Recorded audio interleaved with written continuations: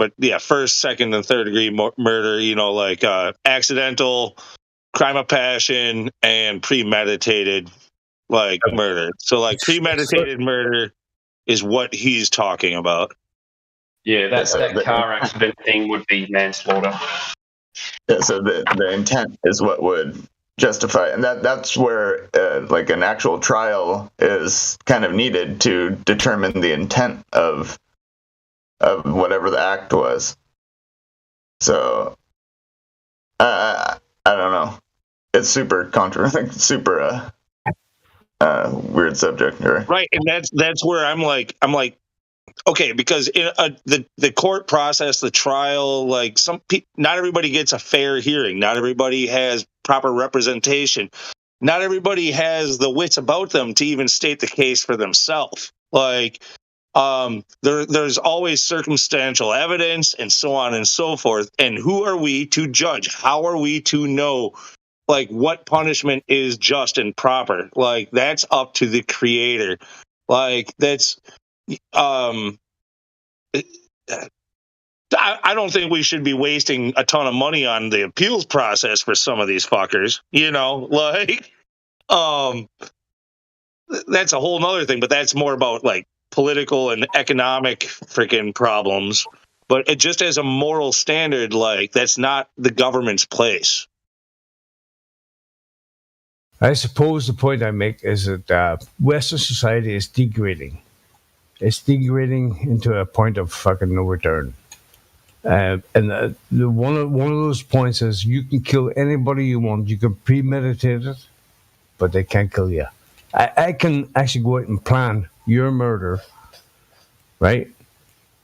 I know at the end of the day, if I'm caught, I'm not going to die. Well, all right, hold on. Is the person who flips the switch on the electric chair, is he a murderer? No. Hang on. We're talking about the UK. Yeah, okay. Back to Florida. Because I would argue that he is. So, same with the person. Well, you're wrong. Sorry, what? I'd say it's still written on his heart. I'd flick He still has to bear that burden of killing that guy.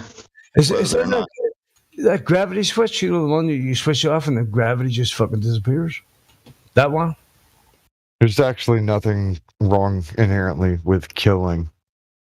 Murdering and slaying is what's wrong. You don't go out of your way to hurt somebody who's innocent. But if you kill somebody who is actually going about murdering and slaying, you're not a murderer. You might be a killer, but you're not a murderer.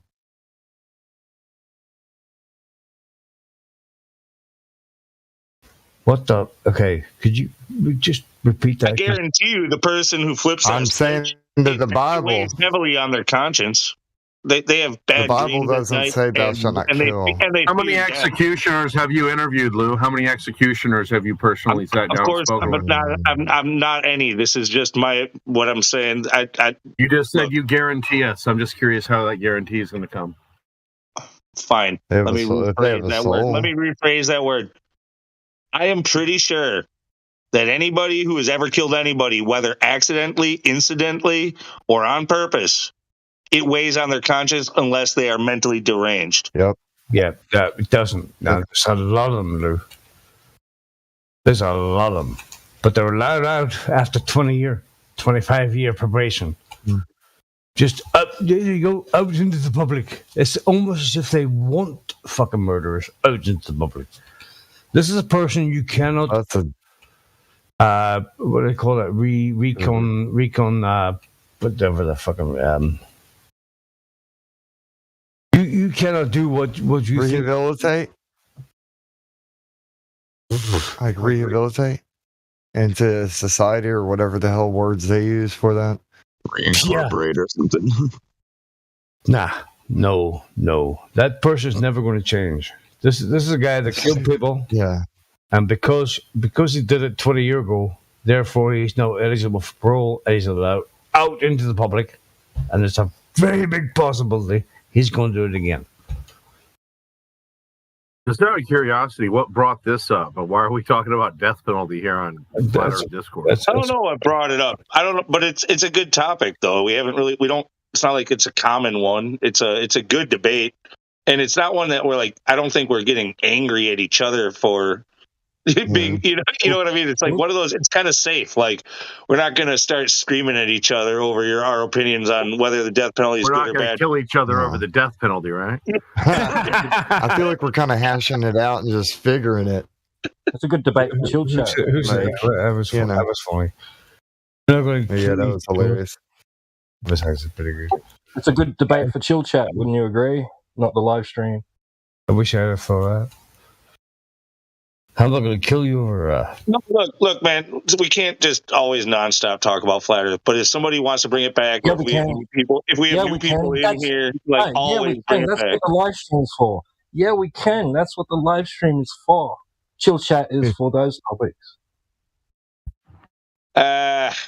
Dude, people, it gets derailed nonstop. There's so many topics that happen. This one, all of a Yeah, sudden, I it's know. like because it's we've probably gone enough.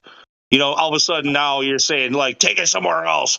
But we Yeah, could talk 'cause- for 2 hours about religion, or we could talk for 2 hours about fucking, Tartaria, or for 2 hours about fucking giants or ether or whatever topic it is. Okay, like let's talk about. Just be consistent the next time you want to fucking say that. Yeah, I think it was I am. governments and It happened yesterday with religion, and the whole live stream got moved to biblical. Yeah, it divided. The whole live stream got split in half, and half of the live stream went to Bible, and the other half was talking about FE. And then the flat Earth subject like nosedived because half the people left, so it like got divided. So then everything just went dead air, like kind of like it drew away. The CP Yeah, was that's what like, "We need you guys back, man." No, the fact that we lose a lot of good content because it's being live streamed, honestly, because we're saying this is a flat Earth live stream and it's got to stay flat Earth and blah, blah, blah, blah. You lose viewers. A lot of the people who come to us for other topics besides flat Earth. A lot of them go, I don't like flat Earth. I don't think I agree with it, but I really love these conversations that happen on the side. Like this happens a ton. If your goal is to try to bring people in to the community and have them maybe listen, like these side topics are healthy for that. talk about things that are going on in their head. Like when the live stream's dead, bring up a topic like music or governments or something. There's nothing wrong with that. If people keep getting told they can't talk about things, they're going to think they're just as censored as anywhere else in the world. Exactly. Fucking exactly, bro. You can only talk about live streaming here, but if I had an idea about spiritualism or a different religion, or I might just bring up stars. I totally agree with like avoiding the whole, past couple of years Divock box conversation, but that's for a reason. That's just there's a very specific reason for that one. Yeah, because that's like the topic that could make us insta-gone. Like there's like maybe one other one too, but I'm not even going to utter such a fucking hint towards that one. Yep. I think I know what you're talking about, and yeah, I agree. No, don't even. Piece of grass. Pointless. Yeah, just for the record, none of this is legal advice. This YouTube channel, Discord, does not offer legal advice. You should consult your lawyer. I honestly think Larry is a lawyer. Yeah. I'm a pizza. No, he doesn't. He delivers pizza with lawyer involved. The pizza lawyer. I just think that we should know God's law and, correct men's law whenever he gets, too hoity-toity. People don't know how to read anymore, Larry. Oh, dude, they don't even know what words mean. So even if they do read, what are they reading? I kind of want people to test it out. Like, let's just stay on topic. Flat Earth, guys. Quit talking about reading. All right, like everybody. Oh no. Flat Earth, or shut up. Oh crap. So can we read about flat Earth though? Oh damn it! I talked about reading again. I'll see it on YouTube.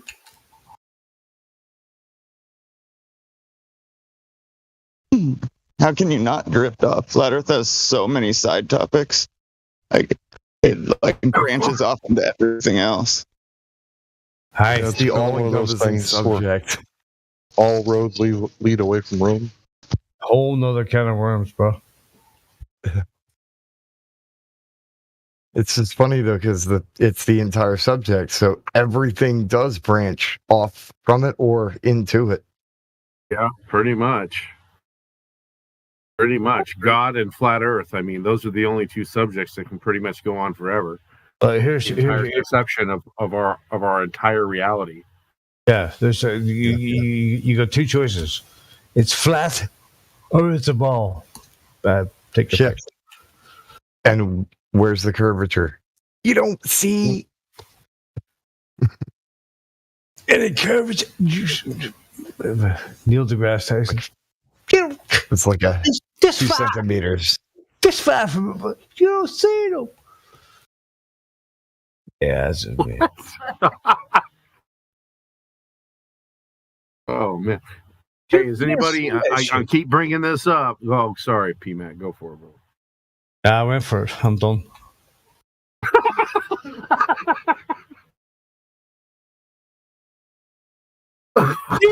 Funny business. Does anybody know anything else about that lunar Eratosthenes experiment that QE was talking about the other night in here? Do we know anything else about that? Any progress? Or I'm curious as well. anybody find any additional information on it, or any additional videos or articles or anything? Nothing, huh? Wow.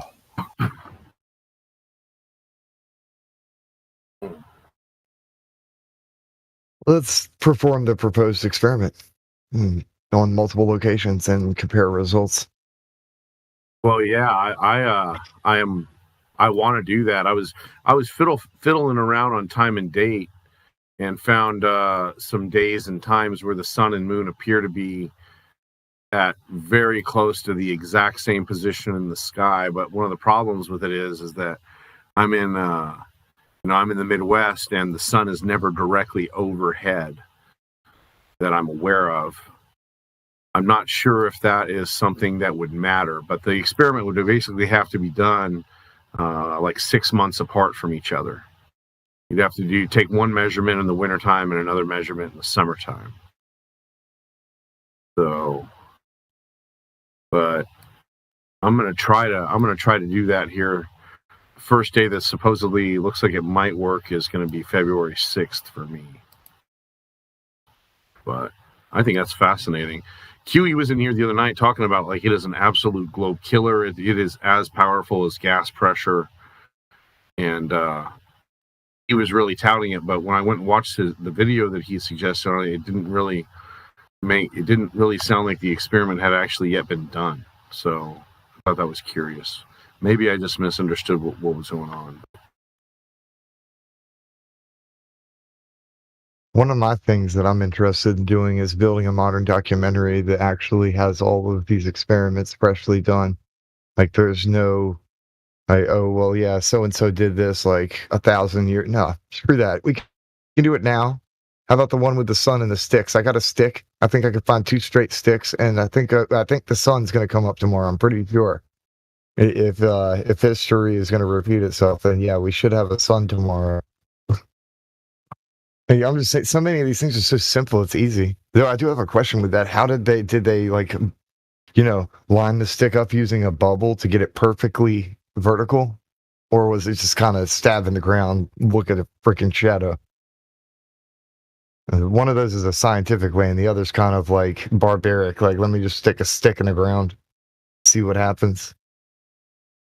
As far as Eratosthenes' experiment, does the sun have to be directly overhead? I mean, do you have to literally be beneath the sub-solar point on Earth for it to actually work, or like aligned with the equator?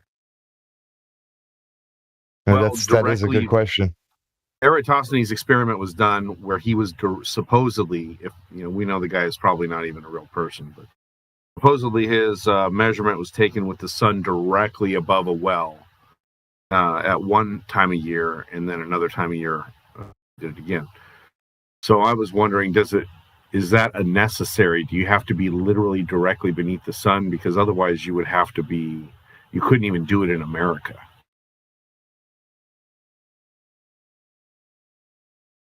Yeah, you'd have to be along the equator at a specific location, and you wouldn't be able to be too north or south of it.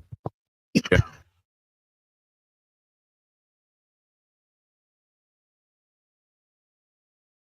But I don't know if that's the case or not. I think it is, but I just don't know how we would substantiate that. Of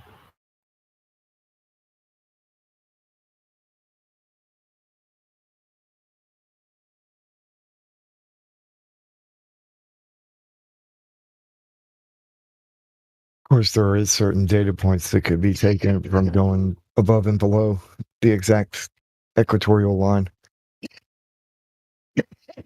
Like I'm saying, triangulating all three of those data points might provide some interesting results too.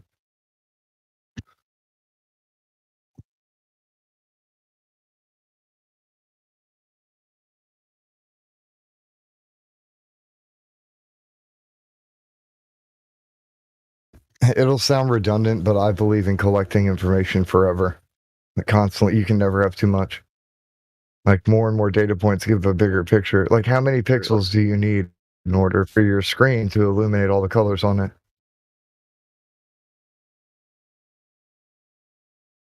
Can't get that high res picture unless you have enough pixels.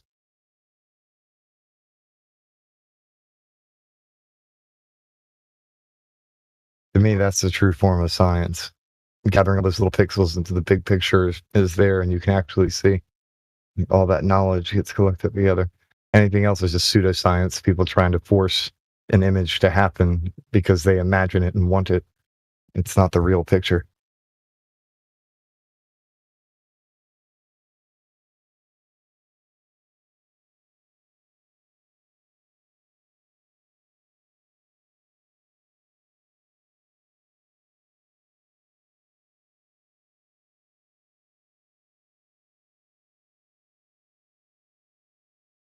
Hey, Helio. Hope all is well with you, good sir.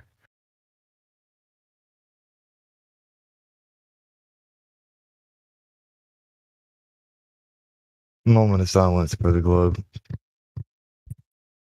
Yeah, Helio, I was going to say, I think somebody said the word grape, like grapes, earlier.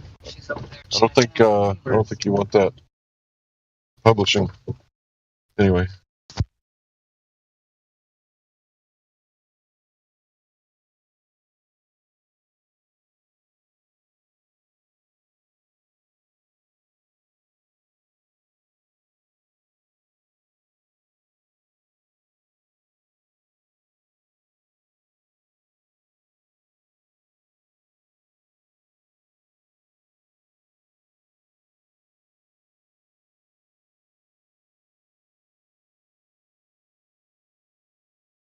I guess Helio's not here.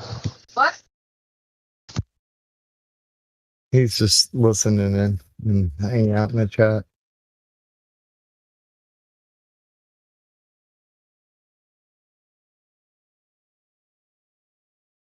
I was just kind of giving him a shout out since I noticed he was talking in the chat.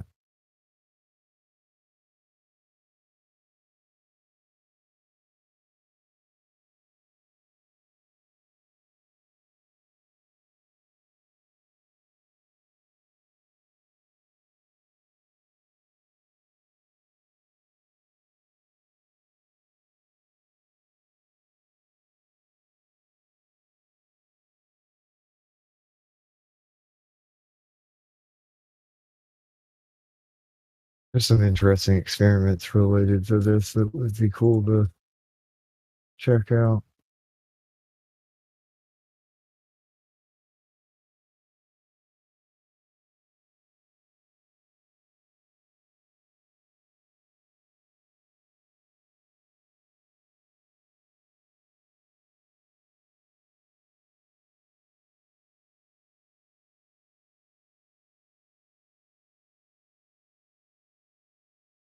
Check 1 2. I was just talking to myself. I was saying. I mean, when I was saying you can do the same test with a lamp in your living room because the living room floor is flat, right? And the lamp is in one position. You can just do a test. Now what Eratosthenes was trying to say is like from the origin of the test, and I think Miggy's explained this many times.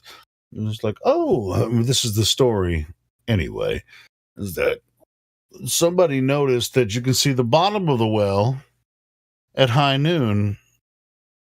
You can see the water at the bottom of the well. And so that's where he came up with the idea.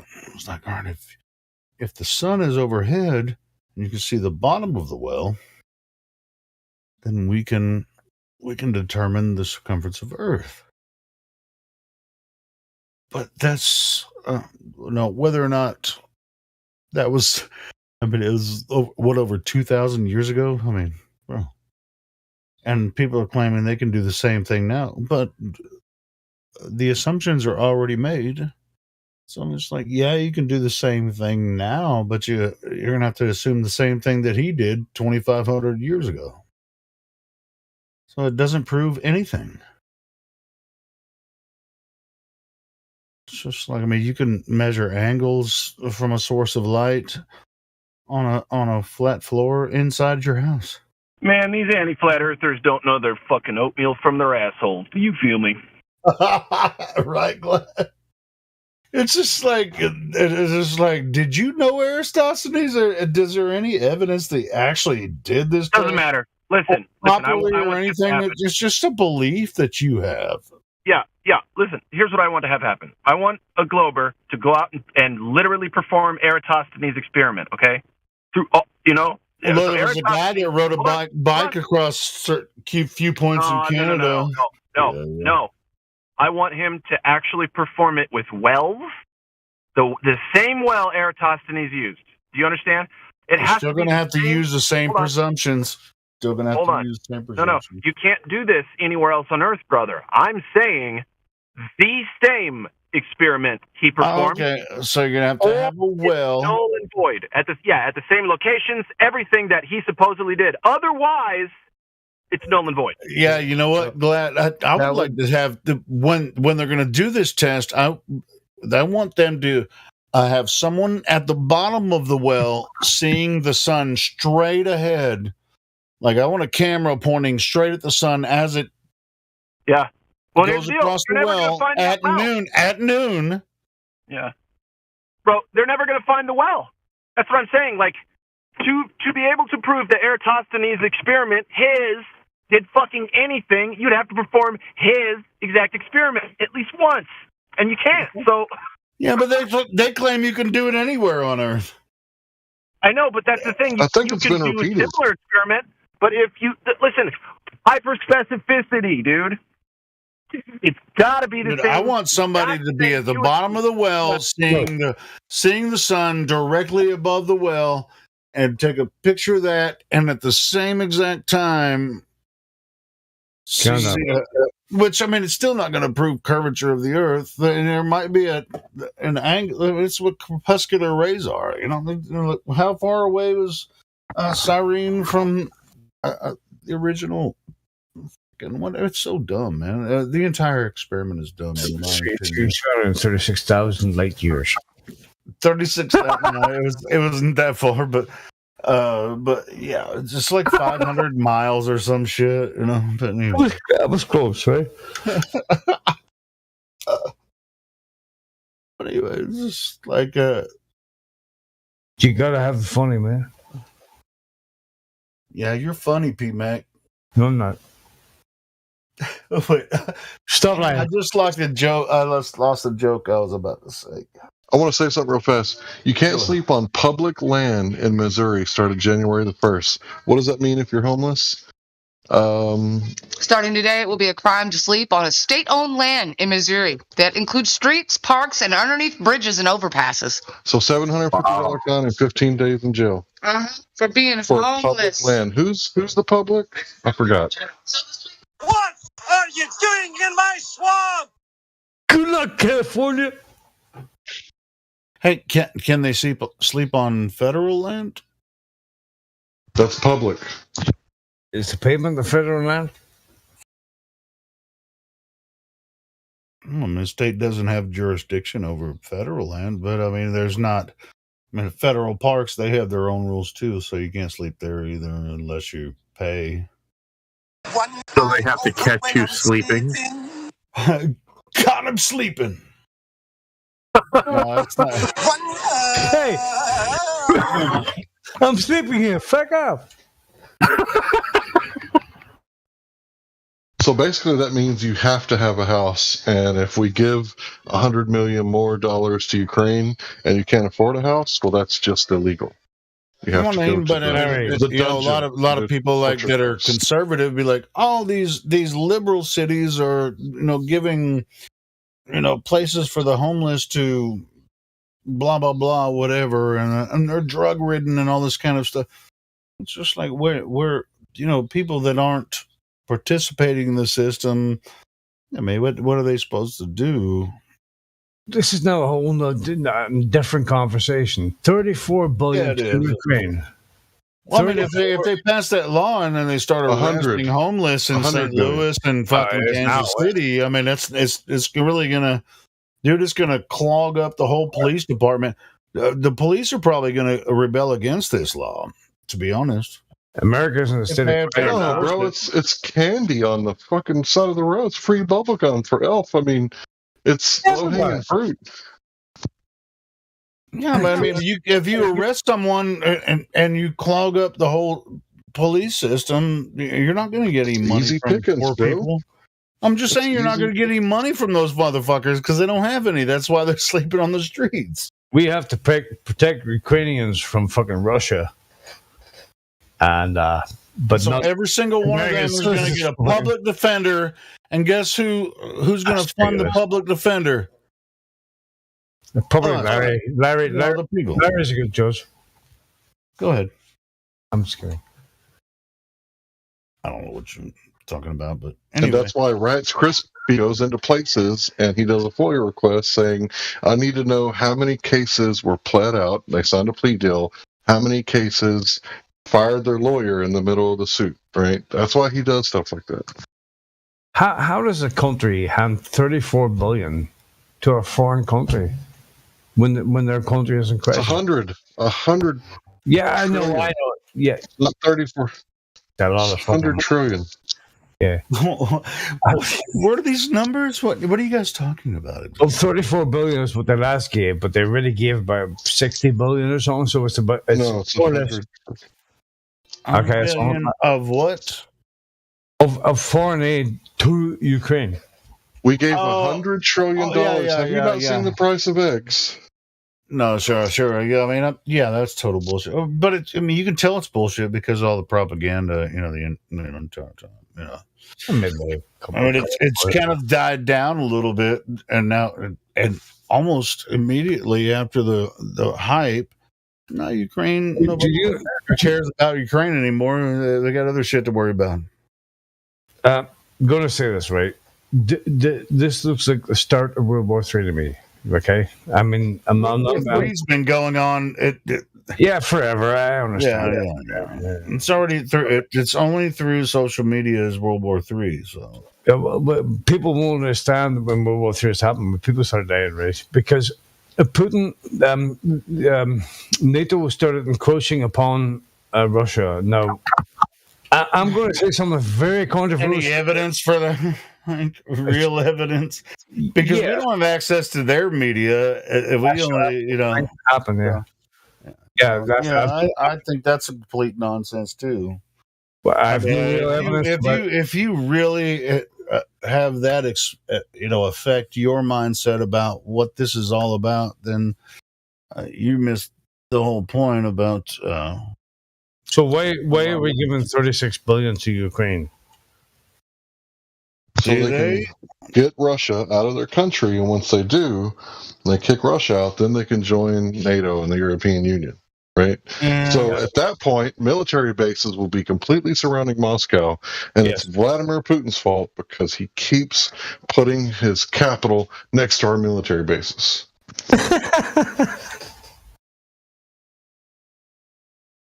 Exactly. See, yeah. Larry knows what's up. He knows what's up. Well, if Russia, anyway, if Russia put fucking military stations in Mexico, would the American people agree with that? No, but Mexico's not an enemy of us. No, but and yeah, we're not Ukraine. But it's not the point, man. No, it should be if you actually understood what's really going on over there. Okay. Russia is okay. like Well, America. They're not communists to an extent anymore the way they were. So these other countries that are on borders are trying to start wars with them, in my opinion. And they're causing a lot of social problems because well, but that's a big discussion for another time. I'm not gonna get totally into it, but yeah, I mean, y'all don't like talking about geopolitics. Y'all don't think it's important? We should talk about the possibility of, White War III. It's like, look, I mean, even in World War II, partnered with that shithead Stalin, man. What the fuck? Why would you even?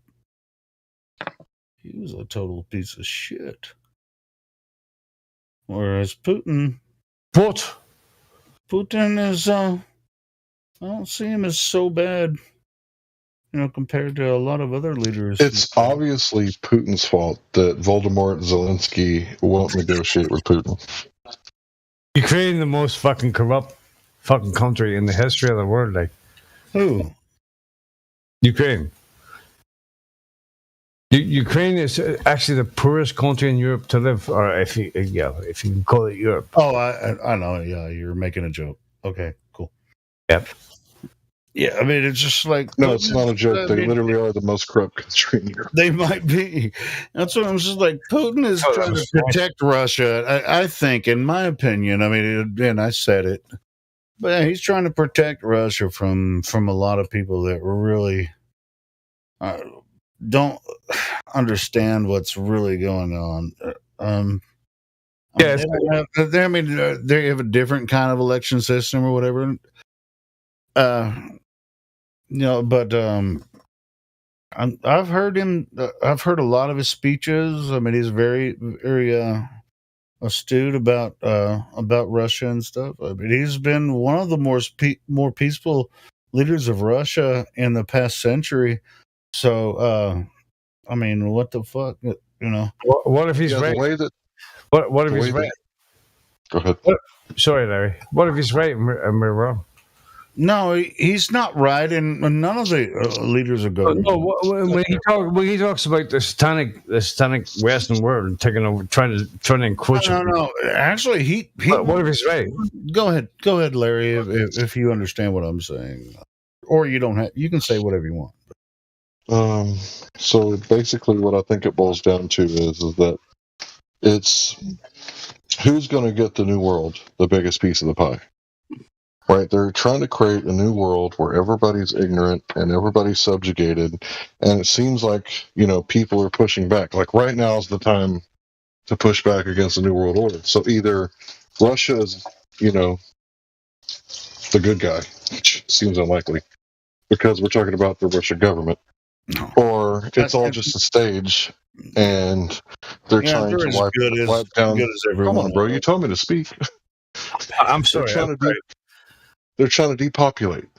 So it's, B is there's no good government. They're trying to depopulate. Don't you believe the government is a good thing? I think Russia, I mean, even, no matter who rules from the capital of Russia, it's an enormous country. I mean, you can't control everything. See, you can't label me because I'm a situationalist. I look at the situation, right? But Larry, didn't you say that government is a good thing? Yeah, I did. But I think that it's most likely B, that Putin is evil and they want to depopulate. So if governments pull us into a third world war, that's the reason why they're good. From the speeches I've heard from Putin, I don't think that's his goal. I mean, look, government isn't perfect, right? But most people in the desert will buy sand, right?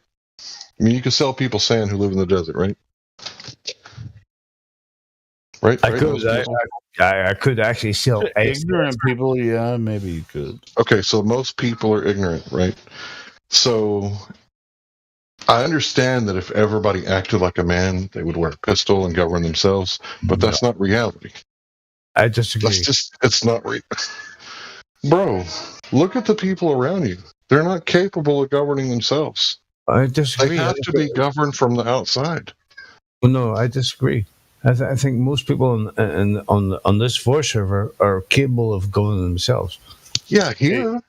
But you think they're going to let us have a little island? He's in Ireland. Irish are pretty fucking stubborn. You might have to consider that. Who the fuck is that guy? I'm part Irish too, so maybe. Yeah, me too. You know, I get it. He's in Ireland. He wants to be left alone. He wants the Catholic out of his country. He wants the Scots, the British, the European Union. He wants the UN out of his country. I get it. Hey, you're saying shit that he didn't say. Why are you saying that?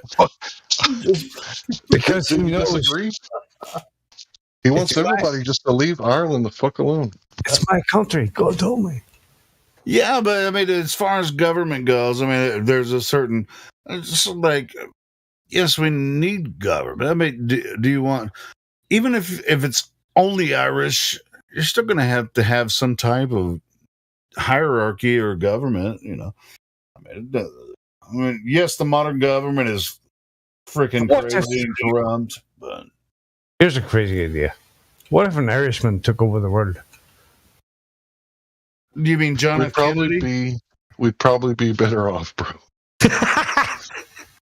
Because they'd let us drink and killed John F. Kennedy. He was Irish, and they'd let us dance in public places with our cameras on while filing FOIA requests.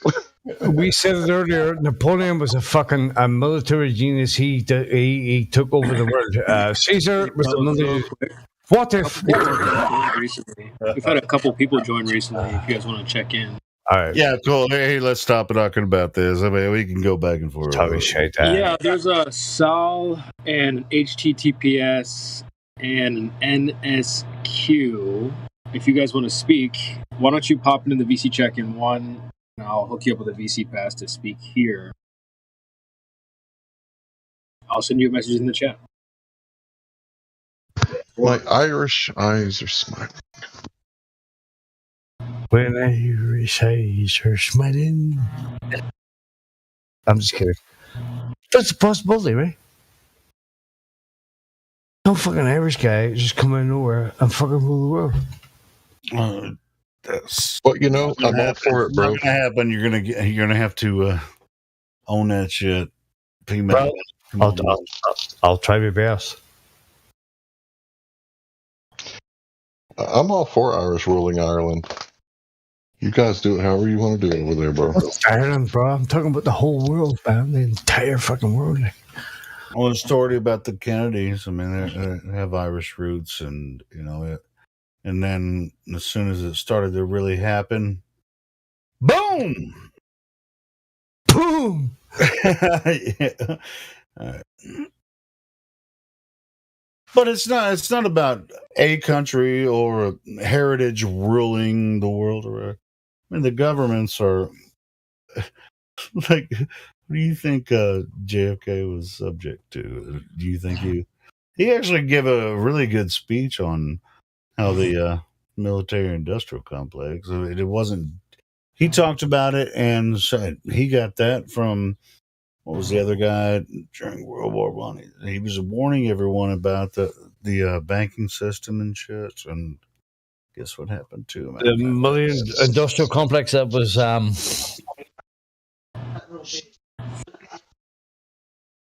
Secrecy is repugnant in a free and open society.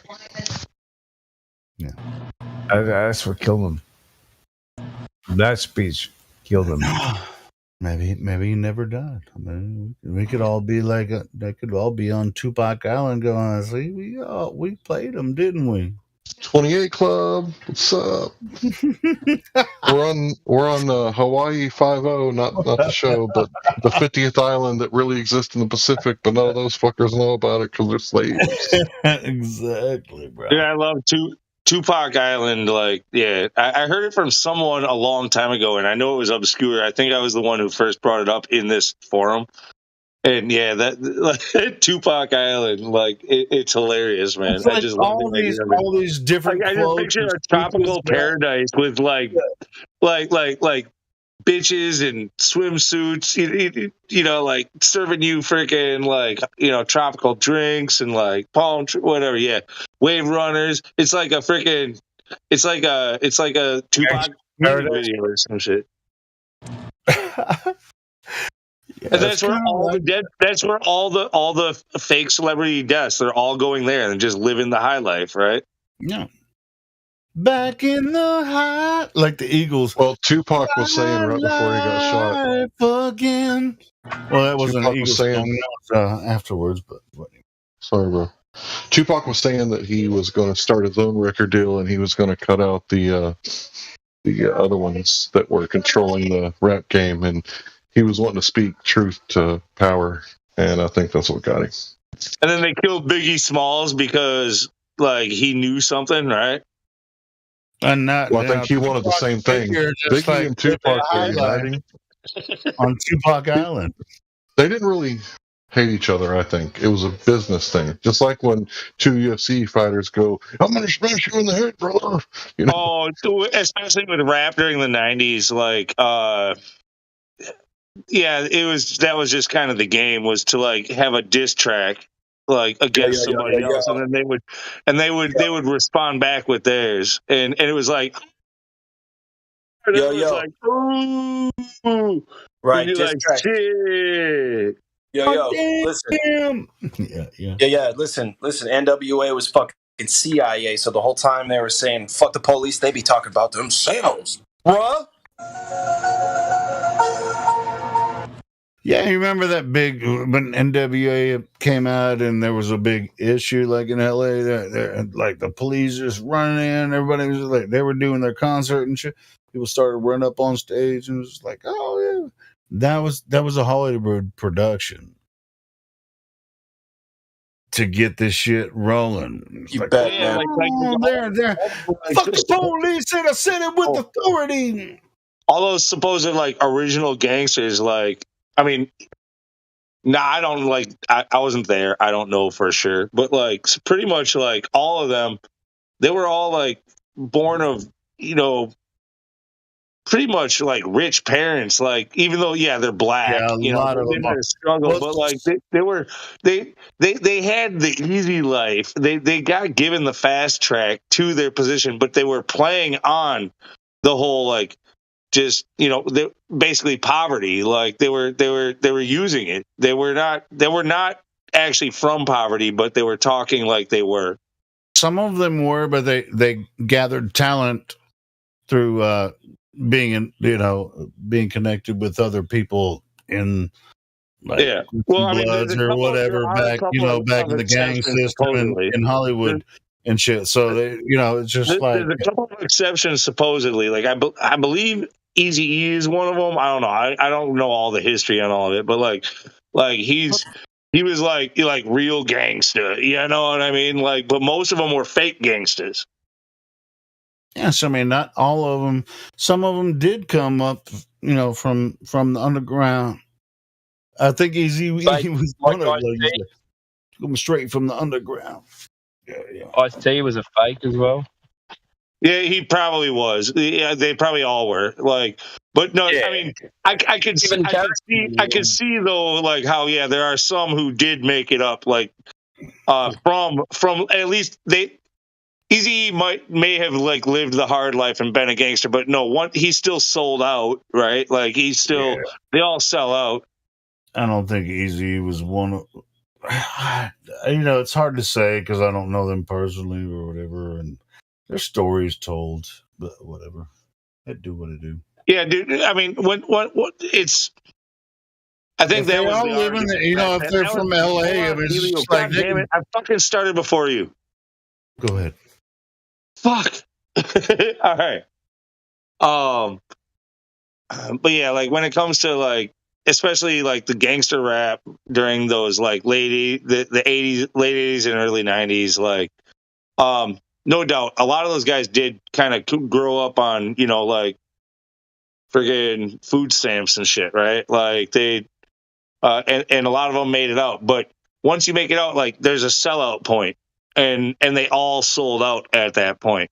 Some of them supposedly still kept being a gangster into their fame, like that's why they were always getting caught with guns and their entourage, and they're fucking literally shooting each other up on the streets. That's the whole like Tupac and Biggie Smalls thing. Like there were actual gangsters while making millions. Right, and like, that's kind of similar to like some of the LA freaking like rock stars, like metal and freaking rock star people. They're always getting in trouble for freaking getting in fights and fucking shooting shit up or causing fights in LA. They all grew up in the same area. It's like it all was happening sort of at the same time. It's just like these rock stars just they were bigger than they were, but they sold their soul for rock and roll, or essentially like Guns N' Roses, like All right, let's do one more check. I want to just check in with some new people real quick, see if they're there. Sal, I think we're typing in the chat. There's an HTTPS. I'm going to unmute you real quick. If you guys just want to say hello, don't be shy. And they all muted. Guys, don't be shy. You can say hi. We're here to chat. Sal said he's a flat earther. So if you just want to tell us a little bit about that, we could put your feet to the fire a little bit, see if you're being honest about that. But if you're a globe earther, that's not a problem. There are some really cool people on both sides of the fence. You're not required to be a flat earther to be here. So there's a HTTPS, you don't have any roles. NSQ, listening role. Sal. Don't be shy, guys. You can say hello. Just kind of welcome. Hey, is CB a mod yet? Actually, in fact, I am. Good.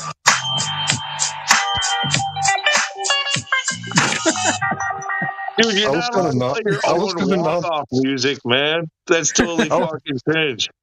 I was gonna nominate you.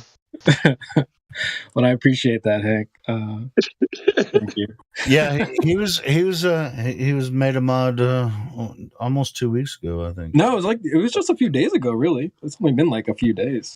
Nah, it's been longer than that. So it sounds like I'm not the only one thinking that. Yeah, I recommended you like a couple months ago, but yeah, that's really that was ignored. But anyway, it's all good. I'm so glad you're on the mod team, man. Appreciate it. Well, I'm glad to be here. You guys, this is a great community, so just happy to serve. But let's see what Sal's saying in the chat. Like I said, we're just chilling. Might dip sooner than later. Y'all have fun. Well, yeah, come back anytime. Again, just next time you come back, you'll notice you'll be muted. So if you want to get a VC pass to speak here, hit me up. We can hook you up with that. So can I make a request? Can you play the 10 Rule song that you did there? The old school, huh? Yeah, I can do that. I mean, since we were talking about all this rap from the 90s, anybody object? No. I'll pull it up. Yeah, give me a second. Yeah, I'd like to.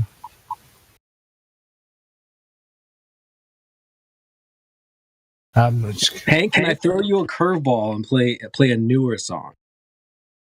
Yes. All right, I'm gonna do that. Just something you guys probably haven't heard, so let me just throw this in.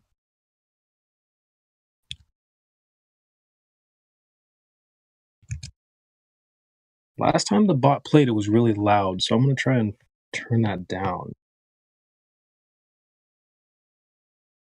Yeah. Exclamation M volume and then or just V, I believe, and then put it back to 100.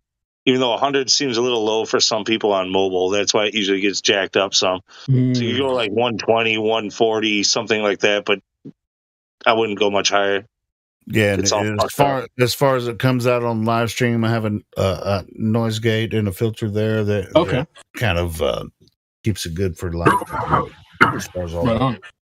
All right, well, I did the song, I don't know, a couple months ago. It's just something new. Just came off the dome, so I hope you guys like it. I'm going to shoot it in now. Enjoy.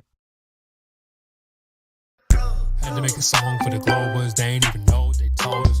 And got flight smacked in October. It didn't go as smooth as he hoped for. Earth don't move, didn't notice. Heart gone cold, get a frozes. Need somewhere to cry, we got shoulders. Refraction can't move mountains. Flat Earth move boulders. Kick 3 points, we got holders. Midwest when it be snowing. Better wake up, need the Folgers. Got the win in hand, no folding. Earth don't move, I told him. Globers stay mad, head exploding. Hold up. Now Flat Earth got exposure. All we doing is exposing Globers. Get him, Sasha. Listen this. Andy and Crypto got fish and chips. Netflix and chilling out with your chick. I told her the earth is as flat as it gets. Once you go flat, you don't go back again. Bodie so curve on me, left, right, they hit. Flash met the Glover, got Mac right and quit. Globers all over by the sounds of it. It's a limp dick just like Soundly's bridge. Got them cold cuts just to need a fridge. Flat Earth jab, get them needles quit. Platform, Hill House, you can clearly see it. Swallows gonna need to concede and quit. Evidence, but no, we ain't seen it. Dirty globe, we cleaned them. Flat Earth laser, we beamed them. Shout out to Dave, this not a fakes. Yeah, Globers be slaves. Stay in them caves, homies got played. Yeah, space is okay. Yeah, Globers getting paid. Stop the globe and press play. It's flat up in this place. Take my facts and I spray. He fell to his knees to the globe he prayed. CJ, Indio, Globers be acting silly though. Probably flex make it a million. You goofy some makes a million. Central, Martov. Globers be acting silly though. Probably flex make it a million. You goofy some makes a million. Flatty, Kiwi. Globers be acting silly though. Probably flex make it a million. You goofy some makes a million. T-Watt, Timbo. Globers be acting silly though. Probably flex make it a million. Goofy, some makes a million. You know what I do at the end of the song? Shout out to all of my dogs, yeah. Yeah. And a special shout out to Lobby Squad, yeah. CB.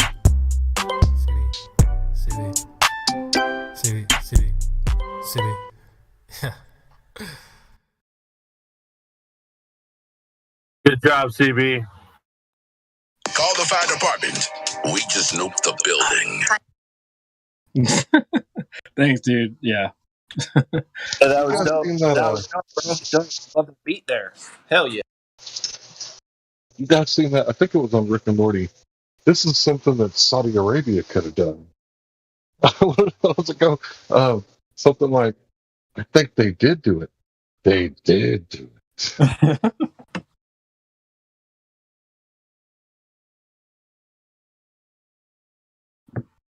It was the president speaking.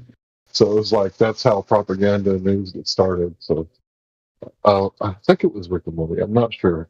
Something my son showed me. It does sound like something that they would say. Anyway, well, no luck from the new guys. They're in the chat though. If you want to see what's going on, they're in the lobby. People are shy.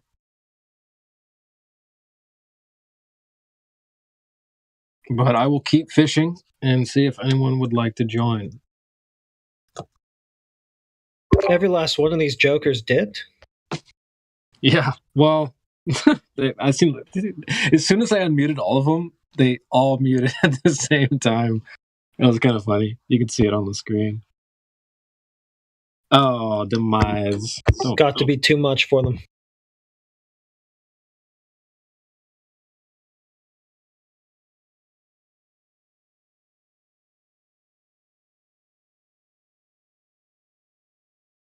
Central's in the house.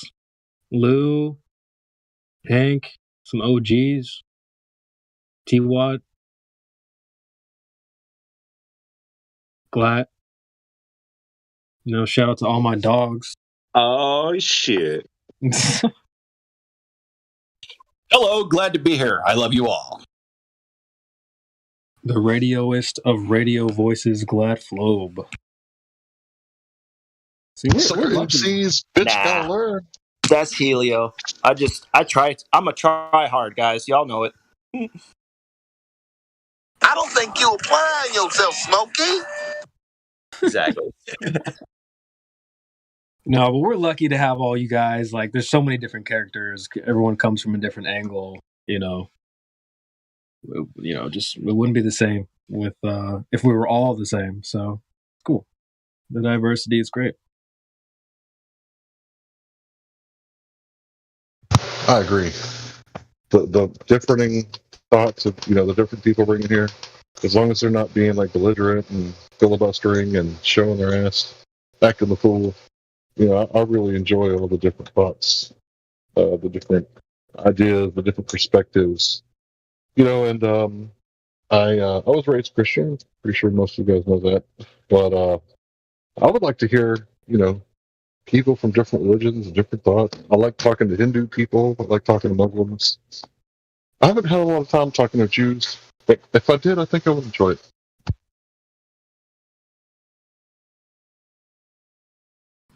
I guess the analogy that I'm thinking of is it's some Zen koan or something from the Eastern wisdom. But it's I guess there's a story about 3 blind men trying to describe an elephant. And so, one of them is, describing what the tusk feels like, and another one is describing what the the foot is like. And so in the same way, I guess we're kind of doing the same thing. We're all piecing together a larger view, but we're all coming from different angles. So yeah, I've definitely learned a lot from you guys. Not like I just came up with all this stuff on my own. But yeah, but like Glatt, you're a quick study,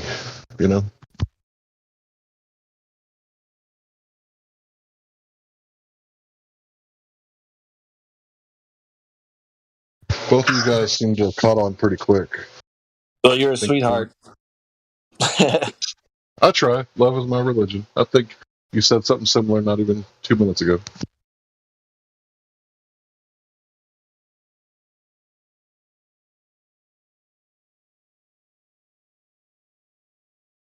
See, here's the thing. Here's how you do it.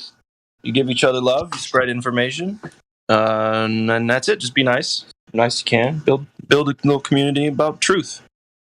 And that was the reason I even entered this whole community in the first place.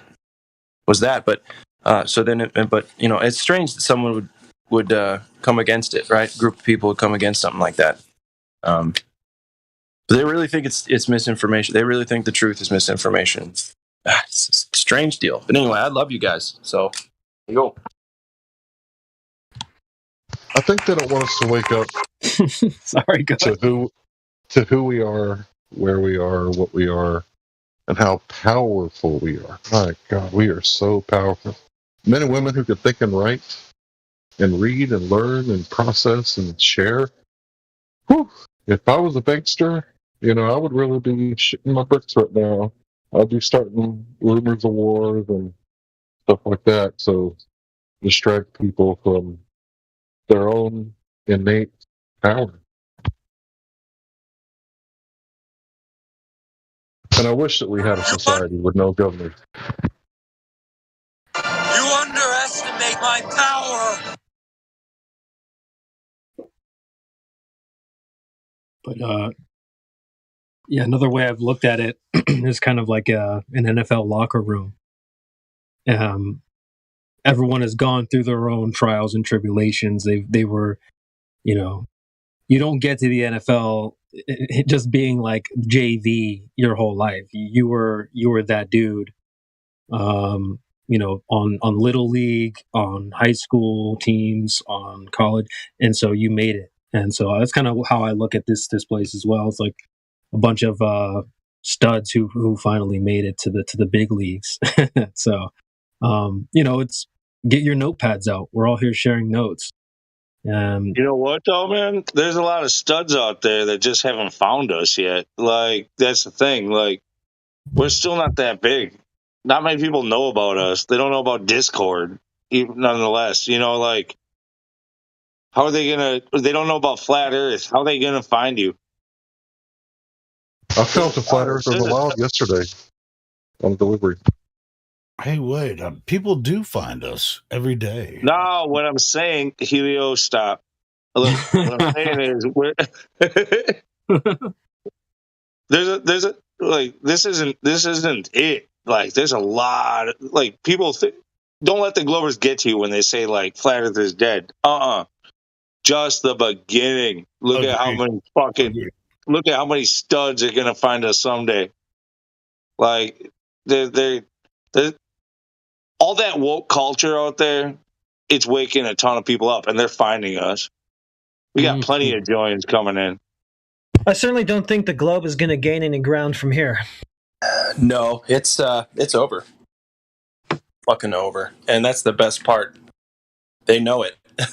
That's my favorite part.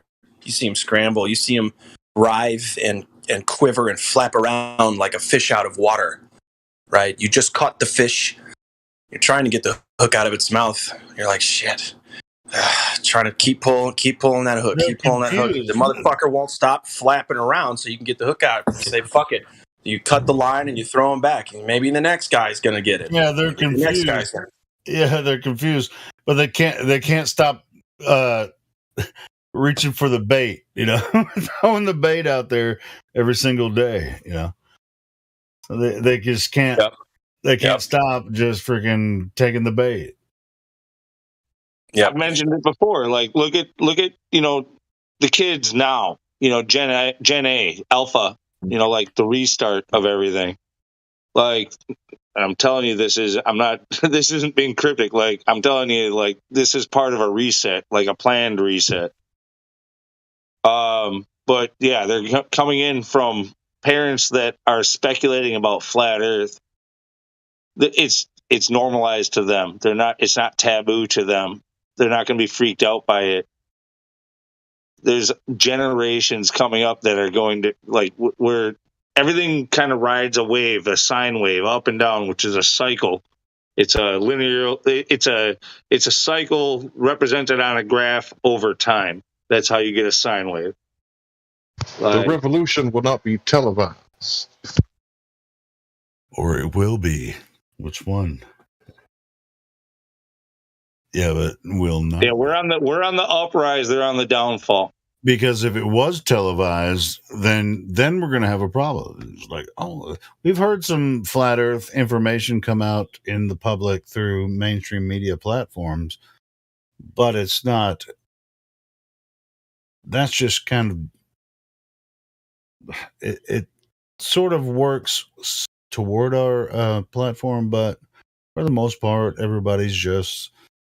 It's like, well, it can't be flat. I have other shit to do, and they don't really pay attention. But the people that do, that are curious, then they're finding us, and they do. Like I was saying, and Lou just said, every single day we have new people that join our platform.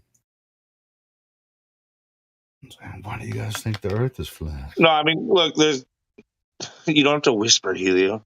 And, like, just make sure you have a point. No yelling. Yeah, no yelling. No yelling either. It's just an observation. I mean, I wasn't trying to whisper. This is what happens every day.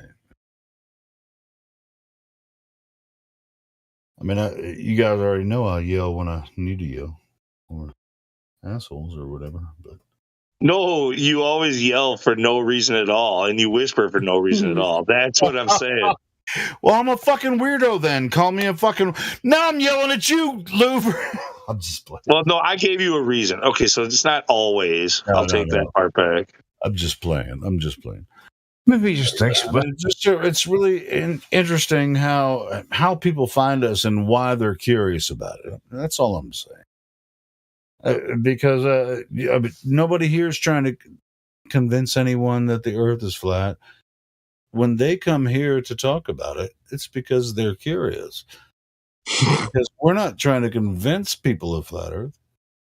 They're already curious about it, and then we give them answers to their questions, and it's up to them to make the decision. We have plenty of information here, so It's water, motion, and curvature.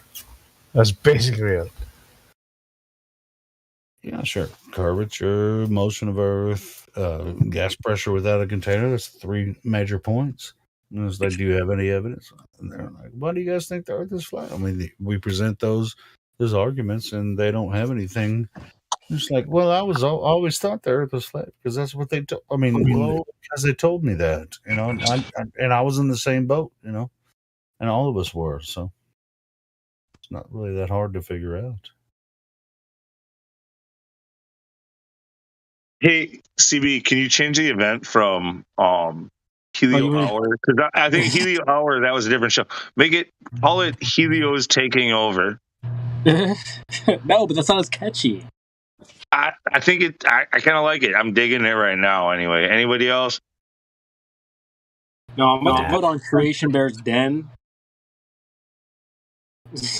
No. I prefer that. Somebody Lou's Lounge. Can we put Lou's Lounge?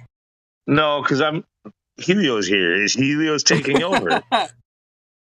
Oh, okay. Well, you know, maybe just Helio Rumpus Hour or what? Is that what I'm doing? You guys think I'm doing that? No. Don't listen to him. It just doesn't like me for some reason. It's weird.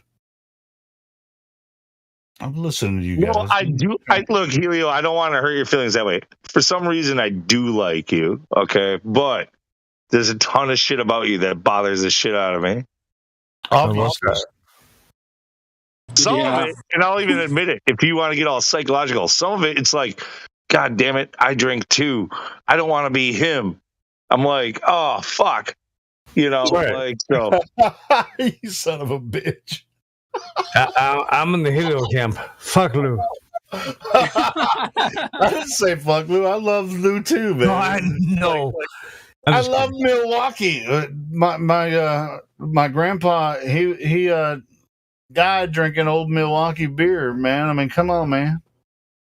I'm just playing. Helio, PMAC, and Lou, the drunk trifecta. Drunk trifecta. Dude, but that's not even fair. Like, I don't even drink liquor. Like, I'm not like on the same class as them, man. Fuck it. But you are drinking right now. You're a beer drinker, right, Lou? Lou, I wouldn't even have you in the same class, man. Pack off, man. Well, yeah, Lou's a beer drinker. I know. But that's okay. I know you know the difference. I know you know the difference. So does Helio. Like, we're at 2 different levels here. No, 4. Yeah. 4 different levels. Still 2, it's 4. I even go so far as to say. We definitely don't want to make it like, all the flat Earth content comes from drunks. You know, we don't want that either. You know, so whatever. Do what it do. Because there's plenty of people that produce information here on the server. And look, there's a big difference being is like somebody who does it every single night and somebody who on occasion comes and does it, or somebody who, you know, optimally none of us would fucking do it. We would know, hey, I'm too drunk to fucking do this. Typically what happens for me is like I'm having a good time, I have a couple of drinks, and then all of a sudden before, you know, eventually given time, somebody's like, you're starting to slur your words, and it's like that only happens on an occasional basis. Well, I think. Listen, and you know, it's nobody's business. You know, whoever drinks, whoever doesn't. Earth measures flat against the globe math. What? Yeah, what now, bitch? Sure, man. I was just. Did I do anything really bad tonight? No, not you. No, I'm saying, listen. Hold on. Why am I getting shit about it right now? Oh, it's not you, Helio. Thank you. What I wanted to say. Literally, we didn't talk about you. I just talked about me. So, like, you go ahead and talk about you. What's your routine? I'm talking about, hold on. I'm talking about the people who are going to come in and try to judge people for having a drink or 2 or 10 or do it every day or never do it. It doesn't fucking matter. Y'all got your own problems. We're all humans. The point is flat. What's flat? Your face? That's all I'm saying, bro. You have 2 choices. It's either globe or it's flat. Take your pick. Yeah, there's a lot of people that are sober that come in drunk on the globe. It doesn't matter. It's either flat or it's a ball. And that's the major question. Where's this globe that everyone believes in? We can't find any evidence for it. That's why we're here. Go turn on your TV, Helio. Well, I watch a lot of TV. You guys already know about me, but I don't. It's just for entertainment purposes, when it comes. Well, you asked where it was at. I was just telling you that's where it's at. It's on the TV. Yeah, that's right. Yeah, it's on the TV.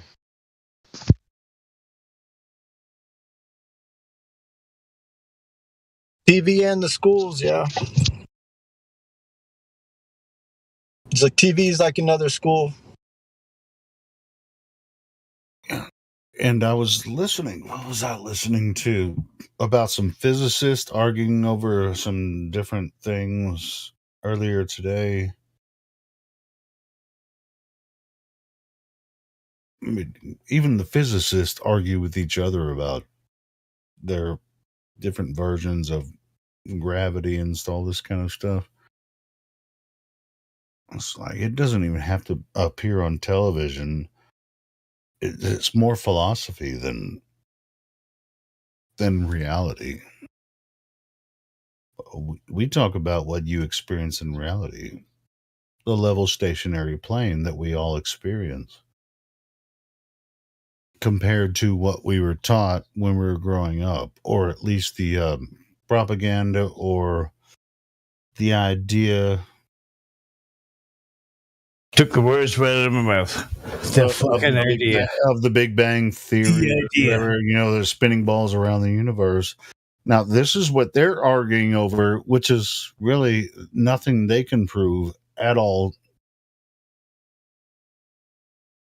They just religiosity. Because, go ahead, Hank. What'd you say? Religiosity, mathematics, and theory. Yeah, mathematics. I keep calling you Hank, but it's Larry. But whatever. You trying to get out of the habit of calling you Hank because I've known you for so long as Hank. But yeah, I mean, this idea about is that Hank? Well, it's Larry. Larry used to be. Some Hank. habits are hard to kill. I've been Larry since November of 20. I mean, just like the habit of believing, Earth third rock from the sun. That's a hard habit to break. Such a habit to break. No.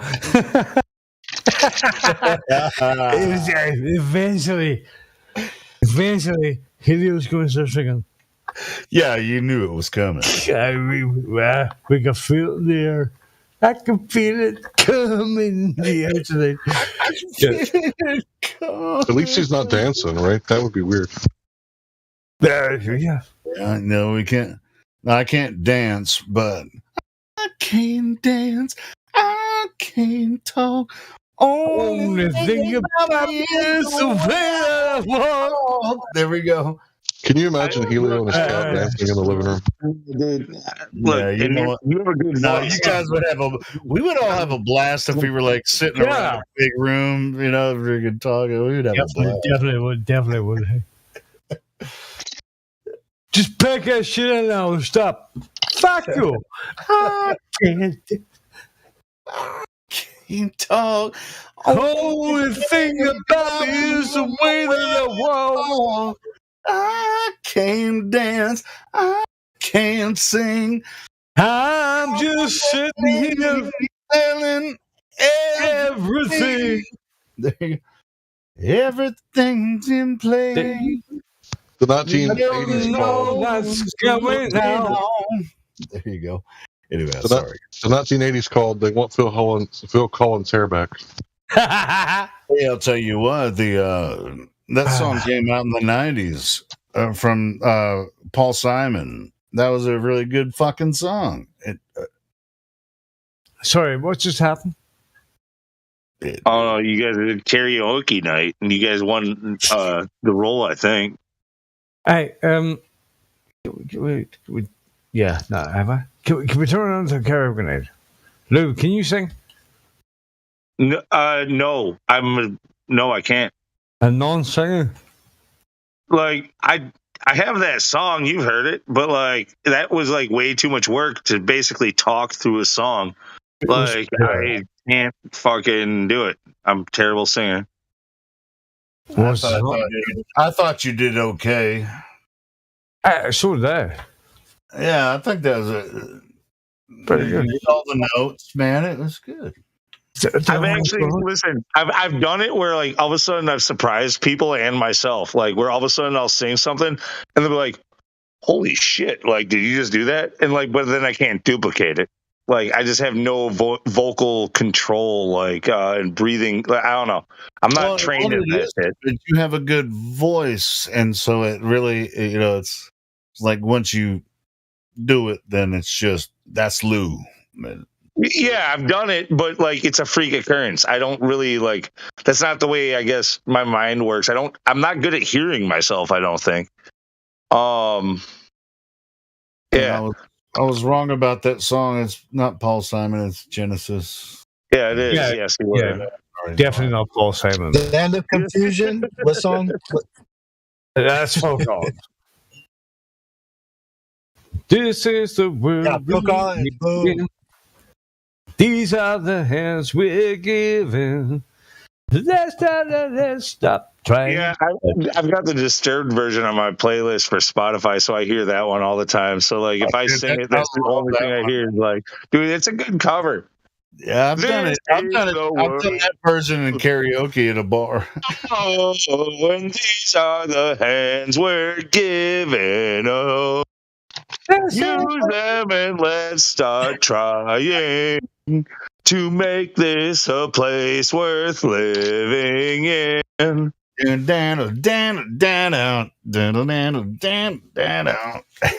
no, you're right, dude. Yeah, it's a really awesome song, man. I know, I'm right. I can't sing. I told you. Yeah, that was horrible. No, that sounded good. Come here. Superman, where are you now? With practice, if I like listen to myself like on recording, I could make corrections and so on. But like, so knowing this, I don't give it my all right here. Like, if I wanted to, I could, but then you would all be like, "Shut the fuck up, Lou." No, but you wouldn't want to do that live. You do practice it on your own. Yeah. But yeah, you could do it. You could do it. Listen back. I wouldn't say that. Lou, you sound like crap, but please don't shut the fuck up.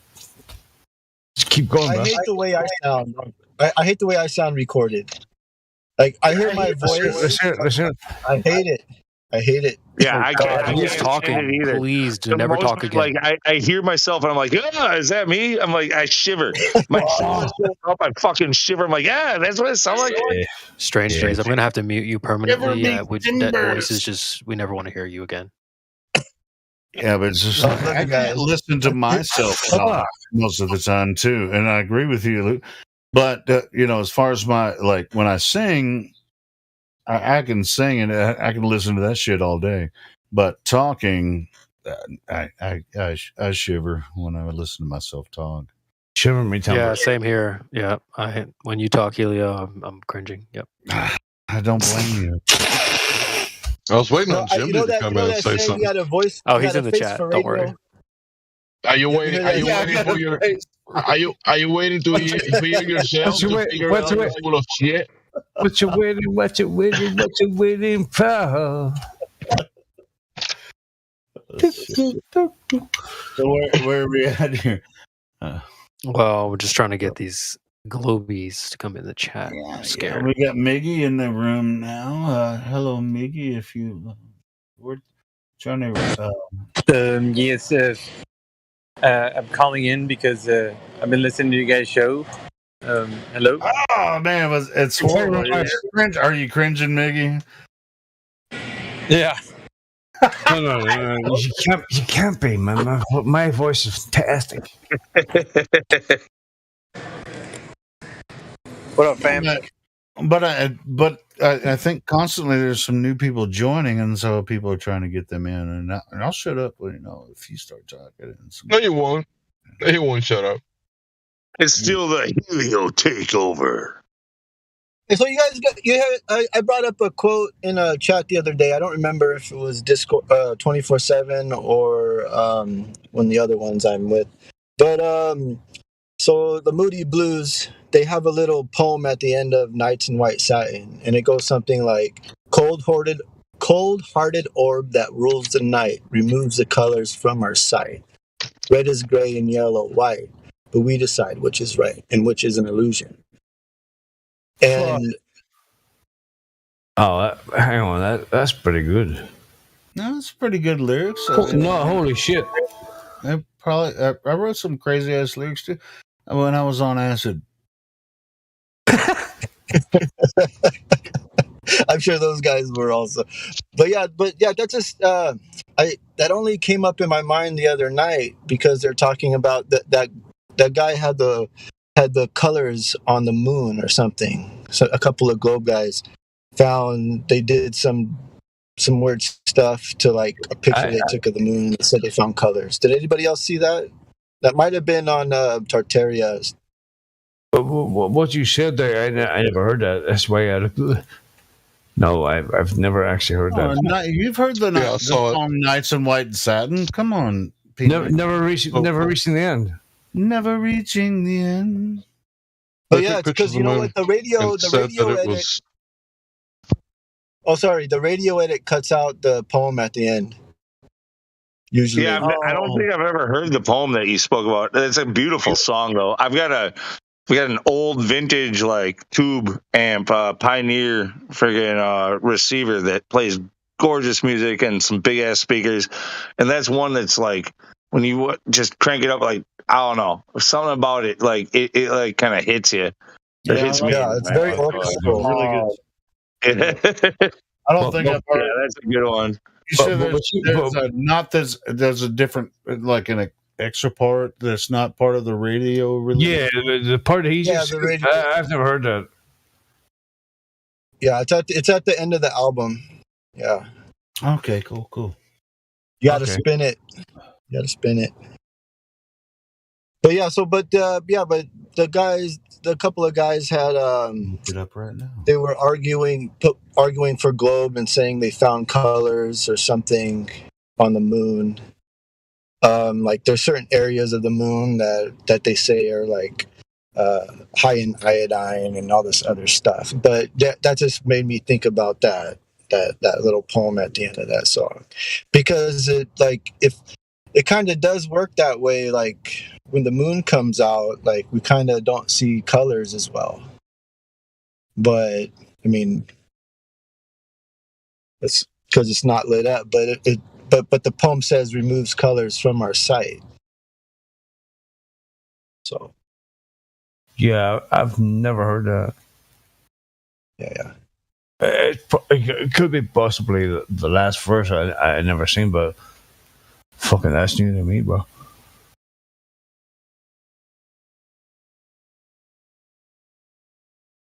Say it again. So there's more lyrics to it, but the last part of the poem is cold-hearted orb that rules the night, removes the colors from our sight. Red is gray and yellow white, but we decide which is right and which is an illusion.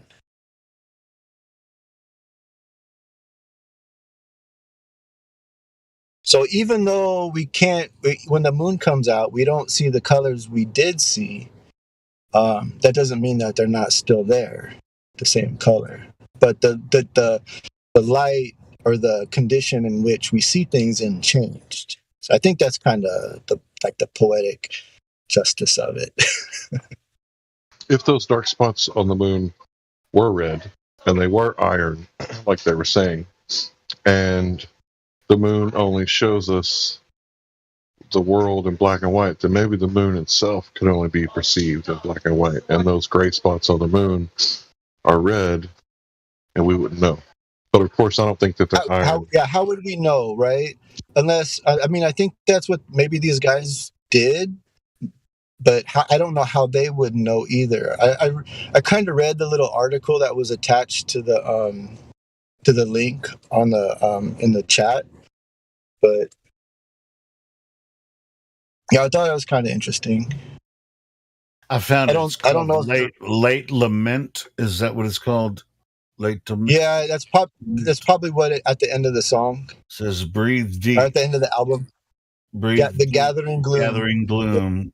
Watch light fade from every room. Bedsitter. People look back and lament. Another day's useless energy spent. Impassioned lovers wrestle as one.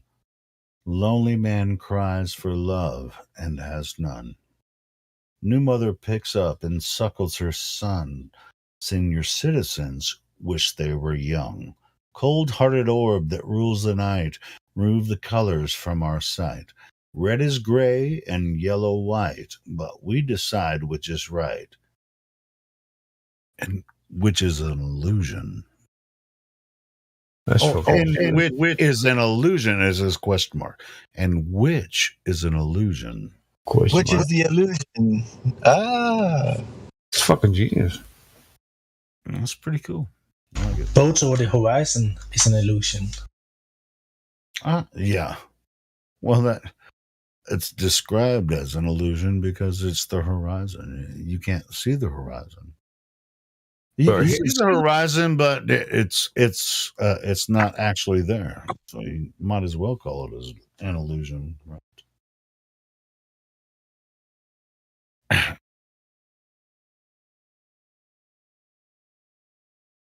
Because it's illusory by definition.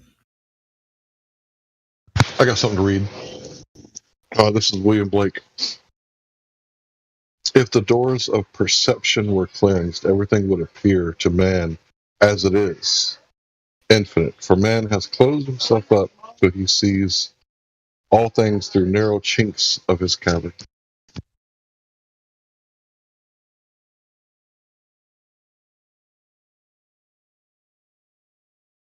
Yeah, The Doors of Perception. That's the book that they talk about in or with Jim Morrison and his buddy there, I believe. That's right. It was the name for the Doors. They got it from William Blake.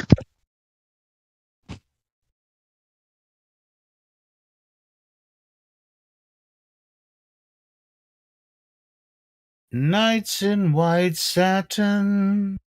Oh God, here we go. Never reaching the end. Reaching the end. I hate the word infinite. What does infinite mean? Possibilities? Reference frames? Fuck.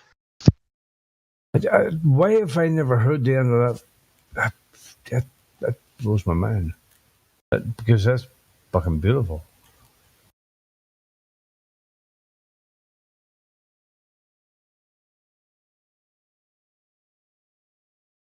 So we are only rocking with Jan especially in a Martin song like that when it comes to the word infinite. Like it's like infinite possibilities is a good way of putting it. Yeah, like it's kind of like somebody who's tripping on acid, right? Like if you've ever done it, you know exactly what I'm talking about. Like you're just like everything. I could do this for infinitum. You know, like just trying to reach the end. You know, like you're in this kind of state where you're mind traveling, like the tunnels of possibility. Are you talking about the end of the trip, Lou? Dude, it's been quite a while, but no, not the end. I don't know. I don't know when. I've done acid over 100 times. And but I'm not taking the end of the trip. But it's been quite a while. No, I haven't. Yeah, last time I did it was probably 10 years ago, and then I was just like, I'm just saying, I never I've really already been there. You know, I don't I need never to really do it analyzed anymore. it that way. Like, did I come to these conclusions or see these things in the beginning, the middle, the end? To me, it was just like that's what the trip was, if that's what it was about. Like, because I tripped in different settings and different, you know, like, you go out into nature and stare up at the sky and you start thinking one way. You go to a rave party and start dancing and you've got another thing, you know, like you go to just a house party and you're sitting in a chair while people are, you mingle, whatever. Like it's always different, but like, I've had those cerebral type trips similar to like what that's talking about in that song. Sure. And I think, yeah. So, yeah, what I'm saying I've had is, like, different experiences and different trips, you know, with different party, you know, people I've been around, you know, when I was doing it. But after you do so much acid, you're already tripping the entire time. yeah, no, dude, the peaking thing was always my thing. Doing that, dude, that 45 minutes later when you're just like, So I put my headset on, and the first thing I hear is I don't Helio even have talking about to acid. take it anymore. I'm tripping. I've been tripping my entire life. After that, I've been tripping the whole time. So You're seeing on the trip, Helio. 100 drops. What? Say how many drops? Like, yeah, dude. Yeah, I mean, I can't. I didn't. It all count depends them. on- I was just taking them, you know. But you can't. You can only do it like you have to have a week at least between, you know, when you're actually true. Well, it wasn't crazy like some people would take 10, 20 hits at a time.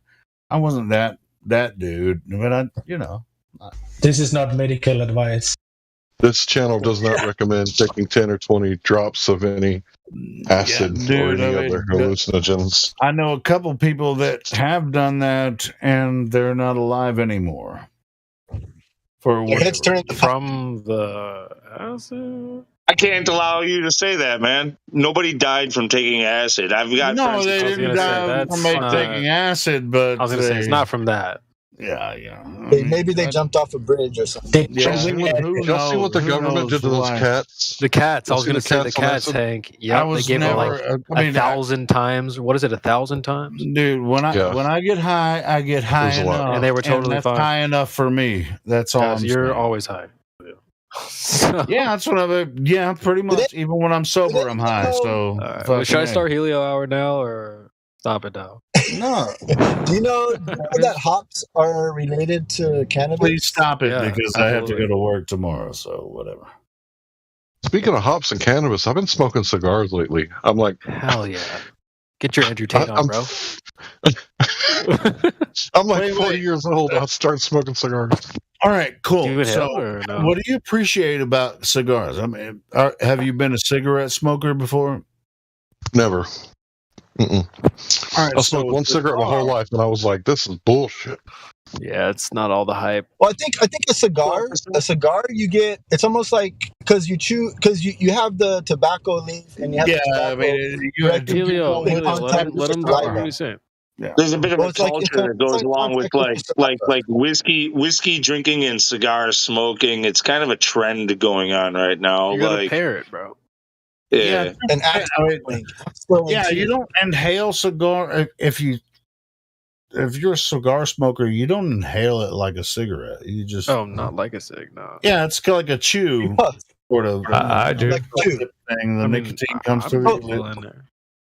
You guys you guys know Good, the Bad, the Ugly. Well, Clint Eastwood in that movie, Blondie, he's always got a cigar in his mouth. Even if it's not lit, he's chewing it and it's in contact with the saliva and he's getting nicotine out. Chew. I mean, you don't inhale cigars.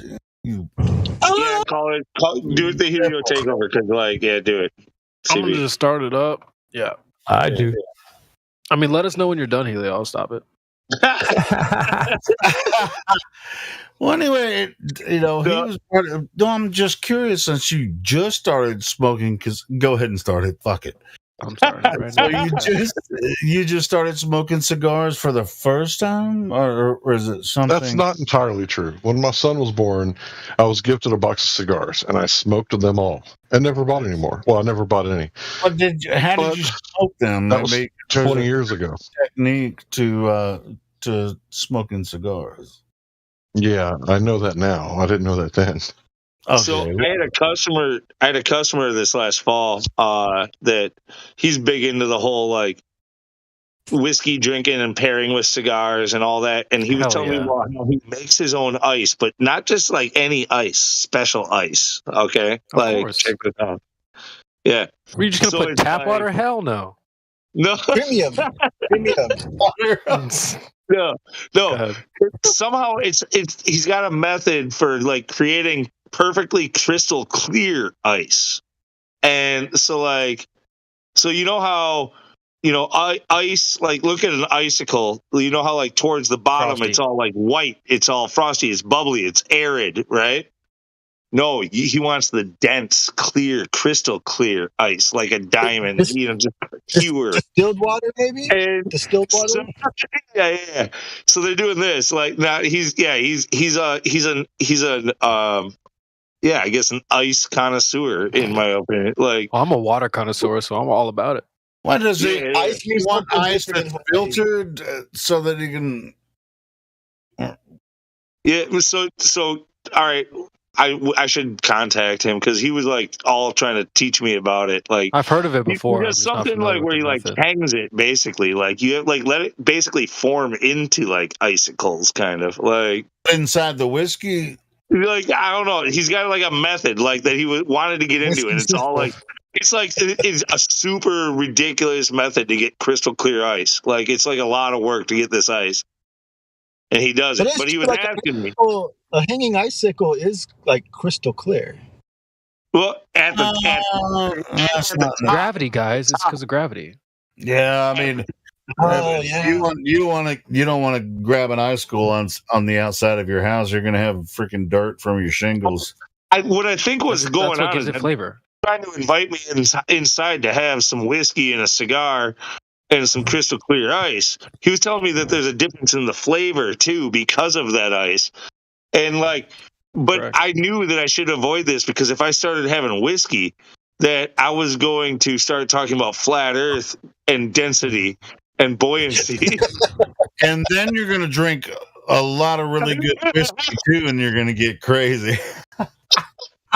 Well, that sounded like that would have been a wild night, man. Should have went with it. Just got to go with this sometimes.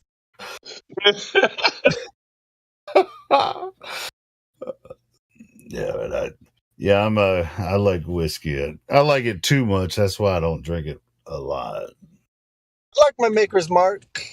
Yeah. That's a good one. I know some Irish. They are set on Jameson.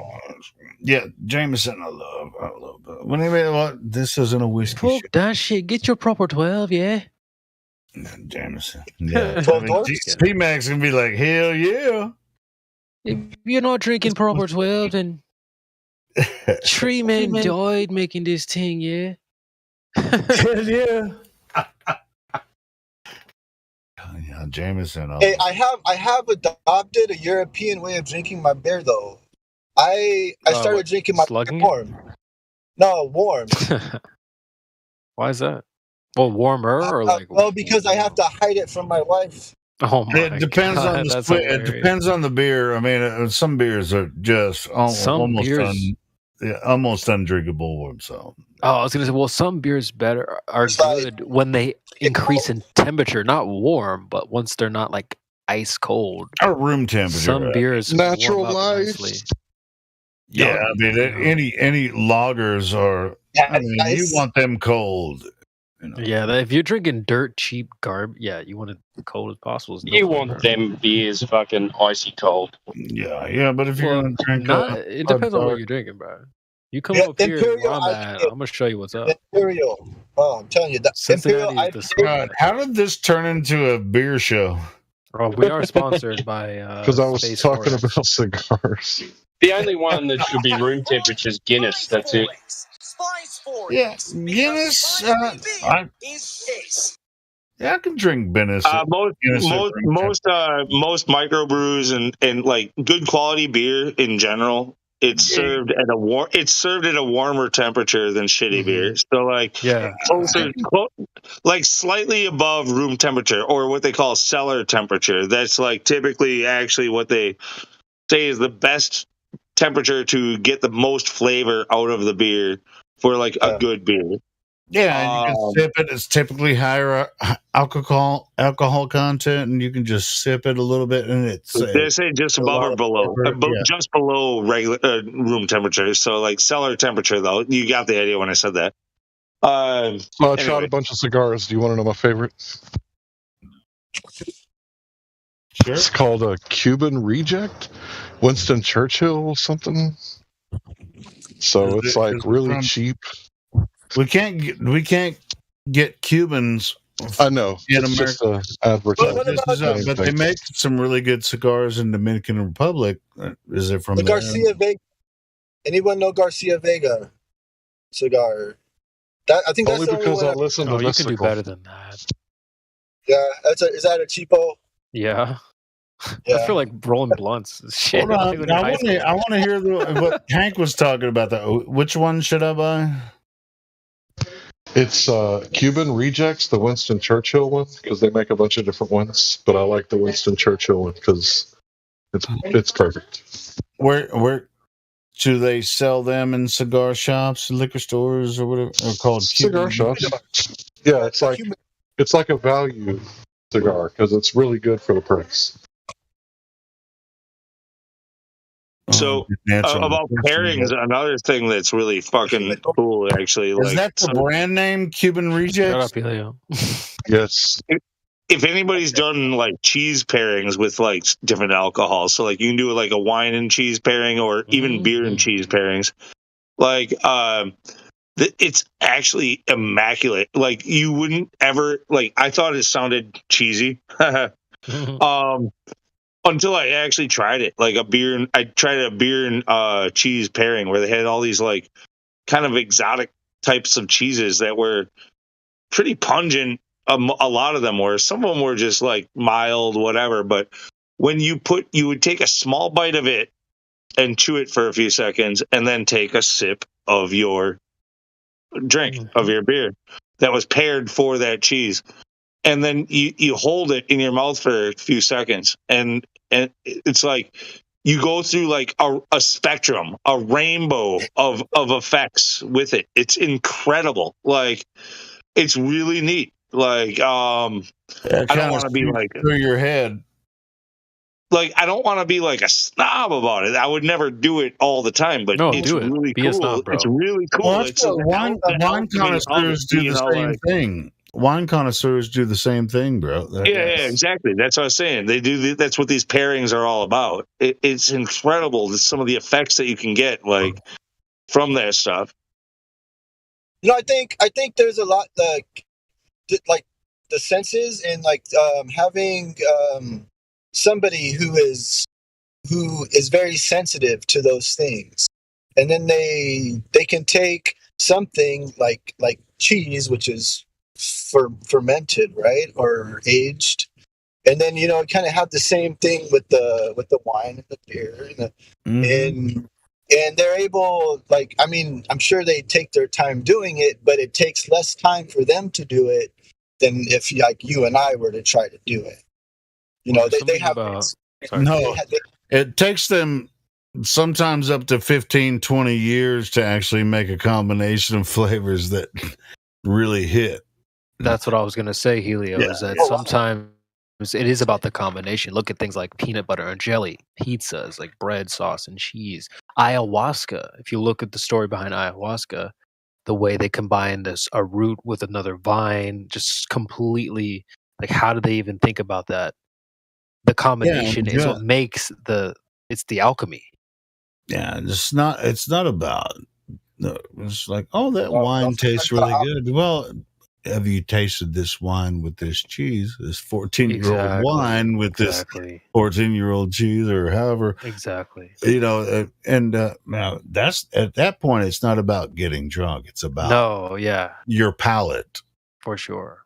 Yeah. So in between, almost for like a sober person who's never tripped, it's almost like a tiny trip. It's like a very short trip. Like people get reminded of like times in their life when they were, like a certain combination would be like, this reminds me of dancing in a grassy field, and this combination reminds me of like a cold winter's night. Yeah, that's right, Lou. That's right. There's so many things you can do too, like whiskey, coffee, scotch. Sure, tobacco. Wine, and like salty things, sugary things, lemony things. Like you could just, there's so many different things you could do. The combinations are endless. So there's a thing called palate cleanser. That's correct. I know, right? So I know, like I started to get into sushi. Oh, I love sushi. Yeah. And so one of the palate cleansers is actually the ginger. The ginger. So like when you're doing like these pairings and stuff like that, what do they use any like cleansers for in between, or? Coffee beans is one of them that you can use, but that's for like your sense of smell. It'll clear out your nasal, palate, I guess. Yeah, but that also depends on the bean. But I'm not one of those either. Like I said, I'm ginger. What else is there? I buy cheap beer and vodka and talk to you guys, but I'm quite aware of how people take one down, pass it around. I'm like, but I'm listening to I'm listening to people talk about these things. Like, oh yeah, well, I taste fruit when they taste wine. I'm tasting fruits of this. So I've had Guinness stored in the shelf for like a year. Is it okay to drink that? Yeah, I gotta tell you, anytime people talk about Guinness, I get offended because, like I said, my family owns a microbrew. And dude, Guinness is shit beer. It is absolutely trash. Like it's all hype. It's all advertisement and hype. Just drink the stuff that's local to you. It's good with dark chocolate.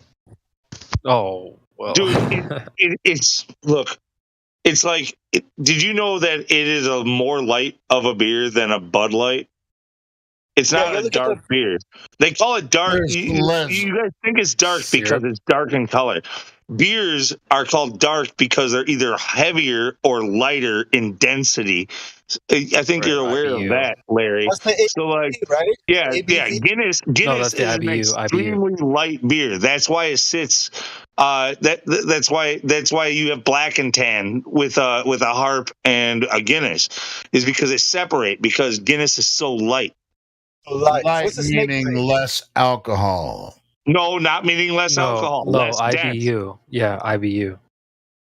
The ABV is like the alcohol content, but the IBU is like how dense the beer is. Oh, okay, my bad. I'm missing it. But yeah, I mean, I can only drink only like sorry. 1 or 2 Guinness, and then that's not correct. IBU is the bitterness scale, so that's incorrect. No, it's about the specific gravity. That's exactly what it is. It's the specific gravity or the density, relative density of the alcohol. If it's a heavy density, then it is a dark beer. If it's a light density, then it's a light beer. Like one floats on top of the other. Why you have the spoon on the top of the black and tan when you pour it, right? I just think like the mass-produced stuff, like anything mass-produced, is going to be lower in quality. Where are you going to buy it from? It's not. If it's Guinness just buy local. Buy local. Guinness doesn't even have good flavor, in my opinion, anyway. But like it's literally just all hype for like St. Paddy's Day. That's all it is. I think you're wrong. I'm gonna link the best beer that's in my city. But yeah, just drink local, in my opinion. Like where I'm at, the best beer. In my opinion, the best beer I ever had was a 90-minute Dogfish Head IPA out of, I think, New Jersey. Okay, Dogfish Head's pretty good. Dogfish Head. Oh, You say they make the beer in 90 minutes? I don't know. I seriously doubt that. That's how long they hop. That's how they dry hop the beer. Yeah. I like a good IPA. Beer making's a science. Definitely. I like a good stout. The Norwal Stout, barrel aged from Sierra Nevada is pretty good. Maybe the best sour. What does the stout mean? No, not The dark beer, like the darker than a porter. They have to thick, roast everything to make a dark beer. You chocolatey, have to roast it. coffee. I should know this, family being owning a brewery. But yeah, stouts are heavily malted, I would say. And roasted some chocolate introduced with the you get chocolate, you get coffee, and coffee beans. You could put that would sound so good. And then it's brewed in the distiller. Yeah. Check out this website I'm posting in the chat. This is in my opinion, this place is like, I don't know, 10 minutes from me. It's amazing. Like, I went to Seattle and I was like, damn, dude, like Cincinnati's beer. I thought Seattle's beer was good, but Cincinnati blows it out of the water. So this place is a bomb. We're the best sour house in the world, in my opinion. Urban Artifact. Sours are good. They just take a bunch of fruit, basically. Like they'll just do like 1,000 pounds of a certain fruit, and then like just do that. That's the beer. Oh man, it sounds like Pruno. It's amazing. You guys ever been to? Do you guys have a flying saucer in your town? No. It's a bar, but they have like freaking 60 different types of beers, like on a big bar. And beers from all over the place. They don't have everything, but they have a lot of good stuff. What's the oh, never mind, I found it. The live stream text for voice chat, yeah. You found it? Urban Artifact. Yeah, there it is. I'm gonna take a picture of the one I got. But, hey, Creation Bear. What's up? Hey, I don't mean to interrupt you. Who would you say on this Discord that's available now or earlier today would be like the foremost expert on like the dates of the Black Swan when it first came out? January 2020. Who? January 1st, 2020. January 1st, 2020 is when you think it first came out? No, that's when it dropped 100%. Do you know what channel the Black Swan? Yeah, I was that's the same thing, Flatter Day Saints, because I don't think it was that early, but BMLSB 69. So I just talked to him. He said he dropped it October of when was it? The video came out sooner. Quantum Eraser's argument dropped January 1st, 2020. The parallax argument that BMLSB talks about. I'm just talking about when he first dropped the Black Swan video in October of 2016. The video was out way sooner. QE didn't make the argument till way later. Yeah, 2020. QE made the argument like 3 or 4 years later, right? Yeah. Okay, so most of you guys have been flat earthers longer than me, right? So what I'm asking is, because it's been around since before I became a flat earther, but I've been going there since I was a little kid. But what I'm asking is, who would you say like made it like put it on the map, and that was like the set day? Would you say Quantum Eraser coined it? Okay. January 1st, 2020. January 1st, 2020. Okay. And right after that, he added the logical syllogism to it. So, like, BMLSB already had the footage, and basically he was trying to make the same point that QE is trying to make.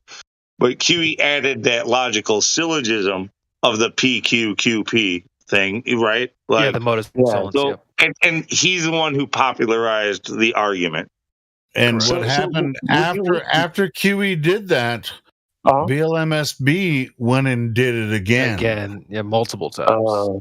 Okay. You said you lived there. You've been there. He was telling me he only has 34,000 views on the original video. I was like, but I mean, regardless of that, though, so you guys all definitively agree that QE was the one that like really put it on the map, but he used that footage though. Who gives a fuck? Yes. January 1st, 2020. It has something to do with the story I'm working on right now. You'll hear Nathan talk about it all the time. He's like, yeah, January 1st, 2020 is when it dropped. He says it all the time. That's how Nathan Oakland, right? Yeah, and then the LMSB went and did the same observation again, and so I mean, what's the deal? What are you doing the story for a paper? Well, I'm doing a story because exactly 5 years ago, yesterday, there was the Montecito mudslide that killed like 27 people, and it's in the same exact area as it happened yesterday, right here. And then I'm tying it in with a lot of different things that have to do with this area, but it's going to be interesting. That was going to be one of my questions. Where is this picture taken? So Montecito, what state?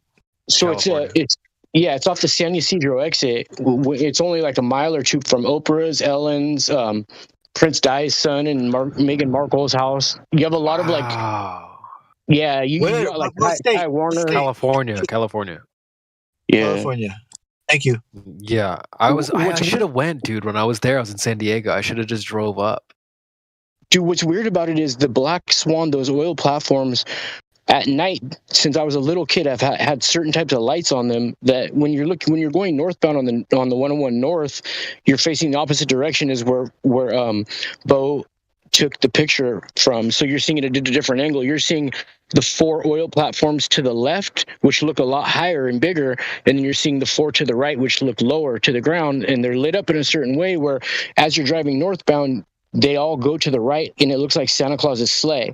And it goes over a man-made pier that has lights all along the pier, and towards the end of the pier, it dips down to the ground level. So is this the same area? Is this the same area where they in World War II, where the Navy just like went off shooting at things in the sky? Wait, go ahead, Flutter, if you want to finish your point, bro, because I think you were about to.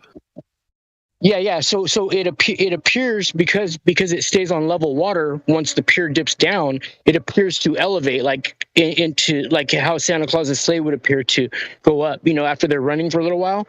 Mm-hmm. So the whole thing right there, they have like a bike lane that you could see all the islands on a clear day and all the platforms that are way past the pier, and it's set up perfectly so you can put the bike path, like the fence or whatever it is, perfectly level with the water for I don't even know how many miles, but it's better footage like to show distance wise than the Black Swan footage is, I think. But my whole point is that it goes like that to Santa Claus's sleigh, right? Well, strangely enough, there's a lane right there called Santa Claus Lane, and it's exit 88. So if you look at all the exits on the California freeway, all the exits are like very significant in certain numbers. Like exit 33, which is in Calabasas, you can get off that exit, and it's the route that takes you from the 101, like the sideway, right off the 101 through Mulholland or whatever to Malibu, and to you end up right there at the Carnival or whatever it is on the pier in Malibu. So anyways, the significance of it's exit 88, but if you're going southbound on the 101 freeway, before you get to Santa Claus Lane, there's just this random sign that says it says like Carpinteria, 8 miles or something, and then Ventura, such 19 miles, and then LA, 88 miles. But there's no California highway highway system, and the roads are very deliberate. I agree. Yeah. There's something with that they put up. No, I lived in California my whole life. I've been up and down the state, working, traveling.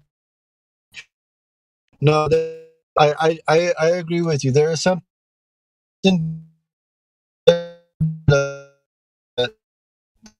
number. I think you're roboting.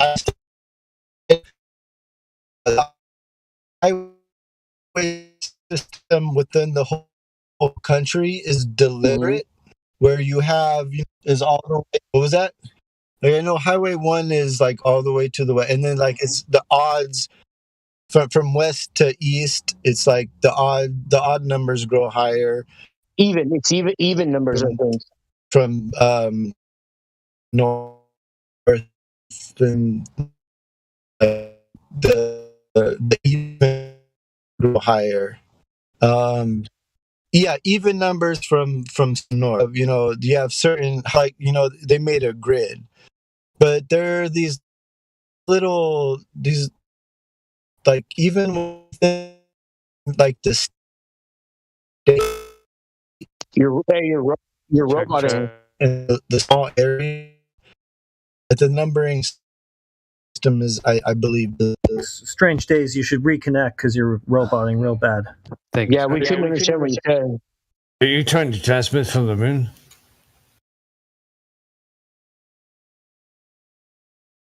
Yeah, Is that guys, what I'm if you can hear this, drop and rejoin. Is that a moon thing? Maybe. Yeah, I mean, I don't know. They get better connection to the moon when they called it, so. Oh, they do, definitely. I know, right? Hey, so right now they close off the freeways. Right there, the same exact place where they had the Montesino mudslide. It was like 5 years ago on the day, and then 40 years ago to the day before that, they had a mudslide right there. So weird. Anyways, though, that exit right there, it was like they called it ground zero for the mudslides, and that's where the Black Swan was shot from. Well, after the Black Swan was shot right there, it was like within I think it was within a year, a bunch of black swans just appeared right there in the water, and all the people were like, I don't know how it got here, and then they did a little story on the news about it, but then they went and put them in the zoo or something. I don't know what they did with them. It was just really strange that happened like after that event. I don't know. I'm working on a story right now. I'm just piecing it together, but that's why I know I could just jump in this Discord if I need to. If you guys aren't talking about something really important and like get certain pertinent information that'll help me. You know what I mean? What are you writing it for a paper or? No, I don't even know if I'm going to put it on my YouTube channel, just because it's so close to home that I feel like I'm going to be exposing a lot of stuff and like kicking over stones that is like real close to me. You know what I mean? Sure. But I might make it a video, put it on like one of these other social media platforms where they say they're, I don't know, like, I don't even know which one, or I might put it on my channel and just make it where you have to have the link to go to it. You know what I mean? Sure. Because I'm not making it so a lot of people will see. I'm just making it so like, you know, maybe a couple handfuls of like true flat earthers that I know, just for them. You know what I mean? Not for like the common public. You know. Right on. But yeah, it's just weird, just because this is like where I was born and raised. Yeah, I regret not driving up there because I had a car and I had the time, so I should have just hit the highway, gone up and saw it myself. But I did do some long distance observations from Mission Beach down in San Diego. So I think, well, can I remember what? That's where Flat Earth Dude lives. Yeah, I think Sonny's down there too. Yeah. But yeah, I got some good observations down there. So that's right. Yeah, dude. There's even, I would say there's even probably better better ones than the Black Swan even at certain places like along the coast where like it's just foggy most of the time, you know, or they'll have like that weird layer of fog. But these islands right here, the Channel Islands and the Catalina Island, all these islands that I can look straight out at when I'm on the shore, these islands are like, they look like you know, if you put a piece of bread sideways, so you're just looking at it like if you put it on the edge of the counter and you go down like below the counter, you're just looking at like in your peripheral just the crust, and it's just flat all the way across, and it just goes down at each end. That's what one of the islands looks like right here. It's so weird, dude. Do you know what which one I'm talking about or no?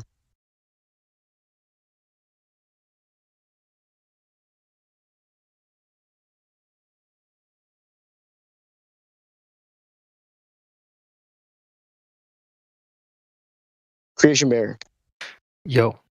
Okay. Sorry, I just step away for a second. No, it's okay. It's okay. Sometimes I come on here and I say some really outlandish stuff that people are like, dude, that's crazy. That doesn't make any sense. But I'm not using no buzzwords or anything like that. You know what I mean? No, it's not that. Someone stepped in my room. I just had to make conversation. Yeah. No, I'm just saying for anybody listening, like, you know, I try to make sure my language is always like on the up and up, so nobody could ever be like, oh, he's saying this. You know what I mean? How dare you?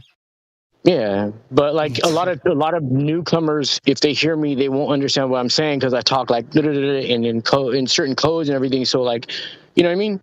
Well, those I think who that's know. good. I think it's good. I appreciate that. I actually prefer someone that knows what's up and knows how to speak in a little bit of code, as opposed to someone that just blabbers their mouth. So yeah, I mean, I blabber my mouth, but like I know what I'm accountable for what I'm saying. I'm completely coherent. Like I know the time and date, and you know what I mean. So that's what I was telling my dad. I'm like, Dad, the things I'm telling you, I could understand if I wasn't coherent and I didn't know the time or date, or I was like letting myself go in such a degenerate way that like obviously there's some type of mental illness or like incapacity. You know what I mean? But I tell my dad, everything I'm saying to you is completely coherent and I can answer every normal everyday question. So when I tell you such things as like possibly these agencies are faking getting 60-something million a day to pretend there's something there that's not, why wouldn't you just look into it just briefly? Because it would just take a 5-minute cursory glance, you know? But as far as like newcomers to the flat earth, I don't think that's my talent, is getting people who aren't flat earthers to believe in flat earth. I think I may turn a lot of people away, but I think it's the truth. And so like some of the stuff I say, I think is more for like people that already know what's up, and it just to like, you know what I mean? It's good that you recognize that, FDS, because like you should know your role. You should know the position that you play on the field. And if you're not a good, you know, if you're not good at catching the ball, then maybe you should play defense and guard someone. You know, it's like I totally agree with that. It's very, the self-awareness is a good thing. So yeah, I try to be, you know, I've tried to talk to newcomers in here and I usually get told like shut up by other flat earthers, and I'm like, you know what, I will, because like I'll learn something from them talking to this person. I'm just not good at talking to newcomers who are new to flat earth, bro. Wow, You know what I mean? I'm glad you brought that up because I was thinking about that today. You got to look at it like speed dating almost. Like you better have some pickup lines. You better have some lines. You better be ready with some. Not someone too strong. You know what I mean? Correct. Yeah. I mean, if for example, if someone joins here, there's 24 people in the call, 23, 22 plus myself. Not everyone, like I might not be the best fit. You might not be the best fit. Maybe Lou is the proper fit for the person. So it's like that's what I mean by speed dating. Like try it out. Yeah. And if like you said, if you're not the right guy, then just pass the sticks. Let someone else take over. I think people should be aware of that. I think some people aren't very aware of that. Though, too, man. Like, because people they get wrapped up emotionally. Like they're like, I disagree with this guy. You know, yeah. Some people don't realize, like, hey, okay, this person really isn't jiving with me. Let me just let someone else take over. And I think that happens more times than it probably should. Most of the time. Go ahead. No, I was just gonna say what it seems like to me is like the majority of the people who say they're like on the fence are just shills or trolls or whatever you want to call them. They're just purposely trying to waste their time and they're not even saying anything interesting. And then the other part are people that are like obstinate and they've been there a bunch of times and they just keep arguing in the globe no matter what, and they're polite and they don't say any buzzwords. But then like every once in a while, it's even less than a percentage of people that come in and you're like, that you could tell that's going to be the diamond in the rough. Like this is somebody who each time they come on, they're actually now contributing something. Like, and you know what I mean? I could name a bunch of people who I've seen come on here and now they're flat earthers and everything. So it's like it's very rare though. You know what I mean? No, it's not very rare. Check this out, Flat Earth Saints. When new people join this server, it's because they found us. We have the link out there for everyone. We put this out as a public platform. They found us and they have questions. So, and the first thing is, we're not trying to convince you. You found us. How did you find us? I mean, why are you curious about this? Because we've been talking about it for years. Hey, Helio, let us know when you're finished. I thought this was a that's unfair. Because Tim wanted to get in real quick, so I just wanted to hear from Tim. No, I'm not trying to dominate everything. I'm just saying, I mean, you just as a curiosity, when new people jump in, they're right though. Yeah, if they found us, I mean, if they have questions, answer them. But we're not here to convince them that the Earth is flat. They found us to try to find out why we think the Earth is flat. Go ahead. Yeah. Go ahead, Tim. One of the things I've noticed is that when there is a newcomer coming into this place, and we do have gold pluses and moderators, and they start the conversation, it seems like some flat earthers, they lack the ability of awareness or whatever it's called. So they want to chime in. And I think that's kind of disrespectful for our people who has been here for a long time, who has moved up the quote-unquote ranks and shown that they can carry themselves. If Mickey is talking with someone, there is really no reason why five guys want to chime in also and confuse the conversation. I hope that makes sense, but that's just an observation from me. Tim, why are you jumping in and confusing the conversation? I want to but no, look, I encourage people. I encourage instantly start talking at the same time. Look, Mickey is speaking from his own personal beliefs on most of what he says. No matter how much he tries to say, this is what we're for. You don't have to fold to that like some kind of cult, okay? Like, question him if you disagree with him. I mean, I get that. I get that. And sometimes it can be long-winded. But generally, when a new guy come in here and he needs the quote-unquote introduction, maybe the 3 points, there's not a reason why 7 guys have to interview him. Yes. At least give the floor to whatever gold plus or gold. Well, maybe that was a bad example then, because what I've been seeing a lot lately is like, well, Miggy's here, so everybody has to shut up. No talking. Maybe Miggy was a bad example. Let's say CB is taking the floor when a new guy comes in, and 5 people feel like they want to chime in also. And instead of CB having a decent conversation everyone can learn from, especially the audience, 5 guys is chiming in and making it much more confusing to listen to. That is a good point, but I will say there are a few different styles. Like, for example, I'm a really big fan of working with someone like Central, like, because him and I can pass the rock back and forth, and we can go down the field at the same time to the same end zone. And so, like, then there's other people like Miggy who prefer to sort of do it like a one-man style. But I think if you can find a partner that you work well with, that you can sort of, basketball, there's 5 players on a team. They all go down to the court, pass, shoot. Like, I think that's a good style as well. The good cop, bad cop. Yours is a good example too, as a team doing it. Because team, though, would go against what he's saying. It's like, we should all get in on this as a team. No, it's like, you find a good tandem pair that can like do this from 2 different aspects, 2 different angles. Yeah, good so cop, you can bad do cop. the good cop and the bad cop. Hey, we got a new guy in here right now. Is that you? Welcome, new guy. No, it's Stationary Nate. Stationary Nate. Welcome, Concave Earther. We got curved water up and curved water down. Hey, Go ahead. I want to understand this. But Stationary Nate, that's a great name. Concaveearth.net. Wildheretic.com. Central. He's trying to steal your swag. Oh no. He sees me. I know what you're up to, Stationary Nate. All the answers to your questions are found within. Damn it, that was my idea. Should have patented right away.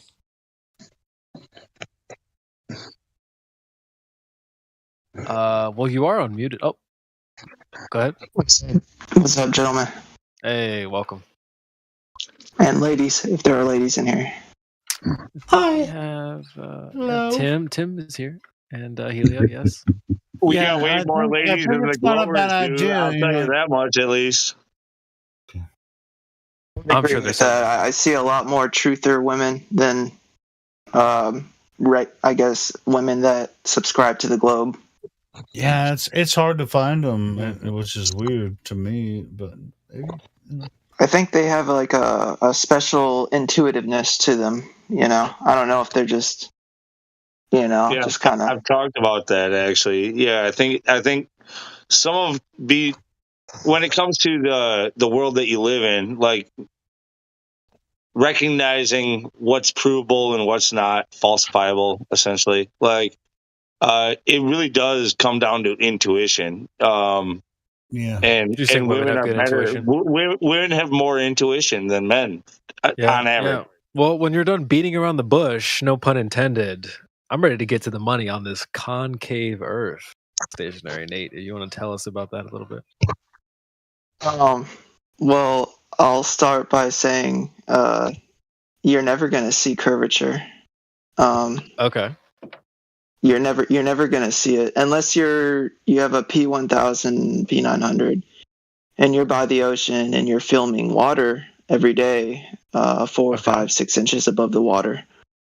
That would be the only way to detect curvature. And even then, anyone could say that, refraction is lifting up what we're seeing. So what would we see 4, 5, 6 inches off the surface of the Earth? What are we seeing there? You would see a lot more than that.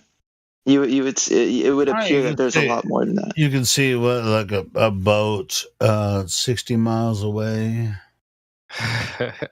Yeah, so if you got a smaller boat that's like 6 miles out, and then you got a larger boat that's even further, you're able to see that the larger boat is lifted up higher than the boat that's in between me and the larger boat. And that would be like, in your view, that would be like evidence of a concave Earth. That would be evidence of concavity. Yes. Okay. Interesting. Well, see, for me, dude, the water thing, it doesn't matter if it curves up or down. It's just not curving, in my opinion. I don't even know if that's opinion, but no, it's I'm sure not other people here opinion. would The agree. natural state of water is to maintain level on the surface. Yeah, that's what the videos say. Yeah. So now your name is.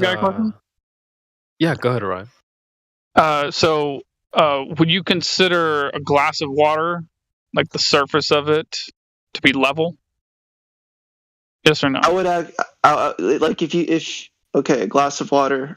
I'll answer your question. It would appear level. It would appear, but if we take a spirit level and look at that bubble inside the spirit level, it's concave. Okay. Because the air pressure, we got pressure that's being pushed downward. The bubble is concave. Oh, well, you have like a meniscus as back well. to the glass of water. I'm a little confused. You said appears level, the glass. Like I'm not asking about. It is massive as the Earth is. To as massive as the Earth is. I mean, to compare it to a glass of water is. I'm not. Exactly. To be honest, Glow is compared to a drop of water. So Hold on, everybody. We were Slow talking down, about the ocean. Let's not get to glasses of water, please. He's putting words in my mouth. I was going somewhere. He thought I was going some other direction. Let's start over. I didn't know where you were going. My apologies. So let's ask the question again. I don't think it's true. I think he knows exactly where you're going. Well, anyway, Helio, can I talk, Helio? Can I talk, Helio? Thank you. So let's ask the question again. It's a yes or no question. Is the surface of the water in a glass of water level? Yes or no? Is it measured? Is it level? That's not a very intellectually honest question. Huh? You can't. Wait, what? No, it's not a very intellectually honest answer, is what that is. So correct. You can measure that glass to be level, yes or no? Okay, how are you measuring it? We're talking about the surface of the water in the glass. In a glass, and yeah, we're talking about a glass of water. Okay, and the surface now again is the surface level yes or no? In the tiny glass of water, it would appear so. He said, he's saying but no. Can I get 100% on that? Like you're saying it appears so, but that's a weird like what the hell? But you know what he's saying, right? He's saying it looks flat, but it's not. It's actually concave. Hold on. That's what he's saying. Is it logical to say anything is 100%? Yes, it is. Are you? Let me ask you this: are you 100% sure you're talking on Discord right now? Yes or no? Well, I could be talking over the internet. That could be another way to look at it. That is part of Discord. What the hell? Well, check this out. I mean, you're talking about glass of water. Is Discord the internet, or is the internet the internet? You're talking about glass of water versus the swimming pool and moving up from a lake to. And he already knows this, and I can tell. So. I mean, let's stop wasting time. Let's just get right to the money. He is saying that the water is concave. So then the real question is, over what distance? All right, so you're saying that the glass, the water in the glass appears level? All right, well, whatever. Appears, whatever. Your silly way you're using that word. Over what distance does water no longer appear level is the question. I want to use that word appear in that weird way. Didn't he say that though? Yeah, he said 4, 5, 6 inches off the surface of the water. He seems to have a really big problem with the word is. He seems to like the word appear and replace the word is with appear. Because I always reserve a small percentage of skepticism. Stop. Look, that's a real truther. A real truther. Okay, a real truther Nate, doesn't push or force another person. All right, go ahead, Lou. Look, Look, you cannot be sincere in coming in here and make these arguments. This is not like a product of civilization. This is somebody who is an anti-flat Earth troll, purposely framing his argument in such a way. Who's that? Okay. What's his name? Who's that? You. Who's you? Fuck. All right, Nate. Yeah, Nate. Yeah, it was definitely Nate. Well, I apologize. I mean, I explained how you know what FDS was saying. He was saying, glass, swimming pool, lake, ocean. Flat or not. Is it anyway, are the oceans moving? Don't come in here. Don't come in here. Helios, stop. Come in here trying to frame the argument, trying to use strategy because you think you're smart. We're all on to you. We've seen plenty like you in here. Did I come in here and ask anyone a question about anything? No, I asked you questions. I mean, no, these guys are just being a bunch of drunk assholes to you, man. Don't worry about it. Just ignore them. I'm not worried about it, but I just want to make it clear who came in here and started asking questions. He's not just asking questions. He's being a douchebag about his questions. He's being strategic. He's answering and being caught up in the middle of the sentence every single time. No, he hasn't been allowed to answer any questions. You don't need a white knight. Yeah. Does get cut off, yes. Ryan. But we cut people off the moment we can see that they're being dishonest. We're not going to allow shut them. up.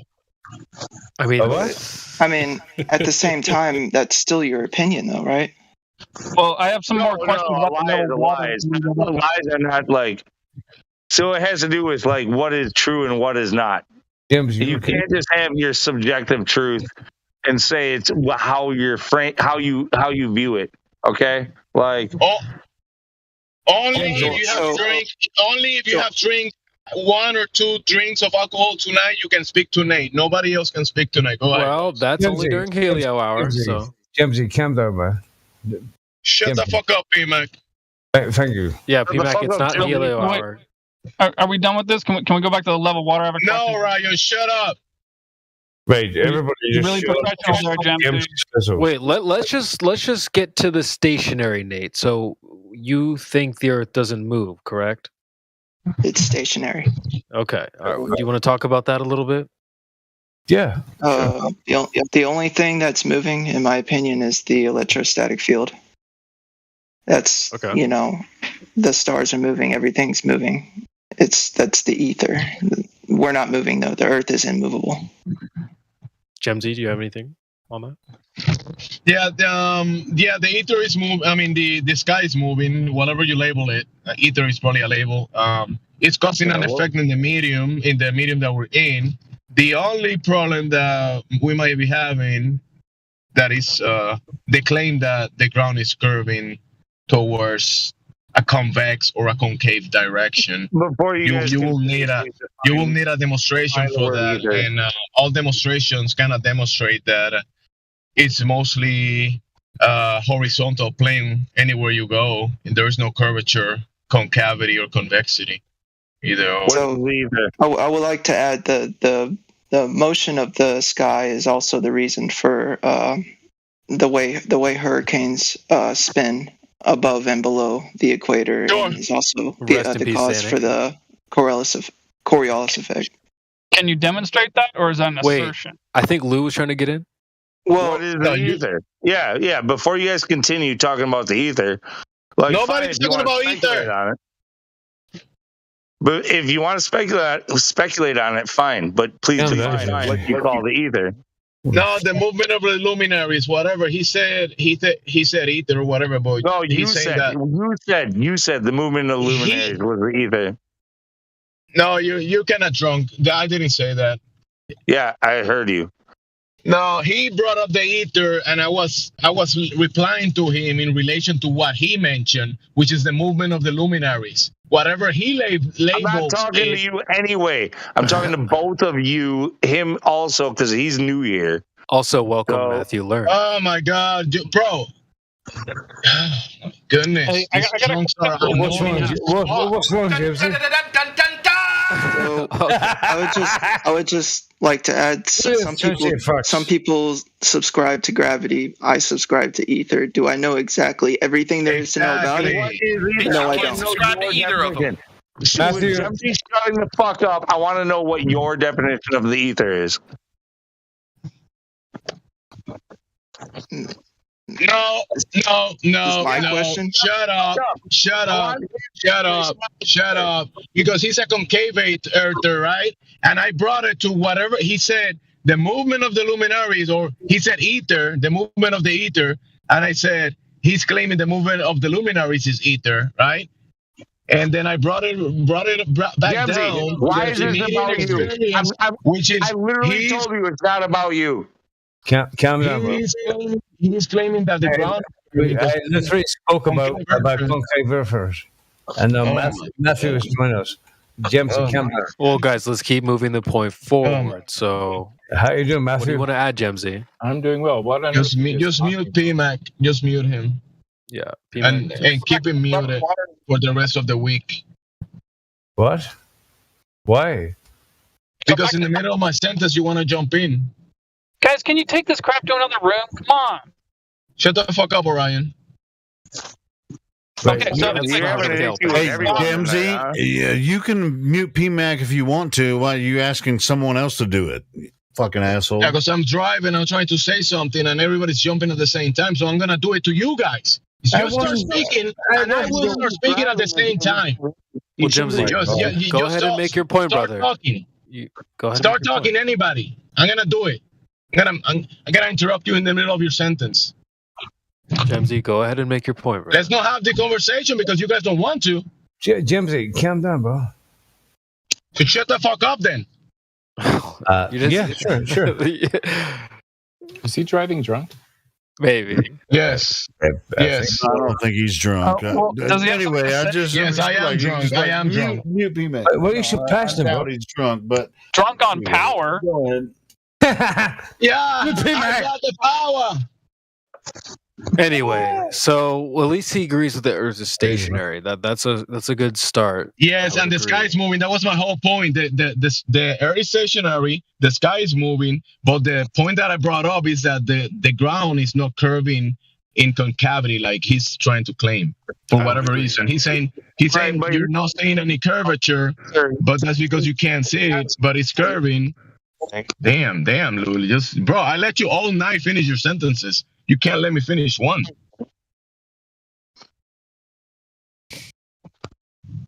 Where were you all night? Go ahead. Listening to you, motherfuckers. What was from? Are you done? All right, well, less shop talk and You're more done. talking Ryan, to you're Nate. done.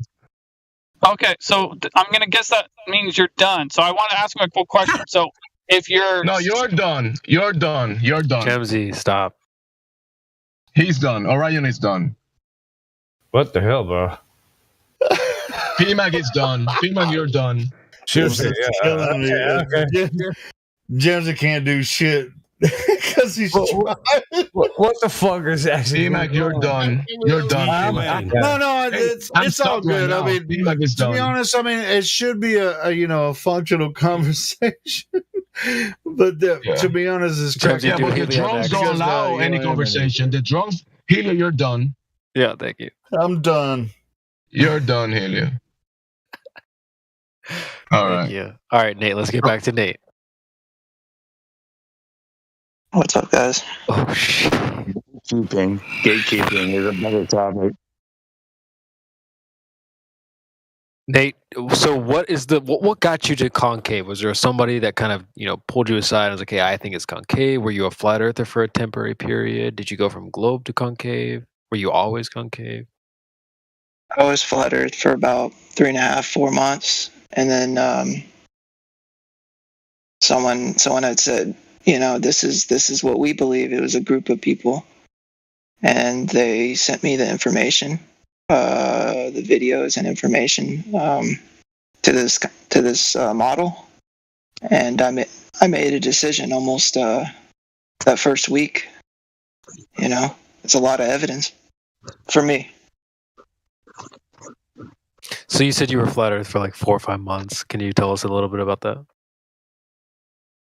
So I came across a great group of people, great community on TikTok, man. I mean, these guys are pretty tight. I'm very cool with a lot of them.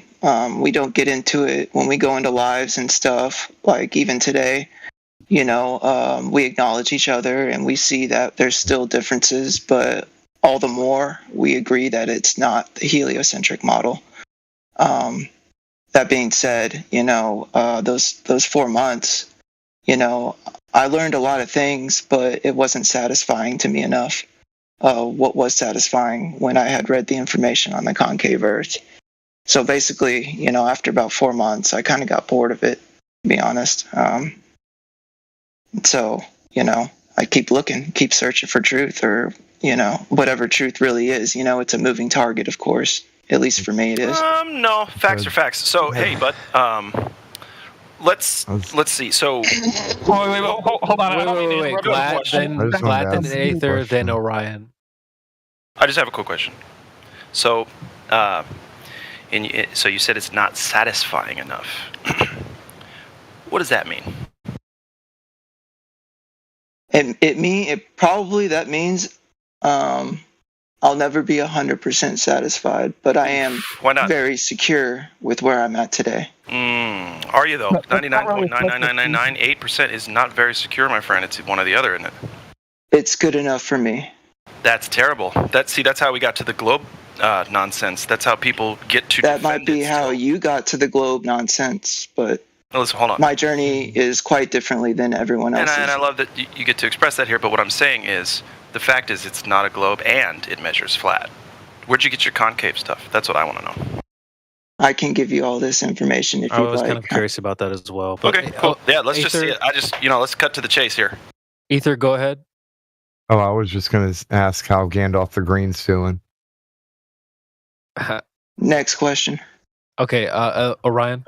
Yeah. So, you say the surface of a water in a cup appears level, So, but you're saying to you think it might not be. So my question is, what reason do you have to doubt that the surface of a cup of water is level?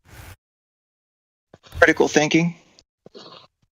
Okay, just saying that word, like just throwing that out there, no specification of any kind, just blah blah blah. Critical thinking.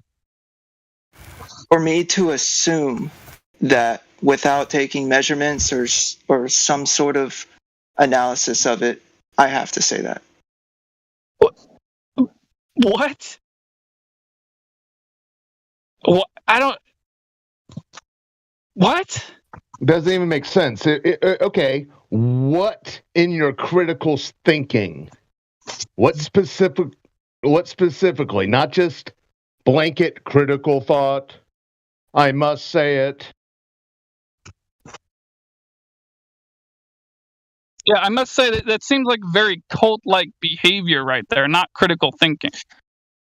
So Ask him if he's talking about surface tension. No, he's not talking about surface tension. He was specifically talking about due to the alleged concavity of the Earth. He specified that earlier. Yeah, we haven't got to the surface tension just yet because I was going to ask that later. Have anything to do with the concavity of anything like water? You look into a spirit level. He did say the meniscus, right? You're talking about a meniscus?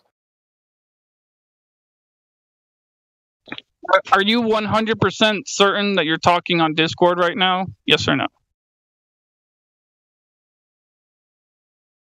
Round two. So are we talking about whether or not I'm talking on Discord, or are we talking about a glass of water? Are we talking about the shape of the Earth? I'm a little confused. It's just a quick status report. Yes or no? You are a little confused. Yeah, it's just to understand if you're whether or not you're able to acknowledge objective reality or not. That's why I'm asking this question. I am on my cell phone, on Discord, in my house at night in Dallas, Texas. All right, and are you now? What are you? Certain? Yeah, are you 100% certain of that? Deep in the heart, the stars are bright. Or wait. Oh, I fucked it up. Listen to him try to be clever again. Back to the bus. Where's that skepticism? Your script is broken at this point, so why not just be honest? Okay, so what do I need to be honest about? Well, no. It's not that he's not being honest. It's that he's not being objective. Was he referring to Texas, one of the flattest states? Okay, let Orion do his thing. All together. Ryan? Well, yeah, but I mean, like, so all right, let's get down to brass tacks. Check the live stream voice text. He was replying to Haas. He was replying to the other guy, then ask him a question. Young man, check the live stream voice text. Is this what you believe? Look, no one can convince anything of anything but myself. You know what I'm saying? You guys can't convince me of anything. I can't convince you guys of anything. The only person that can convince you of anything is yourself. Sure, I mean, but if you're not, yeah, sure. And I would encourage anyone that has come across this information to take the information in and come to your own conclusion. That's why we're here.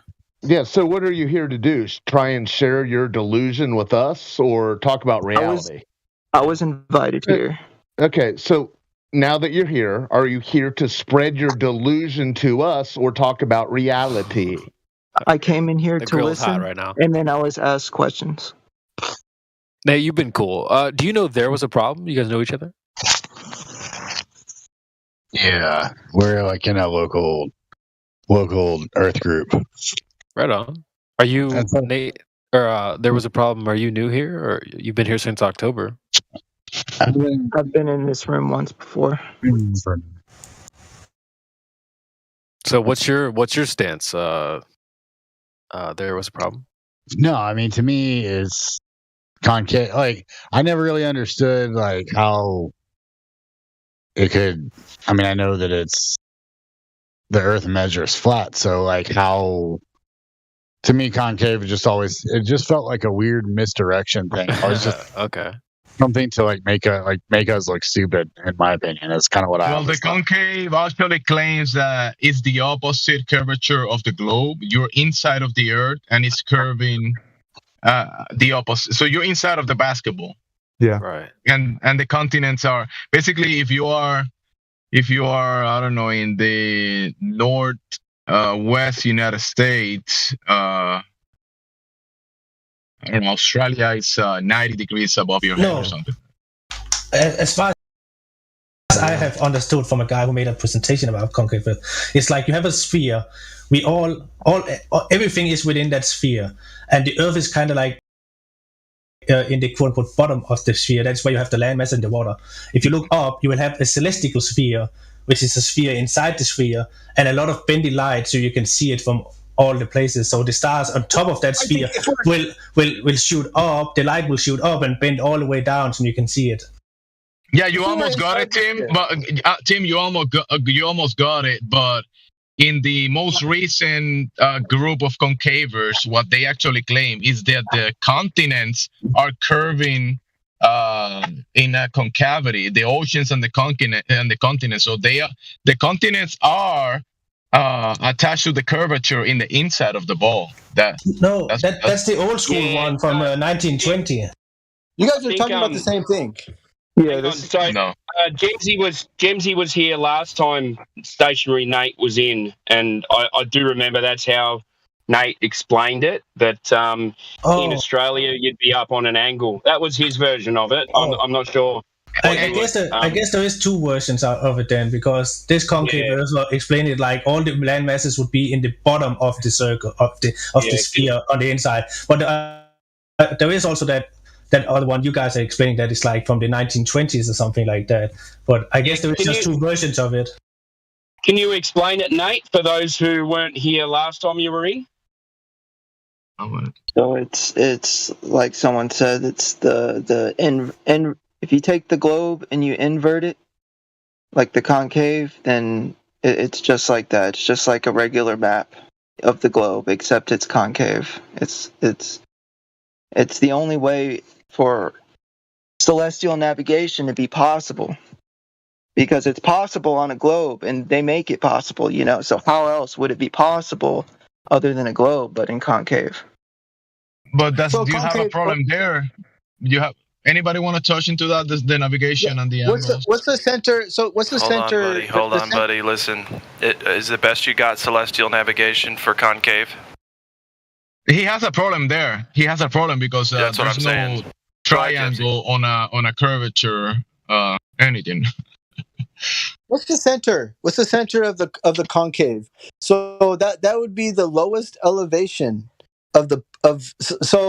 so if it's concave, the lowest elevation would be the center, and everything else would rise up from around that, right? In the concave, the celestial sphere is basically a sphere inside of the sphere. So you have a sphere in the sky, and that's what the sky is. It's a sphere, and you look from the ground. I'm talking about the bottom. I'm not talking about the sky. I'm talking about the bottom. So below you, like below the ground, like a basin. Check the chat. 58 after the hour. So the thing below you, it is a sphere. You're standing on a sphere. You're cutting out. Just check the chat. 58 after the hour. I posted a picture. This is one of the versions of concave Earth. But that what brings to the question that I wanted to ask the guy. I asked him earlier. Where do you measure the curvature, the concave curvature? You don't have that measurement. You claim it's an optical thing, right? There was an experiment done. So concave. My bad. I'm sorry, guys. I got convex and concave mixed up. Okay, you just realized that I asked him a question. So go ahead. Where do you measure Where do you measure the curvature of the concave Earth? Where is the measurement? Just like I said earlier, if you're filming along the ocean side with a P900, P1000, 4, 5, 6 inches above the water, you're able to detect it. There's also an experiment done in 1898 by Cyrus Teed and his assistant, and they put together this rectilinear machine for over 4 That miles. failed. You know that failed. They failed on that. That's a failure measurement. That's what the heliocentric model deems it as pseudoscience.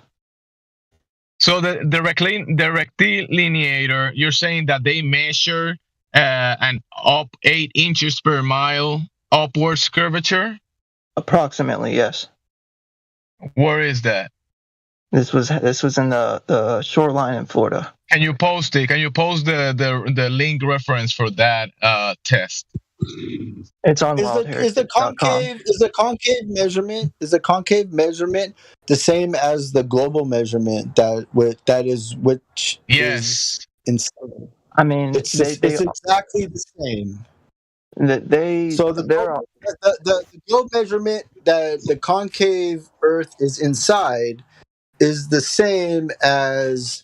So at what level, where from the equator line or the diameter of the sphere, where is the Earth? I don't know if that's possible. It would have to be below the equator line, right? Or below the diameter or the circumference. So the Earth would have to be below that, right? Is that what you're saying? If it's the same, if the curvature of the concave Earth. Yeah, you're right. It doesn't make any sense. Okay. All right. I'm gonna take off. If you guys want to look into it, you're more than welcome. You didn't post anything to look into anything. What do you post it? Where is the test? I'm gonna put some stuff on my profile. Okay, go ahead and post something. And I have a question real quick. I was in the other room for a minute. Hold on, Lou. I have a question, sir. Do you think we haven't already looked into the concave? I don't know what you guys have looked into or what y'all haven't looked into. All right, so we're capable adults. We've been at this for years. Do you think we would have stuck with flat Earth if it weren't the thing? You know what I mean? My personal opinion, I think y'all missed something, but that's just my personal opinion. Right, but since we aren't, do you think we haven't looked into it already? You see where I'm going? I don't know what you have or haven't looked into. Would you base that confidence on the evidence that you presented here so far? I wouldn't even put all my money on anything that I said in this live. I wouldn't. I would go out and research it myself. Exactly. The world curves up at 8 inches per mile squared. I just you've gone from one lunatic idea to the other. Yeah, man, I don't know what rate does the concave Earth go up at? Is it the same? Is it different? I guess I'm just a lunatic then. Nobody listened to anything I say. Concave is the worst. No. I said lunatic idea. Don't even think about looking into it. Brother, listen, that's the thing. We've looked into it, and we're going to it's not concave, partner, and that's okay, right? Is it okay if it's not? I mean, it's okay for someone that's settling on the least answers possible for me. That's just my personal opinion. Okay, but no, that's true. It is merely your opinion. I appreciate you being honest about that. Thank you. Go ahead, guys.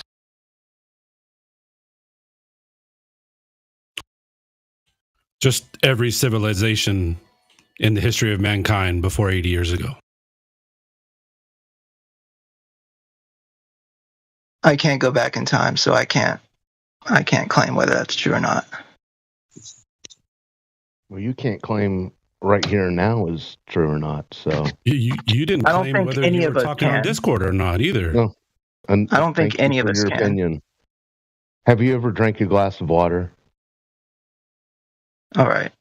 Okay. No, you were answering questions about glasses of water. Have you ever drank a glass of water? Yeah. If this was what the conversation. Welcome to reality. Okay. All right. Thank you for that. Anytime. You're welcome. Hey, Nate, have a good one. You said you were gonna go.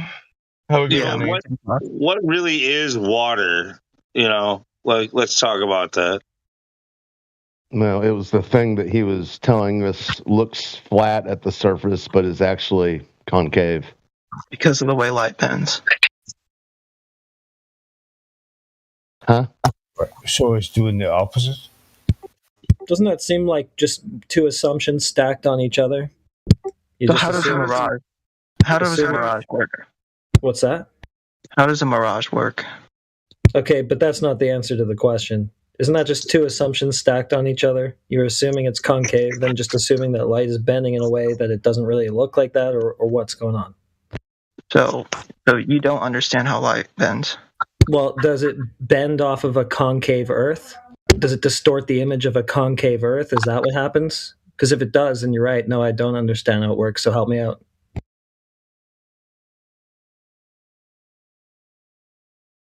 Nate? George. Well, see, here the thing is, you got to be hyper specific, man. And we're just trying to help you out. You guys have a good one. I can't convince What y'all. just happened? Wait, whoa. Just not hyper-specifics, but look, I can't. Look, I can't convince y'all. we don't understand how light works. Y'all have a good one. Help us Wait to a minute, understand. Oh, he actually just left. Central, what did He you left do? because 755,000 people piled in. Please, and I was one of them. So. Please don't go. Silence was deafening. Wait, Central, what kind of like black magic did you just perform? You broke on him. that guy? Pushed him over the edge. No, wait a minute. He said, I won't be able to convince you. Yes, no shit. No shit. Have come to the wrong place. They've come here. It's a bull. It may be a bull. I feel bad for him, but I'm also I kind of respect that he's willing to keep coming in here and getting piled on. Yeah, it's cool. I mean, do the best you can, but yeah, It's just like every time- it's like you're not. Was I wrong? We're Like, in we've a been looking into place this for years. We would have known if it was concave by now. Right. It's We're not here to convince people. It's like literally just like the opposite of the globe. Like you just don't understand how this works. Like it's there, but you can't. It's there, but you can't see it. And you can tell he actually knew something about that. You can tell when he was talking that he knew something about that. He did right? fine with the pylon. He didn't freak out and call names. He did fine. That wasn't a pylon. Yeah, that was.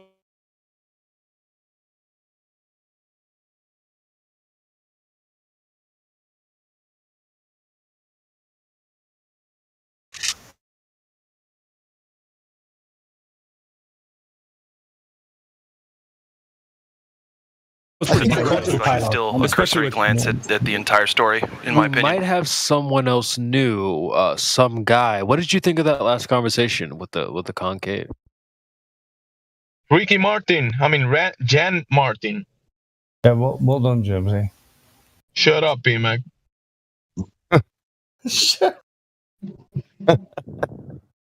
Again, I think I can't even count on 10 fingers how many times I told P-Mac. We're talking to the new people, Helio. Get yourself. Yeah, some guys trying to talk. At least some 50. guys trying to Oh, talk. he's server muted. Hold on. Yeah. Hot mic. It's at least 50 times for me. So, Helio, you have a hot mic. Helio, hot micing. No, I was. No, Helio, you're hot micing. I'll mute him because he's hot micing. Thank you, Jemsy. Appreciate it. We're just checking in with some new people. We got some guy. Let us know if you can just say hello. Don't be shy. I don't think I can contribute. Yeah, don't be. You can just say hello. It's not a big deal. a lot of friendly people here. So some guy. He's in lobby as well. I'm good, just listening and learning. All right, no problem.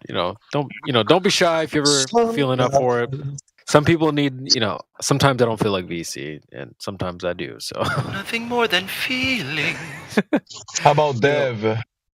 Dev opened his mic earlier, didn't he? Hey, Dev. Are you on duty or off duty right now? I guess off. He's F duty. F duty.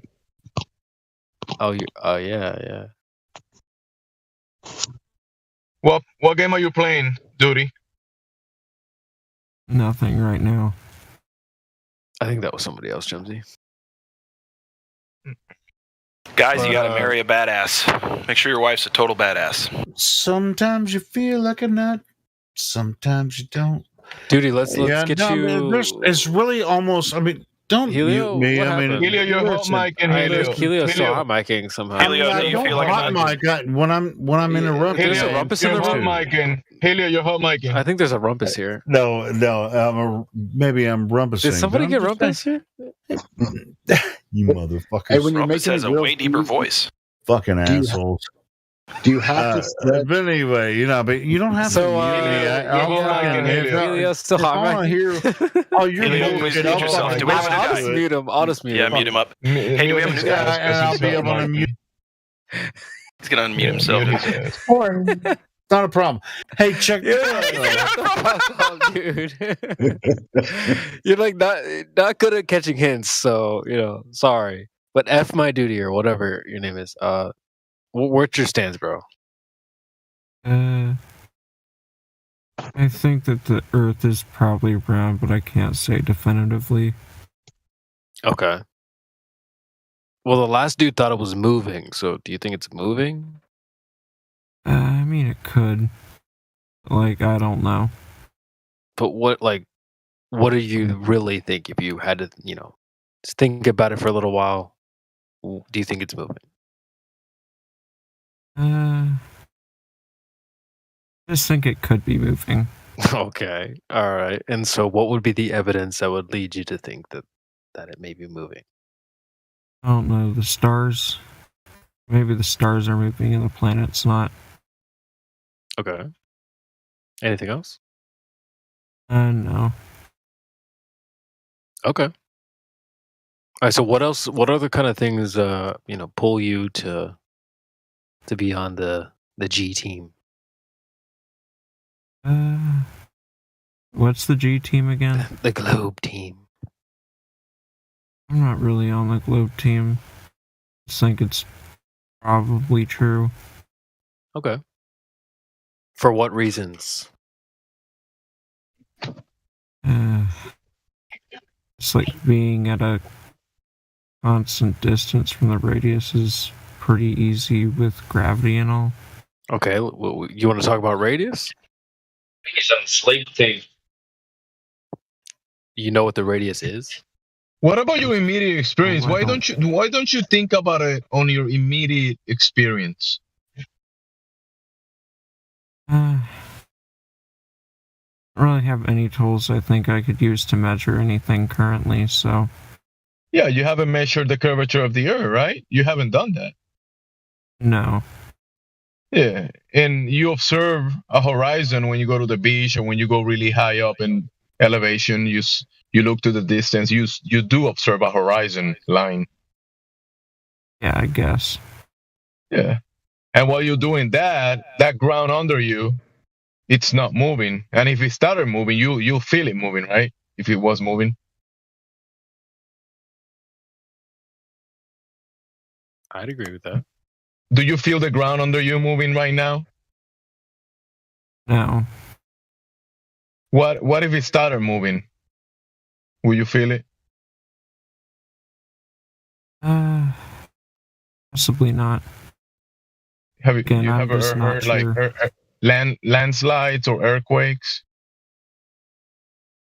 And if it was an earthquake, probably. Yeah, so starts moving, you feel it moving. There's even devices that detect the movement of the ground, right? Like when you're in your vehicle driving and you get in the vehicle and it's not moving and you look at the speedometer, what does it say? 0 miles per hour when it's not moving, right? And if you start moving, what does it say? Does the speedometer number starts going up 1 mile per hour, 2, 5, 10, 15, 20, right? I don't think a speedometer measures distance, but you're moving. You know you're moving, and you can account for it, for the movement. you can. Okay, so now we do agree that you don't feel any movement. You observe the horizontal line. So the globe, you don't experience it in your immediate experience or what your senses are dictating. You don't feel the globe. You don't observe the globe. You haven't tested for the globe. And your senses indicate the opposite of the globe. Because the opposite of the globe will be it wouldn't be a horizon. It will be a curved horizon. It will be curving, right? And the globe kind of is spinning, moving. So your vestibular system, the liquid in your inner canal in your ears, that will detect axial rotation movement. Anytime you move your head, you feel it, right? You know you're moving your head. I could try moving my head. Yeah. Do you feel when you're moving it? Yeah, you do feel it. Move it. Yeah. Check it. Check your head. You do know you're moving it. Exactly. And did you feel it? Did you notice the movement? Yes. Yes. So your immediate experience and your senses are indicating the opposite of the claim of the globe. So claiming the globe will be nonsensical. Will you agree? Because it is the opposite of what your senses are telling you. If you're in a car, you don't really feel speed unless you stop or... Don't start with the car hypnosis. I'm going to have to give you the wizard earther roll. Don't start casting spells on the panel. People do this all the time. What's the logical what is the logical way that you came to the conclusion that you don't feel movement when you're in the car? Well, how logical is that? Is that an actual logical statement? Have you ever been in a car and you don't feel the movement, you don't observe the movement, you don't see the speedometer telling you that you're moving? I don't know. I just feel like it's different because looking at a small scenario and then looking at a big one and then thinking they're the same. I would say if the car would apply. If the car was a convertible, would you feel the movement in your skin, your head, your eyes? Will you feel it? The movement of the car? If it has if it's a convertible, you know? The air hitting you in the hair, in the eyes, in the face, on the face. You'll feel that, right? Yes. You do feel the air. So if you're in a car and the car starts moving, you'll know it's moving. I just wanted to point out that when what you experience is a motionless, horizontal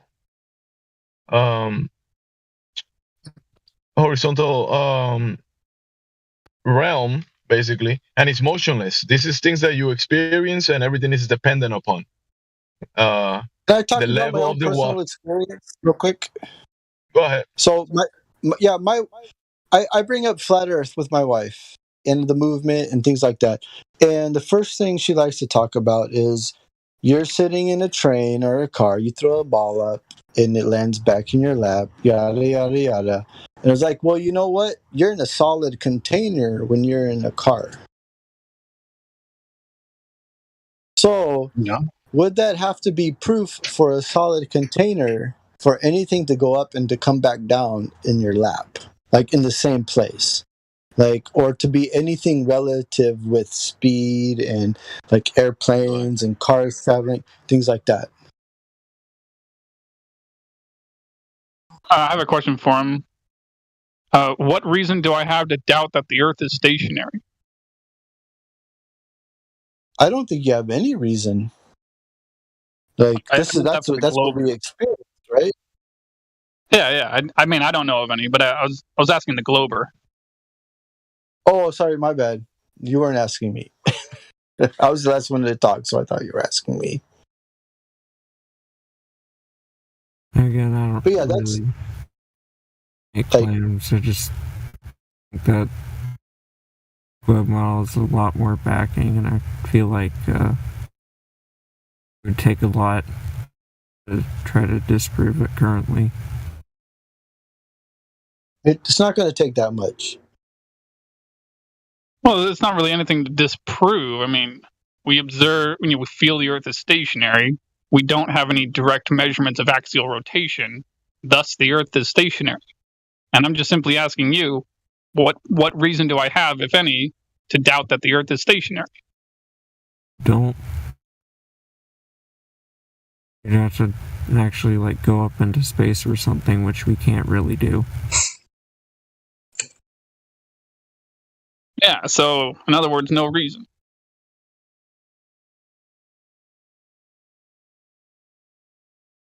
Like, I used to believe in the Force, but then I realized it was a movie. Keep in mind, you can't go to a fictional setting. So as far as I know, the vacuum of space is a fictional setting, and you can't go to a place that doesn't actually exist. Would it be possible to see the curvature of the Earth from the supposed International Space Station? No, at that actually, height? you'd be surprised if you do the math. Apparently, something I learned is that even according to the math, 250 miles up, it would still appear flat. I'll grab the citation for you. Now, would there be any possible way to have okay, maybe not live, but recorded and unedited post video of projectile going to the moon to get a really, really good view? I don't think it's possible, but if you have evidence for that, I mean, it seems feasible with the public knowledge on what claims to be available technology to do so. So the problem that has is that is a majority. Even claiming that you can send anything to the moon, like you don't actually know that because what their claim is that the moon is at a certain distance, of a certain size, made out of rock or whatever, and they're claiming that they're sending projectiles towards that area, or people as well, right?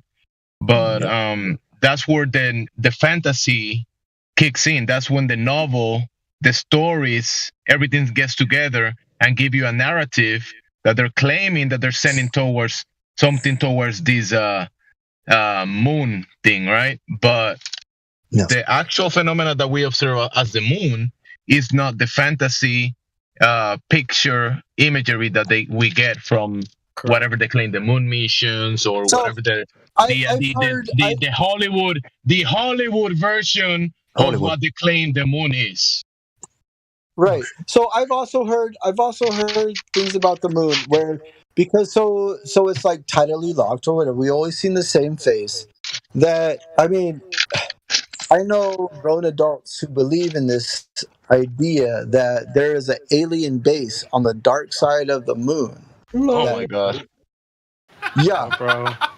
Shit. Bro, I'm trying to bring people back to their senses, and you're talking about the dark side of the moon, like, bro. That was a good album. Wait. Side of the moon. Yeah, when your band starts playing a different tune, you gotta go.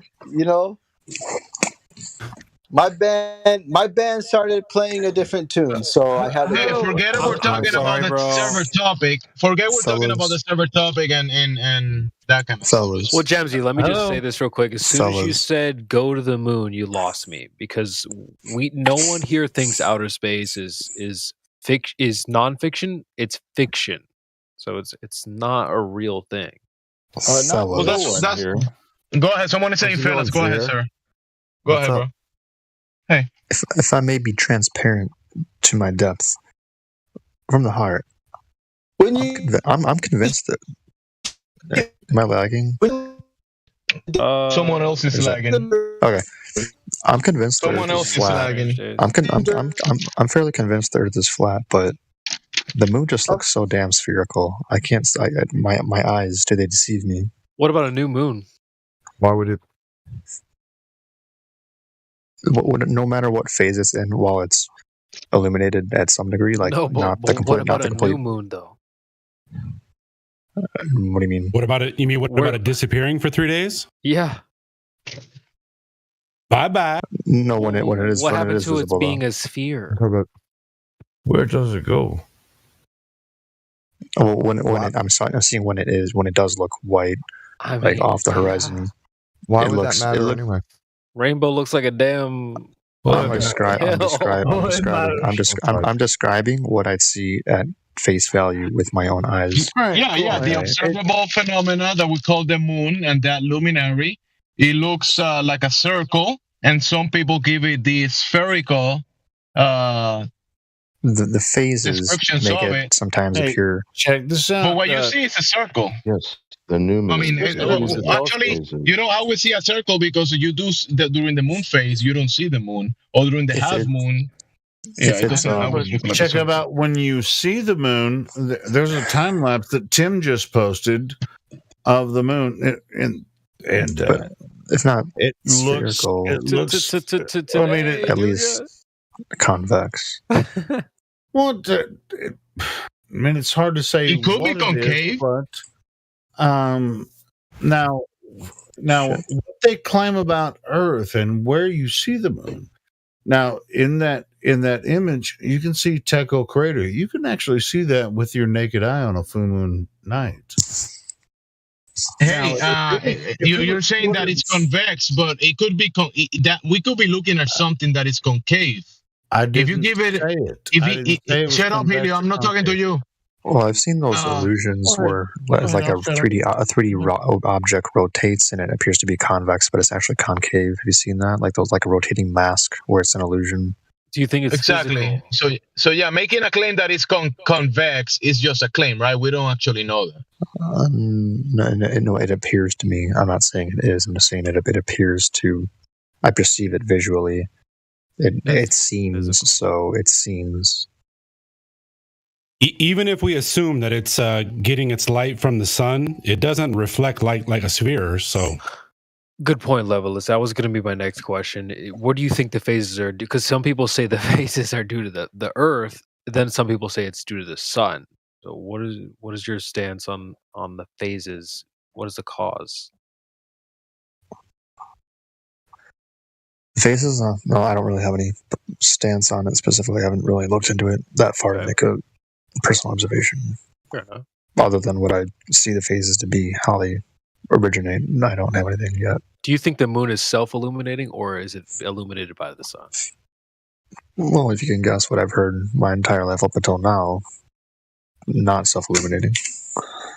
So you're saying it appears to be illuminated by the sun?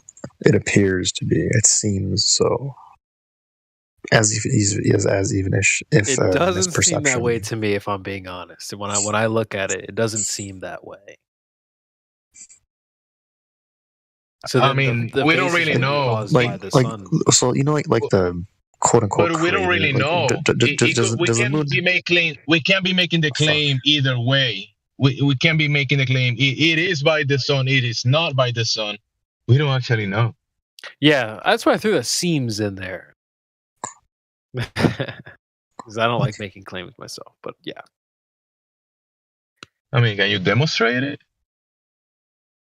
It looks like, to me, it has a relation to the luminaries, including the sun, and the cycles that it does. Yeah, but you can't really know. You can't know what know what causes the phases of the moon unless someone told you what causes the phases of the moon, depending on what your presumptions about. You know, where the Earth is and what the nature of Earth is. What I find funny is the people that say... Go ahead, Glad. Hi, thank you. I think if you take a look at the face, you know, they say man on the moon, the face on the moon, that motherfucker's not happy. Hey, Glaflo, get in the same room as your mic. It sounds like he's using a can with a string attached to it. Sorry. He's actually his mic is in the living room. Glaflo was in the restroom, so he has to be. You sound like Chino from Deftones. Oh wow, Chino from Deftones. That's awesome. That's a compliment and a half. Okay. Hell yeah, let's do it. So anyway, the face on the moon, the man on the moon, sad. Why so sad? It looks almost like you know. It looks like depressions. Like good point, Glaflo. Good point. Weird, right? Weird. What would you call the supposed craters on the moon? The depressions where it looks like things hit it. Here's what's really interesting about that is what someone the mainstream says. Plasma. He looks electric to me. The mainstream says that they're due to impacts coming in at a magic speed, and that's why they don't come in. Like if you've ever played golf and you take a shot, the golf ball hits the green and creates a divot at an angle, and it usually doesn't hit at a perfect circle, perfect. You You mean it doesn't create an impact crater that's a perfect circle? So what are all those shapes on? What are all those circle depressions? So they're saying they're all perfect circles. It's unverified. Impacts at a magic speed. If you ask me, it looks like an electrical effect, but it is unverified, like Orion said. Yeah, no 100%. 90 degrees impact craters. It's just that the mainstream narrative is insane. That's all I'm saying. It's crazy. Wow. A quote unquote. I would go so far as to call it an image. I would go no further. Yeah, I agree with that. Someone put a PNG up there. What do you say? Fuck me, man. Well, it's definitely not what they're saying. I'm just gonna put it that way. Hey guys, I have no clue. So we have a concave earther and a globe earther in here. Do you think if we got them to debate each other, they'd both equal each other and turn into flat earthers? Matthew, you want to add the Earth is a ball? Good point, Orion. Yeah, that's a good one, Ryan. Yeah, I like that one. Next time we let the globe Earth and the concave If the Earth was concave, wouldn't all the water be in the middle of it? Gravity or some sort of force, pushes the water. You ever heard of gravity, bro? Yeah. I have. Inverse gravity. It has to curve one way or the other due to a force. So think about it. Instead of a pull by gravity, it's a push. It's a universal Can I just say one thing? I came here because I wanted to learn about all the laws of Earth to figure out which one works the most, and Hey, Duty, can you get closer to your mic and repeat what you said? Can you repeat it? Just go ahead. I came here because I wanted to learn about the models of Earth and which one worked the most, and I really don't appreciate all this commenting about. No, bro, Duty, don't take it too personal. Remember, this is the internet, and we having conversations about certain claims. You don't own these claims. If you just believe, but because someone said that the Earth is a cartoon, like a globe cartoon, and they told you, hey, you live in this cartoon, and you believed it, you wouldn't be the first one or the last one that believed that story, right? What we're here to point out is that the actual experience, the actual objective reality is not that cartoon or that globe that they pointed out to you in Eden Garden and tell you live here. That's not what reality is. It's not a cartoon.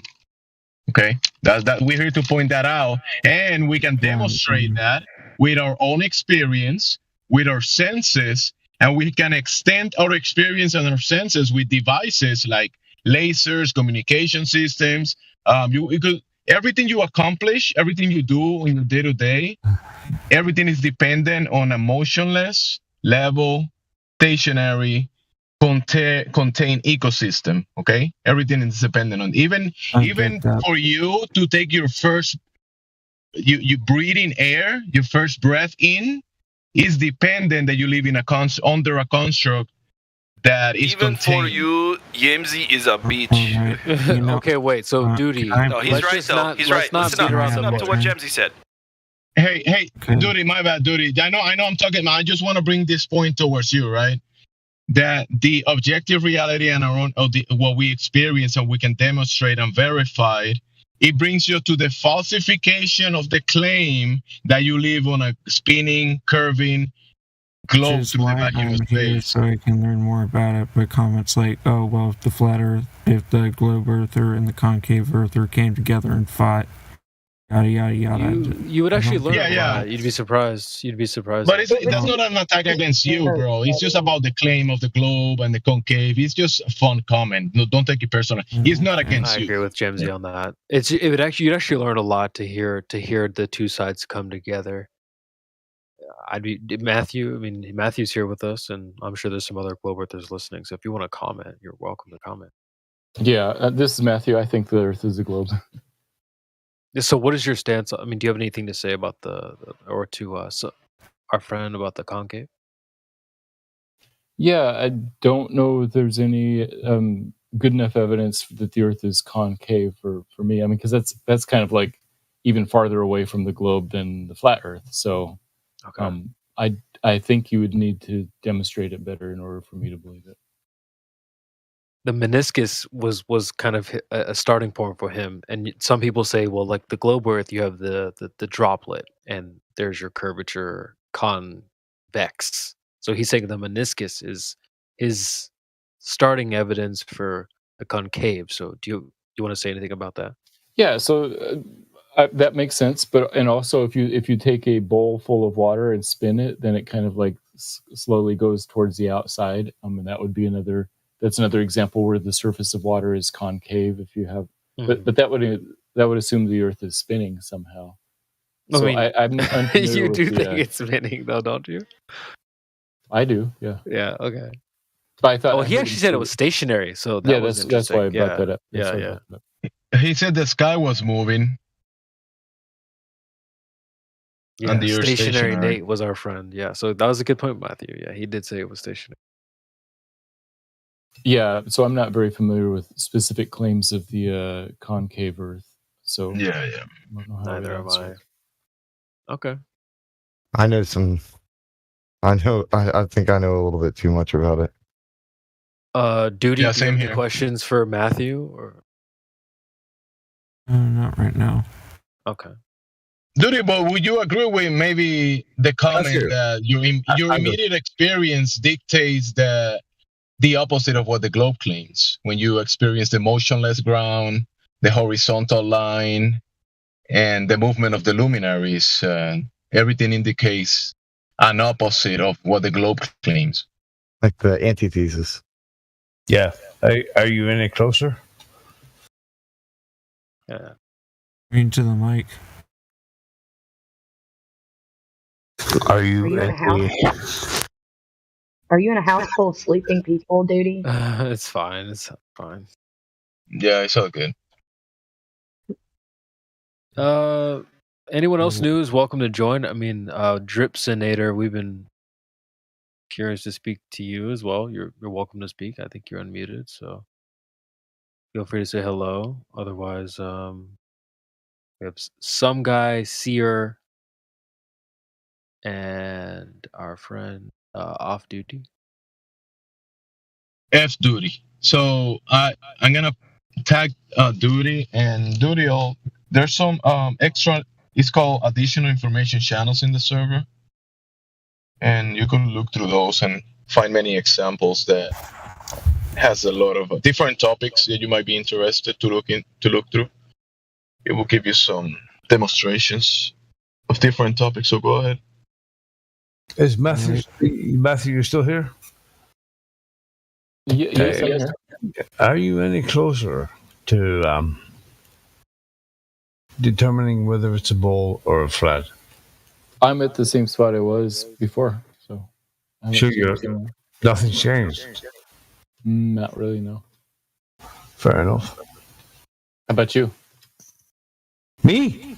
Yeah, are you any closer to changing? I change all the time, bro.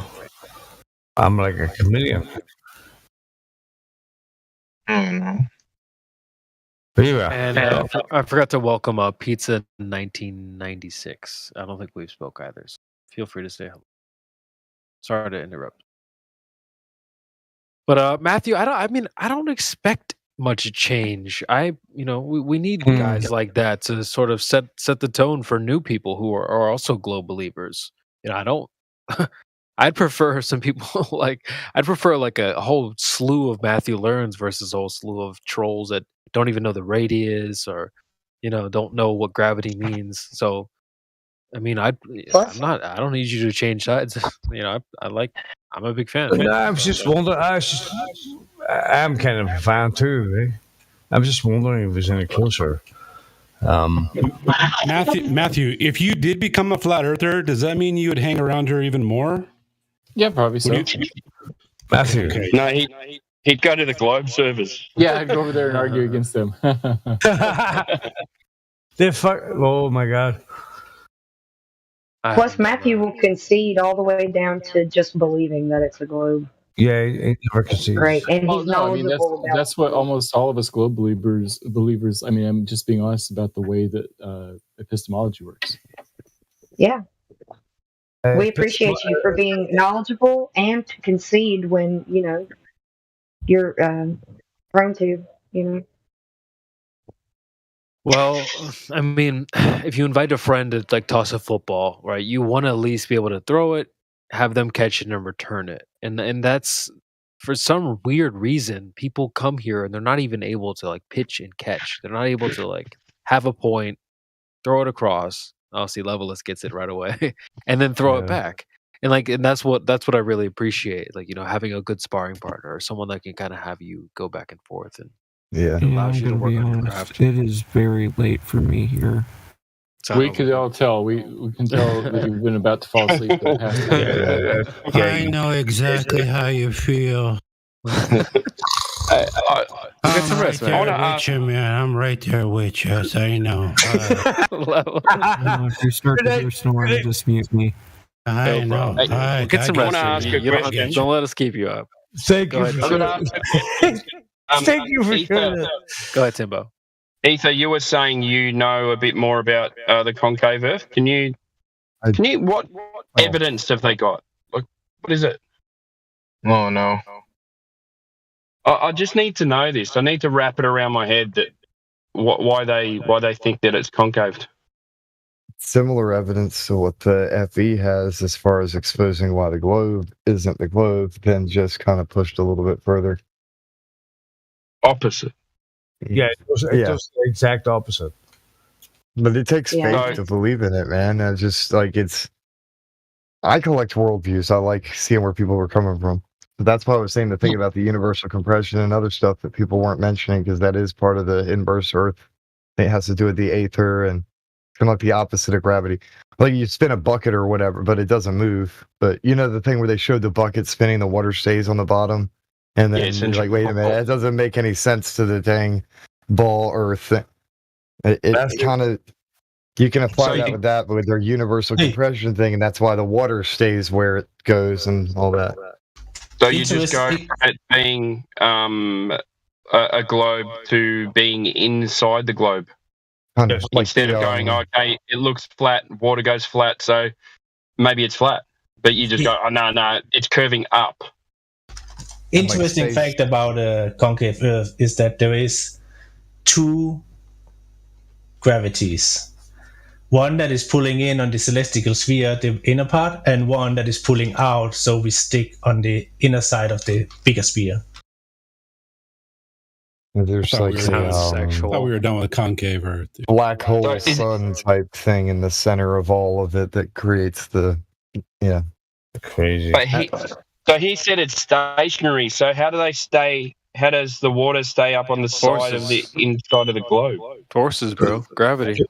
That compression force, the ethereal compression force thing that I was mentioning before. Either way, water doesn't curve. Up, down, left, right. I don't care. It's not doing that. There's more to What it. about I'm sure I waves? butchered the narrative, But really see, bad, Gemsy, but I tried my best. waves is what people would say, but that's easy. That's easy to just answer. That's not Earth curvature. Hey Timbo, you know the good. Do you know the good side of it? What about bubbles? What? They don't say Earth. They don't say boats disappear behind waves. The good side of it, What were you Timbo, saying, is that Steve? What? the good side of it is that we're the right way up, and all those other mofos are upside down. Down under. Yeah. So we're on the top of the inside of the ball. So instead of you're on the ball, you're standing on the ball, and at the other side in China, the other guy is standing. No. So your feet are kind of like meeting each other in a sense. But No, on your the heads. concave, it's your heads in the concave. It's your head. That's even funnier.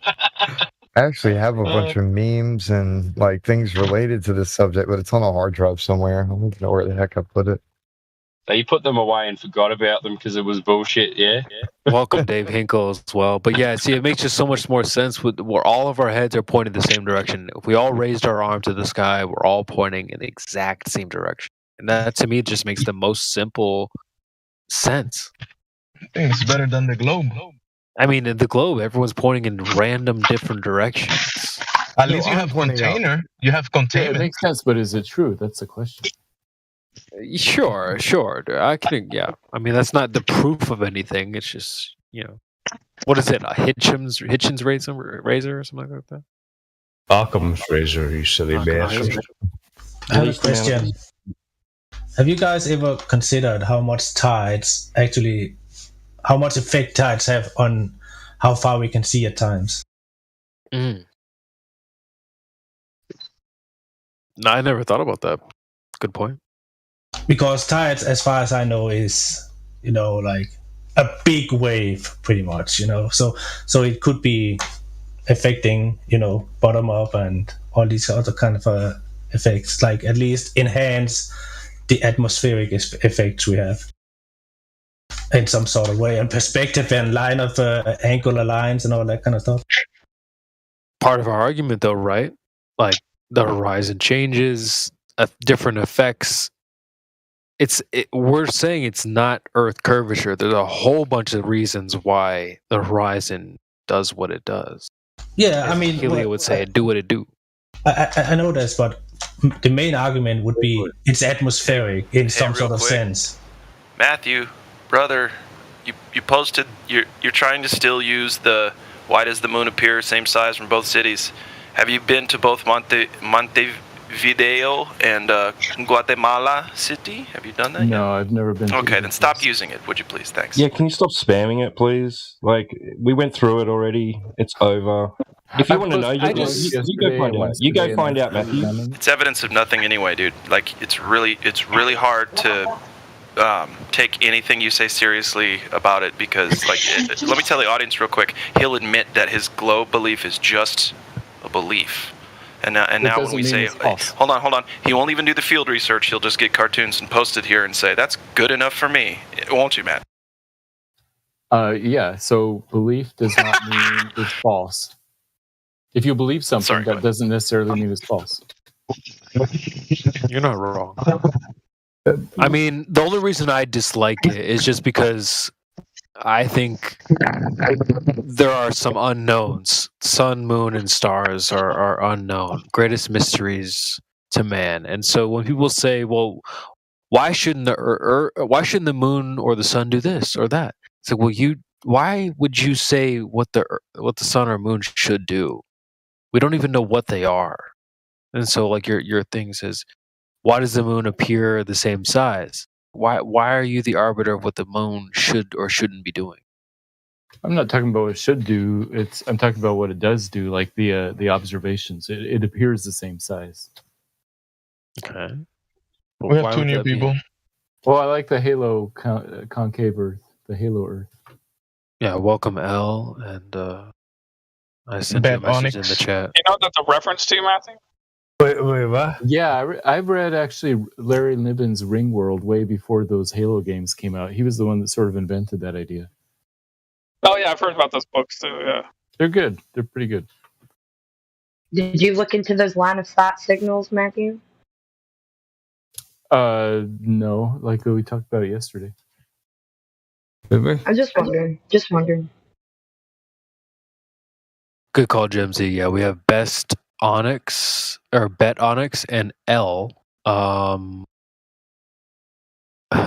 name is Light Yagami. What is his last name? Wait, what? Year? Like from Death Note? Yeah, that's what I there was you go, about to ask. Kim. There you go, Kim. Light Yagami. I'm pretty sure that's his last name. Yeah. Okay. Yeah. Great show. Well, now I wish you had his theme song on your soundboard. Oh, yeah, I don't even have that. I'm good, bestie. How are you?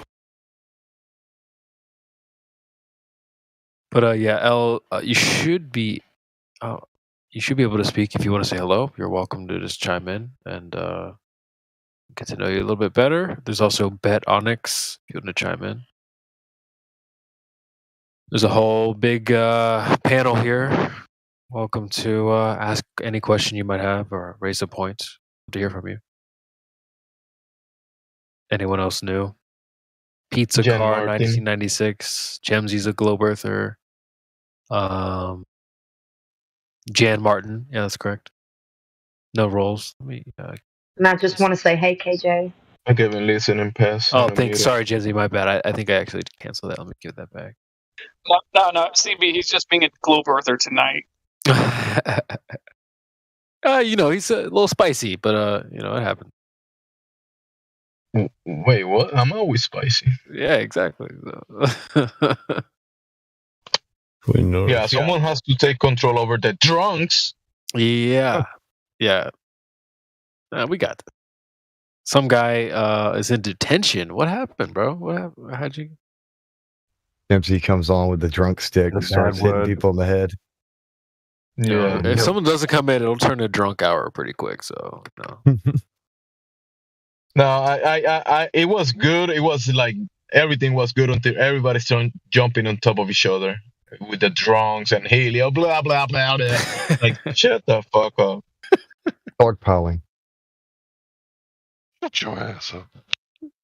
What the hell did you just say? I want to hear one person saying something, the other one replying, and not. What the hell did you Seven just people say? at the same time. What? I agree with James. Motherfucker. Don't you ever touch a black man's radio, okay? Funny. Oh, we got a big panel tonight. We got a lot of energy in here. I know. We're up to 36 people, plus including myself in the bot. So, some guy, why were you muted, bro? What happened? It says he's not muted. You gotta unmute him again. Before you do that. Well, James, you have the power. Some guy is not muted. He's put himself in detention or something. So he talked about. He's probably said something that triggered the bot. The bot will be triggered by many words. Did you call somebody a boomer, dude? How dare you?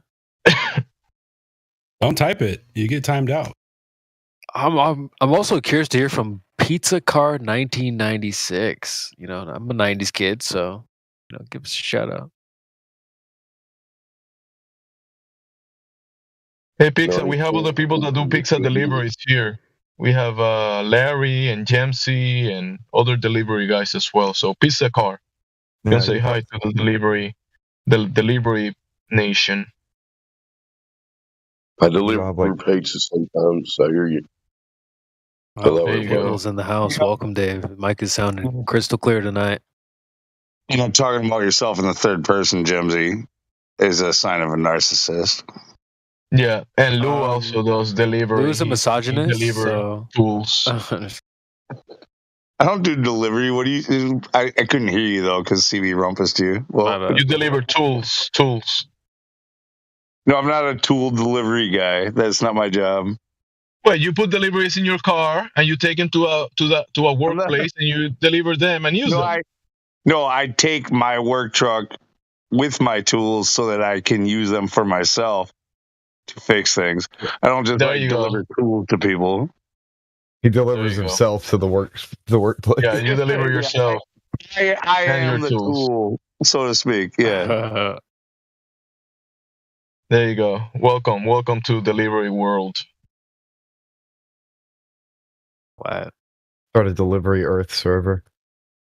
I deliver my husband's and my son's dinner to them. Hell yeah. There you go. Hey Lou, do you pick up your daughter and deliver her to her mother when you're done of the weekend? Child fired. Yeah, we both. There you go. You do deliveries. Oh, what? So is this? What are you trying to say? What? Because I don't live with the mother of my daughter, is there something wrong with that? No, you do deliveries. That's what was my point about how people doing deliveries. So you do deliveries too. You can deliver my fucking dick in your mouth for talking some shit like that. Hey, that's kind of gay, and only gay people laugh at that. I fucking love you, man. That's brilliant, sir. You see, the drunk parasites are coming to life, and PMAG is salivating. PMAG is salivating himself towards the idea when Lou said that. Jimsy, do me a favor. Would you do me a favor? Please, you listen to me? Yeah, no homo, no favor. No, listen to me, man. Fuck off. No homos, no homos. I'll definitely fuck off, man. I'm not racist. Yeah, I'm definitely not racist, but do me a favor. Fuck off. Say it again, because I couldn't hear you. Yeah, for the first time. Yeah, say it again. Sing a song. Hell. Go ahead. Couldn't hear you.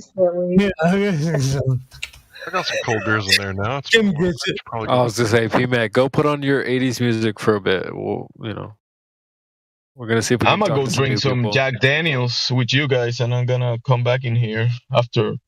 I'm getting a little bit sick and Yeah, tired. Jamesy, you need to get on everyone else's level.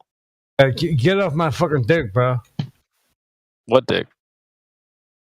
But that's true. Hey, we gotta stop this because now Lou and P-Mac are thinking about dicks and doing stuff with us. No, I don't like that conversation. Get off my tiny dick. PG-13 panel. Get off my tiny dick. No. Anyway. Moving back to. Yeah, we're all thinking about your tiny little. I think Jimsy, I think what P-Mac was saying, in case you didn't hear what he said, he was saying, fuck off. Did you hear that part? He was saying, fuck off. We got No, we didn't hear what it. he was saying. No, I don't think so. No, I get no. He said something else. Anyway, moving along, Dave Hinkle, ladies and please. gentlemen. You want to add anything, Dave Hinkle? Take it easy, okay? Is it me, or is it a coincidence that every time the drunks open their mics, everything gets out of whack, out of place, and very What? gay? No, bull fucking shit. No, I agree I with listen to Jimsy. this fucking channel all day long when you guys are. Shut the fuck up, Evans. Is it me, or was everybody being cordial until you started deciding to talk some shit about people right in front of them, calling them out by name, and expect for no response?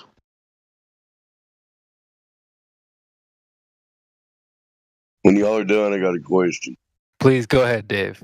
Go ahead, Dave. Save this. Go ahead. Save Jemsy from the fucking dick he just swallowed.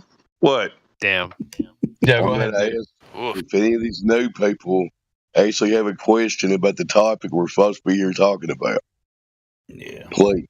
Of course. Yeah, let's go back to Bet the topic. Onyx and Jan and L. You know, we are light Yagami, so if you want to L us up, go ahead.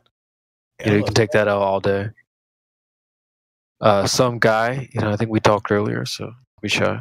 And I think Lou is a globe earther. We have Glatt is a globe earther. Heretic's globe earther. Bro. How many? Bro. Tim's a globe balls, earther. how many balls are you trying to get dipped in your mouth tonight? Whoa. So if the Earth is flat, why can't I see China? Well, you know what? I actually had a friend tell me today that China has tons of these like weird cliff mountain, like these like bubbled up mountains. So you got to be able to see through mountains and buildings. So I mean, And do you have to be Superman honest, vision? China is much larger than North America, and there are different portions of China that are very remote. You'll never be able to even go there. I mean, I don't know why you'd be able to see anything about China from North America if the Earth was flat. I mean, you can't even see even if you were on the Atlantic coast in North America looking. What if I bought a good pair of binoculars? The coast of You're going to need bat vision, sir. Bat vision? You're going to need Superman, bat vision, Goku vision. Yeah, what kind of question is that? How far do you think you can see? That's the most ridiculous thing that anybody could say ever in their life. Bro, I was just playing along with the joke. I'm not a globe earther. I got this, man. CB was just trolling. All right, my bad. No, but people actually come in here serious, like sometimes, right, CB? Oh, I know, in the lobby. Yeah, it's crazy. It's like, if they were told to say that most, like 9 times out of 10. I think only one person maybe thinks that genuinely on their own. I think you read that in an article, you see that in a video. They're told to ask that. They're told that a flat Earth should be, a disc with an edge. You can jump off. You can see infinitely. Boats fall off the edge. They're telling you what it's supposed to be, but that's not what it is. For every other question, it's just a game, and then they'll eventually leave because they don't really have any decent answers to our question. Yeah. So, Tim, thank you, our globe earther. Let us know when you come back to the, we're Earth that doesn't move. Earth that doesn't. Well, you can say something about concave all night, and you guys did a great job talking to the concave. Which I'm honestly surprised it lasted as long as it did. But yeah, me too. But yeah, that's L. Guys, don't be shy. It's a good way to get some roles. We can get to know you a little bit better. L's profile. Yeah, go ahead, Tim.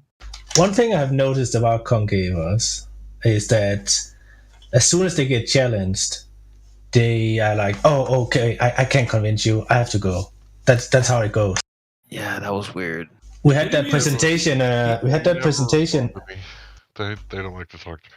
He didn't even post one thing. He didn't post one thing in the chat. Not one fucking thing, dude. We had that presentation over in Cosmology at Tataria, where his concaver had like 1 hour to explain us. As soon as the questions became a little too critical, because people were first listening just to hear what he had to say, but then when people started to ask critical questions, he was getting hot-headed, starting to call everyone liars and dishonest, and pretty much ran away. I do love that German accent. Hank, did you want to say something? It's very nice. It's not German. He's not even German. Sorry. Denmark. Close enough. Same thing. Fucking Northern European bastard. They're part of my Germanic tribe brothers. Yes. If you go back far enough, they're all the same thing. Yeah. Yeah. Huns. Fucking Huns. A bunch of tribes avoiding the Roman control. Same people.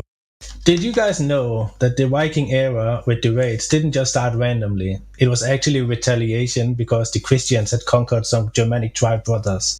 Oh, do you know whether you know this because you've reincarnated, or? I thought you were Danish. Oh, I am.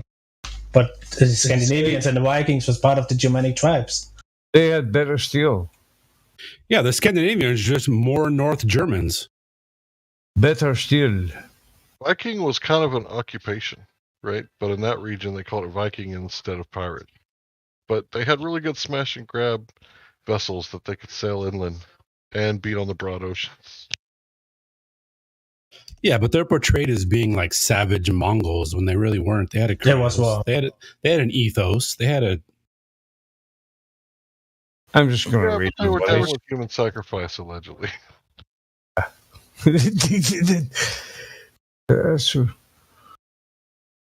A good seal, though. I'm just saying, if I'm eating, with some people that do human sacrifice sometimes, I'm going to be a little nervous, Is that what, you heard that? You heard Vikings were eating the other humans? Is that what you heard? Really? No, they kill them.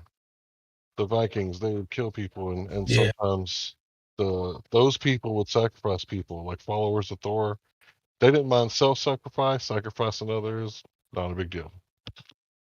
Isn't it crazy? Well, a lot of the things has definitely been corrupted by Christianity and mainstream news. So they're portrayed as savages, but it's actually not true.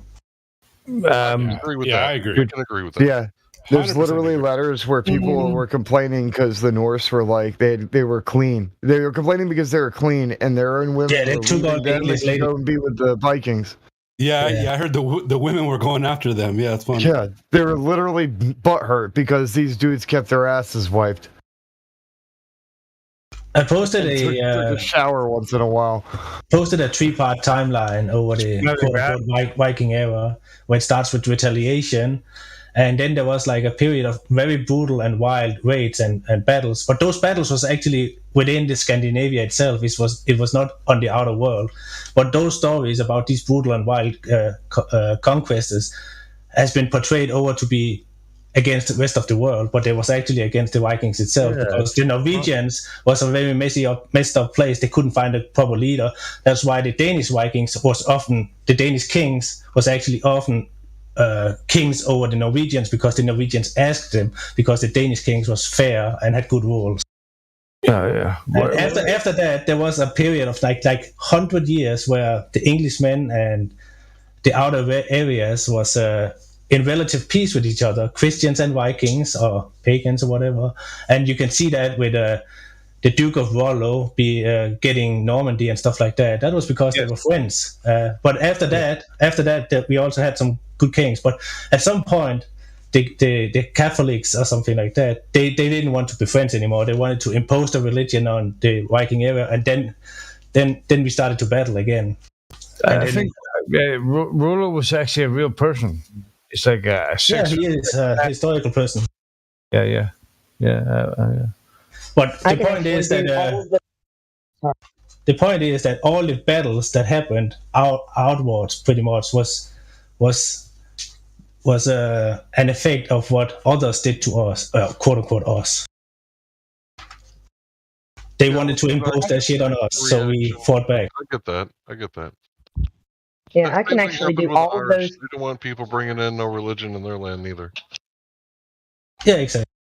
But we did well. But at some point, I guess the Catholic, what's it called? They were just too organized in the end and had too good iron and too many people, so they just won in the end. Yeah, we all know what happens once Hollywood gets a hold of a story. If you're not allowed to tell your own story, then Hollywood is more than happy to tell your story for you, you know? Yeah.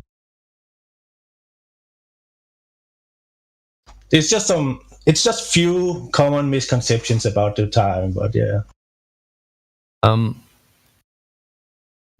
Caesar was an actual. Well, what I was trying to say was a small group of people were pirates. Not everybody was a Viking, right? No, Vikings was like what we call soldiers today. A minority of the population. The majority of the population was traders, farmers, and just regular commoners.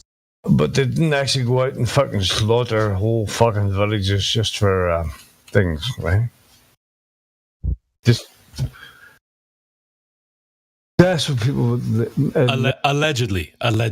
Yes, they would like us to believe that the Vikings just fucking slaughtered entire fucking villages. Didn't happen. I'm not sure if those types of braids and all that comes from the Vikings, but if it does, I can do all of those braids, every single one of them, any type. I like it.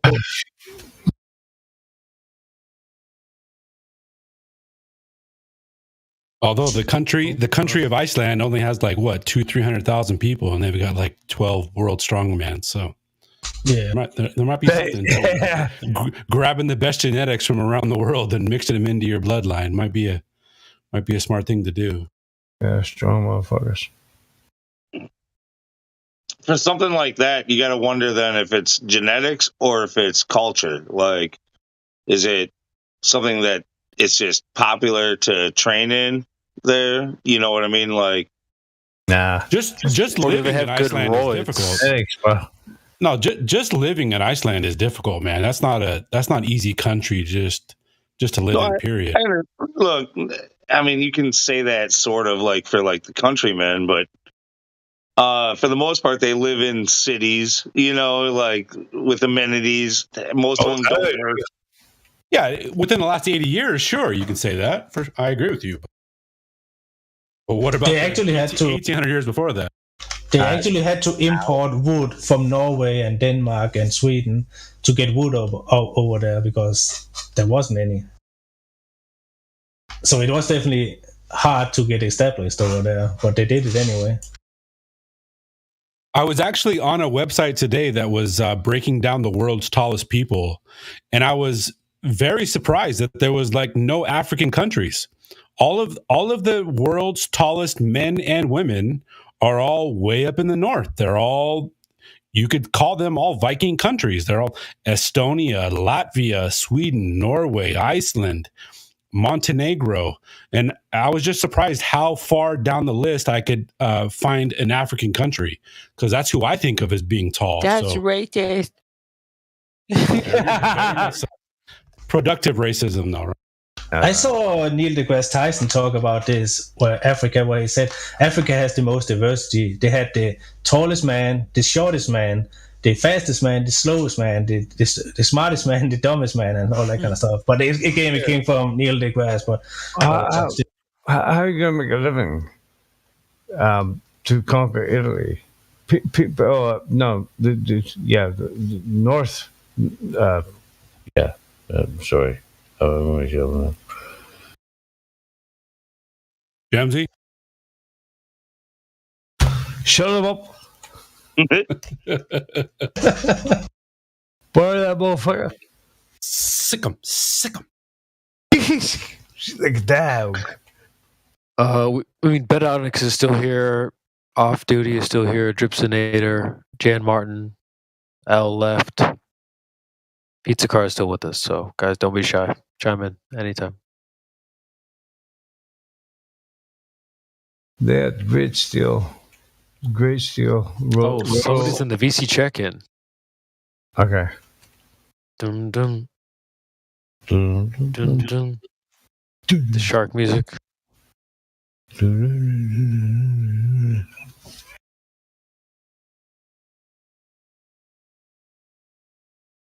Somebody's checking them in now, so hopefully they'll join. And these fucking concave versus. We've dealt with this already. I was surprised we let that bullshit go on as long as we did. Yeah, I don't know. We're trying to figure out if it's flat or curved, and then somebody comes in with fucking a concave. Like, okay, whatever, bro. But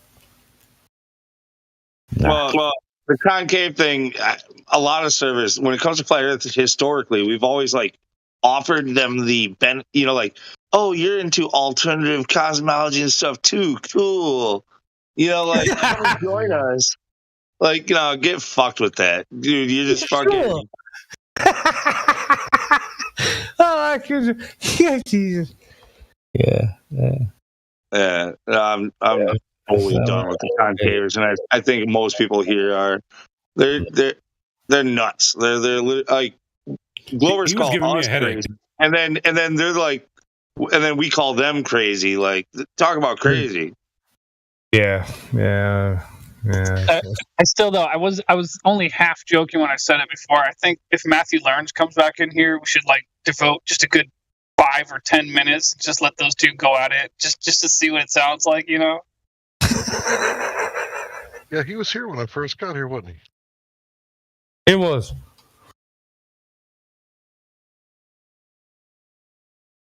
Like I appreciate him. I actually do, and I'm not the only one. He's definitely gotten better. That was the first concaver that I'd listened to that in quite a long time, probably at least a year, that I wasn't sure was schizophrenic. Like, they all like have this like they all act like schizophrenics for the most part. Like, that guy broke the mold. Yeah. It's like the QAnon of Oh, Ron, do you want to say that again? It broke up. It's like the QAnon of models of the universe.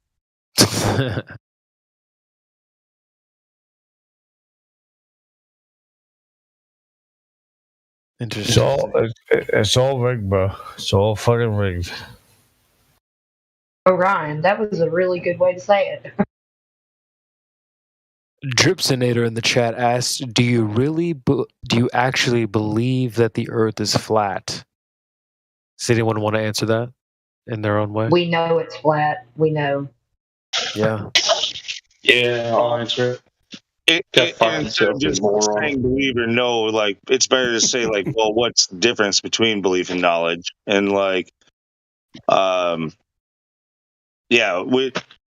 it's based on facts and that objective reality, then it's not really a belief. It's because then it's knowledge, right? And so yeah, in that instance, yeah, we know that. From all of our natural observations here on Earth, that the Earth does not present itself to be curving. It is indeed flat. If you looked at what I typed in the chat, I pretty much said the same thing that you guys said. I typed no. That's probably not what he was expecting. I said, do you really believe how tall you are? Obviously, that answer would be no. You measure it You know it. There's no beliefs necessary. Yeah, I'm 5'11". Yeah, I'm 6 foot. Fuck, you're bigger. That's so Get dunked on. That's so fucking over. But yeah, people will ask me like, "Do you believe?" And the answer is no. Just like you don't believe how tall you are, you just measure it and you know exactly how tall you are. See, but most people don't differentiate between those two words. I know. It's not until they're pressed in a conversation like this that they have to. Right.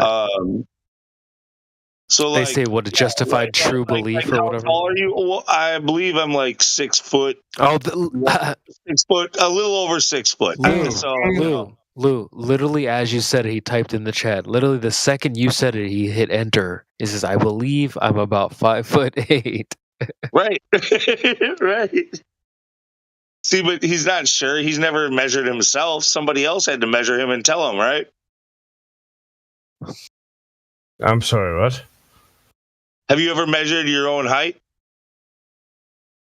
Well, you take account with those ones at the doctor's office that are attached to the walls. You could. Yeah, technically you could with that. You could with that, but like. But see, this is something. Here's the thing, boys.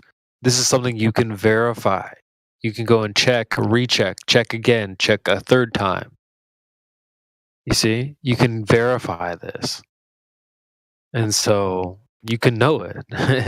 It's not like, oh, I messed up this one time. Well, also, I mean, as you age, like I've shrank about an inch. You know, like I was 6'1", now I'm 6 foot. That's a lot of shrinkage. You know, like it just happens as you age. You compress, like for like 3 inches. That's a lot of fucking. No, 1 inch, not 3. How's your math? Sorry, I think you said 3 to 1. Sorry. 6 foot, 6'1" to 6 foot. Ah, okay. My bad. And yeah, I'm not quite a 6'1". Sad. You are 6'1", huh, CB? I'm like 6 foot, right on the money. Okay. I'm good right Yeah, there. me too. I never got to 6'1" either. 6 foot and 1/2 inches with no shoes on. Hey, you know what? Owen Benjamin always said, if you got the boots on, it counts. So I think I'm 6'1" with the boots on. With boots, I'm like 6'2", and with boots, shit. Fuck off! With Timberlands? With Timberlands? Don't mind PMAC. They measure by hand. They measure by hand over there in Ireland. I guarantee with Timberlands, I'm a legit 6'2" with Timberlands. I'm hands high. I'm a fan of them Timbos, man. I got some Timbos on my toes. They're my fucking some good shoes. That's hilarious. Do you think it is hilarious. I'm like Latter-day Saints. I don't even wear shoes. Californians don't need to wear shoes over here, dude. I'm jealous. I would knock you the motherfucker. No, I'm just kidding. Hey, PMAC, how many hands high are you? 40. Horse. How many hands? Can you tell us in hands? Yeah. Let me just go back to the Dark Ages. Hey. Do you know what? Oh wait, they only measure that with horses now, right? Yeah, horses are hands high. Do you know what high are the horses? I just have a joke there. Do you know what they call it the Dark Ages? Too many nights. Too many nights. That was a pretty good one. I like that. Yeah, that's all right. I like that one, P-Mac. That was good. That was all right, man.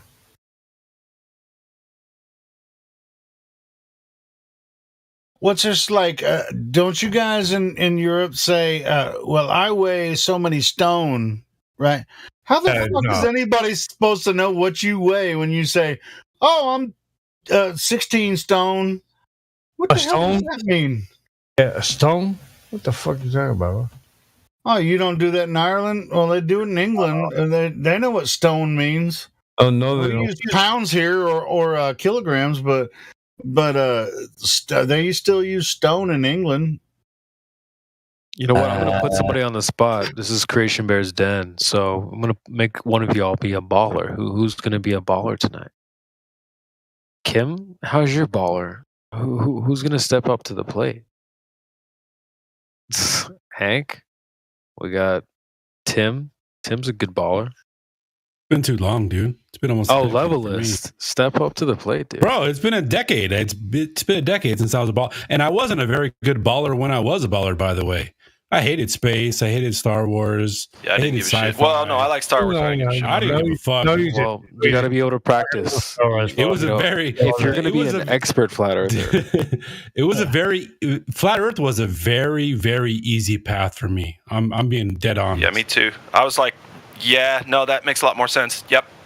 Yeah, it was easy. Once it was presented to me, I was absolutely gone. So when you see it, you can't unsee it. You can't unsee it. Even back in the day, like the whole idea of like aliens in space, like it was a neat idea, but it didn't make any sense to me. Like the narrative that was being pushed, none of it. Like, you know what I kept saying? I was like, dude, if they're out there, they would have found us and fucked us up by now.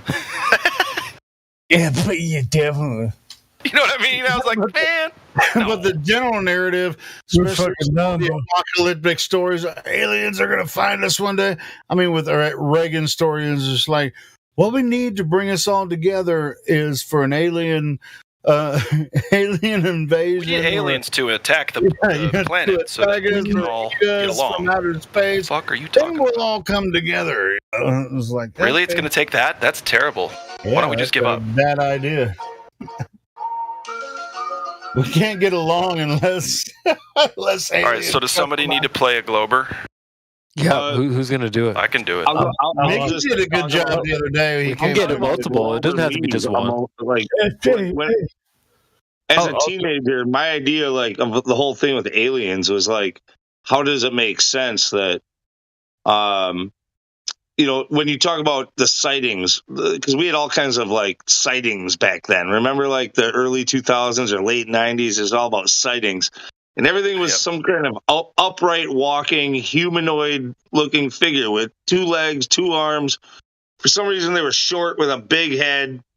They had big eyes, but 1 mouth, 1 nose, 2 ears. They were fingers and toes, everything just like us. They're humanoid.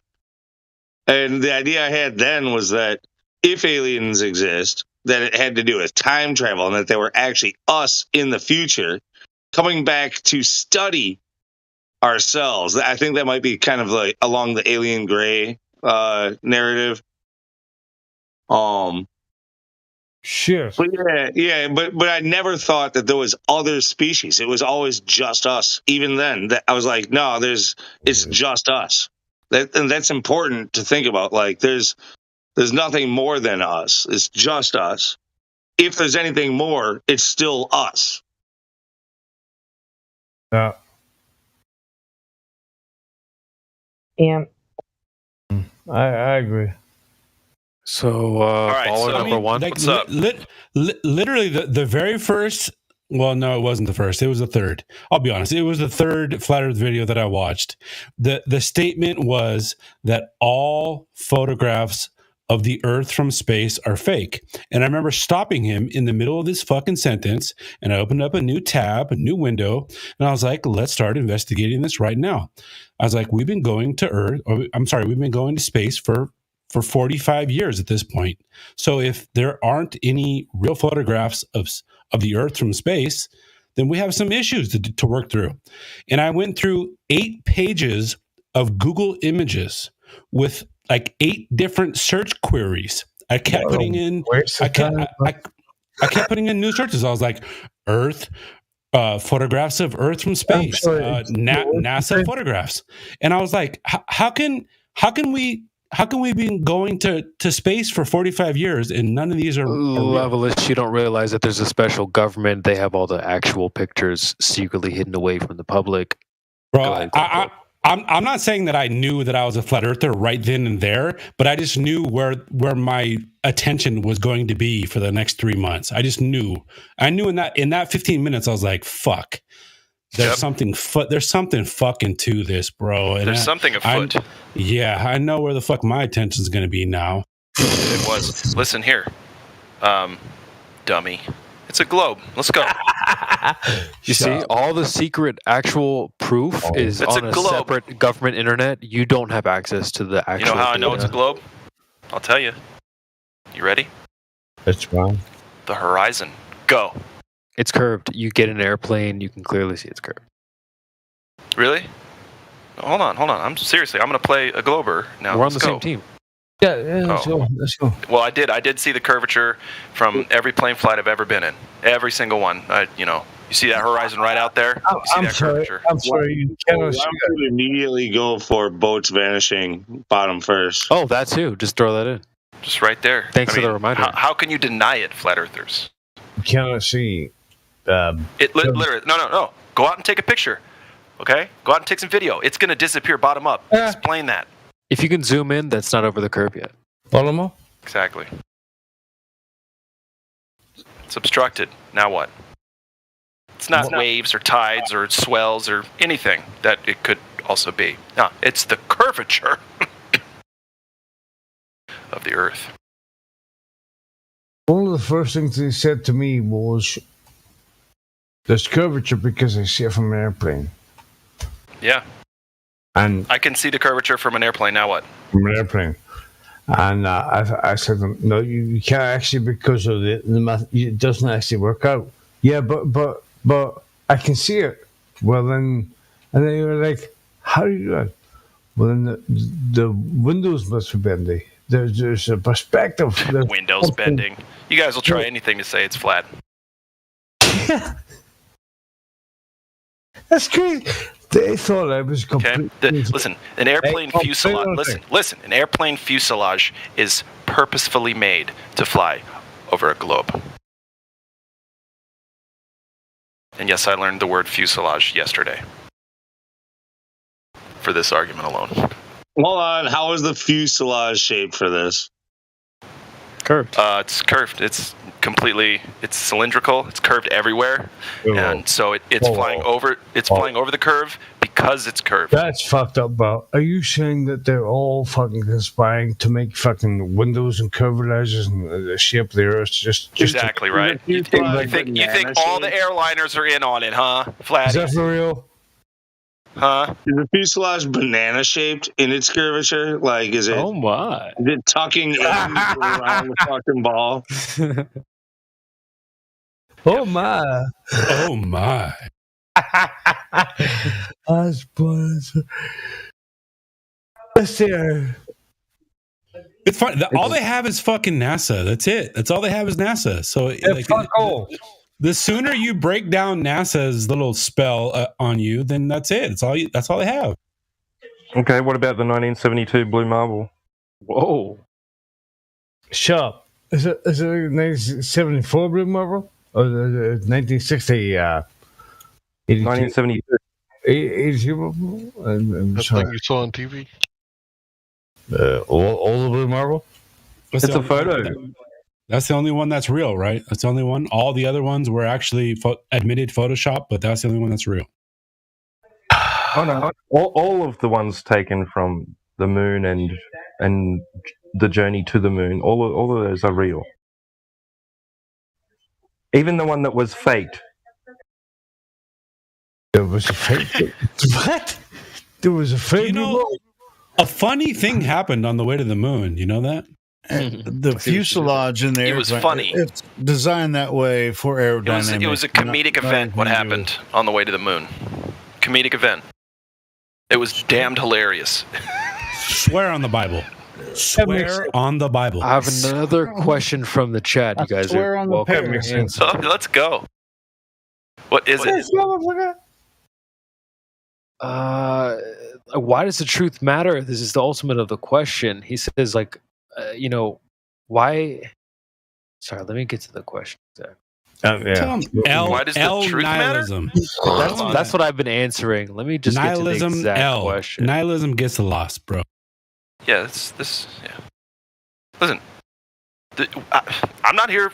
I mean, like, I love telling people about the truth. Yes, sir. Yes, sir. Hold on. Listen, I love to get people to think about the truth, but I really just want people to know that it's not a globe, because you know what I like to do? I like to kick it down anti-flat earthers' throats. Here it is. I'm mainly curious. I'm mainly a curious globe earther, as you call it. My number one question is, why should I take this flat Earth stuff seriously? Go ahead, guy.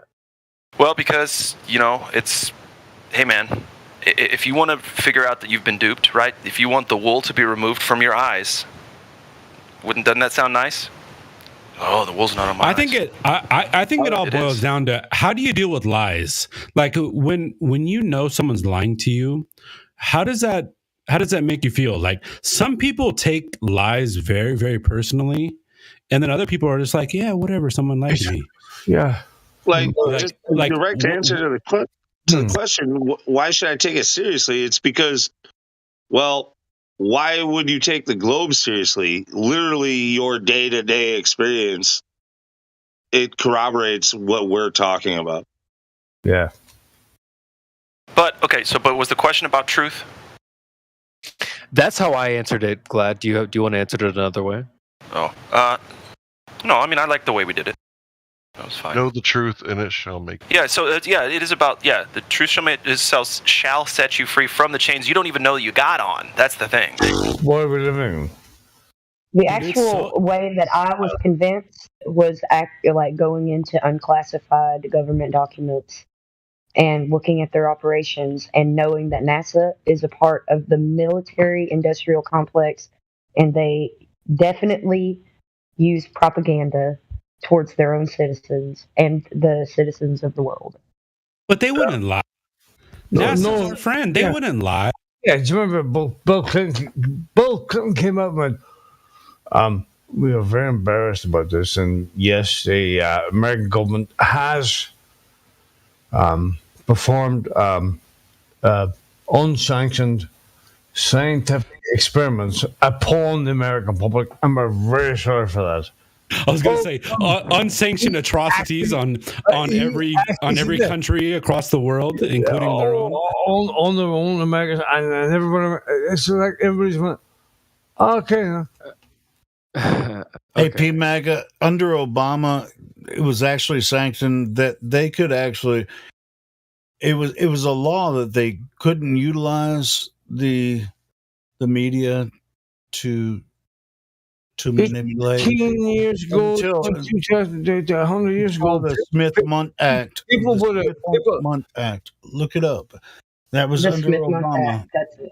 Yeah, it was. That was under Obama. Exactly what I'm talking. So anyway, let me just answer that in another way, because I feel like the question is kind of. I mean, they didn't really have to have that act to do whatever they do. But. I love you guys. Good night. Good night. Peace out. Good night. Good night. Cheers. Go ahead. He dropped out. Oh, welcome, Miggy. He said goodbye. So. Oh, take care, Glad. Good. So let me try to answer the question in another way, because it's like I said, it's kind of vague. Why take it seriously? So, like, people say, why does it matter? So if you were bonked on the head, went into a coma, and you woke up, I mean, why wouldn't the first question you ask is, where am I? So of course it matters. If you called and you needed a ride, hey, come pick me up, and I ask, where are you? You're like, well, what does that matter?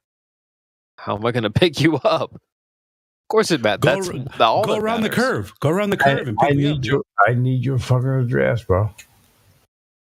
So where we are matters. Of course it matters. So why take it seriously? Go ahead, Kim. No, I was saying, CB, that was beautifully put. Can't take credit for that analogy. I've heard that before, but I think it's a very good one. Like if you needed to call a taxi, you need to know where you are. Go ahead. But for some people, maybe it doesn't matter to them. They're not there yet. Fine. So Lou, let me feed on that. So with those people, I actually like to kind of drill into, like, okay, so it doesn't matter, nothing would change. Great, then the Earth wouldn't change either, because there's a large majority of people who think for some reason, if it was flat, it would be different somehow. You could see to China and all this stuff. So the people who say, oh, it doesn't matter, nothing would be different. Great, then the Earth wouldn't be different either. I've heard it said a lot. I don't know if I know some people that's kind of like it's almost like they're coming at it that way, but I don't know if that's what the question really means though. Like No, what would it's it not. change? It's throwing a Like, curveball at them. Yeah. Yeah, but those same people would answer the question if you asked them if it was flat, wouldn't you want to know? They would definitely say yes.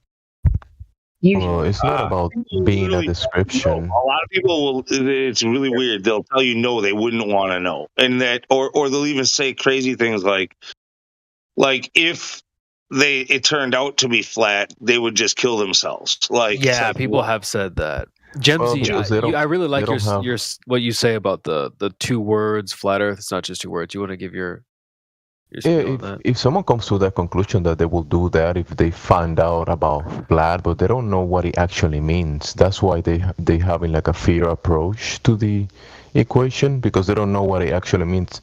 They saying, hey, if you replace my globe for a flat term, I'll do. I don't want it, yeah, right? But the actual thing, what the actual place is, the construct that we're under, the earth, in the water, under the heavens. And there's a lot of ramifications for that, a lot of meaning, a lot of fundamentals that are in place for this whole experience to be possible. So when people come to that comprehension, at least to certain levels, it has an actual meaning. The thing is that they want to stay in the globe and they want to believe in the globe. And if you cannot replace the globe for them, then it cannot be. It has to be a globe for some people. But it's not just their globe, though. You don't have to just replace their globe. You also have to replace their experts. You have to entire replace fucking.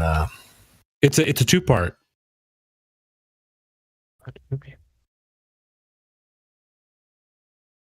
Yep. They want the white lab coats. You have to replace. Everybody else has to make their decisions for them. You have to replace that part as well.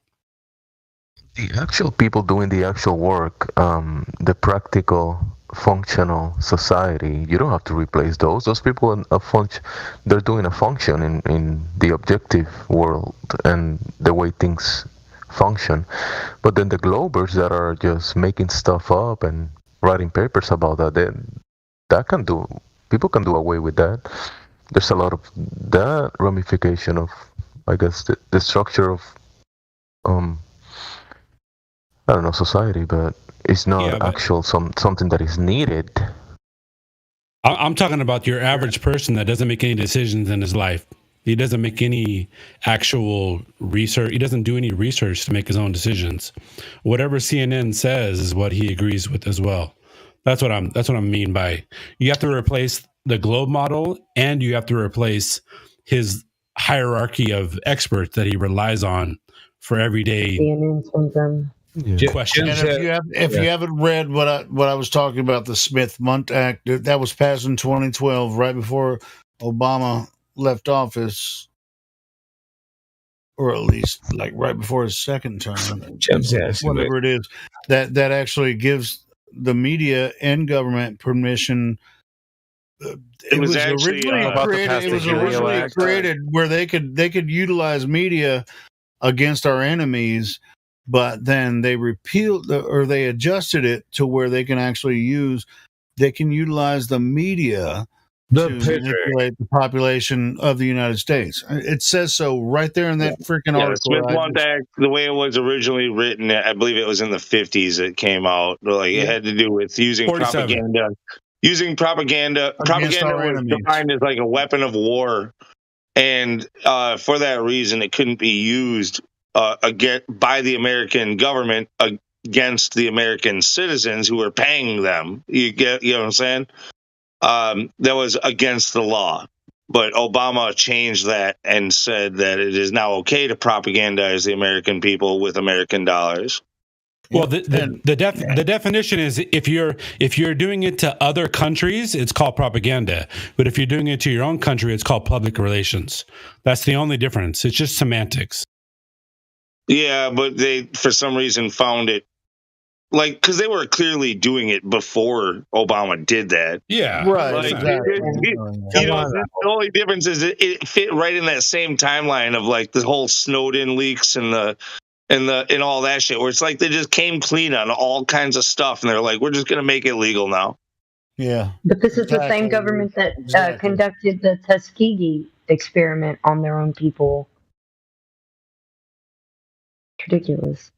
The FBI is just another way of saying spying on the American people, and that's basically it.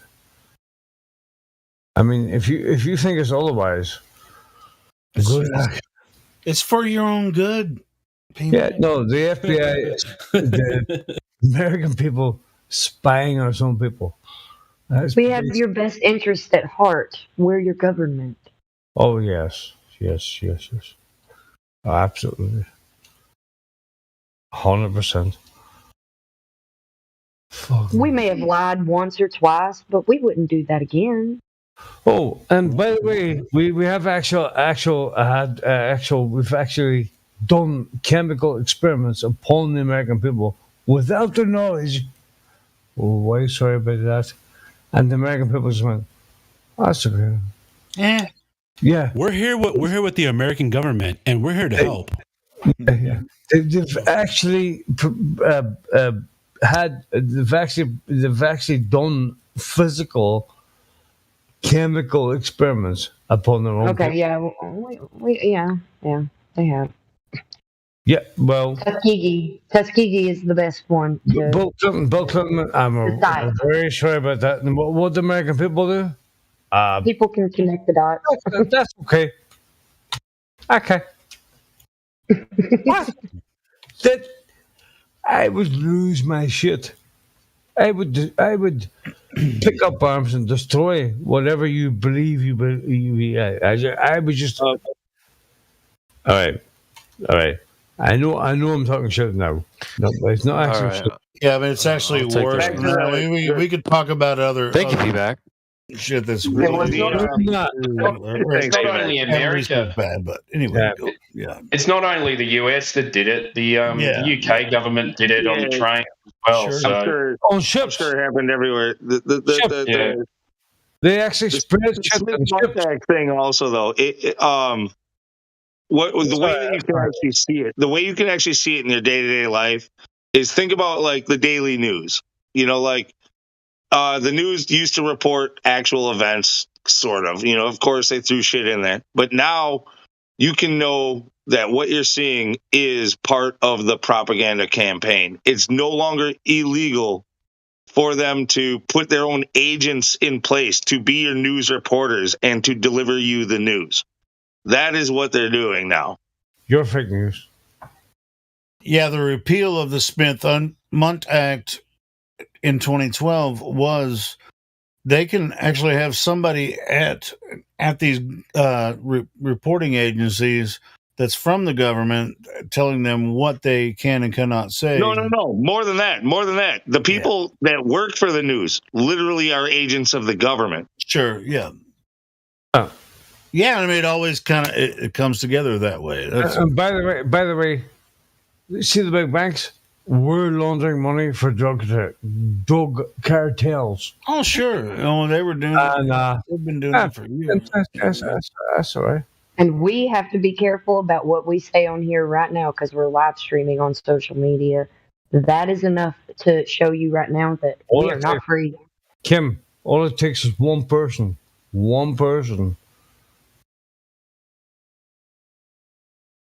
Yeah, it's don't let it be you. Yeah, I'm not doing it. I guess I am. Yeah. Hey, calling them out. We do have someone in the VC check-in, so hopefully they will join. Our friend Central's up there checking them in. It's fucking crazy, man. Crazy. Otherwise, we still have Pizza and Dripsinator. So Drips, don't be shy, brother. You're welcome to join. Sergey in the chat. I'm gonna see if I can get him to come in.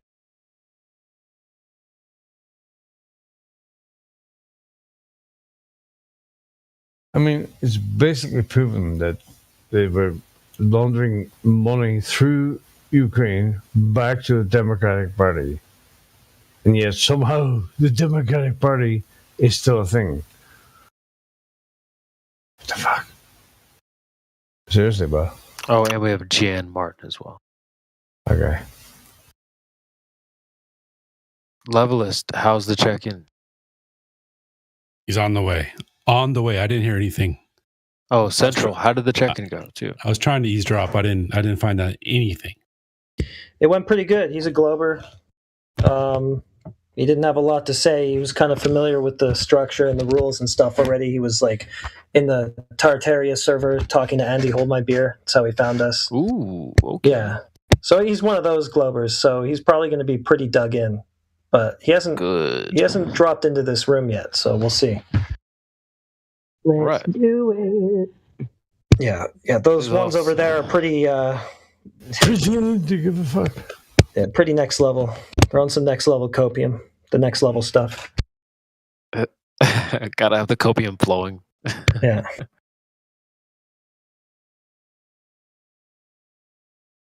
So that should be fun. Anything like, so is he anti-flat earther? Or? I'm betting he is. I'm going to read some of his posts over there.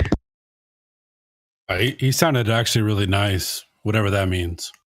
They all start that way. And actually, he isn't one of those crazy anti-flat earther ones there. Like, he's only said one thing, and it was pretty polite. So now my speculation on him is out the window.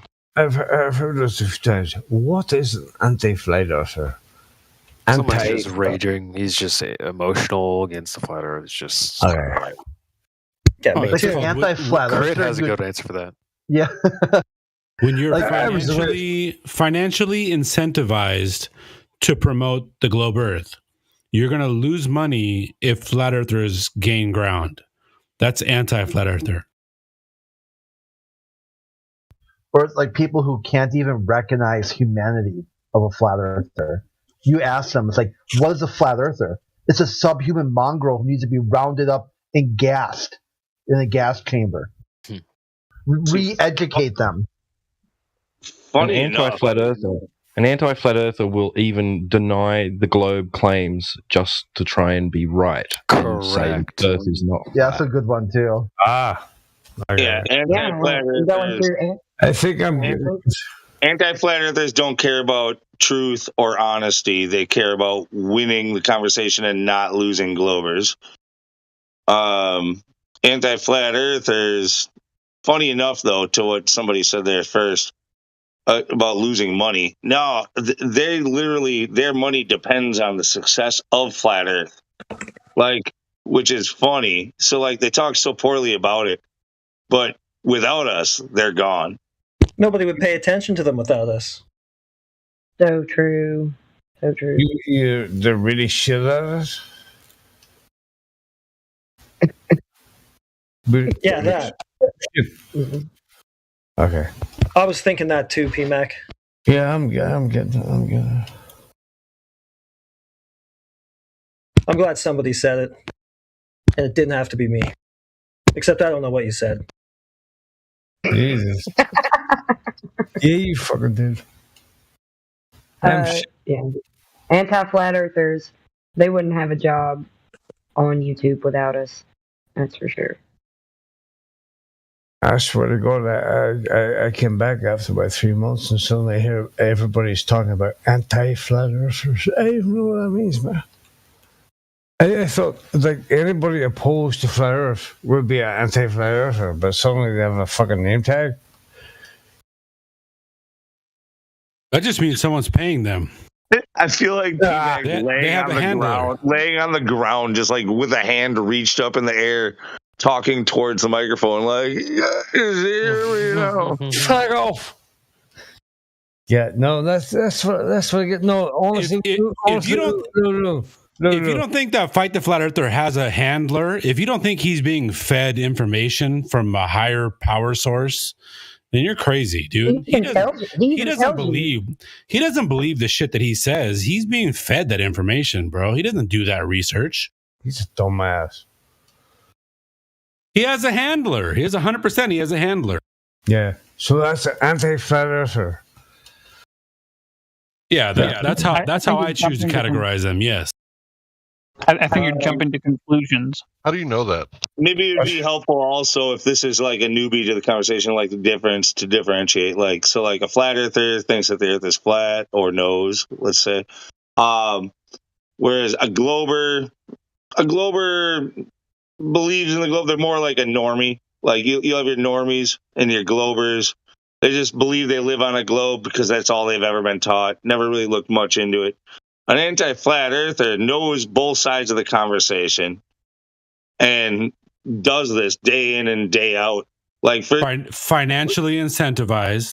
Yeah, they just fight with flat earthers, people they disagree with on the internet.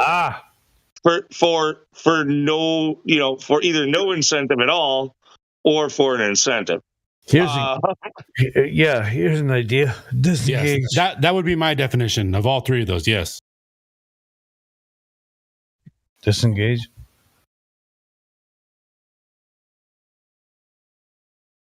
All right, newbies, if you want to talk, now's the time. Sergey? Yeah, Sergey just joined. Welcome, buddy. Yeah, don't be afraid to just say hello. Hello? Hey, welcome. Don't be anti-flat earther. I didn't know I was unmuted. Yeah, no, just wanted to give you a chance to just say hello, and we can hook up with some extra roles so we can get to know you a little bit better. Are you Team Globe or you on the flat side or what? I'm not sure. I've never really looked into that kind of stuff before. Okay. Yeah. So what brings you into this saloon? Well, at first I thought the server was a troll server, but because I saw some people like arguing and stuff, so I wasn't sure if like what was going on, but I see this is like a legit community. Yeah. There's a lot of propaganda out there. You've probably seen the disc in space, floating water falling off, that type of thing. Oh yeah, the picture, yeah. It's a cool image. Yeah. So do you think that's what we think, or? Well, I'm not sure. Maybe if you would enlighten me on exactly what the flat earth is, like what the lore, I guess, is behind it. The lore, yeah. Sergey, do you mind if we find out how much you know about the globe before you start asking questions about the flat earth? I don't mind. In your opinion, what do you think is the single best evidence that you live on a globe Earth? Probably just pictures. I mean, that's what people show. No, can you be specific? What pictures are you talking about? I've seen like, for example, like one of the first iPhones, like the wallpapers, like a picture of the Earth. Like that's what I've heard, and like just pictures of space. Well, you know who made that picture? Was it Mr. NASA Simmons? or like some space agency? Robert Simmons. Mr. Simmons, right? I'm not sure. Yeah, Robert Simmons is his name. Yeah, Robert that's his name. Simmons. How cool is I've got a clip of him saying that it's photoshopped. It is photoshopped, but it's has to. So what do you think about that? So the guy that made that photo admits to putting that all together on his computer. He took a bunch of strips of photos and he wrapped it around a round ball in order to sell it to whoever that was, iPhone or Google. And you think that's proof of a globe? How do you feel about that, dude? I mean, I'm not too sure like what his like motivation to do that would be. That sounds confusing to me. Well, he got paid. He got paid to do it. So, do you know how much he got paid to do it for? No, I don't. I don't actually know how much he got paid. We do know that he works for Goddard because he's on their website. Enough. Yeah, probably a lot. Huh? I mean, if it's the case that he really just made up like a picture, or like, what did he Photoshop exactly? Because I feel like he passed Stay Marble. A what? Well, I think it may have been. He took a bunch of flat images, and then he was tasked with wrapping them around a ball. That was his job. and he admitted to it. So it may have been high altitude photography. Correct me if I'm wrong about that. It must have been really high because it looks like he's like, or at least the pictures look like super far away. No. It wouldn't have to be really high, because if you just had a whole bunch of them and you stitch them together, it wouldn't have to be really high. Jedi, do you want to get in? Like, no, I just want the gentleman to understand that this is a picture that we're supposed to believe from space, and this guy has had to put it together using data strips and so on. As in, don't care about his motivation. This isn't a true image picture of the ball Earth from space. Made up. It's a composite. I mean, why doesn't someone just go up to space and just take a picture? There you go. Well, here, excellent question. Excellent question. What if that's not a place you can go to? So do you like know not of even any a place that exists? time that anyone's ever? Yeah, you can't go to a place that doesn't exist after all. But back to the surface of the Earth. Do you know of any time that anyone's directly measured? Actually, before I ask this question, let me ask a different question just to clarify what I mean when I ask this question. If I were to fly an aircraft over my dining room table, would you consider that, and look down at my dining room table and just try to measure with my eyes or whatever, would you consider that a direct measurement of the surface of my dining room table? Yes or no? Wait, so repeat that. So you're going over the table, like, can you see the edges of the? I mean, just say it plainly. Can you measure things with your eyeballs? If I'm seeing the whole table, So is looking at something a direct measurement of something? If I can see the whole thing, yeah. No. Can you look at me and tell me how tall I am, exact inches? No, I'd have to measure. Let's focus. Let's maybe we should focus first on what the word direct means. So if I am pointing at my fridge, but my finger's not touching, is my finger directly touching my fridge? No. But if my finger moves closer to my fridge and comes in contact with my fridge, is my finger directly touching my fridge? Mm-hmm. All right. So now that we're very clear on what the word direct means, when I ask you the question, do you know of any time that anyone's directly measured the surface of the Earth and detected curvature? Do you understand what I mean when I'm asking that? Yes, kind of. Like, are you saying, like, has anyone directly, like, measured? Like, yeah, I guess, yeah, I do know what you mean. Yeah. So that's the question. Go ahead, answer it. I mean, I don't know anyone who does that as a hobby. Like, maybe scientists have tried to do it. Sorry, that wouldn't be a scientific question. This is observation and measurement. Scientists don't do that. The question is, do you know at any point in history how people have directly measured the radius or diameter, circumference of the Earth? No. You can go Google it. I'm not familiar with any of this stuff, to be honest. Would you suggest that maybe it's just a belief that you think that somebody has done this? If I were to have known about it, yes. Keep going, guys. Come on. You're welcome to go Google. It said ancient Greeks used math to calculate the curvature of the Earth.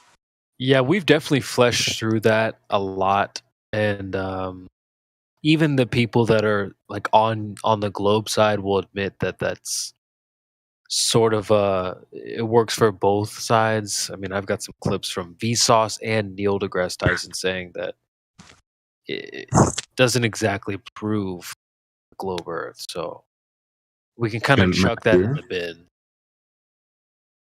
The Eratosthenes thing, yeah. If you just search in the server search bar, Eratosthenes, let me just probably got thousands of search results. We've talked about it a lot. We've gone through the Eratosthenes thing quite a bit. Okay, that's interesting. Yeah, I'm seeing here too on Google the Eratosthenes. Mm-hmm. That's the guy. If he even exists. But let's see. 7,257 results just in this server alone. His errors will toss your knees. Yeah, perhaps. You understand the premise of Sosthenes, right? He's measuring a shadow from a stick that he moves around. Oh yeah, it is saying that here. He placed 2 sticks and measured the shadow. Yeah, that's basically the premise. Right? Still So asking. Go ahead. Sorry, my bad. So that's okay. If I stand underneath my light that's in my room and I'm directly underneath it, the shadow doesn't appear either side. It's directly underneath me, underneath my feet if I lift them up, right? Mm-hmm. If I walk away on my level flat floor, the shadow will increase in size, won't it? Yes.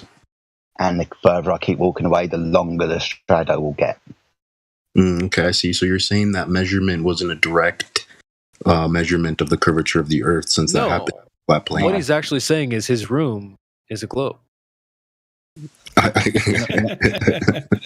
Nice. That's basically the inference that he's suggesting.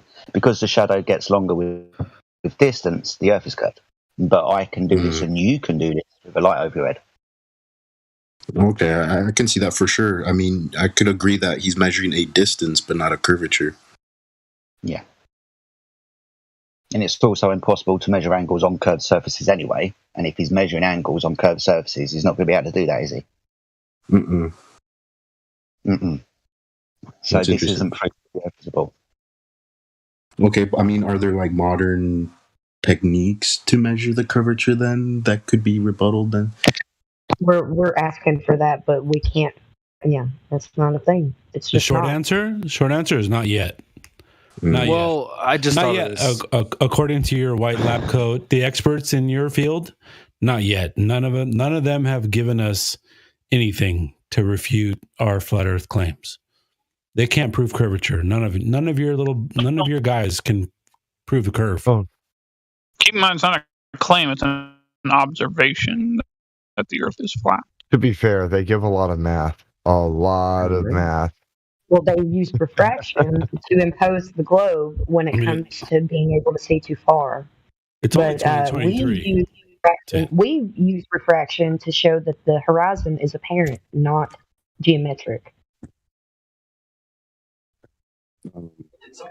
Basically, a bunch of excuses are made for why we don't see curve, why we can't measure curve, why we don't experience rotation, all of it.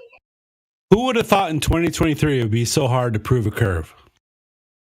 Yeah, that is surprising to me because we're in like the 21st century with all this technology. Where do you have to go to see the Earth to be a ball? To space.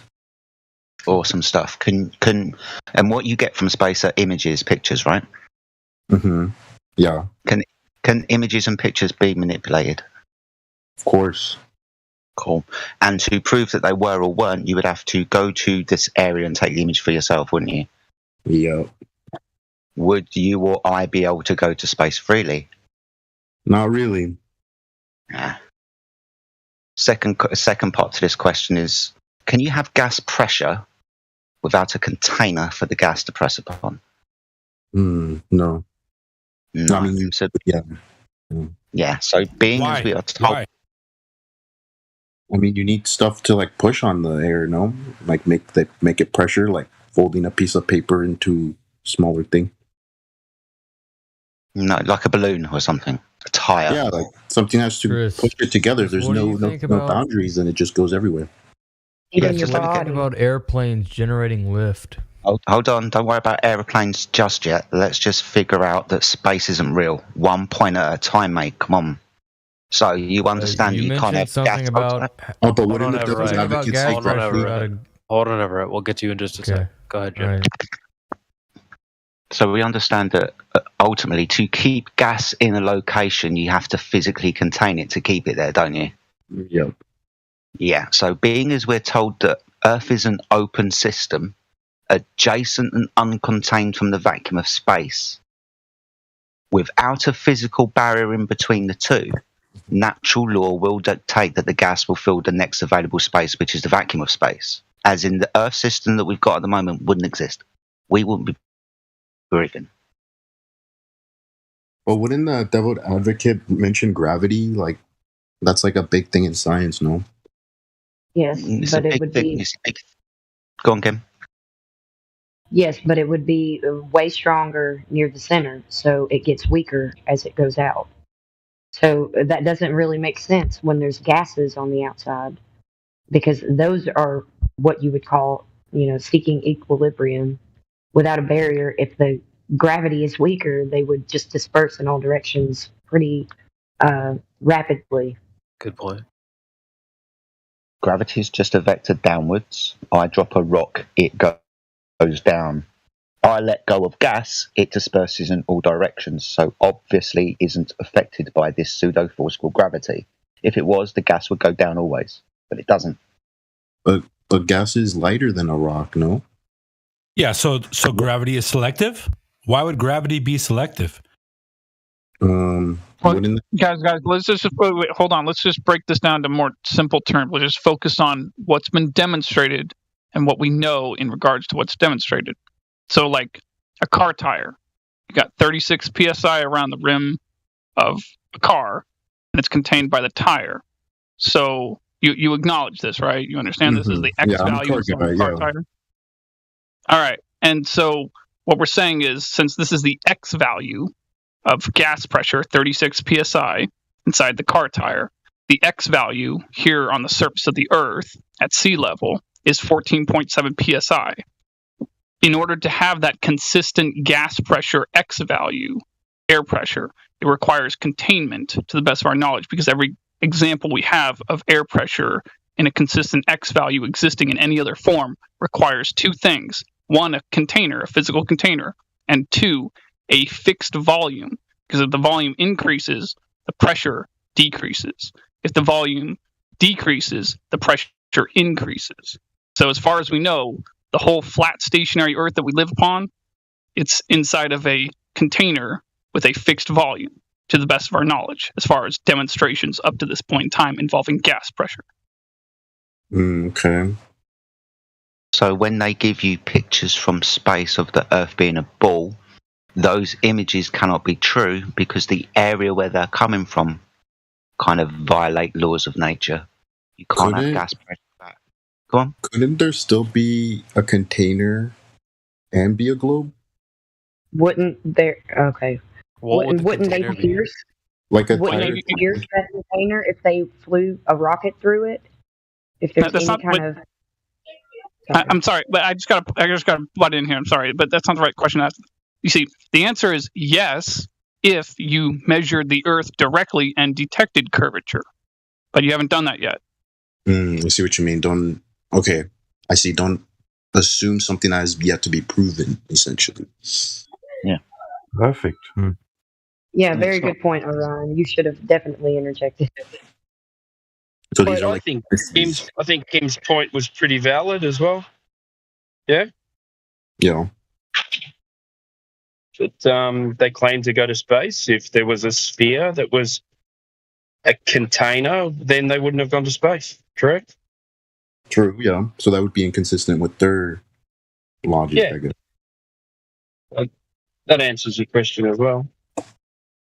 And that goes for every other story that they tell you about space. Rockets to the moon, trips around the moon, robot cars on Mars, and satellites round orbiting uncontained gas giants like Jupiter and Saturn. All of those stories, including the distance to these objects, completely violated by this law of nature. So where do they come up with this stuff? Just creativity, or they're working backwards from a model? Have you ever seen Hollywood? They need the sky to be a vacuum, though, in order to get the distances that the globe model requires, right? To have the sun far away enough so that it can be big enough, that its light can be parallel and all this. The medium that the globe has to be in is a vacuum. Right. So that's why I say that. They're working backwards from the assumption that they have a ball and it's not geocentric, it's heliocentric, and they need all this space for that to happen. Well, he said it himself. He said, don't assume what you haven't proven yet. So that's exactly what they're doing. They're assuming what they haven't proven and then trying to cram everything that they can observe in reality to match what they think Earth is. Yeah, and Occam's razor, if you're going to conduct any kind of experiment, or there should be the least amount of assumptions in that, too. And if you're already presuming that it's a globe before you conduct anything, then you don't have very good data after that. So you've mentioned the refraction of the light, something like that. Like you measured the what was that you said earlier about the math? Like there's a lot of math to it. Yeah, refraction would impose a globe. They've been fighting the flat earthers for a while on the fact that we see too far, and we've used refraction as our argument that the horizon is apparent, not geometric, like a physical horizon. So they've hijacked it and imposed the globe in the math for refraction to be able to see too far. Okay, Basically, inflating the radius value by an extra 1/6. Which does But they don't nothing have a really radius to, value. and that does really nothing much to move the geometric horizon. Shout out Al Baruni, by the way. Shout out Al Baruni. So Al Baruni used geometry to figure out how tall his mountain was before we could get a dip angle to the horizon when he got to the top of it. Thanks, Al Baruni. But sorry, do you understand what Kim's saying when she's saying we see too far? Do you understand what she's saying? Yes. Yeah, so for us to see too far, what they say is we would have a limitation to our view because the curvature of the Earth would get in the way, right? Right. Right, so long distance observations demonstrate one, like Kim said, we see further than this geometric value. And point number two, they require the horizon line to be physical. We can demonstrate that the horizon is optical, only exists within your eyes, for example, and it's as far as you can see across the plane of the Earth at any one time. Okay, is there any paper on this describing it more in depth? I'm sure we've got loads of papers. Let me see if I can find you some. You want something from like Scientific American? Well, I'm not like into physics, but I am a pure math major, so like I just do pure math. No application. You understand what it means, but like physical versus apparent, though, right? Yeah, like an illusion versus an actual physical thing being there. Yeah, like dirt actually dirt or the ocean obstructing your view or light versus something apparent and woo woo. Yeah. Okay, Jedi, continue, please. Hank, you had something from Scientific American, maybe?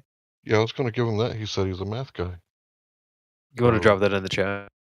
Yeah, I was So math guy, if we know the size of a ball and we have an altitude above that curved surface and we draw a tangent line down towards that curved surface, we could figure out how far away that curved line was, right?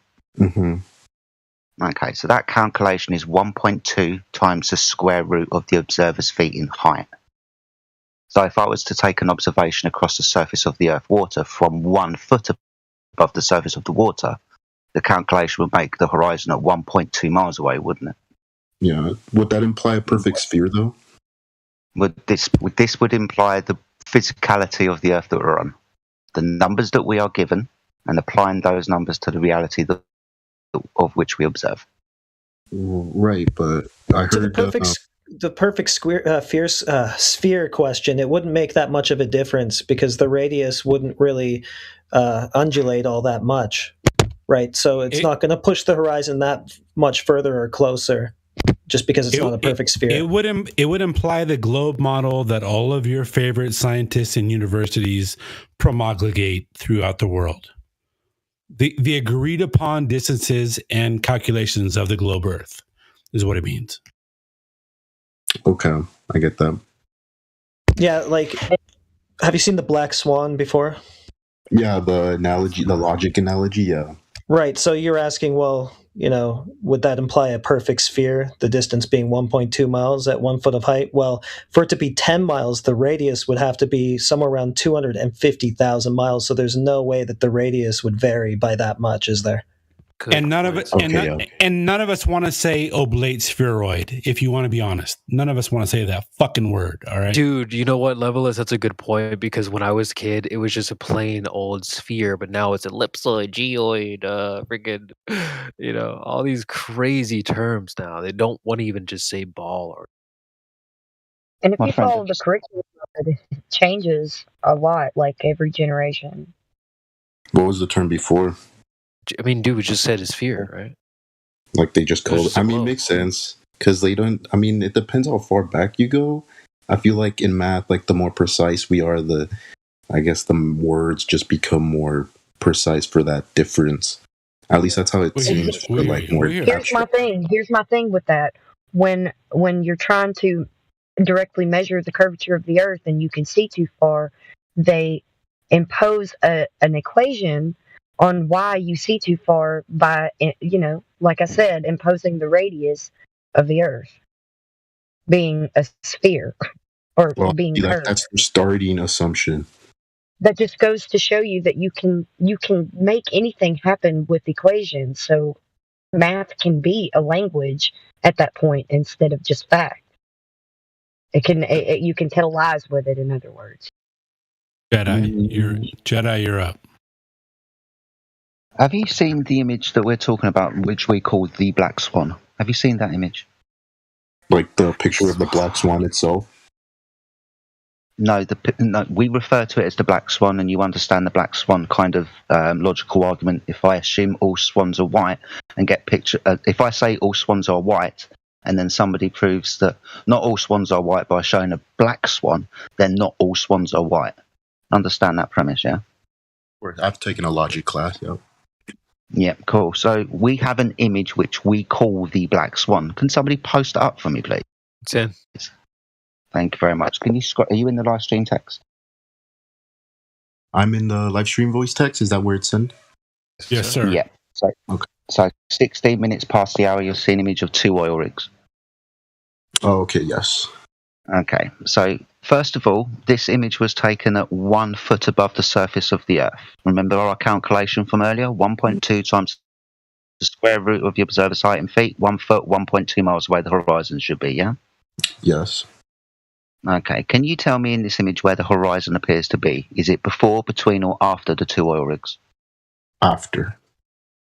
After. Now these oil rigs are at known distances. You can go to Google Earth and we can figure out how far away they are. The second oil rig is at just over 9 miles away. Would you agree?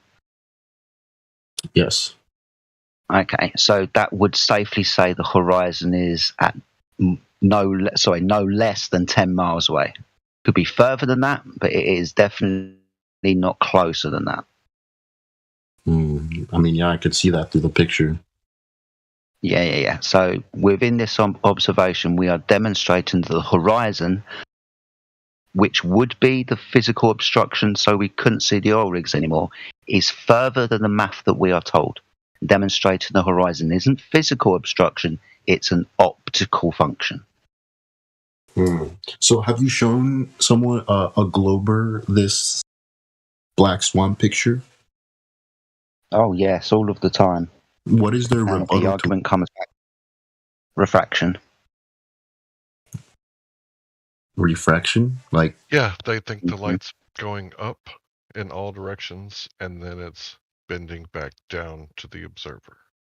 They're probably assuming gravity is curving that light then. Not at the Earth level. Well, we hope not, Sun because level that would be in their stupid. model. I mean, that's the best thing they've got. I don't see how else it would refract unless they have a magical force applied on it. But as soon as anybody, magic would be a better word. Yeah. Sorry, guys. As soon as they come up and they say, well, this is refraction, what they do is they remove that entire argument about ever seeing the physical curvature of the Earth, because the atmosphere is always in the way in every single observation anybody's ever made that breathes the gas that we're looking through. So we can't see the physical curve of the Earth. They literally admit this. By arguing refraction against the Black Swan, they're saying that they measured the globe radius to be 3959 miles, but at the same time, they're also saying that the apparent radius, which it would be in that picture, can be up to 250,000 miles and further. Oh, those are two different answers. No, it's how they do it. I mean, refraction works by inflating the radius so that they can push the horizon out, right? Because if the horizon's going to be further, that means the ball is bigger. So they're saying that its actual geometric size is one thing, its apparent size is another thing that can be magnitudes larger. Guys, if I can quickly just add, our friend Everett chimed in earlier. I said we'd get back to him. I just want to include him into the conversation. If you want to add anything, you're welcome to chime in. Oh no, I was just chiming in because he mentioned something about gas pressure without a container. That was it. Jedi, are you finished with your point, or do you want to? I mean, yeah, we can I'll just go back to that if you want. I'll just answer that. I'll just answer that question. So, what you started talking about when you started talking about aeroplanes lifting, that's dynamic pressure. Not talking about dynamic pressure. We're talking about gas pressure, buddy. We can all wave and have the gas press against our hand. That's dynamic pressure. So that's the lift of the plane. Sorry for butting in. There you go. Yeah, slightly different to what we were talking about when you started bringing about aeroplanes, buddy. That was all. That's why I jumped on you. It's not what exactly we were talking about. Thanks. Did we finish the Black Swan? Did we get a concession, or? Yeah, sorry. Do you understand the image that we've shown you? The horizon is beyond the limitations that the maths would say, right? Yes. Okay, buddy, no problem. So there's a second part to this story. Somebody brought up Al-Biruni earlier. Now, this was a guy a long time ago, if he ever existed or not, who went to the top of a mountain and observed the horizon to, say, dip. And from that calculation, he assessed the Earth was a ball. Have you ever heard of that story? Yes. Okay. Nice. So before he got to the top of the mountain, he had to figure out how tall the mountain was. What he did was go down to the bottom of the mountain and start drawing triangles to get an elevation angle to the top of the mountain, 90 degrees underneath the mountain and a flat baseline out towards him, so he could read the angle. This is using planar geometry. You wouldn't be able to use this type of geometry if the Earth was curved. So he used this geometry, straight lines, got to the top of the mountain, turned around, looked at the horizon, went, ha-ha, ball. It's a bit stupid, isn't it? Being as we've just used planar geometry and triangles to figure out how tall the mountain was. So within this, everything is basically an assumption. We're going to use planar geometries and triangles and stuff, and then use spherical trigonometry to declare that the Earth is a ball. Not prove, just declare. Okay. That seems cool. Like, yeah, I get that. So this is what we're going to have with all of these stories from ancient past. Right, ships go over the curvature of the Earth. No, they don't. Black Swan. Horizon dips at altitude. No, it doesn't. Planar geometry to figure out how tall you are at the top of the mountain. You declare an arsehole, Al-Biruni. So all of these stories require an assumption that the Earth is a ball, and phenomena can be explained by it. Interesting. You can see that through the reasoning. Have you got any other questions? I do actually. So I can see how we remove the globe. So then how do we then go to conclude that instead of that geometry, it's a plane? Okay, so you know what an angle is, don't you? Two straight lines. Yes. Yeah, and you know to measure angles we can use a protractor. Yes. Okay. Do you know what a sextant is? I do not actually. So it's a navigational device that captains use at boats at sea. It's basically an angle measuring device. Okay. You get an elevation angle up to, say, Polaris. And because of known time of year, you can navigate across the Earth. So it's an astronomical tool? That, yeah. Yeah, celestial tool, yeah. An angle measuring device. Okay. Now, to use this technology, requiring straight lines, you require the Earth to be level. Because if the Earth was level, you couldn't and wouldn't be using angle measuring devices upon it, would you? Because you can't measure an angle with a curved line. Yeah. So navigation of the Earth, and including cartography and mapping of the Earth using angle measuring devices, requires the Earth to be level. I see. And that picture helps too. Cool. Thank you, buddy. Thank you for that image. Yeah, spot on.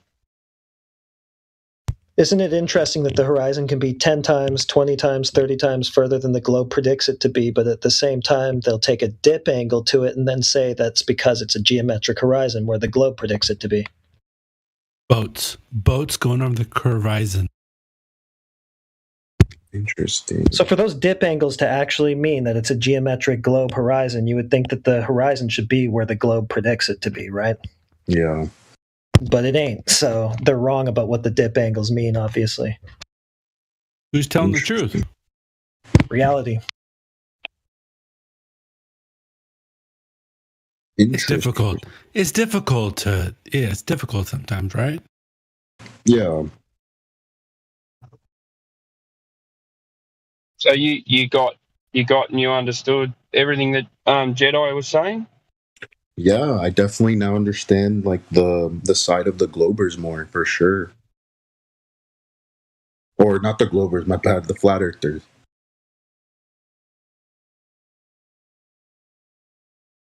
Yeah, man. I mean, you got some more questions? We're here always. So now all I would want to ask as a mathematician, like more precision and like what any like more technicality, like maybe is there like a set of axioms for flat Earth that you guys follow and build reasoning from that, or? Well, you being a mathematician, maybe you should check the globe side of it, see if their maths works out, and then go, okay, well, it's not curved, so surely. And now I'll go and look at the flat side of it. Yeah. Surely, Sergey, you've proven a globe, right? I'm not in geometry. I'm more into abstract algebra, so I don't know too much about geometry. So not reality. So you've never proven a globe before? I've never done the math for it, no. But yet you're in here asking us to prove a flat Earth to you. Am I correct? Mm-hmm. Yeah. But you've never proven a globe to yourself.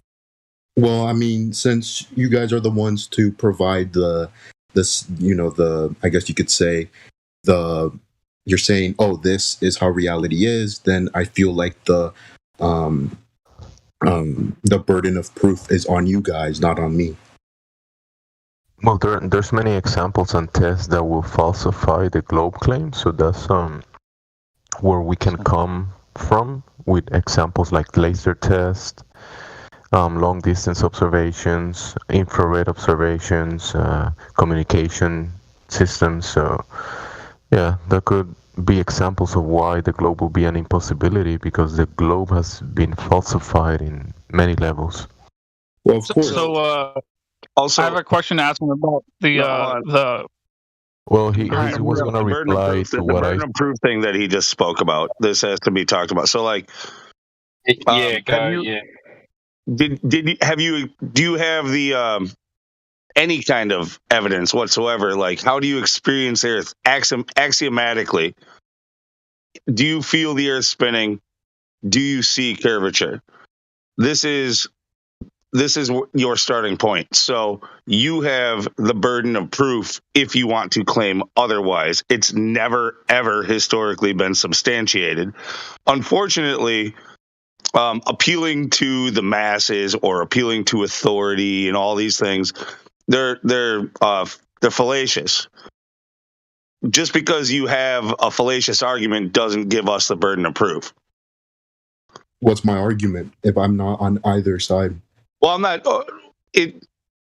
Your argument, I'm not speaking for you. I'm talking about globe versus flat. Like, axiomatically, we experience the Earth as flat. Anybody who says otherwise has a burden of proof. You should be asking them.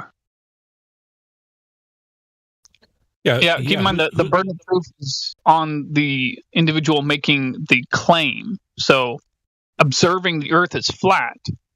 That's just an observation, not a claim.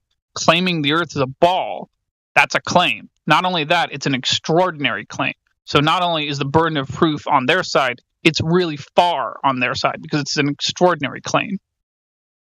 Okay, I can agree with that, since there is an observation versus what they're saying. Yeah, but how extraordinary is their claim? It's way more than just the curvature of the Earth, too, man. Yeah, based off the curvature. Who have you ever met that thought that they lived on a ball? Have you ever met anybody ever that thought they lived on a ball on a globe?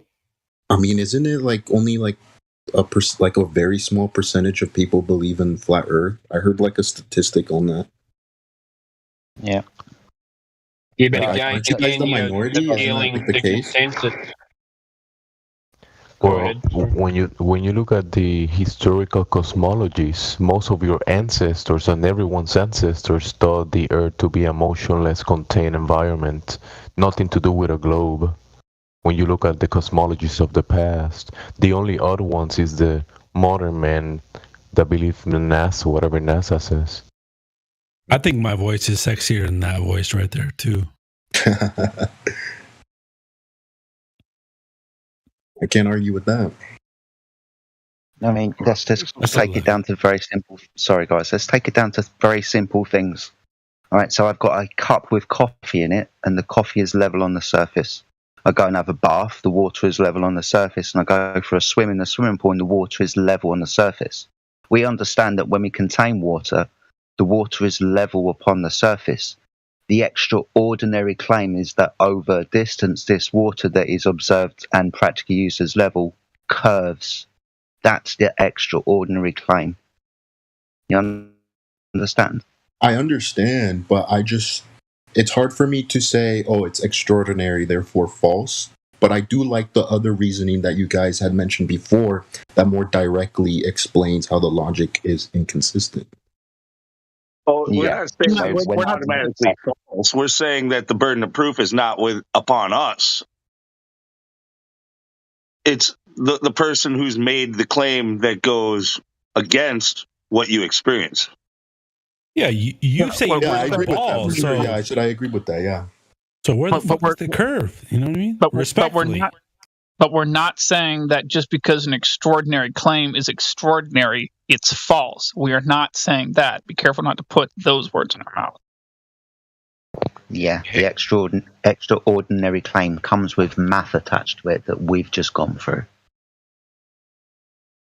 Sergi, I tagged you in the live stream text with some channels in the server, so you can look through some examples of the laser test, long distance observations, and just look through some topics so you can kind of have a reference in the test that has been done. Gas pressure and scientific method. Just get familiar with that.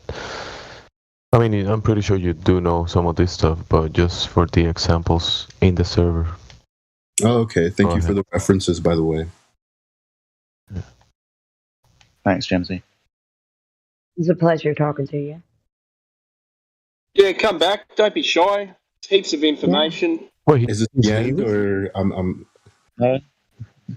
this is the end of the episode, or? No, you're good. They're saying bye to you, but you don't have to go. How do you pronounce it? Sergi? Sergey? Yeah, my friend gave me a nickname. It's pronounced Sergi. It's like a Spanish thing, yeah.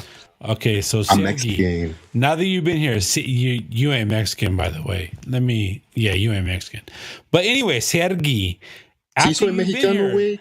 No. Sí habla español. Él sí es no soy mexicano también, sí. Pero yo entiendo mucho. Hablas español, no mames. ¿Por qué no me dijiste, güey? Yo hablo español. No memes, man. Este es güey. No sabe. Hey, nada. guys. Este es cabrón. Don't jump in the middle of the Spanish conversation with your gringo accent. Hey, what he said. Okay. I'm kidding. I am what I eat. I eat Mexican. I am Mexican. Take ¿Quién that. es gringos, cabrón? So have you got any more questions, Sergey? No. Now I'm just wanting to hear what the Globers have to say to all of that. Well, you got to hear a debate, right? And I would love to see a debate between you guys and them. I'll tell you what they're going to say. They're going to say, but gravity.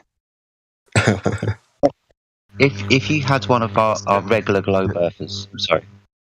Then If you you had ask one of them our what's regular gravity, and they say they don't know. My bad, Jedi. That's all right. If you had one of our regular globe earthers in this server, he goes by the name of Matthew Learns. He would turn around and he would say that everything is an assumption. When we're talking about the radius of the Earth and directly measuring it, he would admit, no, we haven't directly measured it. It's just an assumption. But based on that assumption and all of the other overwhelming evidence, quotation marks, I haven't fucking seen it yet, pictures from space, the Earth has to be and can only be a ball. But they can't directly prove it. They've got to assume it and then give you pictures from space and a model. Interesting. Doesn't it seem interesting to you that curve can never be directly measured, the globe can never be directly measured, and all of it can only be inferred? Yeah. What does that say to you? The only thing I can think of, if I like playing devil's advocate a lot. So I'm trying to think how one could even say that, but I'm thinking maybe if you're like really small, if you were on like a ball or any shaped object, you might not be able to tell what kind of shape you're even on. But then again, I would then continue to the idea that like you don't even know what shape you're on, so then how could you assume any shape at all? Unless the dimensions they put to it aren't all like that. 6 foot. Sergey, You're like the dimensions that 6'3", they bro. put to it aren't really all that big, though. Yeah, right? of course. Like you should be able to tell, that it's the ball with the dimensions that they claimed, because, like he showed you earlier, the horizon should only be at 1.2 miles at 1 foot, right? Okay, yeah. So it's not all that big, really. It shouldn't be indiscernible from flat. I just don't want to I like to view both sides first and hear it from those individuals before I completely make a final conclusion. You shouldn't even make a conclusion there. You're gonna have a great time listening to the conversation at the Glober servers, man. I'm a Glober debater. I debate them all the time. Recently, do you guys do any official debates on this chat? Oh yeah, we do. Never. We never. Let Hank Hill go. I'd love to hear one whenever another one happens. I don't know. Witsit gets it. If you type that in YouTube, he debates a lot of people. If you like more of a standard debate with strict rules and speaking times, or if you like a all-out open discussion. I like formal debates. What was the channel you mentioned? Witsit gets it. Somebody could probably link that to you. Gets it. You can go there, or Modern Day Debate. There's a couple of good ones on there. We should get it. We have some here from time to time. We should get it. Dude, you should really just to make a side-by-side comparison also, just check out some of the big anti-flat earth channels. Like check out Professor Dave and Fight the Flat Earth and McToon and these guys. They are. I don't think you're gonna like here, man. Wait, Professor Dave has flat earthers? I learned it was help me with calculum work. I can't hear Lou anymore. I could hear him and then I couldn't. I was just kind of chiming in with the Dave's not here, but then he started. There was overlap. No, there was 3 people talking at the same time. Yeah, and that's my fault too. I contributed to the chaos, and I'm sorry. Me too. My bad. I'll just make it real quick. Yeah, what I was saying was, if you do want to check out those channels for yourself, just based off of my judgment of your character here tonight, I think even though you may agree with them that the Earth is a ball, you're going to be appalled by their tactics, their logic, and their behavior. Yeah, if you brush up on your logical fallacies before you go in these debates, and you go ahead and look at the bias that people have, those 2 things, and then think about stultification tactics that people use in debates, and check out how much they divert. Right? It's like we're debating people that are practicing Tai Chi, where every time they just ole us, ole. I see. Yep. I'll definitely check it out and maybe let you guys know what I think. Definitely. Yeah. I mean, it's not something that you're going to come into the server and have a completely change your mind and become a flat earther. And in fact, we wouldn't even want you to do that. What you're suggesting you're going to do is what we want. We want you to go away and figure this out for yourself. We've given you some information, which is really good information. So you need to now go and test that information to see if it's true, and possibly hear other debates and other people talking about it, and get more involved in maybe what the Globe Earth claims against ours would be. So yeah, definitely please go away and take the information that we've given you and see what you come up with. We're always here, buddy, if you want to come back and ask questions. Wow, that's very admirable, and I really actually respect those words. I feel like that's how everyone and how humanity should be. That means you don't have to, go home, but you got to get the fuck up out of here. Hey. Now, if you'd like to get out of you guys' hair, I know you guys got stuff to do. No, you're all right. You guys are great. If you'd like to see things. What about Viva Mexico. Viva Mexico. Hey, Viva Mexico. I was going to say, if you'd like to see things from our perspective, go into one of these globe places and just come in from the flat earth perspective and see how they treat you. Oh, it's probably not good, huh? They'll probably call you idiots or retarded or something. Dude, they won't even talk. Yeah, you won't have a conversation like you did here with Worse us, man. than that. That's unfortunate. Concentrate on the information. The people who are saying that to you aren't going to be sure what their gender is or if they're actually on Discord right now. Damn. Imagine being Mike Tyson and someone trying to teach you how to throw a jab. Damn, yeah. Bro, Segi, concentrate on the information. Don't worry about the characters too much. Just if you're genius about figuring out that this place is not the spinning globe cartoon that they gave us when we were children, just look through the information and ask questions. Be intellectually honest, and you figure it out. It's not that difficult, bro. If I figure it out, anybody can. Amen to that, Jimsy. I sent you some stuff. Very modest, James. Direct message.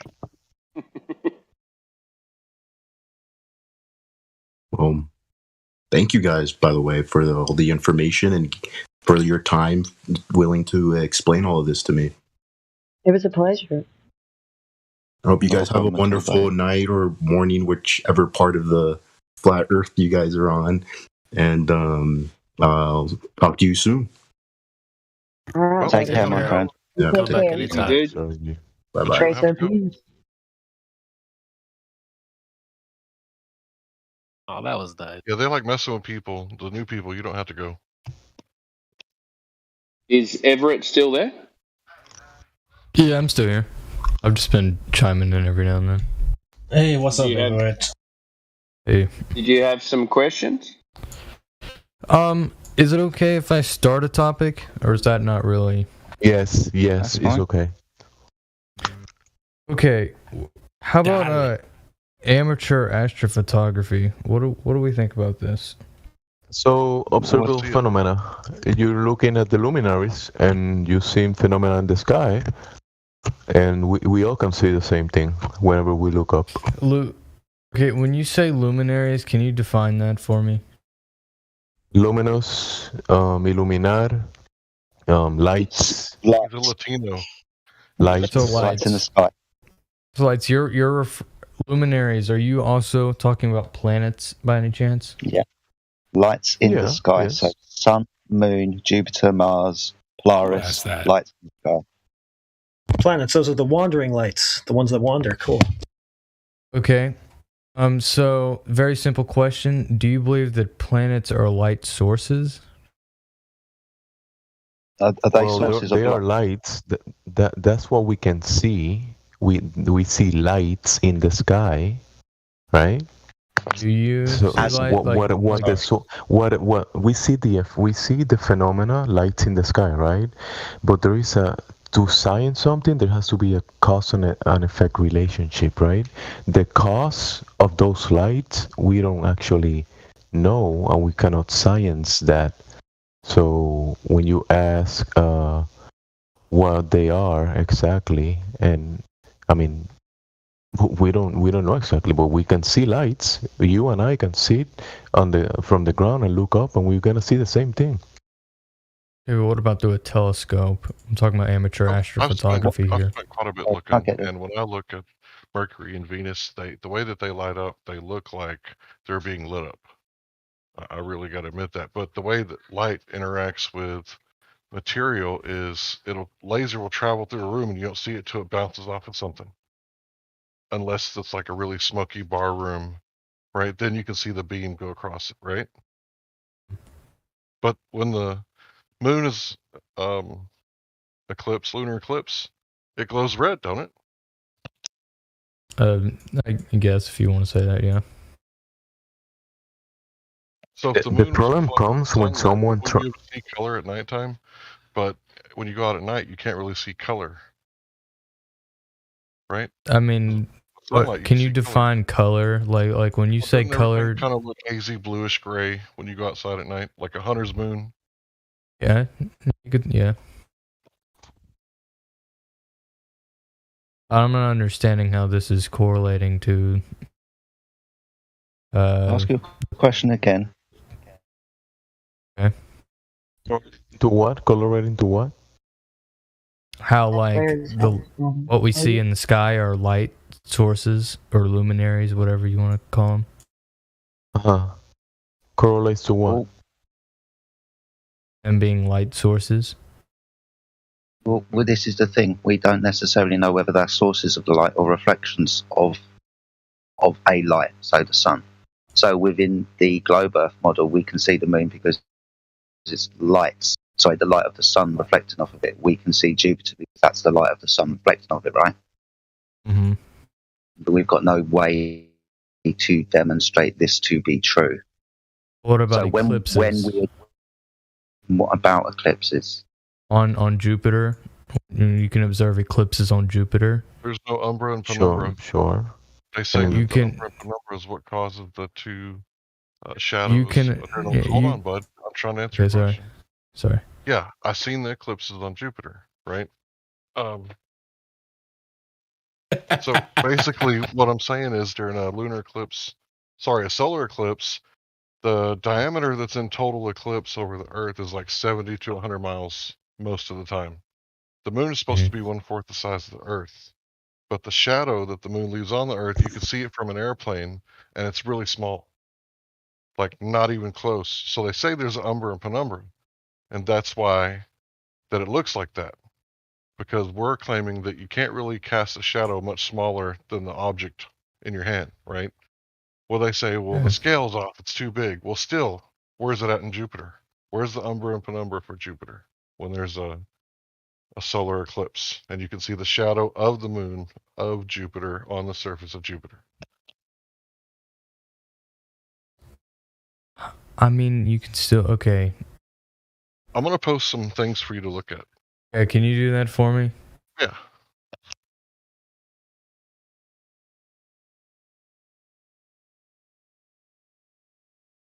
I'm getting on that right now, so give me just a second. I don't have permissions to like post my photos or images of Jupiter on here.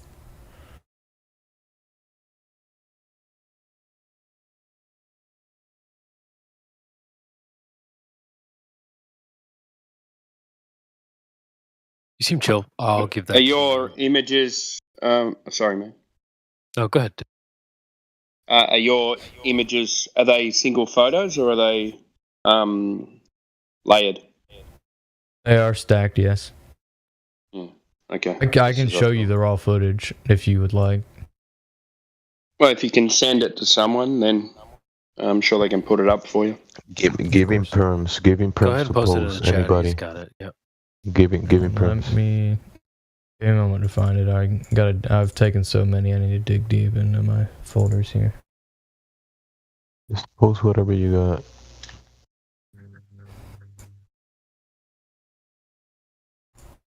Sorry, this may actually take me a second to find raw Take footage. your time, brother. Just very quickly, guys, whilst you're looking around, Larry, did your name used to be Hank Hill? You know it. Ah, beauty. Hiya, Hank. Hope you're well. Glad to hear your voice, bro. Good to see you back. Sorry, guys, didn't want to interrupt. Just wanted to give a Did you shout see what I out. posted? No worries.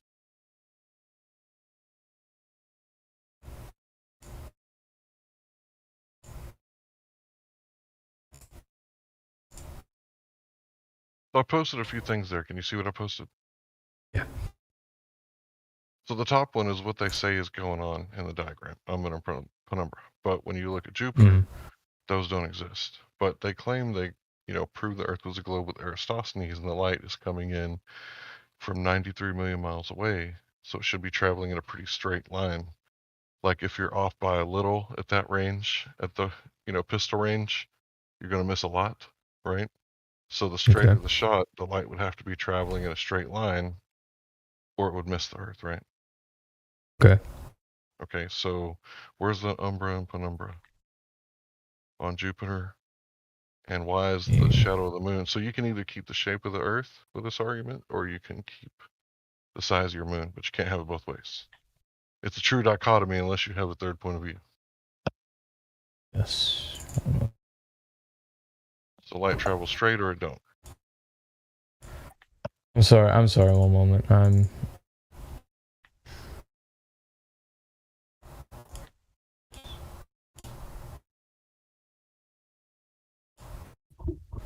Okay, so when I post this footage, do you want it to, like untracked or after I have it through PIP?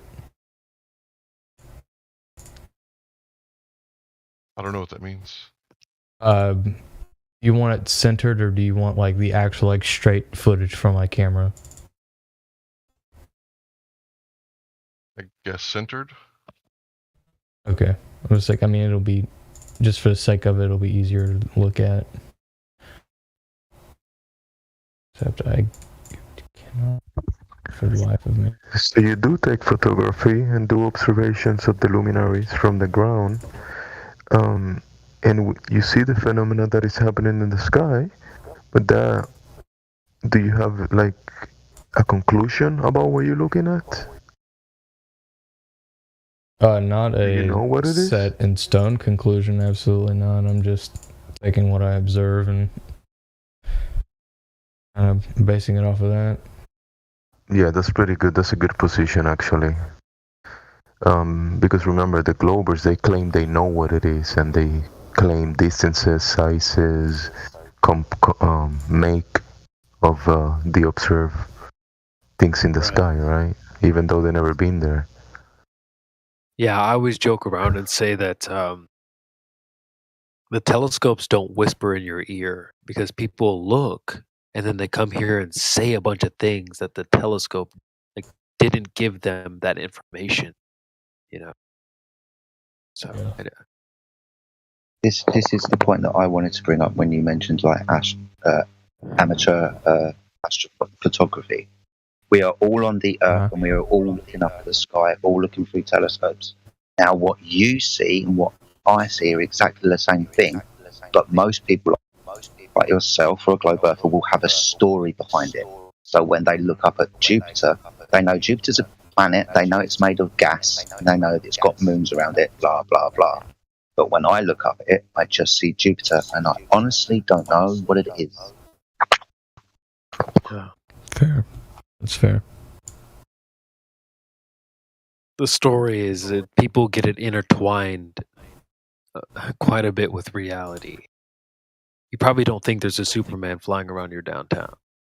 Absolutely but people look up in the sky and they think that there's, what they saw on TV and movies about outer space. They think that's up there in the sky.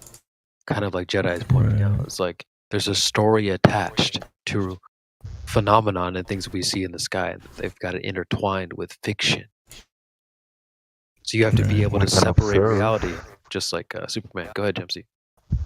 One thing that we can observe is the cycles of the luminaries. Like, you see a certain cycles within cycles that the luminaries do, and they repeat daily, like the sun going up and down, the monthly cycle of the moon. You see the stars, they have a daily, nightly, and a yearly cycle. And that almost shows that the globe will be an impossibility, because the luminaries work almost like a clock, like a calendar, with fixed positions. So that will tell disprove the globe, in my opinion, when you talk about the luminaries. Okay. All right. I found the footage. Cool. It is 2 gigabytes. Is it? Okay, I'm not allowed to share my screen. Never mind. I can send a single frame from my footage. It's raw. That's okay. That's good, but so Larry posted something before, and he was asking you a question. Did you have an answer for that question? Sorry, can he ask that again? I'm sorry. If the size of the moon is 1/4 the size of the Earth, the shadow of totality is only 100 miles across. How could that happen if the light is traveling from 93 million miles away? It would have to be traveling in a straight line. And the diagram that they give us, what I posted at 48 minutes after the hour, wouldn't be possible. And it doesn't happen on Jupiter. Doesn't happen on Jupiter? Is there umbra and penumbra on Jupiter, or is there just a shadow? I would assume there's an umbra and penumbra. Show me. Okay. Because I posted a picture of it not happening. Is that an image or is that a 3D model? Flat Earth dude, you're unmuted, just by the way. Sorry. Welcome. Hey. I believe it's an actual image from a satellite or a picture. Yeah, it looks like it could be a real image. I meant to say a real image from a telescope. Yeah, it looks real to me. I think. I don't know. That is really sharp. Do you mind? Where did you get this from? If you don't I really mind. can't tell you. I pulled it up in a Google search. So I would say look at other images if you don't trust mine. Okay.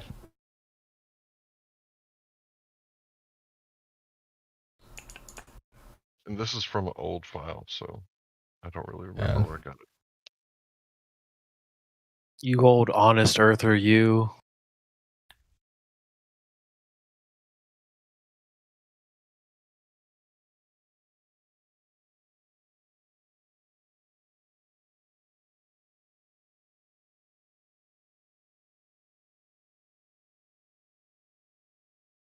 Those shadows look really sharp. I don't think they're that sharp in reality.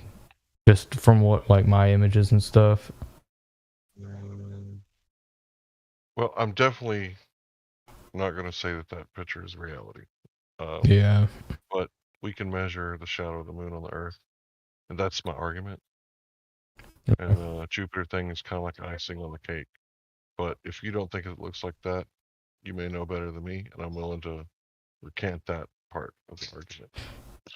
Let me try and do a reverse Google search on this image to see if I can find maybe a source for it.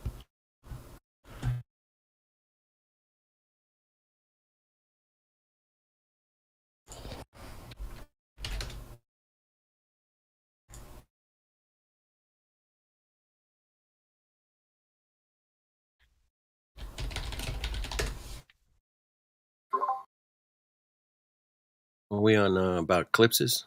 What are we looking at? Yeah, we're talking about eclipses on Jupiter.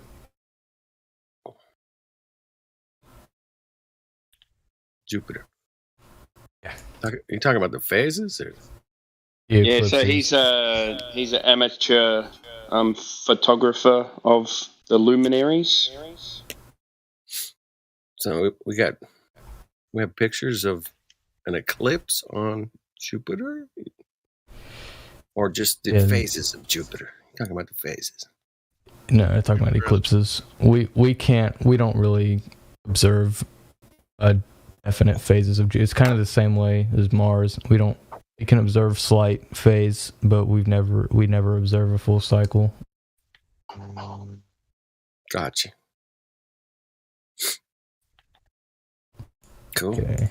It's not a real image. Okay, I won't use that image again. I'm gonna delete it right now. Taken Oh no, it's fine. I'm not like. That's because it's probably an accurate. Because what was the date on that image? I don't know, bro. I'm not going to make any knowledge claims. I'm not going to use that image anymore. Okay, hold on. It may not matter to you, but it matters to me. I'm not trying to. No, I understand. I understand. Did you see the image? I mean, that can still be an accurate depiction of what it looks like based off of mathematical predictions. That's what I use. I use an app that does all of that math for me to figure out when eclipses are happening, so I can do stuff like that. This is a transit. Are you looking at the Jupiter picture? Yeah. It was in 2005. 2005. Yeah. Good stuff, Effie, dude. Let's see.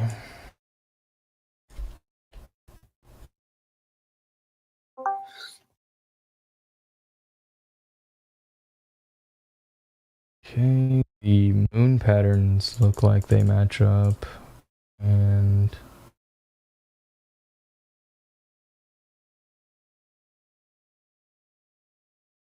yeah, that's a accurate depiction of what it looks like. I don't think that's a real image, but that is definitely an accurate depiction of what it looks like. Absolutely.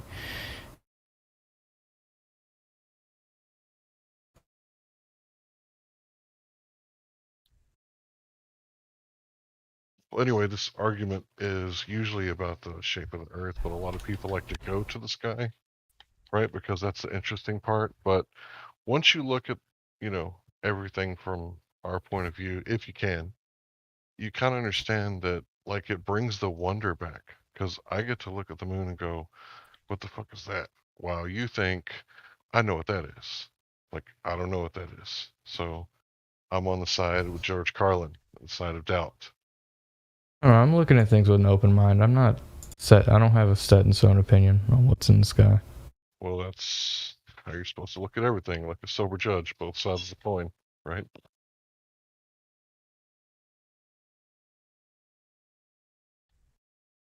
Creation Bear, I'm sorry, I didn't see your message. Did you say audio is being...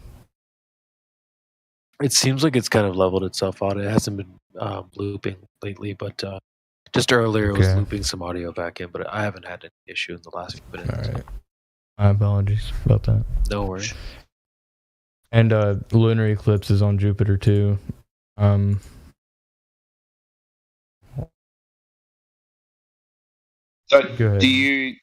do you think that they're planets? Like they're things that we can land on in this vacuum of space? Is that what you think?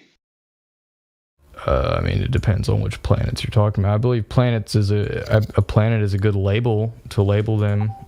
I wouldn't necessarily say they're planets. I mean, you can label them planets. I mean, but you think that they're spherical balls in the vacuum of space, some being solid, some being gases. That's what your belief is? That's how I've observed them, yeah. You've observed them to be gas? I mean, you can observe the patterns of wind or stuff on Jupiter, the bands of Jupiter and stuff like that, yeah. In your photos? I can't necessarily say the same for Uranus, Saturn, or Neptune, but Jupiter, yes. But just because you see some sort of movement, does that mean that it's necessarily like a wind pattern? It could just be some sort of fluctuation, right? Understandable, but I mean, that's the best explanation we have for it right now. I'm not saying that's what I'm going with. I'm just saying that's my best explanation off of what we've observed. So you observe. What if there's what if there's a really dynamic electrical magnetic system, and you're seeing fluctuation from the flow of energy?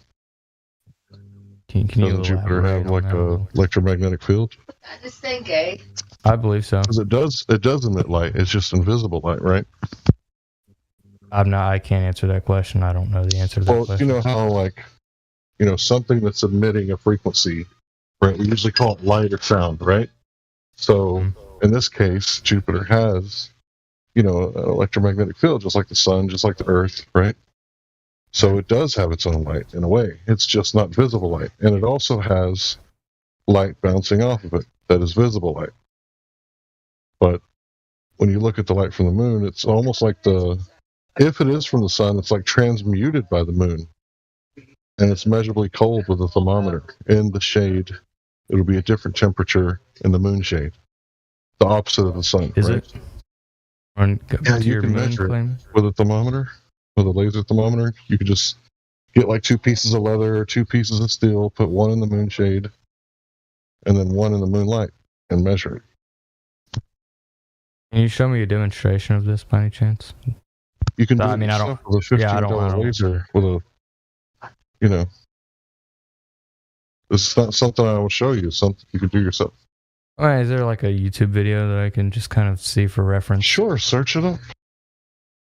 All right. People have done it. So you say it's a what? Laser thermometer? Different temperature in the moonshade. Different. Moonlight is cold.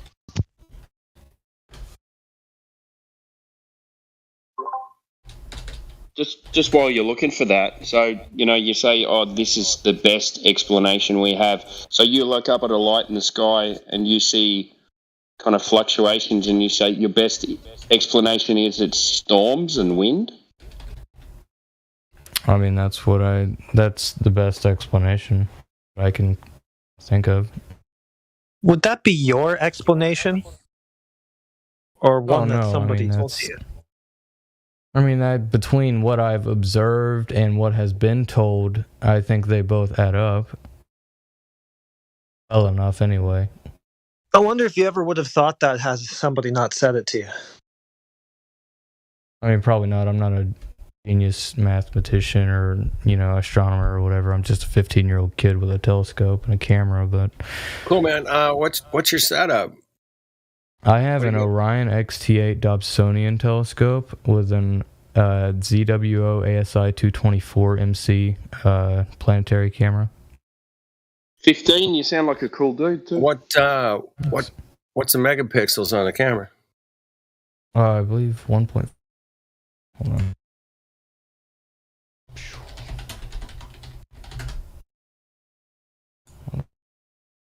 1.2. 0.2 megapixels. Like 200K? It's got to be. What? You said 0.2 megapixels? 1.2. Microns. How many? Is it million? Is 10 million? 1.2 million pixels. 1.2 million? Okay, it's pretty low res. Yeah, it's not the highest res, but it's also a $200 camera. Oh, cool, man. That's cool. It's very entry level. I mean, excellent, man. My this guy I know down in Florida, he got this Jupiter Wave. He shoots with like a 11-inch or 8-inch telescope. He has a 4K camera connected to this giant telescope, and he caught this thing called a wave, and it's been captured with the moon and Jupiter. And it's an unverified phenomenon. That's all it is. But his resolution is that good, and it's very blurry. He's got 4K with, at least an 8-inch, if not a 12-inch. I did not mean to do that. I'm sorry. Did you mute yourself? Did you mute yourself? What happened, Larry? I have a question for the telescope guy. I've been thinking about this. Hey, what's up, man? So I noticed you can see Venus and Mercury at night. Have we discussed this before? Because if it's dark at night, the sun's behind the Earth. Yes. If it's dark at night, yeah, or relative to your position, yes. But then Mercury and Venus are on a ring beneath us, right? Close to the sun. They're between us and the sun. Yeah, they're between us and the sun. Yes. So the heliocentric model. So you flash a flashlight on a tennis ball, and tennis ball's on Earth, and let's say half of that ball is dark and half is light. And the dark side is just the side facing away from the flashlight, and that's our nighttime, correct? Okay. So how can we see Venus and Mercury at night in the sky, not even low in the sky, high in the sky, if Mercury and Venus are behind us in perspective, seeing that they're in a much closer ring to the sun? Behind us in perspective? You thought about that? Yeah, between us and the sun. They wouldn't pass.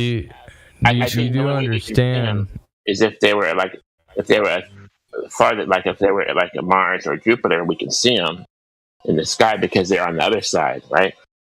Okay, can you tell me what times you see Venus and Mercury in the sky? I think it's after sundown. Right after sundown, yeah. I could see it pretty, 15 degrees off the horizon, something like that, sometimes. Okay. Some observations of Venus at night take it past midnight. So you can see Venus past midnight and observe it go at sunset, and you can keep observing it. So we can see it. So we can see 11 p.m. then. See 11 p.m. Yeah. I've pointed it out. I live in North Carolina, and I cannot see Venus past around like 6:45. Yeah, that makes sense. So the Romans used to say that Venus and Mercury were akin to the sun. So it was like always by the sun. Maybe you can draw us a picture, draw an angle how we're seeing Venus and Mercury in the night sky. I'll grant you early evening, right? Because seeing that they're in a closer orbit than we are to the sun. Just wondering. We would not. Yeah, I think I think I'm understanding what you're asking, but at the same time, I'm not. I think it just comes down to we shouldn't see it because it's between us and the sun, and we just shouldn't see it, man. If you look at it on like, you're an astronomer guy. Just draw a picture how we can see. Yeah, I mean, it's not on paper. Is there a possible way I can share my screen here? No. You can draw pictures and drop links, but we don't screen share because of porn bombers. Once we get to know you, we can screen share. I understand that. I understand. Yeah, we're posting stuff in the chat, so go look at what we're posting. If you want to share something with us, send it to a mod. Okay. I will. Yeah, send it to Larry. And a cat within a cat. Catception. That's just to show you that things aren't always as they appear, right? So you might think that you're looking at something and you know how big it is, but I mean, even in your own model, if you could see how big the actual sun was, that's not the actual sun because it's 8.5 minutes ahead in the sky. Its actual position, so you can't even really measure the distance to the sun. That thing you're looking at up there, I mean, you call it the sun colloquially, but in the heliocentric model, that's where the sun was 8.5 minutes ago. 8.5 minutes. Hey, speaking of the sun, man, I was thinking of a phenomenon today that none of us have ever experienced. It's pretty cool, easy one we can all check out, man. If I light a fire and I get closer to it, it gets hot. Okay. Right? All right, I'm back. I'm sorry. What have I missed in the past 45 seconds? I was just explaining. I think he was explaining the Mercury thing. Larry was. I put a little meme for you on the Mercury Venus in the chat. Okay. It's not perfect, but it's kind of like a diagram. All right, I'm gonna send you a screenshot of what the heliocentric model claims our solar system looks like right now, like right as we speak. Okay. See, the whole thing, solar system, right? We call that a loaded question, right? You got a premise built into it, right? So it's like saying, how long have you been beating your wife? Like, no matter how you answer it, it's on the premise of, that you automatically have this thing, right? So you have to watch out for those assertions in the conversations. You can't just say it, right? Or it's like someone's using the Force on you. These aren't the droids you're looking for, and they wave their hand, and you see what I'm saying? Yeah. Okay. So when you look at the image that I just sent, can you see how the Earth can possibly be seeing Venus during sunrise, sundown? You wouldn't see Venus, right? By the way, where's the Earth in this? Bottom right. Yeah, it's closer to the bottom right. I mean, look. Kind of triangulates with Mercury and Canopus. So, question: aren't we in the evening right now? Venus. Is it nighttime? I personally, yes, in the nighttime. So how do we see the sun in this picture? No, we're not. We're on the other side of it. I'm not seeing it. Yeah. Well, listen, give us some perspective. Where are we looking from Earth? We're looking, I believe, Sirius. We're looking towards Sirius, maybe directly above the solar system. I'll give it another way. We can see Mercury and Venus. We can definitely see the sun, which means it's daytime. That's my point. So how do you figure this out? You can see Mercury and Venus from this perspective. You are also looking at the sun. The sun is split between them. So how can it be nighttime?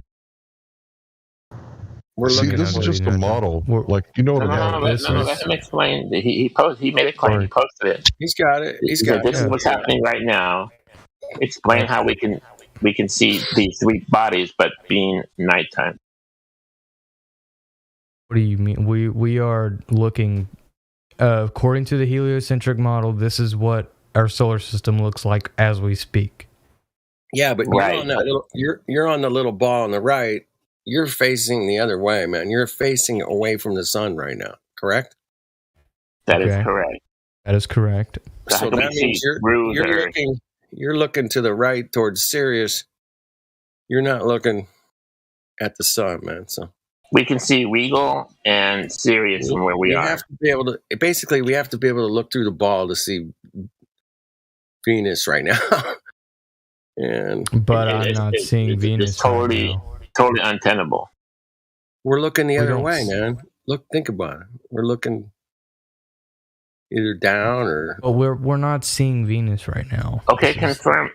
You can see Mercury, Venus, Ganopus. Can see that. Can see Jupiter. Can see. You can. We could see Regal and Sirius. So you see my point.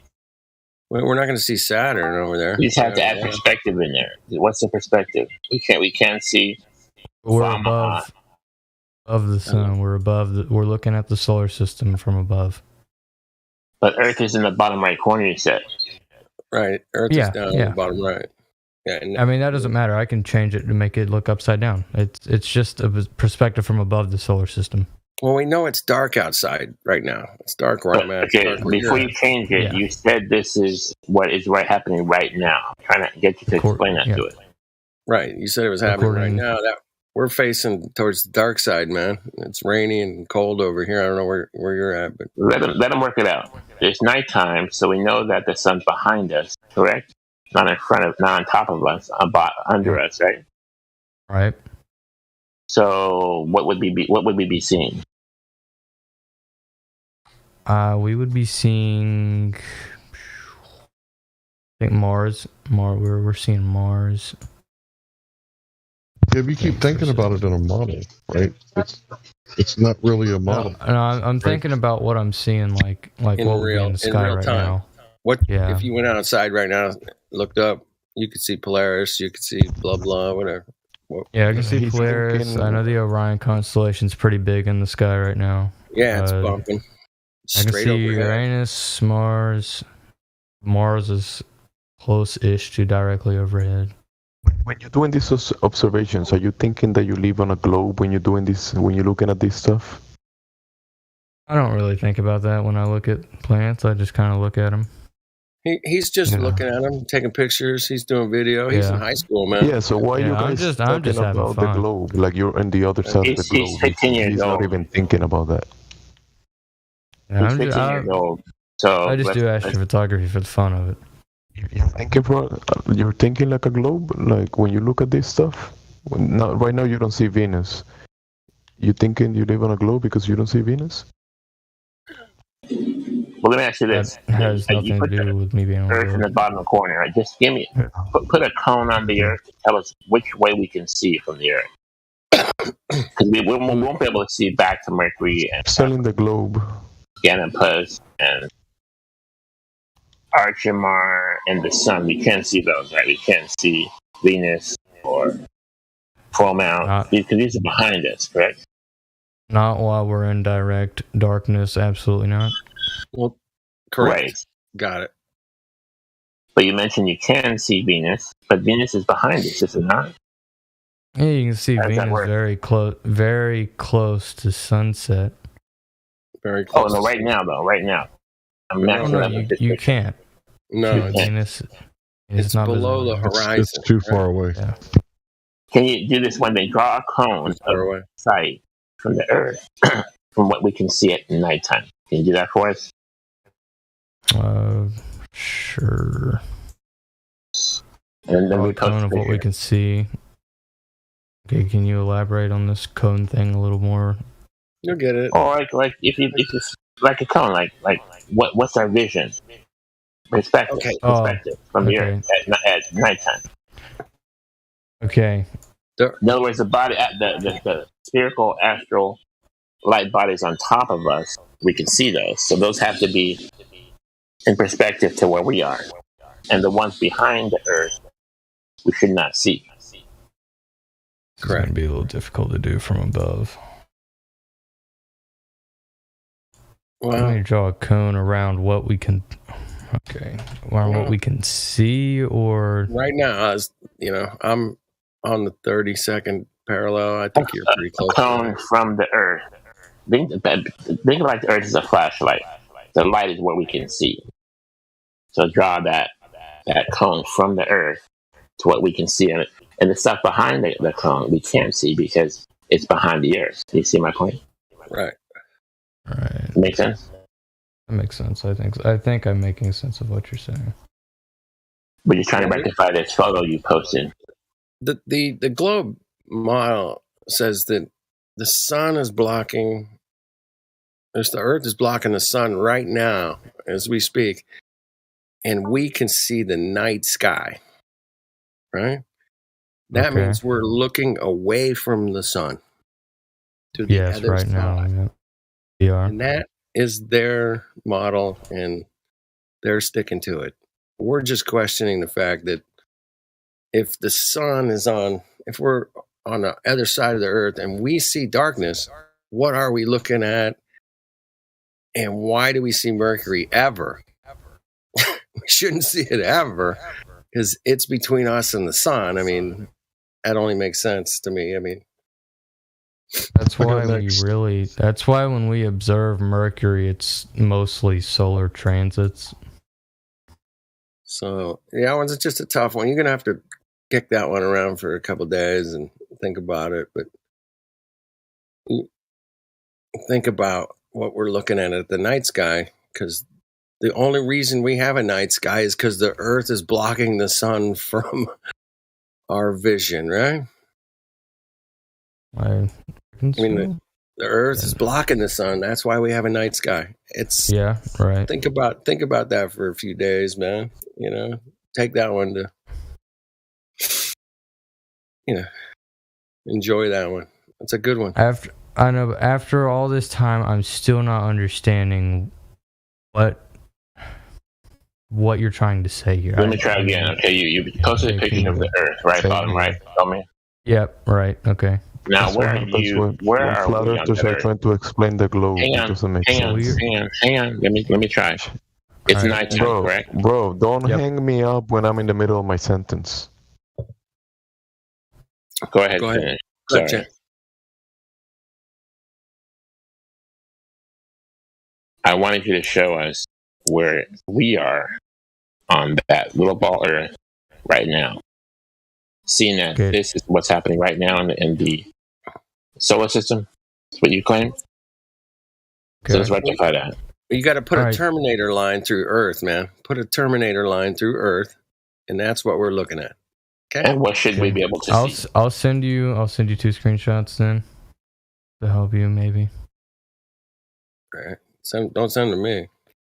I mean, I'll send it to like the live stream voice text. One of the mods. Yeah, there you go. Everett, you're an observer of the sky. You see what you see, right? You're not making any. Are you making any claims about what you see? We're just. Bro, I asked Everett. I asked Everett, bro. Why are you answering for him? Because he's not making any claims. He's just observing shit. I asked him.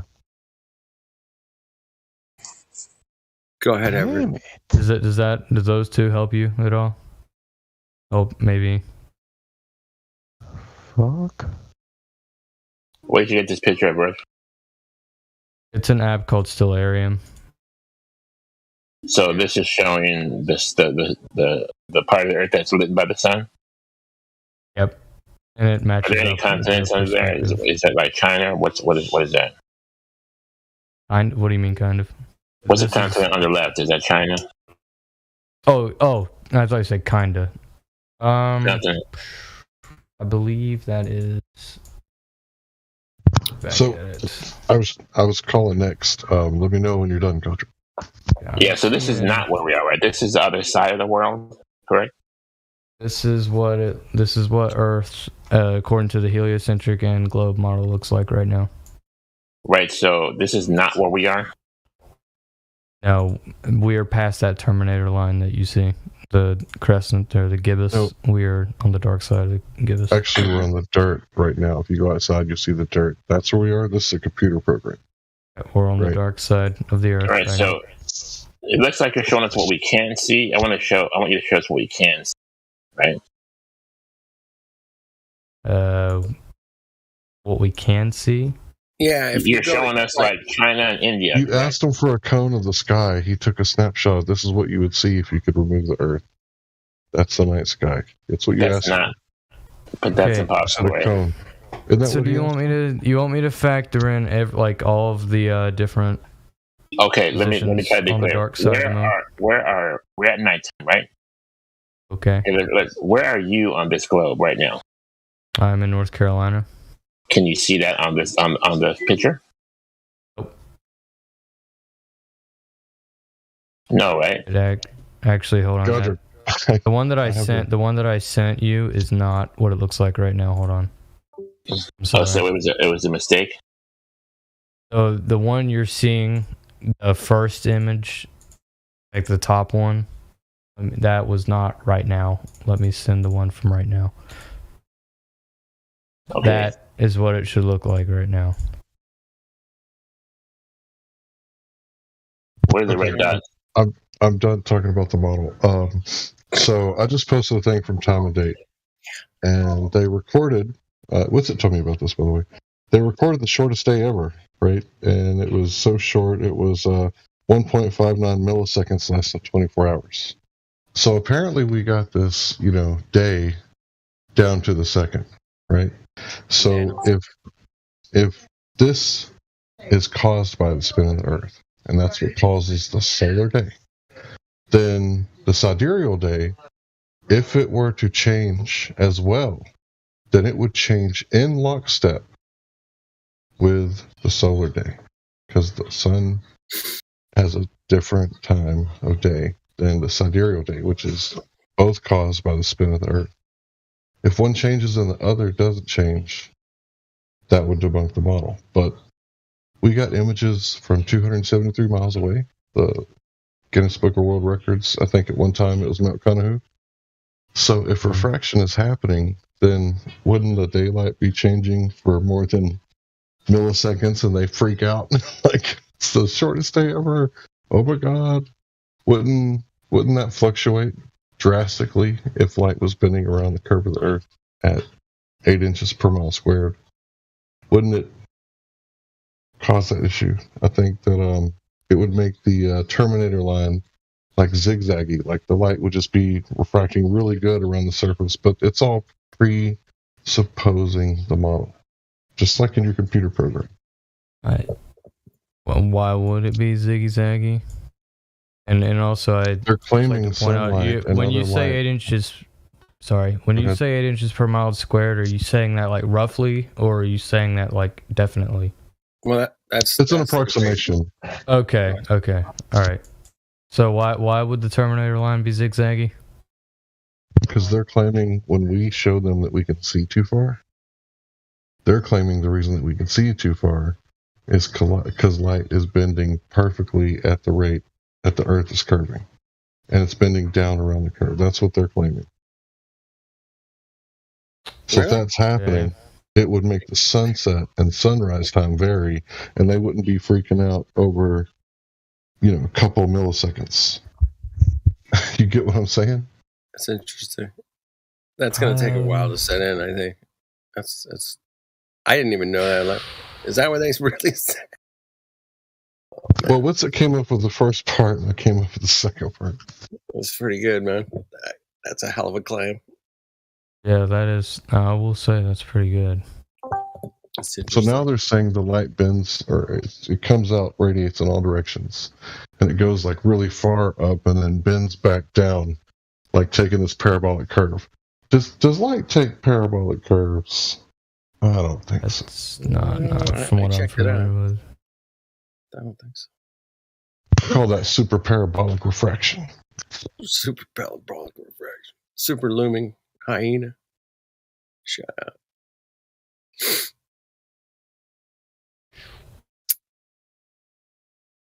The refraction, like light refraction, is not one of my strong points. Yeah. So I can't really tell you much. You really got to be deep into this for a lot of years to really get the light refraction thing. But one thing I really... the thing you should focus on is the curvature. Somebody should hit him with that swan. Have you ever heard the black swan argument? I know about the black swan. I've seen that images more times than I'd like to admit. Wall stolen, yeah. Yeah, you got it. Okay, so my new Boston fourth question, if we ask somebody that comes in here, is any time in history has anybody got closer to the fire and got colder? Anybody? Has anybody got anything like that? Are you referring to seasons when you're saying this? Yes. I'm talking about right now that the sun is 3 million miles closer. And I'm freezing my balls off.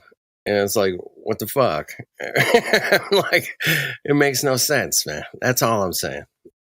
The explanation for that, according to the heliocentric and globe model, is the tilt of Earth's axis, or tilt of Earth's onyx axis.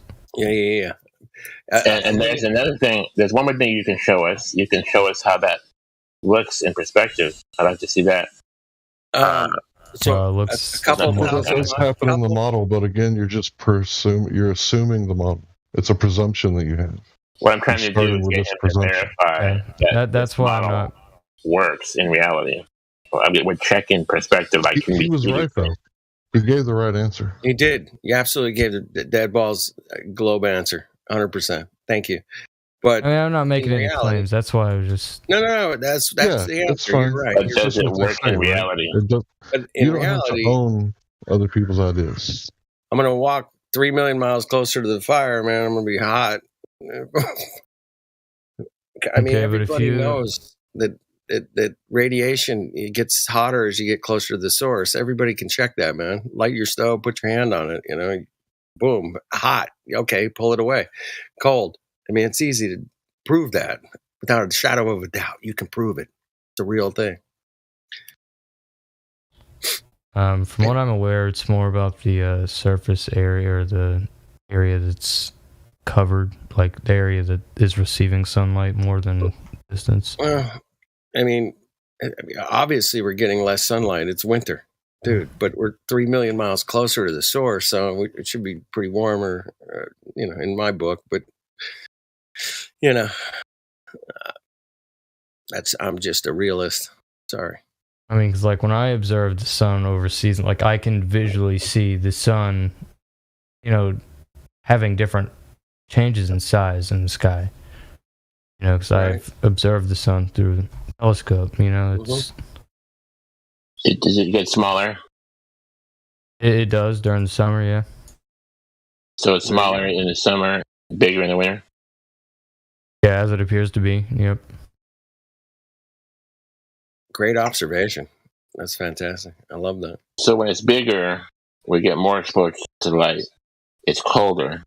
And when it's smaller, getting less exposure to light, it's actually hotter. Does that make sense? But again, from as far as I'm aware, like I said, according to the heliocentric globe model, this is because the sunlight hitting the tilt. Earth. Yeah, the tilt.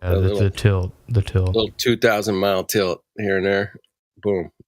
5,000 mile, whatever it is. It's not very much.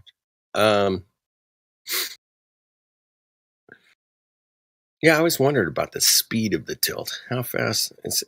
How fast is that tilt, man? How many miles does it travel in a season? How fast is the tilt? Yeah, like from summer to spring. Back again. My days are getting longer. Are you guys noticing it? The days are getting a little bit longer. So wait, you're talking about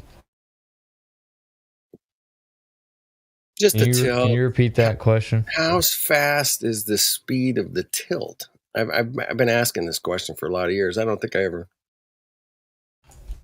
had anybody really answer it. Okay, I know the Earth's precession cycle, according to math, or at least according to what is claimed to be math, is 25. I think 25.7. Tropic to tropic. Yeah, right. Tropic to tropic. Tropic. Yeah, I mean that. How many miles is tropic to tropic? I think it's like 3,000 miles or something. I don't know. I'm not sure. It's not very far. I mean, really, compared to how far the sun is. I mean, that's like 93 million miles away. Oh boy, big one. But now it's only like 90 million miles away, and I'm freezing. I don't get it. That one's never been explained to me either. Other than the tilt. Okay. I think talking about the localized hotspot is also interesting. The localized hotspot is interesting. We've all seen that phenomenon, right? Have you seen that? Yeah, because hotspot. I've not heard of that. Could someone explain that to me briefly? Basically, the sun is overhead or setting. We have a high altitude balloon or footage, high altitude plane, something. There it is. There's a picture of it right there in the VC voice text, and it makes it like a hotspot, like right over the Earth. That's pretty basically cool. If you take like a flashlight and you were to put it on a table and you put the flashlight close to the table, it's going to create this brighter spot, maybe the size of a dime versus the rest of the light, and it looks like it's more like because of how close the light source is. And if you pull the flashlight away from the table, it's going to spread the light out further and you lose that hot spot. So we see hot spots all over the ocean, on clouds all the time. You can look at any sunset and you can see that the sun is creating that hot spot because it's closer than what we've been told. But it's straight and level all the way to your feet from the horizon when the sun is setting. That's another great phenomenon, is the line of sunlight going to your feet. I love that one, man. Everybody can check that out if you got a body of water somewhere. The same works with the moonlight. So if the moonlight is shining on the ocean, the light from the moonlight is not going to reflect a ball. It's going to reflect a line from the moonlight all the way to you. All the way to your feet, all the way to your toes. Yeah. So there's no curvature. If you flash a light on a ball, the light is going to be it's going to be like circular. It's not going to be able to create a straight line, but because if you put it on something flat and level, then it creates that reflection. So these are tests you can do yourself. So the light shown on the water for moonlight and sunlight indicates a flat plane. That's what we're saying. Okay. Yeah. I mean, I can see where you're coming from, yeah. Water's always level, and it produces reflections that are always predictively level. And you guys are dropping a bunch of pictures that show the phenomenon that you can go check out for yourself. You don't have to believe any of us, man. You can go witness this yourself. It's beautiful. It's fantastic. The hot spot might be a little harder to witness, but I've witnessed it. Even on the hot spot. The hot spot's a little. That was probably taken from an airplane. I've seen it from an airplane where you get like a hot spot like that. Well, there's a lot of video footage online that you can find of that easy. Yeah, absolutely. There's tons of videos, but it's something you can check out for yourself with your own eyeballs. And that's always what I profess around here. Being a professor, I'm like, check it out with your own eyeballs and your own observations, your own. Yeah, so there wouldn't be a hot spot anywhere on the Earth from the sun if it was 93 million miles away, right? The only way you get a hot spot is if it was up and close, very close. Yeah, it's like a close flashlight, looks like to me. Okay, so then, I understand that. Yeah. Can I ask a question? Going back to the eclipses on Jupiter, where's the light source? You sure what's the light source is? It could be. It appears to be the sun. It appears to be the sun, Larry. You're right. So are you trying? Okay, so you're saying the Jupiter, like, okay, sun is also the light for Jupiter and all that. Isn't that the claim, Larry? Is that what you're saying? The claim is that the reason we see Jupiter. Yeah, that's what it looks like. But how do you know? I mean, that's just what it looks like. That's what it appears that way. Does it? Could it also have its own light source potentially, Larry? It does. Yeah, but the shadows. Fields. It's invisible light, but it's still light. Is that something somebody's observed with a telescope themselves? What? Well, our man Everett here, man, he has observed Jupiter with a telescope. Oh yeah, numerous times. And you've seen what? An eclipse, or what are you saying? Yeah, I've seen solar and lunar eclipses. Well, you Jupiter. saw the transits. I'm not gonna go as far as say eclipse, but you saw the Jupiter moons transit in front of Jupiter. Is that correct? Yeah, and then there's a black spot that appeared to be a shadow. Interesting. But have you ever seen Mercury or Venus move in front of our sun from Earth? I've never personally observed. We just covered that, man, about a half hour ago. Oh, you did? Okay, sorry. I always thought that was weird. Yeah, we were rolling with that. That was a good one, though. We were just trying to get him to think about why would we even see Mercury? Well, that's because we shouldn't be able to see it at all. Is my theory. He was asking about that happening on the sun and the moon. You guys were talking about the moon earlier.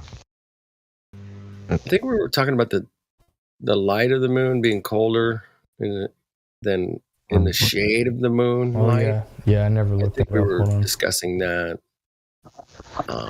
So Dust, did you? What was your question again, Dust?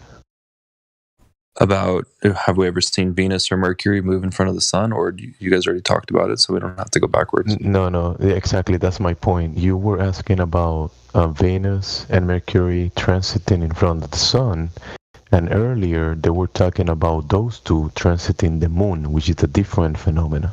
Right. Interesting.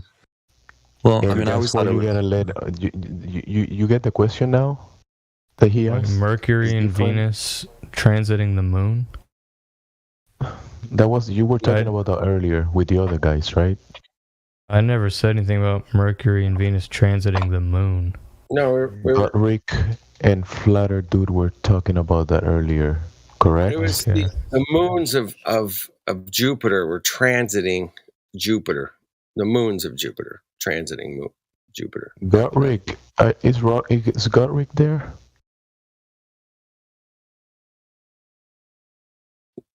Godric. Yeah, I'm here. What's up?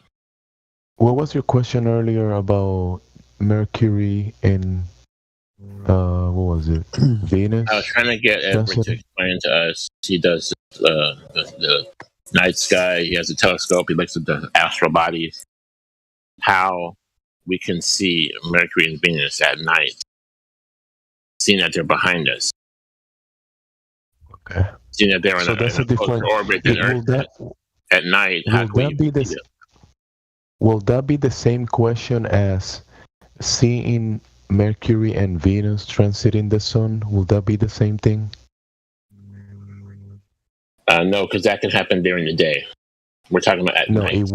It wouldn't be the same thing, right? So you get the difference now, Flat Earth dude? Yeah. Okay, so the guy wasn't asking the same question. You were saying, oh, we were talking about that earlier. But the guy asked a different question. Got it. I'm tracking. That's my whole point. You gotta let other people finish their sentences so you understand what they're asking. I get it, man.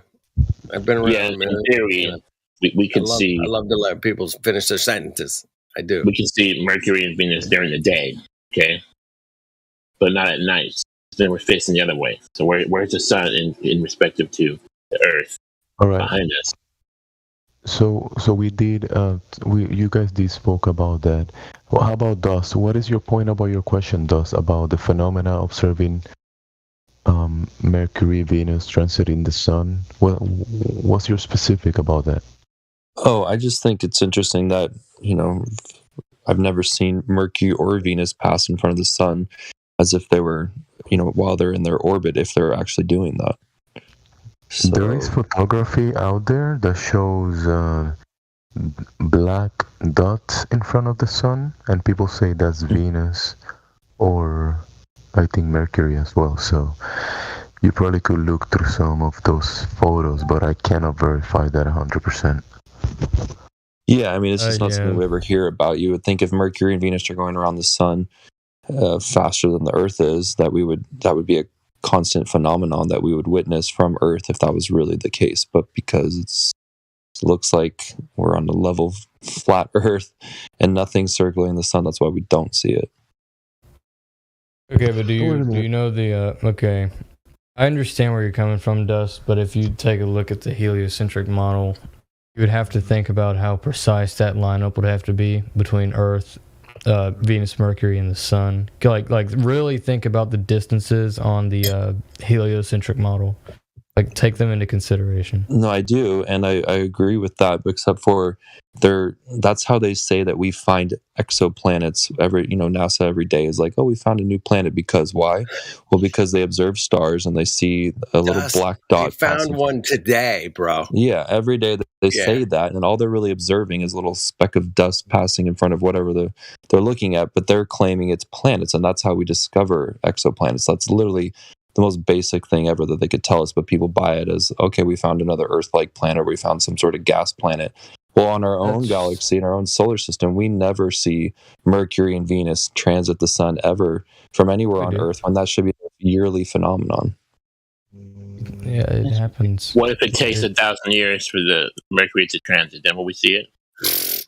Well, it doesn't, because Mercury is closer to the sun. So according to the heliocentric model, the Mercury would be going around the sun a lot faster than the Earth goes around the sun. But since nothing's going around the sun, what? And how about Venus? What's the time of Venus? Because Earth is supposedly the third rock from the sun, right? It goes Mercury, Venus, Earth. So Mercury and Venus would be traveling around the sun because their orbits are closer. Right. But it doesn't mean they're faster. Well, I'm pretty sure, according to whatever a textbook would say. I think they got to be faster. They got a smaller circle to cover, right? Yeah. How long does it take for Mercury and Venus to orbit the sun? To orbit the sun? It's like 150 days or some shit. 88 days for Mercury. What's that, Chris? Yeah. 88 days. Mercury, 88 days. Mercury's 88 days, and Venus is 225, I believe. Right. Okay. So that's less than what they say Earth takes, but yet we never see those dots traveling around and go, oh, see that little black speck in front of the sun today? That's Mercury. Because we're not. See that's Venus passing by again. Yes, on the heliocentric model, we're not all in one disk. We're not in a straight flat disk all orbiting it. You know what I mean? I mean, I know what they say, of course, but they also say that look at this planetary alignment that we had. I mean, if you Google planetary alignment, they talk about that all the time. And it's not because they're circling the sun. It's because the Earth is the center, and we are in a geocentric model. And when God or whoever made this place, they made it like a timepiece. The sun, the moon, the stars, and the planets are all meant for, so we can tell what day it is, what month it is, and what season it is, and what year. So all of the constellations, everything works like a giant clock.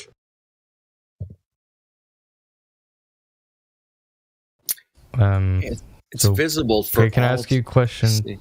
I'm sorry. Go ahead, Ira. Go ahead, Everett. Go ahead. All right. So you believe we're stationary, right? Yep. Okay, and the luminaries rotate above us over a dome. I don't know about the dome. They're inside the dome. Okay, but they're rotating above us. Can we at least agree on that? Correct.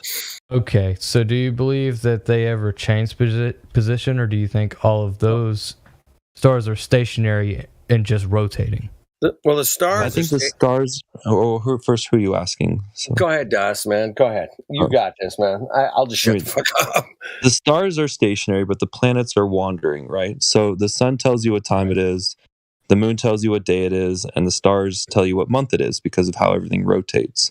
And it must be the case with Jupiter, Saturn, Mars, Venus. They must have a purpose. If we were to kind of break down when are they visible in our sky at what times, they must have to do with seasons, and that's how it all operates. That's not what they really teach us in school, because they just give us such a brief overview unless you get into maybe, I don't know, cosmology, astrophysics, but I don't know.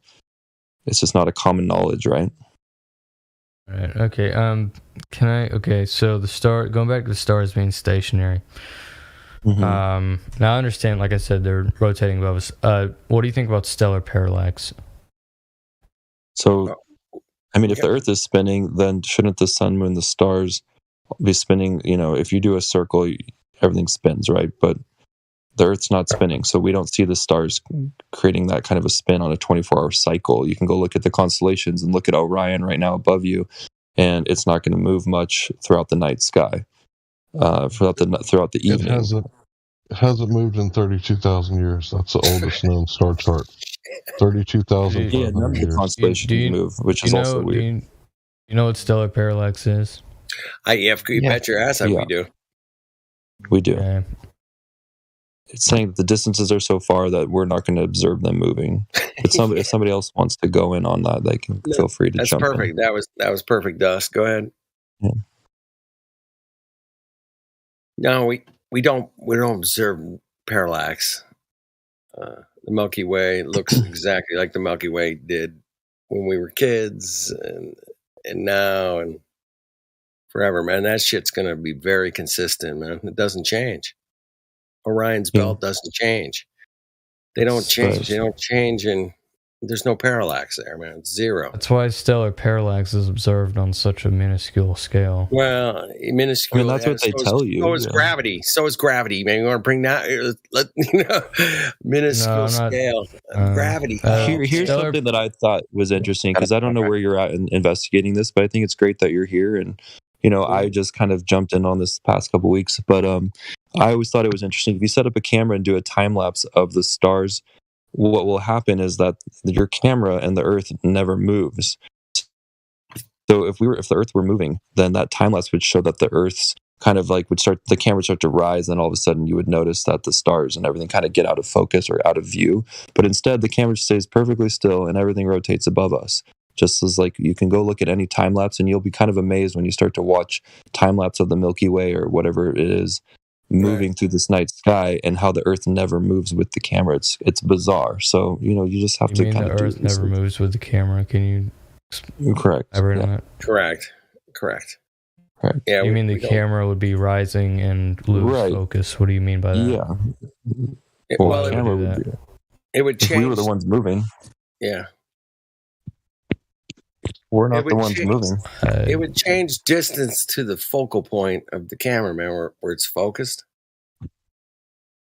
You know how far stars, like according to the heliocentric model, do you know how far away they are? Well, trillions of miles, yes, trillions. Yeah. Very, very far. Sorry. Some of those lights are so far away that in the past, and this is how we discover exoplanets, right? A light in the past wiggles and dims a bit. Right. That is one of the methods used to indirectly discover exoplanets. Mm-hmm. I like that you used indirectly. I thought that was a proper choice of vernacular. Yes, correct. That's how we indirectly measure. Indirectly measure. You guys write that one down. But that's not necessarily okay. When we're doing that, that's more of like for the possibility of the existence of an exoplanet. Now, there was something recently released in our amateur astrophotography community. Let me pull it up. Take your time. Take your time. Dude, do you know we're 24/7, 365? Oh, yeah. This place is somebody told the last guy to leave. It's a thing called Exoscanner here. It's very interesting. We have a couple of experts in here.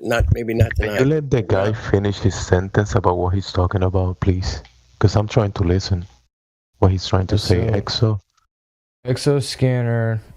I've not personally had the ability to use this yet, but it uses that same indirect method of possibly discovering an exoplanet using the difference in magnitude. Right, so you're measuring the amount of light coming from each individual star. And if the thing is that when it blinks and it lowers, it shows up on the chart, and people are assuming that this means that there's a planet transiting that star. That's an assumption, and you can't check that out with high-end telescopes. You can't see that. Only thing you see is it gets dim, and then it's not. It's normal brightness. So that's what shows up, right? So when a star does this, they assume that there's a planet there, and basically what I'm trying to say is, how do you verify that? How do you verify that that's actually a planet? Like, they say that, Uranus smells like methane, right? So it smells like farts. Like, how do you verify that sort of thing? Right, so there are certain types of telescopes. I believe it's spectroscopy. Right, stellar spectroscopy isn't like spectroscopy in a lab. In a lab, you got a controlled setting where you can create a vacuum, a chamber, put it in there, and you can measure what you put in there, right? But when you're measuring the sun, for example, or any stellar body, how do you know you're not measuring what's in between you and the sun? And if hydrogen and helium is the lightest materials, wouldn't that be what would be between us and the sun? Wouldn't you measure that? How would you control that variable to keep that from happening? That's why we have things like space telescopes and stuff. You can't. You can look. You know what the Oort cloud is? It's just colors, right? Sorry. Do you know what the Oort cloud is? The Oort cloud, yeah. Yeah. So you understand that is an area outside of the extremities of the solar system where there's lots of ice and shit. Yeah, Yeah, cool. Would you assume that those other stars out there have got Oort clouds around them too?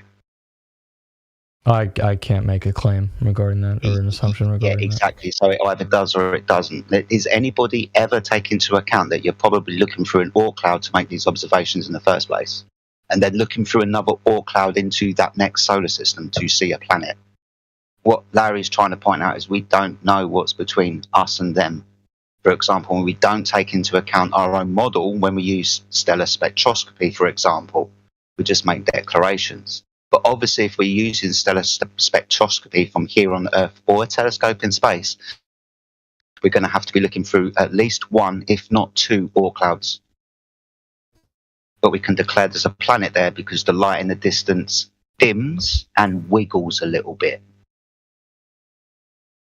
Okay, so what do you think about direct imagery of exoplanets then?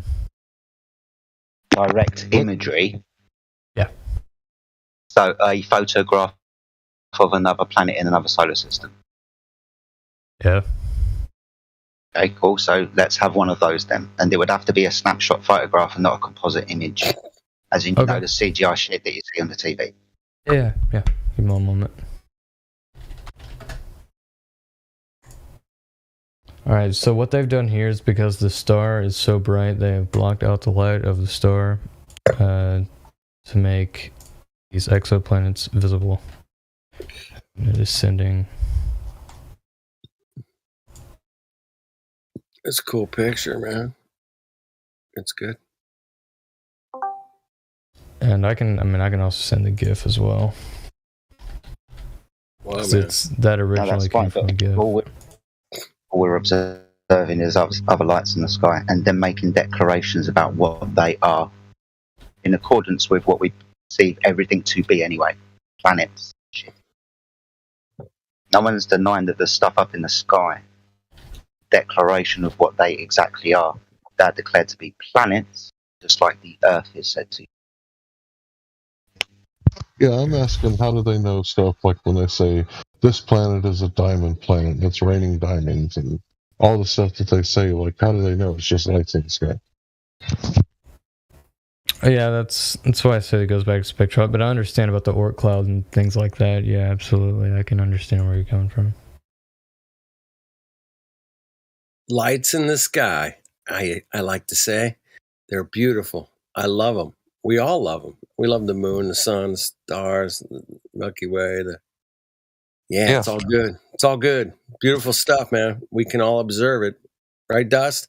Hey, good to see you, Dust. Hey, thanks. No, I'm loving this. This has been fun and very informative. Yeah, there's some smart cats up in here. I told you. I know Dusty, man. I met him in person at a meetup, at a Flat Earth meetup, right? We met. Yeah. Yep. We sure did not that long ago. It was great. Yeah. You were such a nice guy. Thank you. Thank you, brother. It was a great time. I have a question for Everett, though. Go ahead. So, since it sounds like Everett's kind of learning right now what flat Earth theory is, or just asking questions, right? Yeah, I'm just like asking questions, observe. Like I'm trying to figure out the perspective here of what flat Earthers think. What did you think of the Artemis footage that they sent back to us? As it sounds like you're into astrophotography or something. Oh, like I thought it was interesting. Did you think that they were like good pictures? Yeah, relatively. Yeah, they're pretty good.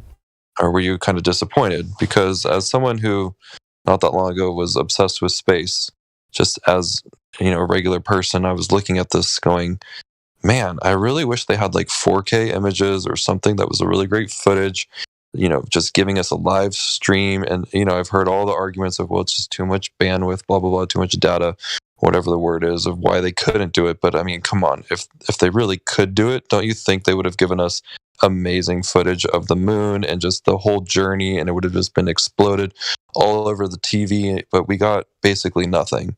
When you look at those pictures, I feel like even you can tell that they just look basic as possible.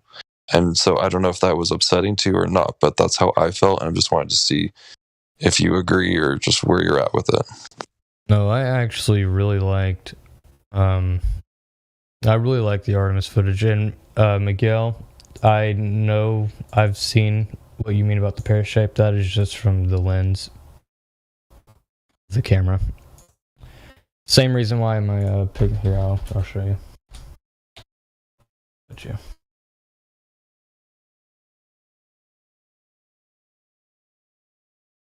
If you look toward the edge of my you can see the stars get more distorted the closer you look toward the edge. Same thing happens. You think that video it's they made it's from space? It's what it's claimed to be. Yep. So it cannot be done in a studio. I'm not saying it's not. I'm just saying that's what. So how can you say? Say what? How can you know?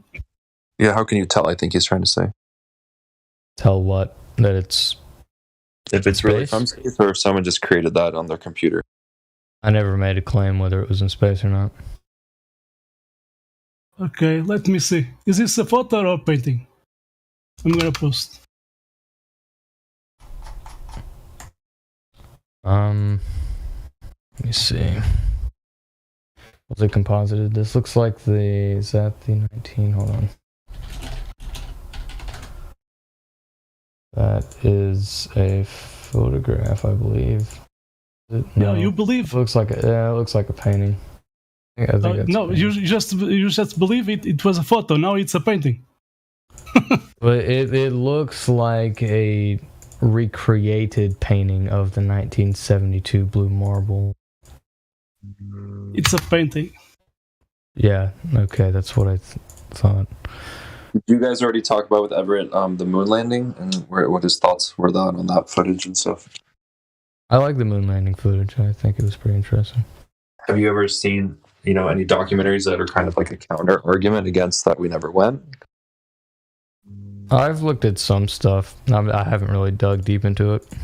Okay, there's one that you might want to check out called American Moon, which I thought was really well done, and it kind of covers every angle, and it puts, it might put some doubt into your mind about if we really went or not, and why we maybe didn't go, but we faked it, and how they could have done it, etc., and why they would have done that, and then it kind of gets into, did they fake it because we can't go, or did they fake it because they just didn't go yet? So it's just something to kind of consider. I've had someone recommend me that American Moon. I watched a few minutes of it. A long video, very long video. When I find the free time. Yeah, when I find the free time, I'll look at it. Miguel, the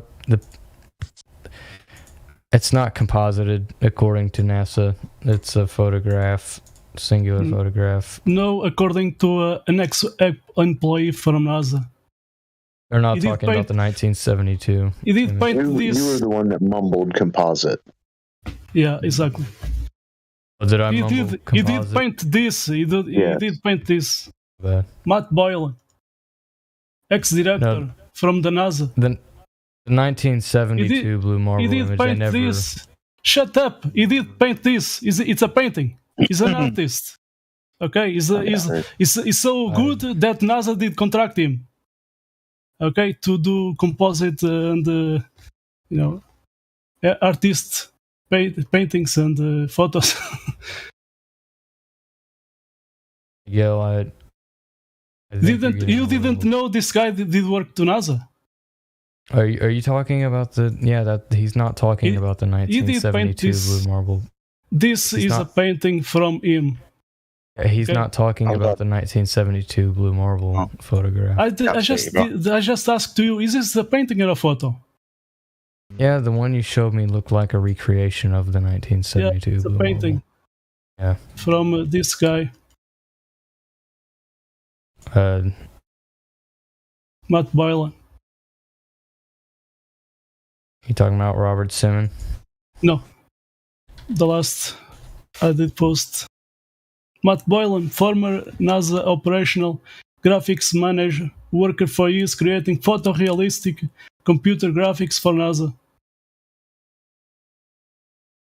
Can you repeat his name again? Sorry, can you repeat his name again?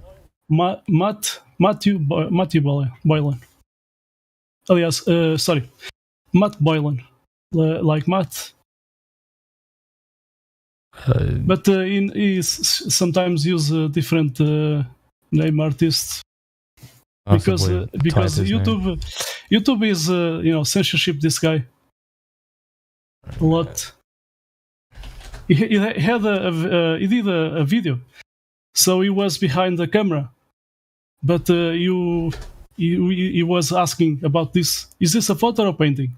And then he comes behind the camera. Oh, I missed this spot. So it was a painting. He did paint this, and you cannot see the difference if it is a painting or a photo. So how can you claim any photos from NASA or whatever from NASA? And now you know what he did? Now he's a flat earth guy. But the first time he did heard about flat earth was inside NASA. Two top guys, talked to him. At first he left. He had a video but YouTube likes to censorship, so he did talk about that. Yeah, at first he left, a lot. What these two guys were talking to him, But then he connect all the dots. Why he was there? He was there, doing 3D artist. So NASA contract this guy because he was, a top guy artist, So you cannot see the difference if it is if it is a painting or a photo. So it's so good,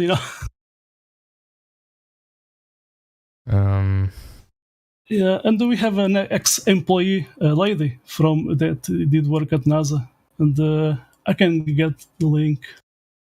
She did an interview. I think I know who you're talking about. She did not. If you're talking about the person I think you're talking about, she's not an NASA. What's the name? I can't think of her name, but if you send her name, I'll be able to recognize it. No, what's the name? So you know. You don't know. What's the name? Oh, I can't think of her name, but if you send her name, I'll be able to recognize it. Yeah. So better I'm not posting. So I know her, but I don't know her. But if you send her name, then you'll know her. Nice talk. No, I can't think of her. Like I can. So what is the color of her hair? I believe it was brown, right? Brown. Oh. I watched the interview. That's a good choice. 80% of people on the earth have got brown hair. I went to her little LinkedIn profile.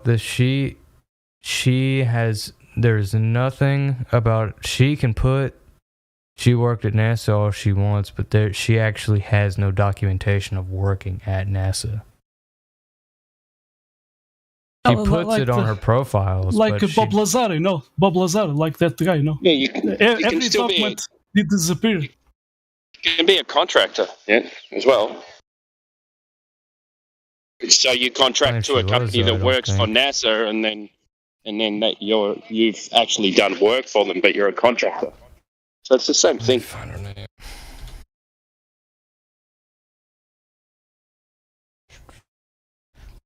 It's you know what is? It's cognitive dissonance. What? Are you talking about? Okay, Cindy Holland. Is this who you're talking about? Yeah. So he has Cindy Holland. Yep. Black hair. Black hair. Okay. Well, I went to her LinkedIn profile, right? Because I'd had someone tell me about her before. Oh, someone. And what? So why don't you, go to meet this lady and ask them if she did work there or not? You're talking about? I went to her profiles. She has not provided a single bit of evidence that she worked at NASA. So she did an interview, and now you are saying she was lying. Yeah, she never provided anything. She hasn't to provide anything. She did an interview. She did an interview. She said she worked at NASA. Have you got evidence that she never worked at NASA? She never provided documentation. Do you have evidence she did work at NASA? Why would she have to provide documentation that she worked at NASA? Why would I have to believe she worked at NASA? Yeah, I know, fair enough. But, she's in an interview. I work at NASA. All over. Yeah, but that's stupid. You're 15 years old. We have 2 ex-employees from NASA, and now they are, they know they're this late. I don't think she was an ex-employee. I'm sorry. She never provided anything. I mean, she did an interview talking about what everything she did work at NASA. I watched. So you now are denying. Yeah, you're making a claim that she didn't work there. So can you prove that she didn't work there? I didn't make a claim that she didn't work there. I said I'm not sure if she does because she never provided anything to prove that she did work at NASA. Therefore, I can't take her word that she did work at NASA. Like I cannot say for sure you worked at NASA because she never provided anything that she worked at NASA. Right. So you take them with like a grain of salt. That expression means you're going to just absorb it. And then if things connect the dots down the road, then you can kind of say there was some validity to her testimony. That's basically what we're saying. Sure. So that's a good, sure. But for now, I there's nothing I can't tell you whether she did or whether she didn't. I just tell you that I can't prove that she did, and I can't prove she didn't. Right. Well, I didn't hear the interview, but it'd be interesting to see if there's anything that kind of maybe she provided information that only a NASA insider would know. Not necessarily. Yeah. Well, fair enough. We're not unreasonable here. I get what you're saying, but I'm just curious, since I kind of got to the conversation late. Maybe you answer this, and we don't have to rehash it. But where are you at? What with this whole what brought you to this Discord, and where are you at with the information that we've provided so far? Are we bringing up interesting points to you, or things that your curiosity going? Oh yeah, that's what I'm doing. I'm here to spark my curiosity. I'm here to learn. That's what I want to learn. Okay. That's why I'm not. That's why I'm not debating anyone. I'm trying to feel this out a little bit. Does that make sense? Absolutely. And a lot of people so far I've noticed are in the same boat. Yeah. I'm trying not to debate. I mean, personally, I can't say for sure whether we live on a globe. I personally, from what I wouldn't. It doesn't really make that much of a difference to me. Signs point more toward a globe to me, and I think I'm entitled to my opinion. You're entitled to yours. I'm not shaming you for your opinion. I don't think you should shame me for mine. Which ones? Which things point to a globe? Well, I'll show you something simple. The transmission lines on Lake Pontchartrain. Have you ever seen lines those? in construction? What? On Lake Pontchartrain, Lake. Oh, really? Transmission you lines. There? Well, come on. No, I'm just saying that's. You haven't heard of refraction? Oh yeah, I'm familiar with refraction, but I thought refraction. So when can you tell whether it's a curve or it's refraction? It looks pretty curved because refraction. Anytime I've ever heard about atmospheric refraction near the horizon, it bends upwards. What? Yeah, like the sun.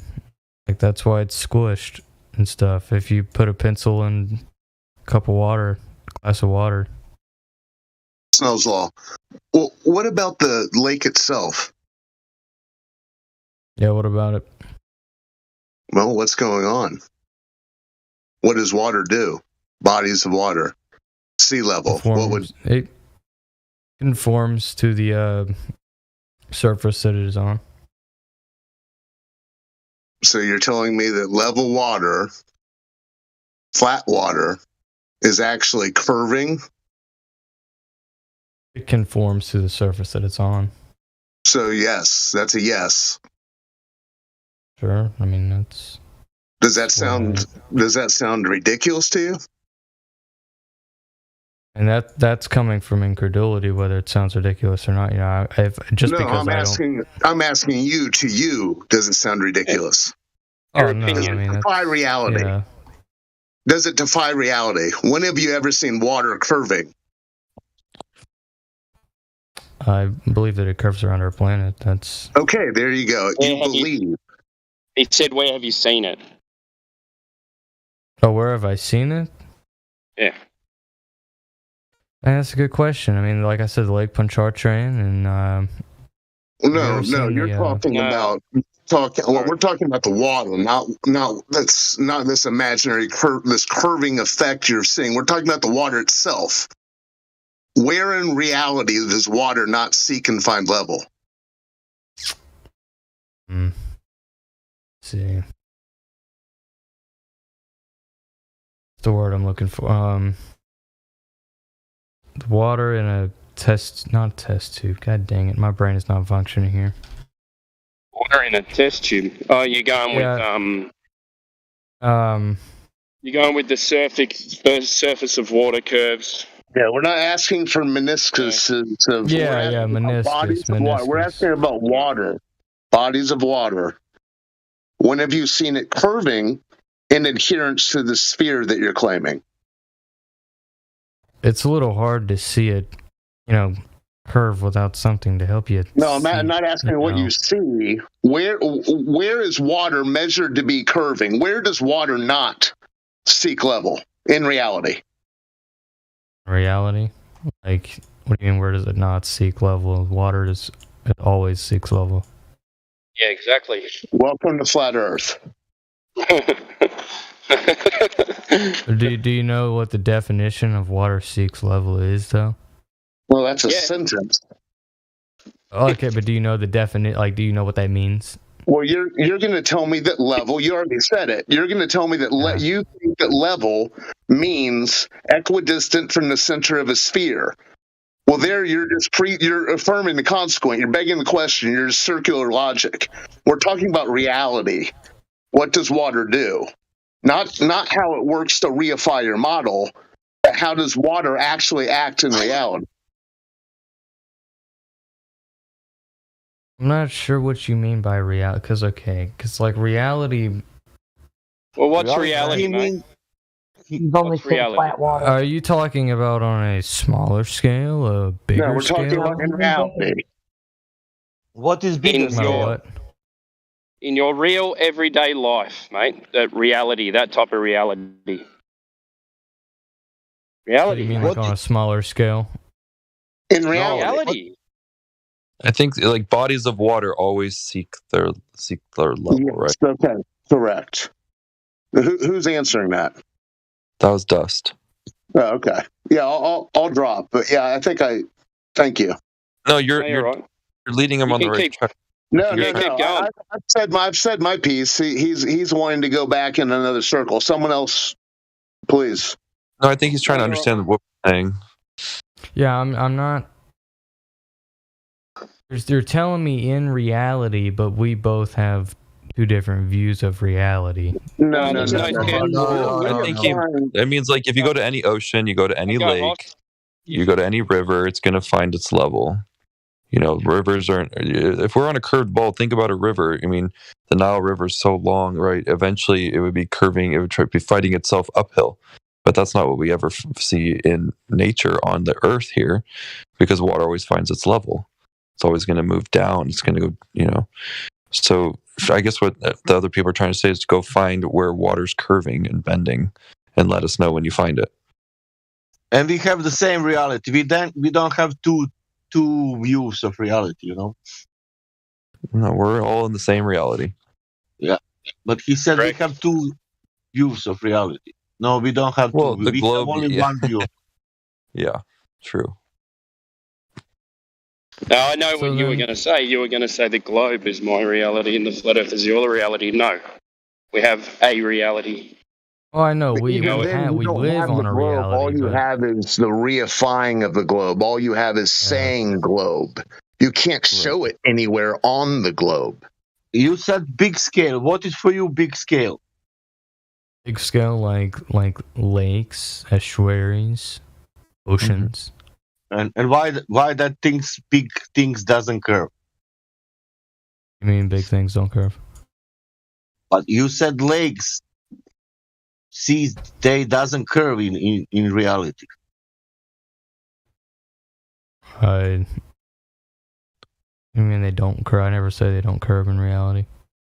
No, but dude, that's what he's saying. In reality, do they curve? That's big scale. If you can't observe it, then you have to believe it exists, or you don't accept that it does, because it would have to be a belief and not definitive.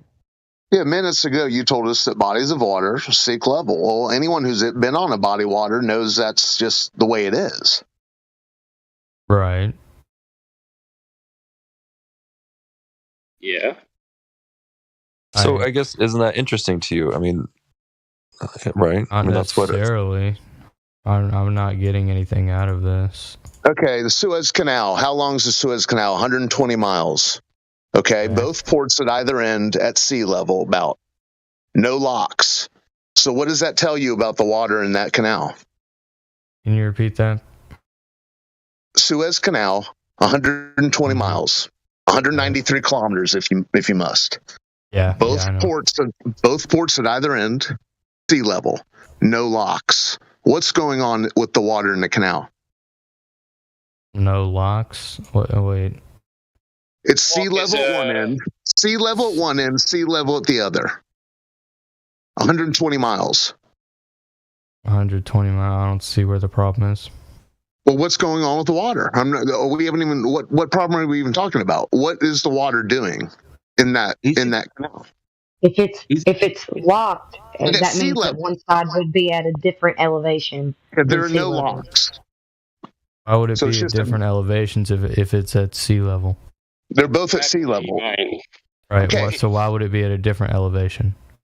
What is sea level? Flat.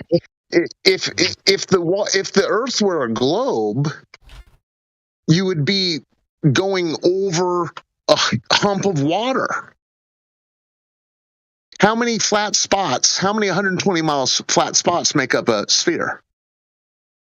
120 flat, but there's no. Okay. Can you show me where it's flat? Try and keep this. Let's try and keep this really simple. Yeah. So you understand that the water in a coffee cup, the water on that surface is level, right? Yeah. Yeah. You go and have a bath, the water on that surface is level, right? Mm. Go for a swim in a swimming pool, water on the surface is level, right? Okay. Okay, so extend the distance of your swimming pool to 120 miles as akin to the Suez Canal. Now the water curves because it's a ball. Now we understand that when we contain water, it's level on the surface, but the claim is over distance that water curves. Now that's what everybody's trying to explain. That goes against our senses and what we observe and the natural dynamics of water. Water is level on the surface. We use it as such, but within this claim of a globe Earth, water curves with distance. You understand, yes? I believe so, yeah. Okay. So when we've got the Suez Canal, what my colleague is trying to point out to you is now that water has to curve. It's over a mile of curvature from one end of the Suez Canal to 120 miles away. That should be over 1 mile of curvature. Yep. Do we observe it? Do we practically use it?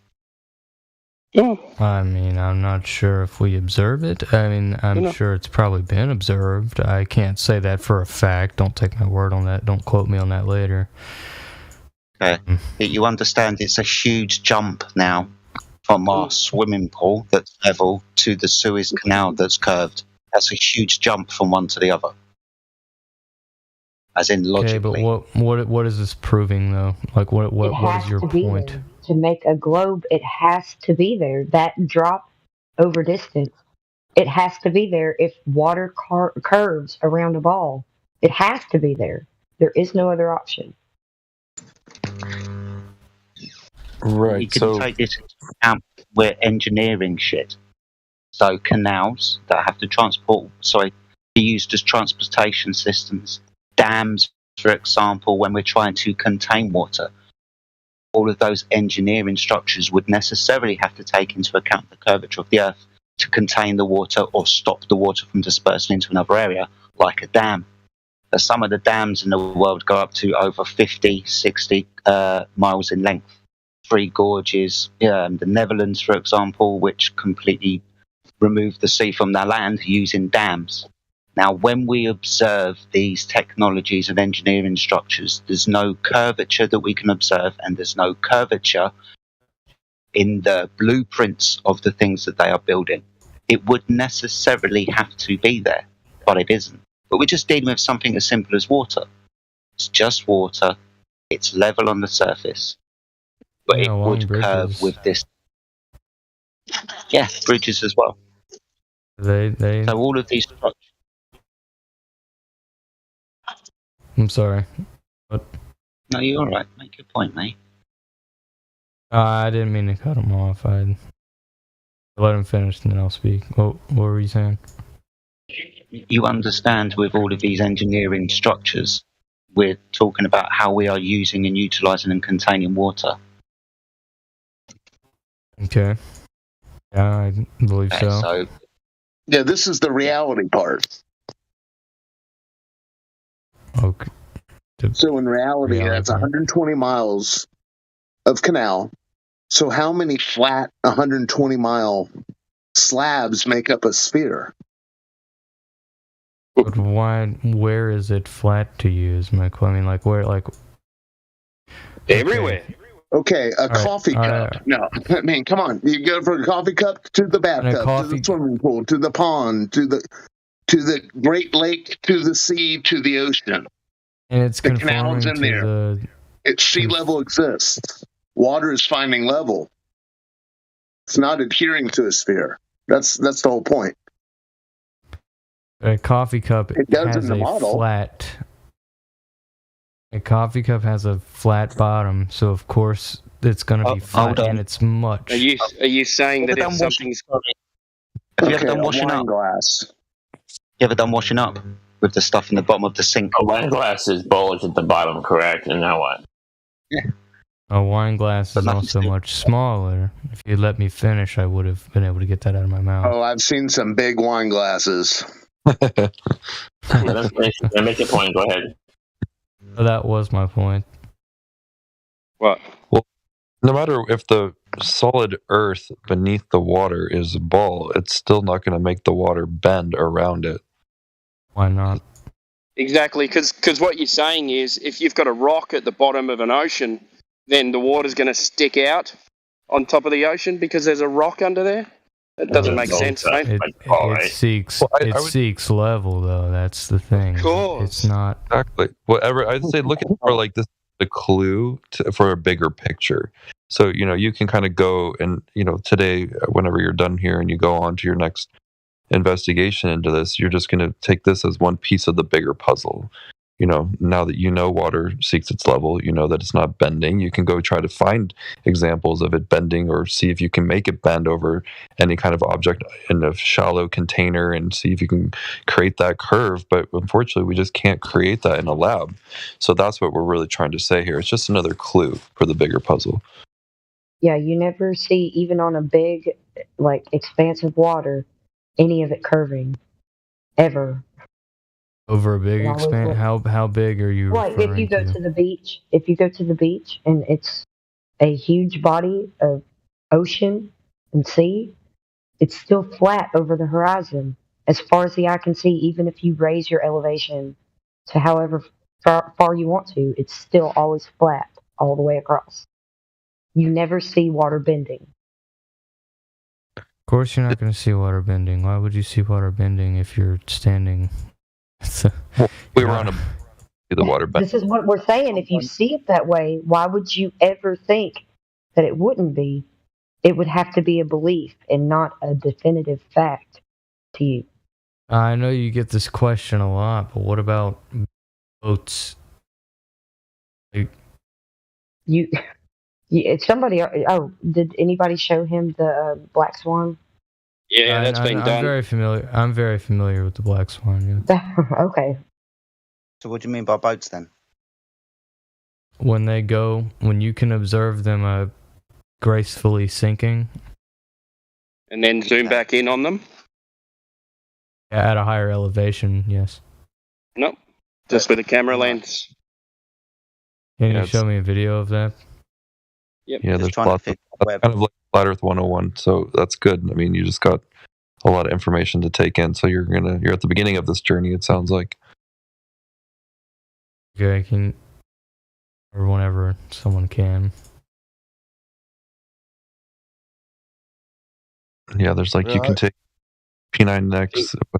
A question for you I have is, when have you seen it? Did you say gracefully vanish? Is that what you said? When have you seen that actually happening in real life? Gracefully sinking into the water. Yes. Do you have a video of that? Yeah, absolutely. We'll send you some good videos. This is the fun part. You said that you're familiar with the Black Swan. Yeah. And what is happening on the Black Swan? Refraction. Well, you just said refraction bends up. Okay, good. And what is refraction doing in that Black Swan example? It is showing you more of the Black Swan, I believe. Can you find in publication the name of the guy? That must be some guy who realized that phenomenon is happening. The name of that phenomena, and how method and how he made experiment and why is that happening? That thing, refraction. Why? Like who came up with the idea of how?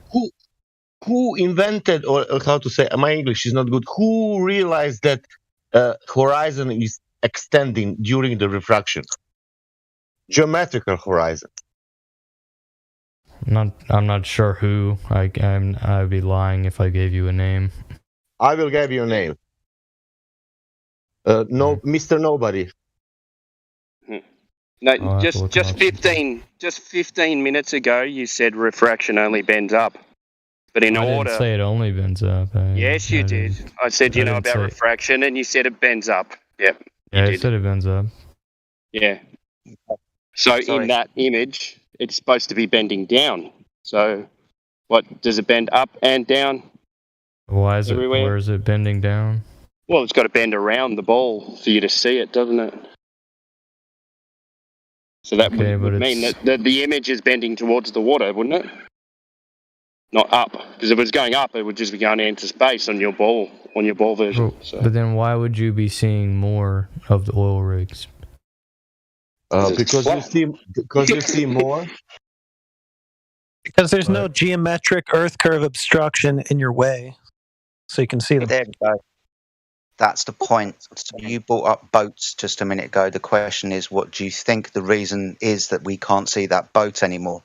Now, the declaration is we can't see the boat anymore because there's physical Earth curve in the way. But when we start talking about the Black Swan image, we're going to be talking about the horizon not being where it geometrically, physically should be, and we're going to start talking about refraction. So my question to you again is, why do we not see the bottom of the boat? Because you haven't got your physical obstruction anymore. You mean, why do we not see the bottom of the boat? Well, if it's not physical obstruction, which it would necessarily have to be, why can't we see the bottom of the boat? Can you show me a video of it not being a physical obstruction? Yeah, so that's the Black Swan image, right? So we see the horizon past the second oil rig, so it can be no less than 10 miles away. If we're on a ball at this 1 foot observer height, 1.2 times the square root of the observer's height in feet, which would make the physical geometric horizon 1.2 miles away. You said you'd seen the Black Swan before. Yeah, I've seen it before. Cool. So we're demonstrating the horizon isn't physical, so it can't be physical obstruction for your boat to go behind. Can't see the bottom of the boat because the curve of the Earth is in the way, right? Well, yeah. Yeah, but that would require the horizon at this altitude for the Black Swan to be at 1.2 miles away. If it was physical, we're demonstrating the horizon isn't physical, it's optical. And then we're going to start talking about refraction. Okay, so it can't be Can we physical. talk about boats? Yeah. It's exactly the same. Can I? Okay. It's exactly the same thing.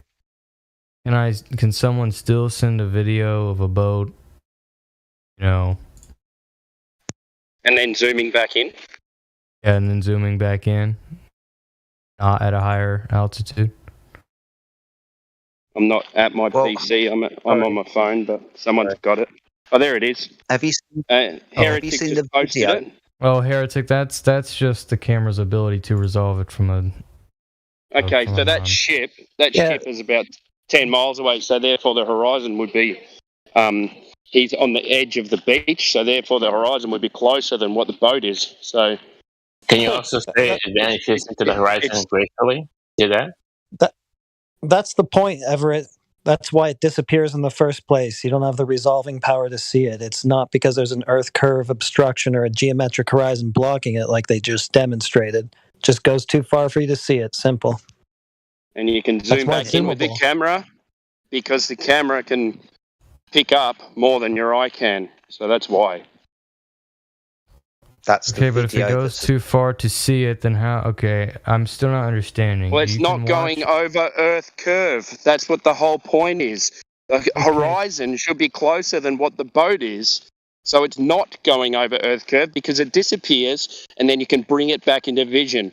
When can you bring an image back into vision when it's already gone over a hump? Think about it, mate. Don't. That's. You're not understanding the camera's ability to resolve it from not but it quite should so already magnified. be over the hump. The camera cannot bring back things that are over a hill. But it's Just not. like the oil rig. But it's Just not. like the oil rig. Our point is that it is way too far for us to be able to see the drop rate for the radius of the Earth. It has to be there to make a ball. I mean, it has to be. There is no exception. To make a ball, it has to be there. It wouldn't matter what the camera's resolving power is. If there was a geometric horizon in your way, you would never be able to see through it or past it. So you wouldn't be able to zoom in on the 10-mile horizon past those oil rigs that they just showed you because that wouldn't be there. Geometrically, it'd be at 1.2 miles, and that'd be it. Doesn't matter what the resolving power of the camera is. Okay, so then, all right. Okay, well then let me ask this then. When you look at a boat, let's put in quotes. Before you go on, do you recognize what you're hearing, or you're just going to move on and ignore it?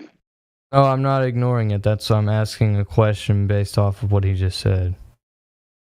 Fair enough. Okay. Now you're talking about resolving power. Now you can zoom in on this boat, right? You zoom in on this boat and you see it again, right? You see this boat. Now let's say you watch the boat. Now let's say you have like a telescope, right? Like a Newtonian or something that has a designated magnification, okay? Designated magnification. Watch that boat, quote unquote, go over the curve, and then let's say you see less of the boat, okay? You see less of the bottom of the boat. It looks like it's sinking. You go to a higher altitude, same magnification, you see more of the boat. You don't need to go at a higher altitude. But if you do go to a higher altitude, you see more of the boat again. Wider viewing angle. Sorry, what happens when you go in higher in altitude? What changes? Is it your angle to the thing you're observing? Yes. Yeah, so your angles change. So it's like when you're downstairs, you can only see so far down the road. When you go upstairs and look out the window, you can see a little bit further down the road, but that doesn't mean the road's curving, does it? It just means you've changed your angle. It's like going to the top of a crow's nest. That's why you go up there, so you can see further, because you've changed your angle. The biggest angle is when you're at 45 degrees to the object. So can't this still be applied to the globe, is what I'm saying? I know you're saying that it can be applied to a flat earth, but can it also be applied to a globe? Yeah, if you want. Yeah, but we see it does apply to the globe, but we're seeing further than the globe would allow us to.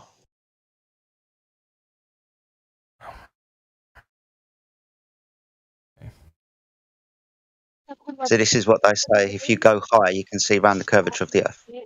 But what we're saying is down at ground level, depending on the technology that we use, the horizon isn't physical, it's apparent.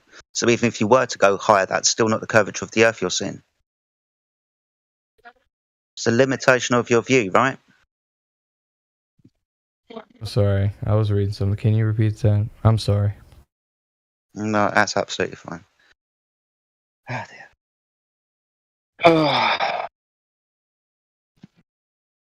So all you've done is change the limitation of, your angle of view when you go up higher. That's all that you've done.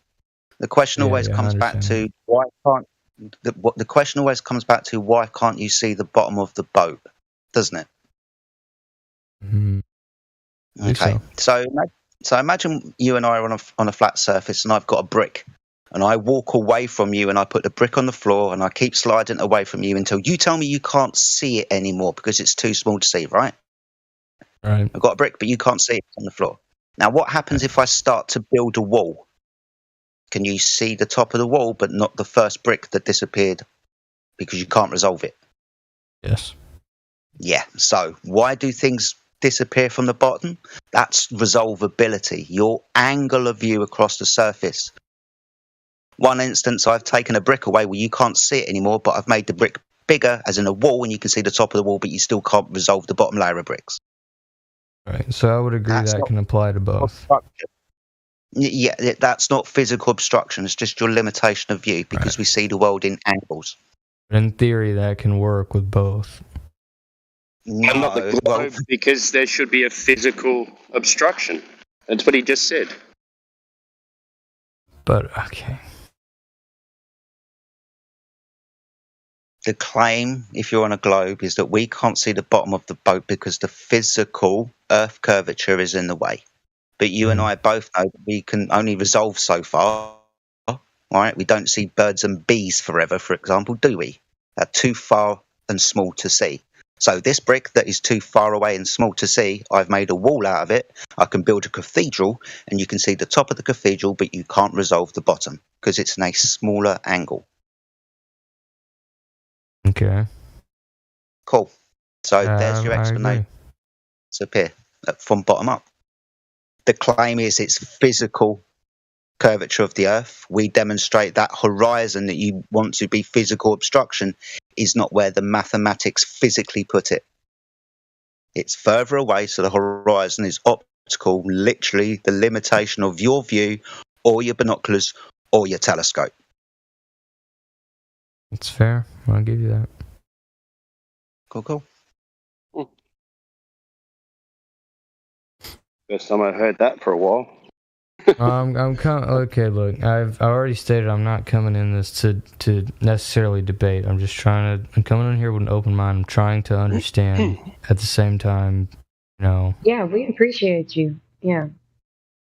Definitely, you're absolutely fine, buddy. Yeah. We like having these conversations. Now, can we go back to the boat without increasing the viewing angle? I guess so. So let's stand on the shore. You're watching the boat go away. Okay. It goes away. You think, oh, it's disappeared. Grab a P900. You zoom back in. Oh, fuck, the boat's there. What happened? Okay. You zoomed in on it. Yeah, but okay. So if you're at the shore, let's go at 1 foot. Oh, let's call it 6 foot. All right. 3 miles is where the horizon should be. Thereabouts. Just make it easy. Let's say that boat's out at 10 miles. And we zoom back in on it. How did we do that?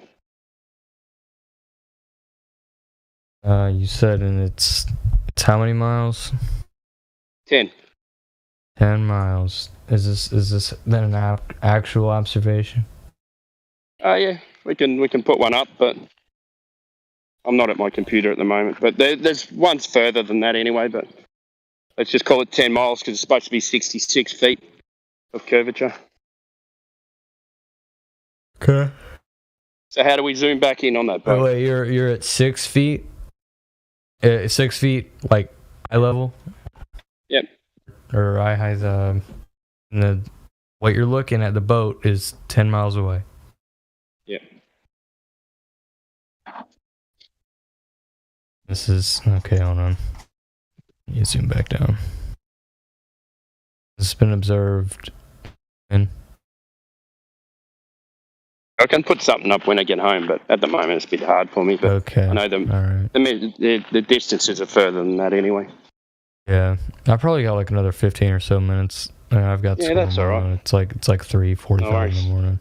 But that's what we're saying, yeah. So the curvature should start at 3 miles. But this boat's gone past that, out of your vision. You grab the camera, you zoom back in. Oh, the boat's there. The boat's out at 10 miles. Should be covered by 66 feet. Shouldn't see it at all. And then you go refraction. Yeah. And then you go, okay, well, Lake Pontchartrain that you brought up before. How is that not refraction, but that's curvature? So what's curvature and what's refraction? How do you tell the difference between curvature and refraction? I mean, Lake Pontchartrain. Okay, so about that, it's very consistent, right? Every time you observe the transmission lines, it's very consistent. You observe atmospheric refraction or whatever, it's never really that consistent. I've actually looked into this. So on Lake Pontchartrain, those actual transmission lines, they do not run in a straight line. Where have you seen this? Well, I can't do it now. I'm out for a walk, but okay. So when I look at them on Google Earth, I see them in a straight line. Google Earth, exactly a straight line. I've seen it. I've seen this tested before, and you can actually see. So there's another image from the other side of the transmission lines, which shows it dead flat, just going down like perspective would. So what's happening there? So that's why I'm asking, what's curvature, and what's refraction, and what's perspective? Like where? How do you know that what you're looking at is curvature and not refraction? Let's see what this guy said.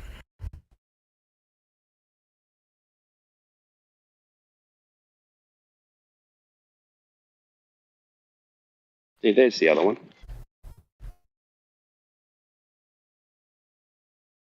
So that's a video. I'd watch that. Just watch that. There's always talking about what Flat Earth Buddha sent. Yeah, so that's the bot. So Heretic posted the video. Oh yeah, Heretic. Yeah, okay. Sorry, I didn't. No, yeah. So but there's so many of these. That is low quality. Wow, hold on. Is it a video or? So there's so many of these. That's why I'm saying, that was why my question came. What's refraction and what's curvature? Because you're looking at Lake Pontchartrain, you say it's curvature. We look at other things, we say it's refraction. The Globers look at something that looks flat and they say refraction. Mm-hmm. So why is the curvature not refraction? What's, like, you see what I mean? Where's the proof? I mean, again, not being straight on Lake Pontchartrain, I would really like to see that.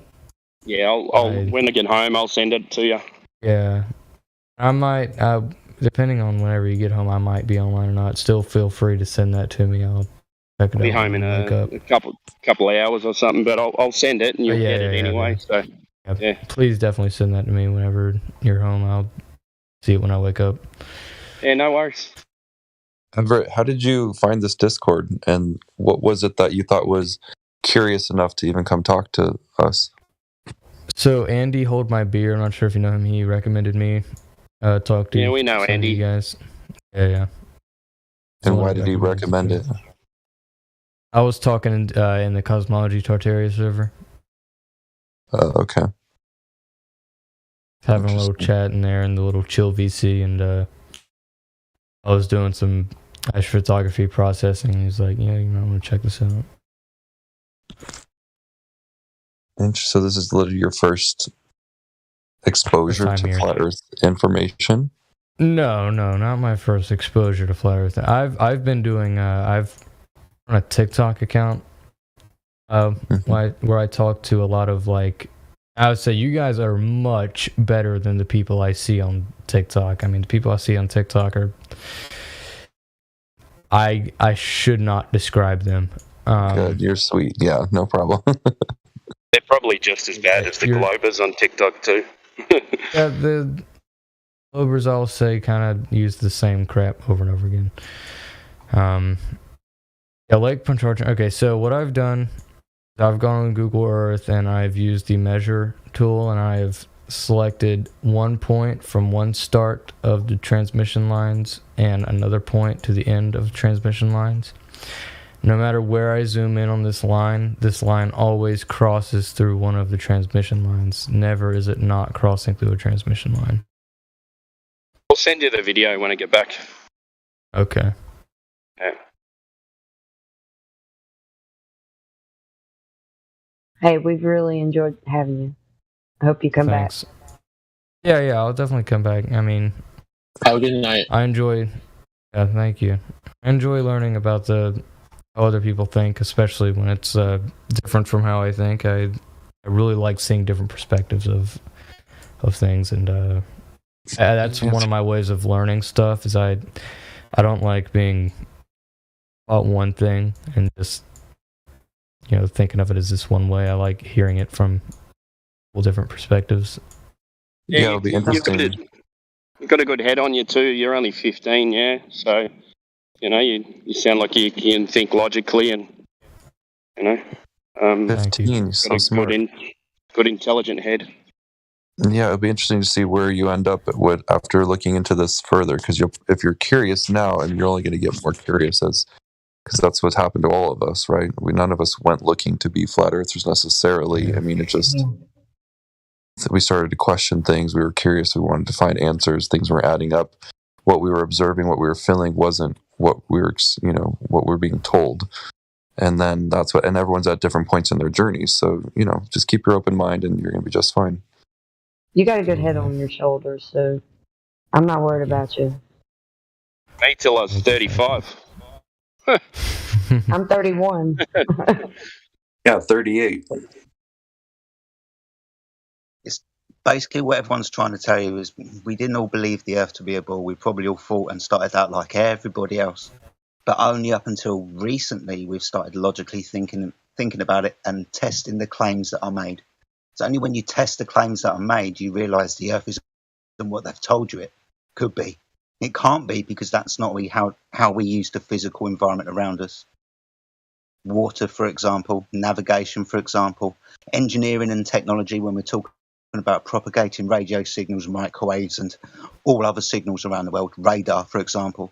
None of these signal propagation technologies would be able to work if the physical curve of the Earth was to get in the way. There'll be a limitation, for example. So practically and observably, the Earth is obviously level. Okay, that's an interesting take. And we love talking about other aspects of the globe too. So anytime that you ever feel like you're inclined to ask questions, feel free to drop by. Yeah, sure thing. Oh, can I ask something about planets again? Sorry, 1 sec. I'll just let you. So, just in case you think we don't know what level is, I build houses for a living, and use water levels every day. And if the Earth were curved, it would not work. Everything's level, works level. So when they say level's curved, level is not curved. Okay. So, about planets, I want to ask about Mars, because, I talked about Jupiter a little bit, and Venus and Mercury, but I never really got to Mars. What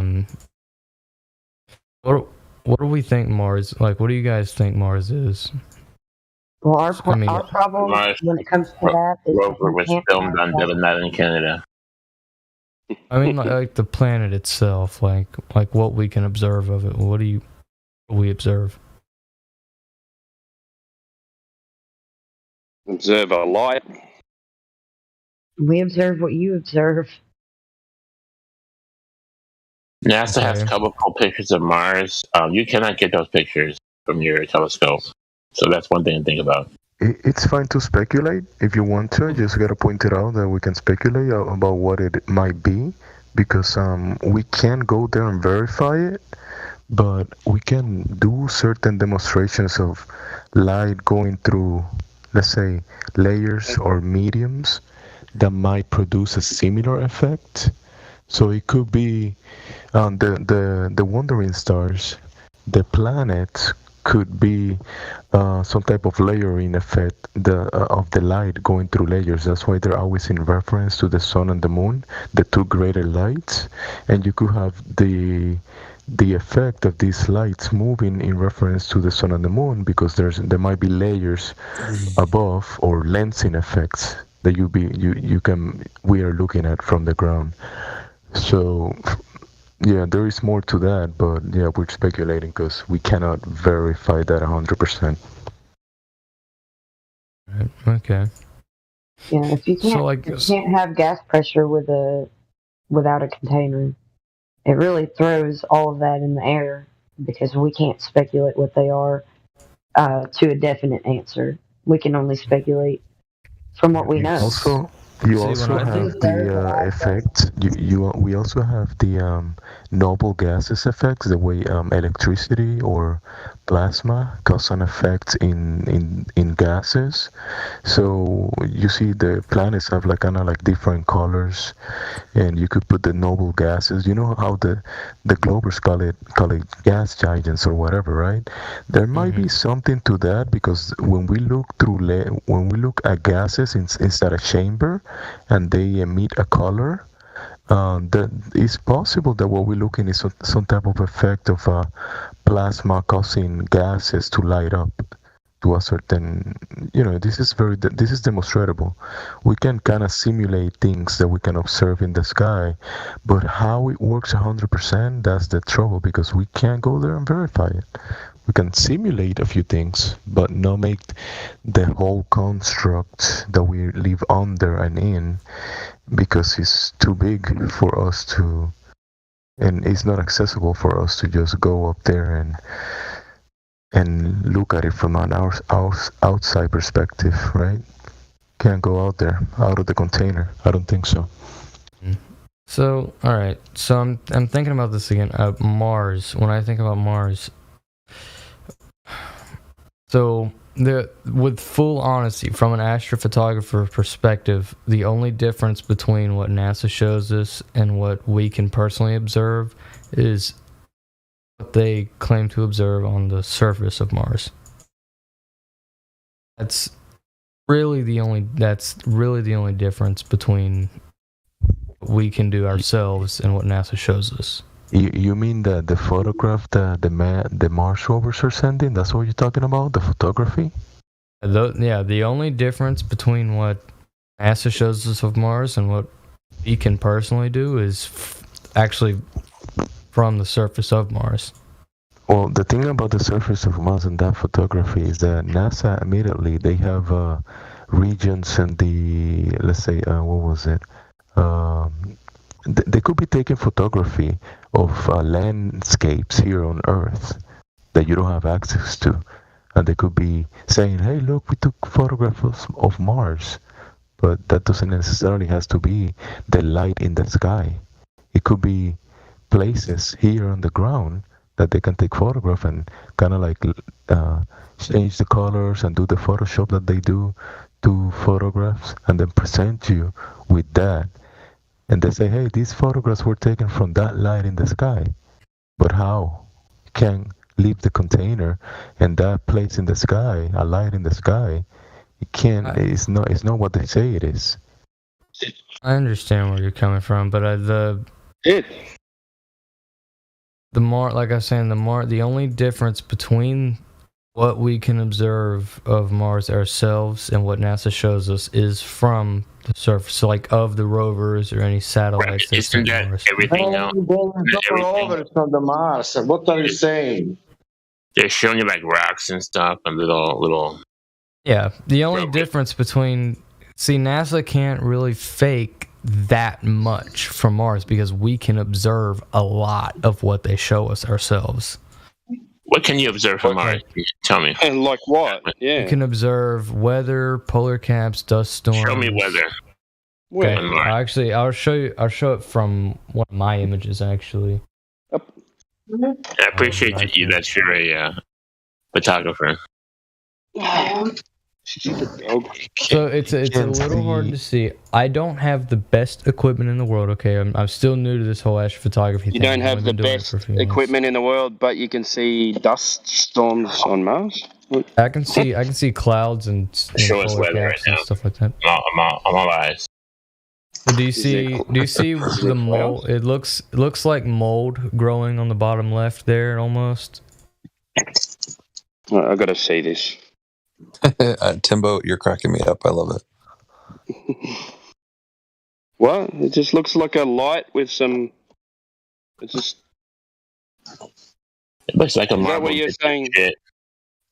Is that what you're saying? The storms are.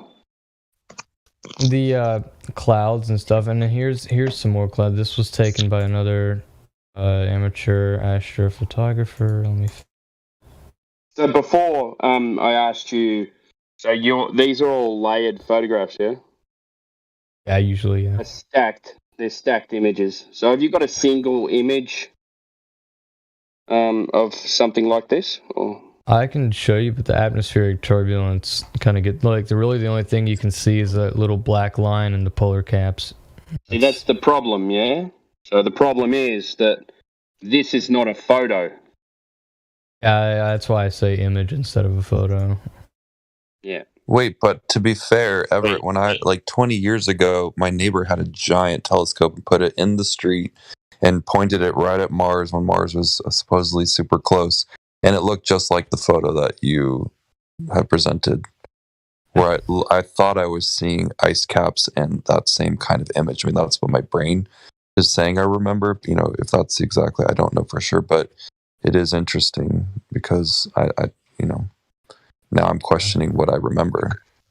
You could be looking at an image of one of the layers, maybe of the ground or some area.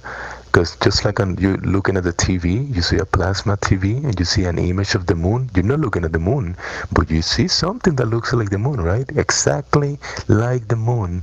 But are you looking at the moon? No.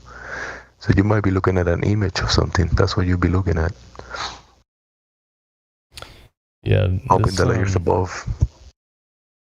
These Mars images were taken by still amateur photographers. No NASA involved whatsoever. This is just from a regular dude that enjoys taking pictures of space. Was software involved in the photo taking through the telescope? That has to be. Yeah, exactly. And how many times were they? How many times were they stacked? It depends on how long video. So, because of the rotation of Mars, because Mars' rotational period is a little longer than Earth's. So we have to take the rotation into account. Earth doesn't rotate. You could say Mars rotates. We can see some type of movement of Mars, but you don't see any movement of the Earth. So don't add that when you're talking about movement of Mars. Sorry. I'm just speaking like my everyday language. I'm sorry. Why would you need software in a telescope? Yeah. Do what? Why would you need software in a telescope? Isn't it just seeing what you see? No, we're not using software on the telescope. Everett, I want to know about Mars. Where is that going now when we realize, let's say, this photographer made that photo and then, it looks circular, it looks something orange with some brown stuff, and then what? Clouds, dust storms, polar caps, everything's NASA's always shown us. Okay, except for the surface. The only difference, like I said, the only difference between what we can observe and what NASA shows us of Mars is from the surface. No, NASA is not there because they will violate the second law of thermodynamics. But that I'm asking you the question now. When we realize that pictures and beautiful Mars, what shall we do with that? Admire their beauty, I guess. I'm not quite sure. Shall we do like this? That means if Mars, we took the pictures of that guy, took the photo of the Mars, that means that space exists. That means if space exists, that means that Earth must be the sphere. And conclusion is done. But we can indeed confirm that Mars and the other planets are spheres. Are there spheres? Yeah. How do you know that? Rotation. Rotation. Rotation.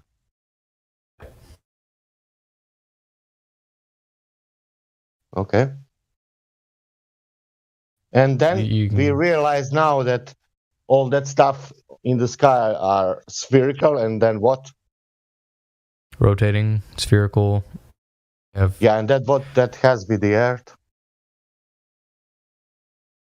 I mean, that has nothing to do with the Earth. I'm just saying that's just one less thing that NASA's lying about.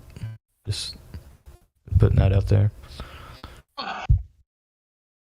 Just because they look spherical doesn't mean that we can go and land on them.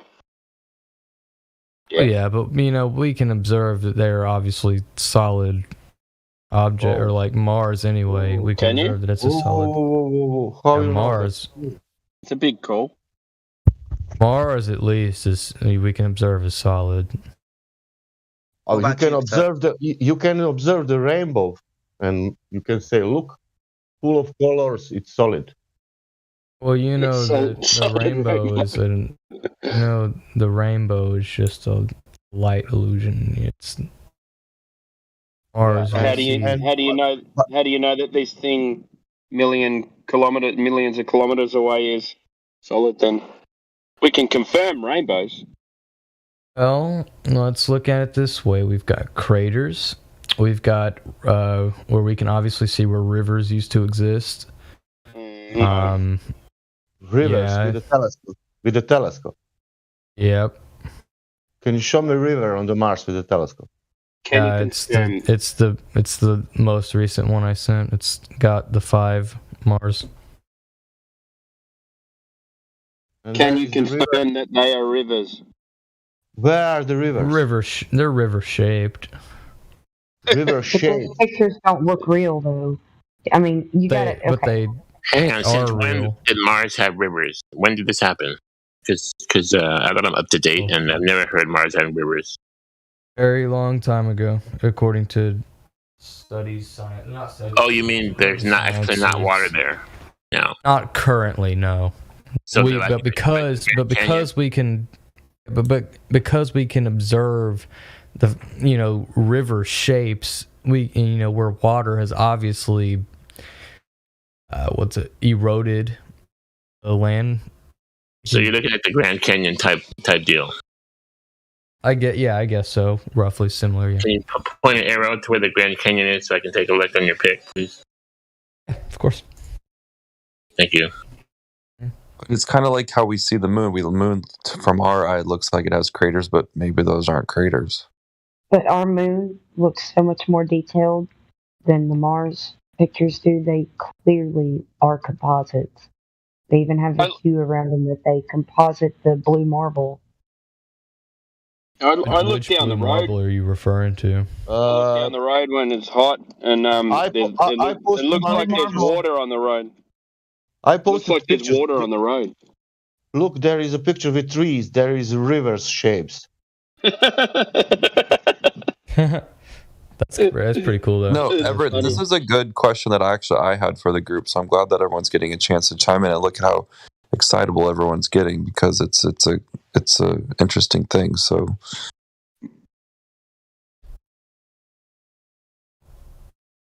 What were you saying with the solid planets? With looking into that dust? Is that what you're saying? Yeah, I mean, this is kind of the same question I had, because we can see Mars looks like it, but even from these pictures, it doesn't look like an ice cap. Now I'm even more questioning that, because, for years and years and years, they showed us other pictures where it looks like there's solid ice caps. And then if you look at these pictures, like, that does not look like ice caps to me. So already something's off. The Mars experience of seasons 2. But the ice caps aren't melting. Come on, there's no water. Boy. Before you get into seasons, you want to show me the Grand Canyon. Oh yeah, of course. Sorry, apologies. Yeah, and just while you're showing him that, so do you believe that we have been to Mars? I can't say for sure. I can't make a comment on that. So that would mean that you don't believe what NASA says, correct? NASA says they definitely went there. So if you don't believe what they say about them going to Mars, then why do you believe what they say about Mars? Because we can observe it. Well, you can't. You can observe something in the sky, but you can't observe land. I just showed you. I mean, but you can't confirm that that's land. To confirm that that's land, you need to go there. Correct? Otherwise, you're just making a guess. That's the Grand Canyon? True, just like the moon looks like it has land, but can we really go there? I don't know anymore. Don't think so. No way. Not after everything I've seen. Because, I mean, yeah. They lied about their first experience going into space, so everything after that. Everett, see, here's the thing: you use the picture of the guy with the software. Like, if any software to make your picture look more spherical. From Robert Simmons, The Blue Marble. You see the problem with having like just software be playing games with the picture, right? Sorry, my. Is this all CGI pictures, or you have some photo? What? Is that all of them are CGI, or you have some photo? Because I see only his photo. Do you know what CGI? Do you know what CGI means? Computer generated. He's claiming this image is from a real camera, from a real person from Earth. Have you met this person, by the way? Oh no, his name's Damian Peach. And he uses software in his telescope.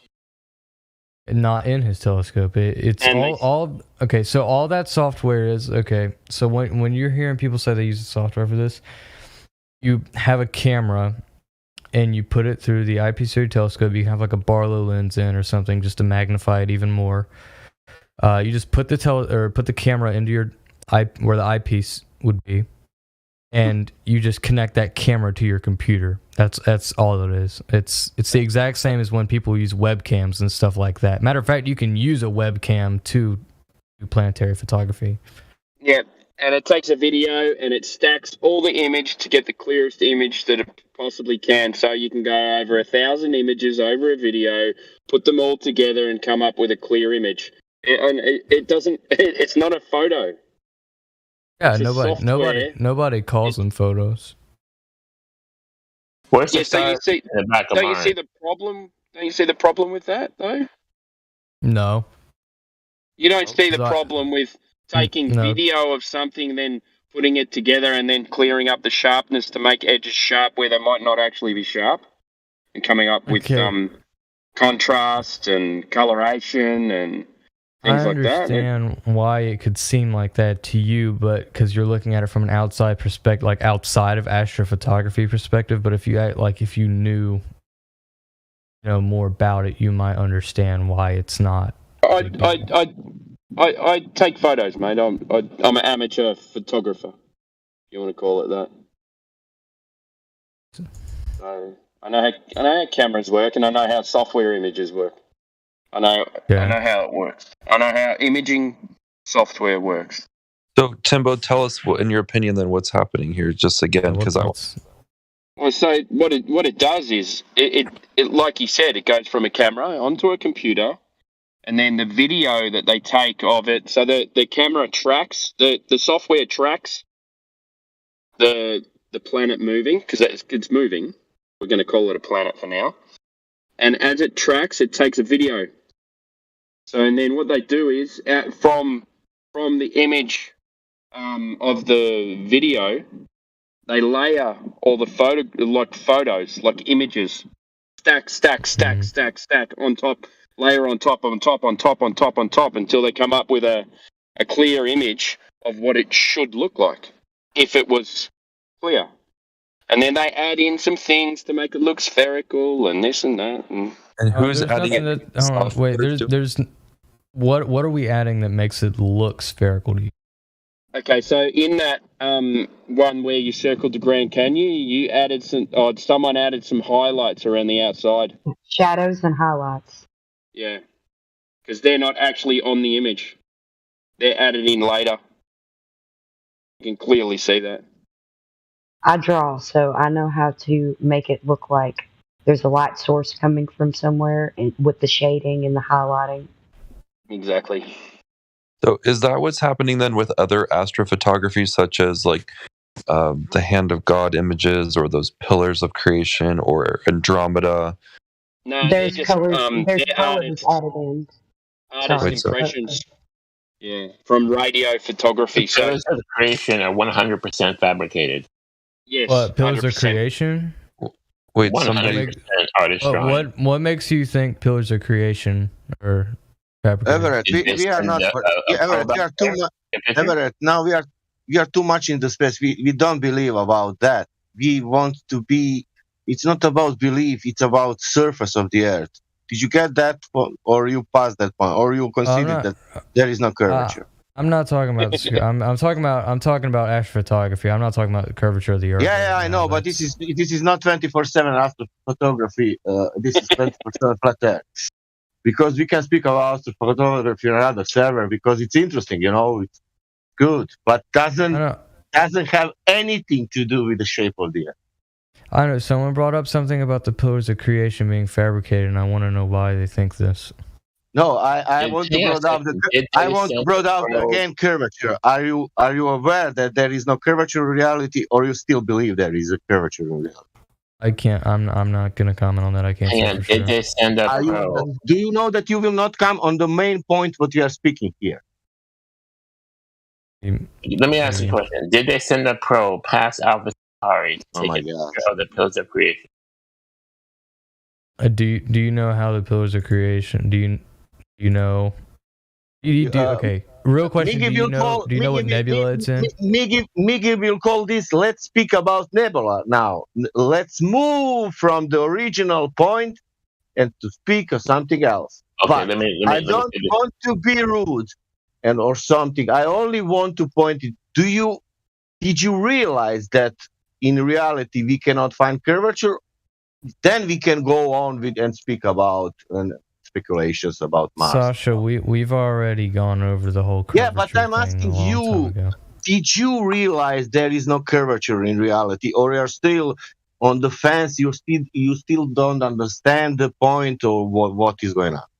I have no stance on that. You don't have stance on that. He needs to process. It sounds like he needs to take some time to look into it a little bit more and watch the videos we said. Yeah, I'm definitely gonna have to look back and watch some of the stuff. But I think he might look at those videos about curvature in a different light if he also understands that nebulas and other things in space aren't what we've been taught. So that's why it all matters, in my opinion. Okay. So now back to the Pillars of Creation. Do you know what nebula it's in? Okay. Do you know that NASA has an artist department? They hire artists to draw space. Do you know that? You know that you can take photo or images of space yourself? Yes. Do you think you can take the Pillars of Creation? Yes. Sorry. Yes, you can. So, okay, I'll do one thing. Grace, you're low. Take the Pillars of Creation image and bring that to us next time from your telescope. I really appreciate it. You're gonna have to give me a few months. I haven't been able to. The Milky Way's not quite in a good position to do that. Can you give me any nebulas similar to the Pillars of Creation? I'll appreciate that, and just bring it back here. I took I haven't taken any similar to the Pillars of Creation. I showed one earlier of my Orion Nebula. I can pull that one back up. And by the way, how far do you think these Pillars of Creation are? By the way, in your belief, in your understanding, I can't comment on that. I mean, ballpark. Is it miles? Light years. No. How many light years? I mean, how far is that mile? Because the moon is what, 200,000 miles? So what are you talking about? How many miles are in a light year? You said light years, right? So, I mean, this is science, so we should know it, right? How far is it in miles? It's in miles. So think about it. Come back to us. Give me the distance, miles, and also give me a picture. I really appreciate that. And since you're a photographer, an astronomer, I do respect that you put the effort in. Yeah, that's great effort to take photographs of the sky. The takes Pillars time of Creation or dedication. The Pillars of Creation. I mean, they're probably what is it? 7,000 or so light years. I don't know, somewhere around that. What's it made out of? How many moon distances is that? Oh my god. How many what distances? Not helping, guys. Okay, so again, going back to being fabricated, why do you think the pillars of creation are fabricated? I can't prove it either way, but all those distant galaxies, as far as I know, all fabricated by the artists in NASA department. And the reason I asked you is because I'm gonna propose you cannot bring a picture like that. You need NASA to do it, and here's the thing: you need to trust NASA. Tell us what it looks like from space. We can't go there ourselves. That's what I'm trying to tell you. You can take. I've seen some. Actually, just recently, someone discovered an oxygen nebula beside the Andromeda Galaxy after after 120 hours worth of integration time that NASA never did. NASA never even knew about it. Again, check the distance. Okay, and let's take a look at the image without. I mean, I'm asking without software, but if you software in there, then I have no choice, right? By software, we use a few different ones. What are you referring to? Which part of the imaging process are you referring to? Where the image is shaded and added to accentuate what you think it should look like. All right, so we have a few different things. We can use one called Cyril, GIMP. I'm sure you're familiar with GIMP. Photoshop. PixInsight is the main one that we use. PixInsight. Trying to think. Why would you want to use Photoshop of something that is supposed to be there? I'll tell you a story. There were some music awards a couple years back, and they made Adele look like she was skinny on the front of Glamour magazine. And she got upset. She said, "I'm not skinny." She knew she was fat. The reason she was upset, because that's a lie. That was a lie, what they did to her. Okay, they photoshopped her fat off, made her look skinny. So why would you need Photoshop? See where you're coming from, but you on have... the planet. When you hear the word Photoshop, I understand where your brain is going. The type of Photoshop we do to astrophotos is completely different than what people think when they hear Photoshop. This is where a lot of people. This is where a lot of people that don't that don't know what they're talking about, like with astrophotography. This is where a lot of people get confused or cocky, because they think, oh, it's Photoshop, no, it's fake. They don't necessarily know what we're doing in Photoshop. Are you adding anything or taking anything away? We are not adding or taking anything away. Okay, what are you doing then? What's the difference? So what sometimes we can do, let's say dark structures, like dust lanes in galaxies. If we want those to stand out a little bit, we can maybe change the contrast so the brighter parts of the images stand out a little less and the darker parts stand out a little more. We're not taking away any detail. Modified. Is that not manipulating the photo? Modified. But it's not manipulated. What is in No. photo? What is it? What do you mean, what is it? Well, you're talking to someone who was the lucky user of Photoshop 1. That means nothing. When you enter an image into Photoshop, after you open it, in between that point and then you saving it, what are you doing to it? Nothing? If you simply put it into Photoshop and then save it again and you didn't do anything to it, then it's the exact same thing. Have you seen the picture of That's very postmodern of you. So if you do anything of it, if you make, what would you call it, what you're doing in between the time you open it and save it?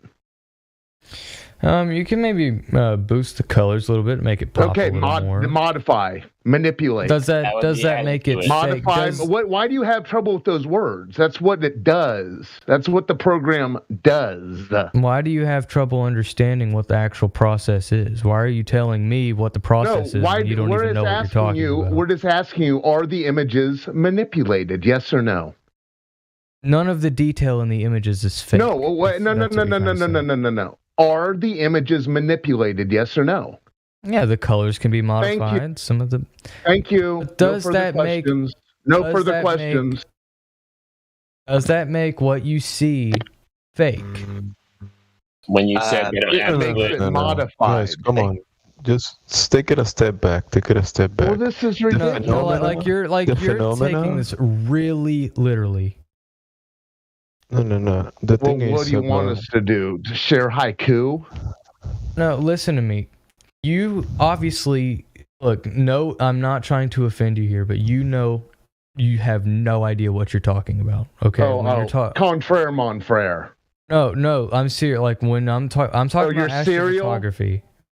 I didn't say that, and I said I'm serious. I mean, look, I think it's more like everyone here is trying to get you to just question every single step in the process of what you're doing. Not that saying nobody doubts that you don't know what you're doing. Of course, we think you must know how to do the photography, but to question what each process is doing to those and what can be manipulated. And if something's manipulated, then it's no longer what it was. But not even that. Even when you're still seeing. When you're still seeing the dust lanes, when you're still seeing the nebulae, when you're still seeing all of the celestial thing, when you're still seeing the space dust, the stars. No, so it is haiku. So it doesn't matter what I do to the colors of it. But you're seeing the objects that are in the image are still there. Yes. So you have a whole spectrum. You have a whole spectrum of the observation that can be done with opticals, without the manipulation of them, right? So you have an image, and then you can add modifications, and you can maybe make it something a little more illustrated. You could draw it. But the thing is that whatever you're observing up in the sky, whatever you're observing, the phenomena that is observed above the ground that you're standing on, that doesn't determine the shape of the ground as a sphere, right? We are observing, we are modifying the imagery to make it compress it, or adding whatever highlights or whatever. That's done. That's immediately done, right? It's okay. But you're still observing a phenomena, adding some factors to it of editing, but then drawing a conclusion. That conclusion is a lot of people extend it to say, hey, I see phenomena in the sky, therefore what I'm standing on is this or that, right? But you cannot do that. You can't determine the shape. Yeah, you're not implying that, but that's the thing. I agree with you. You can modify imagery and you can still see the phenomena. You can still see it, but that doesn't determine the shape of the ground, and we know that, right? What does that have to do to this conversation about whether astrophotos are fake or not? Because if I just give me a minute, told you. I'll take space away from you. What? Just give me a minute, I'll take space away from you, as in the stories that you've been told. So we've been talking for the last hour or so about the stories that we are told, and now we can look up in the sky and observe these stories. My question to you is, can you have gas pressure without a container, as in Jupiter, an uncontained ball of gas in a vacuum? According to laws of nature, that wouldn't exist because gas needs containment to have pressure. And if there's a lower pressure system out there, the gas will fill the space. So Mars with an atmosphere around it, Jupiter a giant ball of gas, and us with pressurized gas. The only way to have pressurized gas is for the gas to physically press upon it. So you have gas pressure. We're declared to be in an open system like Mars and Jupiter, but this violates the laws of nature, as in entropy in the second law of thermodynamics. You cannot have gas pressure uncontained from a vacuum. So I don't care about the stories that they're telling us, the pictures that they can show. What we are told that they actually are is not true. It violates natural law. Do you understand that? I'm not talking about the shape of the Earth. Not talking about the shape of the Earth. No. I'm talking about the things up in the sky. So you obviously didn't understand or follow what I'm saying. But you were trying to correlate that to the Earth. No, I was trying to correlate that. What was the whole point of the whole gas pressure thing on the Earth and having the... Because the stories that you are told when you look through your telescope about what Jupiter is violates laws of nature. Didn't mention We're the not fucking Earth. talking Didn't about mention Jupiter anymore. or Mars or anything else that you look at in the sky. It's just a story that you've been told because you cannot have gas pressure without a container. Do you, But we're not understand talking that about point? the planet. We're not talking about the planets anymore. We're talking about we're talking about DSOs. Observable phenomena, the same thing. The We're just asking you to question what it is that you think you're looking at. I know what I'm looking at. You're trying to tell me that what I'm looking at is fake, and it's just because I make some changes into it in Photoshop. Oh, no! This is coming from your. If it is modified, correct? If I even slightly boost the saturation on the colors, it's modified, right? No, it just doesn't tell you. Does that mean that it's not? But does that mean that it's not really there? You're observing something, yeah. You're observing something. Just don't draw. It is there. And the next point, like I try to point out, is the stories that they tell us cannot be true. That's why we've got CGI images and why we're talking about if it is there or not. No one's denying that Mars and things are there, but it's the stories that we are told about them. Understand that point now? Sure. Sure. So do you understand why talking about space and what it is only confirmation bias on the story that we've been told? But when we apply laws of nature to the story that we've been told, we understand that that story cannot be true.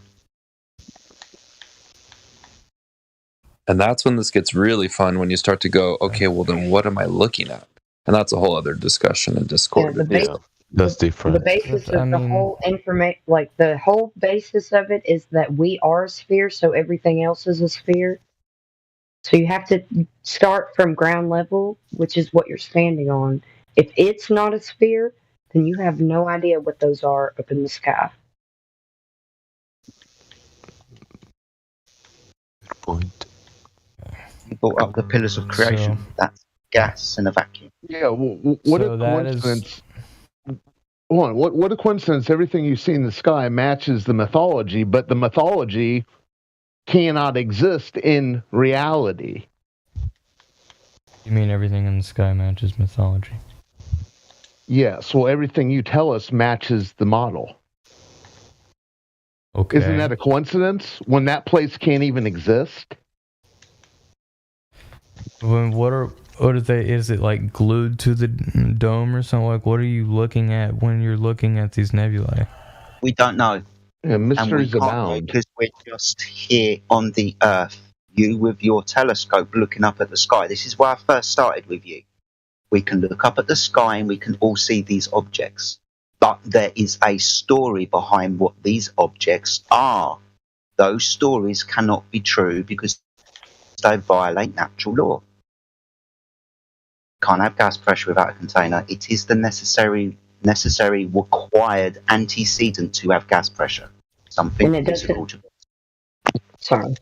And it doesn't seem like we violate those laws either. So why would we assume anything else does? Okay, so I'm not that familiar with this whole. I know this is one of your favorite arguments, but gas pressure without a container. Would you like me to explain it to you? No. No. Because it literally will take stories about space away. And you're obviously really interested in space because you got a telescope. I used to do the same thing with my uncle when I was like 14, 15 years old. Look up at the night sky. It's amazing to do so. But the story that is superimposed over our lives when we look through the telescope is that's Jupiter, a giant ball of gas, uncontained from a vacuous system that, according to natural law, it should disperse into. We can all see Jupiter, but do we necessarily all have to believe the story that we are told about it? Okay.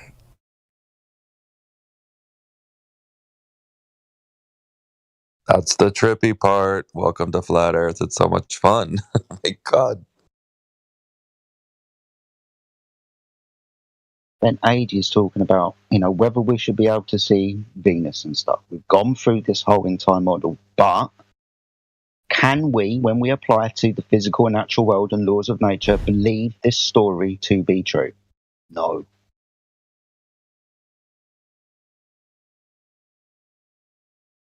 you understand that, Dust?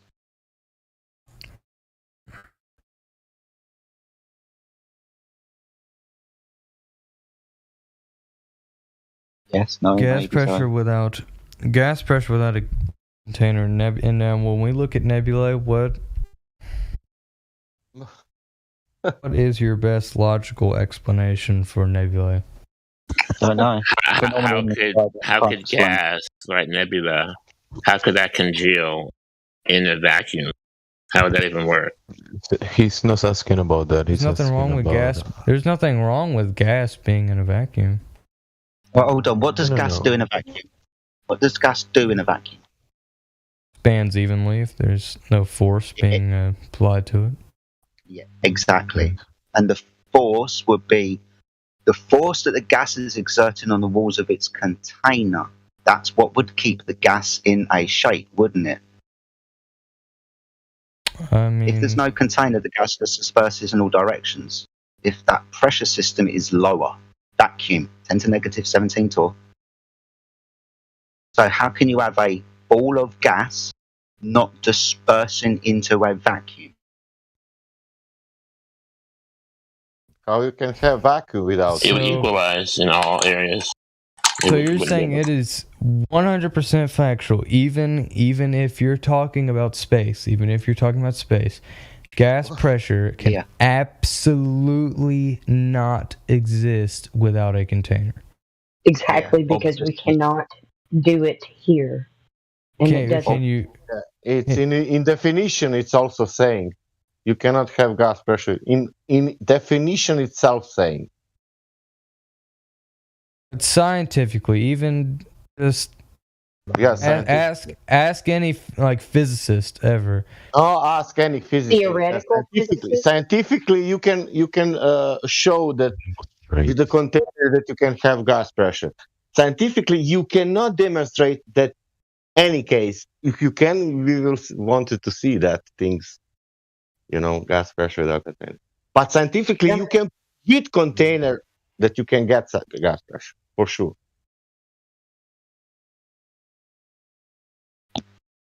This story literally goes down to you can't have gas pressure without a container unless there's a lot of gas. So Jupiter, a lot of gas. That a lot of gas is stopping it itself from dispersing into the vacuum of space. That is the story. So you don't believe in any type of gravitation whatsoever? There you go. So all right, I'll give you gravity in this instance. It is not observably affecting gas because gravity is just a vector downwards or inwards to a radius. Drop a rock, it goes down. But if I drop gas, it disperses in all directions. So even if I was to give you gravity, it observably doesn't affect gas. Okay. And gas settles by density in our atmosphere alone. So, but with gravitation, okay. Mm-hmm. Question, because I'm going to go back to planets. How do you think Neptune was discovered? Do you know the history behind that? What you're telling us are stories and explanations, but not science, right? Just like stories, right? No, I mean, you can do this yourself. You can predict. Tell us what you can do yourself. Go ahead. We'll listen. They did it themselves. You can do it too. Go ahead. What can we do? Literally discovered it first, and then somebody discovered it later. But they forget about telling you about the first observation of Neptune. They go back to the second observation of Neptune where they predicted it to be there. Don't tell you about the first one. And how did they predict it to be where it was going to be at? Everett, let's do like this. They predicted that Venus is the same size like the Earth, Let's do today. No. Don't go off topic. How did they predict? Hold on, you went off topic first. Sorry, dude. You went off topic first. I was talking about gravitation, right? Yeah, but I've just this has to do explained. with. This has to do with gas Hold pressure. on. We're talking about gas pressure, yes. And I've already explained to you that gravity is just downwards unless you go up into space, and that's round and round, right? But I'm just dealing with gas going down like a rock. It doesn't do that. Disperses in all directions and what? Fills the limitation of its container. Imagine I've got Russian dolls. And inside that middle Russian doll, right, the smallest one, I've got gas. There's no other gas. I can magically make the small one disappear and the gas disperses into the next one. Make that one disappear, the gas disperses into the next one, and the next one, and the next one. Gas literally always, observably, fills the limitation of its environment. Gravity that you're talking about is different. You're talking about round and round gravity. I'm talking about the gravity that keeps you here. Still, at the end of the day, it's gravitation. What's gravity? The mass attracts mass. Right, so that's 100 years out of date. When we're talking about gravity now, that's Einstein and the bending and warping of space-time. Newton himself, who came up with this idea, didn't want to be associated with it. The magic at a distance was laughable. This thing is big and that thing over there is big, and because they're big, they attract each other to them. Start talking about Cavendish if you want to, but they had to come up with another idea because this one was fucking stupid. So Einstein comes along with a mathematical concept that reifies space and time and bends and warps them. This isn't scientific, this is mathematical. So when we're looking for scientific experiments that have proven gravity, we do not find one.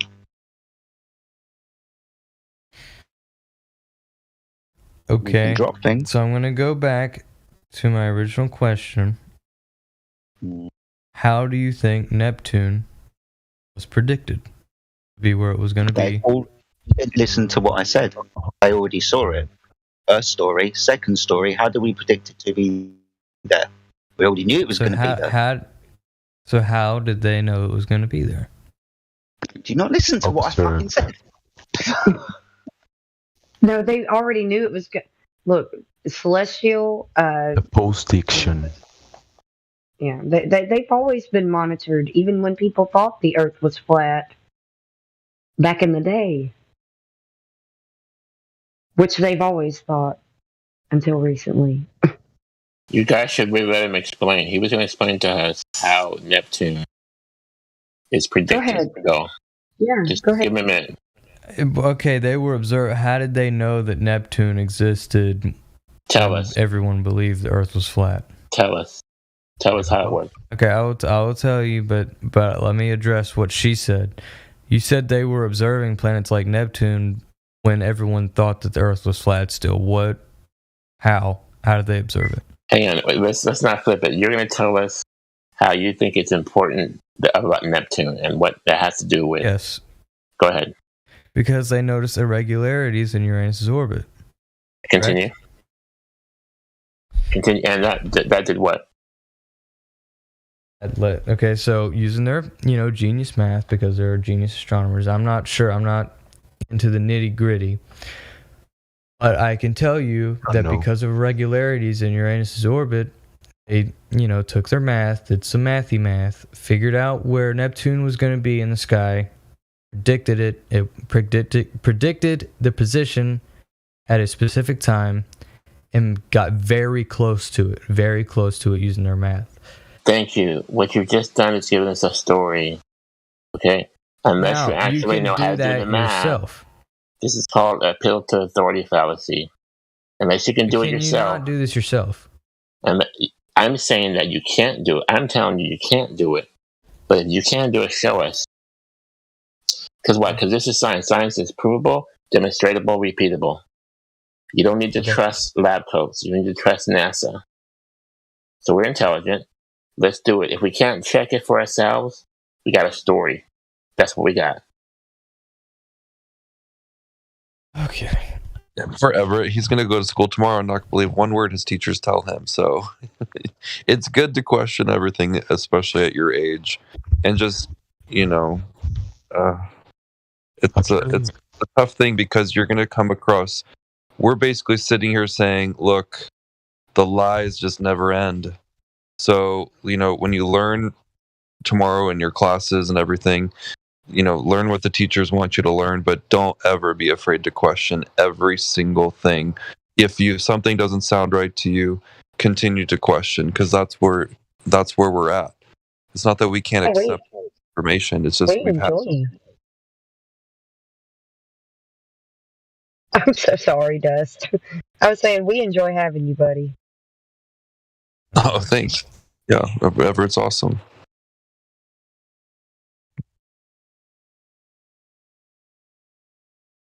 It's just hard because you're still growing up, right? And your viewpoint on life isn't going to be as tarnished. And I think that's great. It's like you've got that innocence and whatever, but you're so smart and you're already way ahead of the game. I guess the question I would have for you, just because I'm curious, is are kids or people your age looking into this topic on average? Like, is this something that's popular to talk about or fun to talk about with your friends? My friends think it's hilarious that I talk to flat earthers. Yeah. But you're How long have you been talking about it? Let me look back to my first interaction with one real quick. But my guess would be smarter than a lot of your friends. No offense to them, but in the astronomy field, absolutely. Yeah. So okay. I mean, when I was your age, I was into a show called The X-Files. It was all about questioning, the narrative, and now I realize it's indoctrination. But at the time, it made me feel like, okay, I wasn't just taking things at face value. And then things happened like 9/11 and other things, and started to question just because it wasn't making sense. And so I think you're on the same path. All right, November 2nd is when I had my first interaction with a flat earther, and this flat earther asked me, why can we see galaxies millions of light years away but not the flag on the moon? I mean, this person was a flat earther, by looking at their profile, coming from an astrophotography standpoint, that was easy. Doesn't matter, because you made conclusion about one flat earther, and what I told you in the beginning, and you said that I will look into that. You people will tell you about three important things, and that it's the curvature of the air, rotation, and gas pressure, and we will speak about that for 1,000 years, and we will not stop to speak about that, and only that. All other things, what you heard about flat earth, it's like a, it's like a show. It's a what? Show, really show, like a Big Brother show. Mm-hmm. Yep. Like it's something to distract you from us. Okay. So from these 3 points, for example. You're being shadow banned. I'm saying that we being ridiculous with many stuff like that, because one flat earther asks this question, another flat earther thinks that it's this, another flat earther thinks it's convex, another flat earther, no, it's not that point. It's point about Earth and what is in reality, And we are speaking about that, and it doesn't matter if I'm flat earther or whatever I am, the Earth itself doesn't want to curve. That's the point. And to look into that data, to look what is going on, why I cannot measure that curvature, why I cannot observe rotation. And that's important. And we can speak about space for all life, I can tomorrow, it's fucking raining the diamonds on Saturn and Jupiter, They said that. That means, okay, it's raining diamonds. How I can prove that? I cannot, but I need to believe in that, and that's it. Saturn can float in a pool of water. That's another one. I told you in the beginning, they measure the distance to the sun because they assume that Venus is the same size like Earth. Okay, let's do today that the same thing like they did. You can watch the Venus and your friends. Can you tell me when you're watching the Venus, it looks the same size like Earth? What? Can you, watching the Venus through telescope, tell me that it's the same size like Earth? Yeah, I would have to be a very low experienced astronomer. let's say that you are working in astronomy for 40 years, and now you take the telescope, and pointing to the Venus, and now how you realize that the Venus is the same size like the Earth?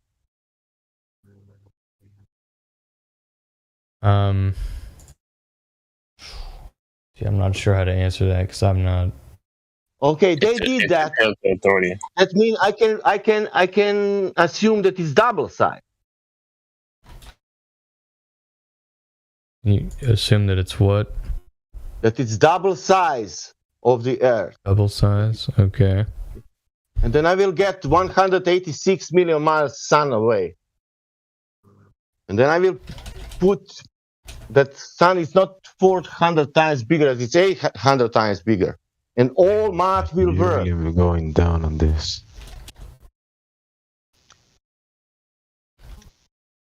And all math will work again. You understand me? What will change if you have 93 million miles sun and 186 million miles sun, and sun is not 400 times bigger, but it's 800 times bigger? That means all distances from the Earth are 2 times bigger.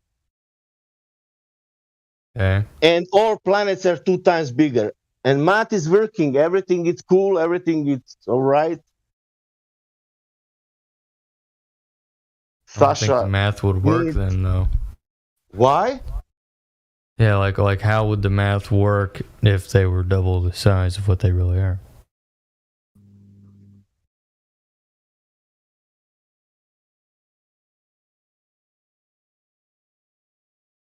Like if we assume, okay, let's say we used math based off of knowledge that they're a certain size, but in reality they're twice that size. How would that math work?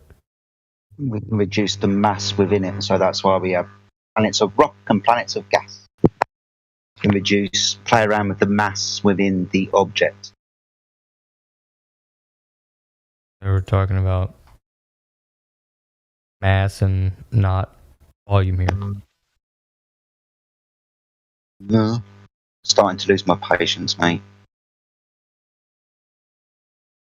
Anyway, going back to your story about Neptune, discovered in 1846, first seen in 1816.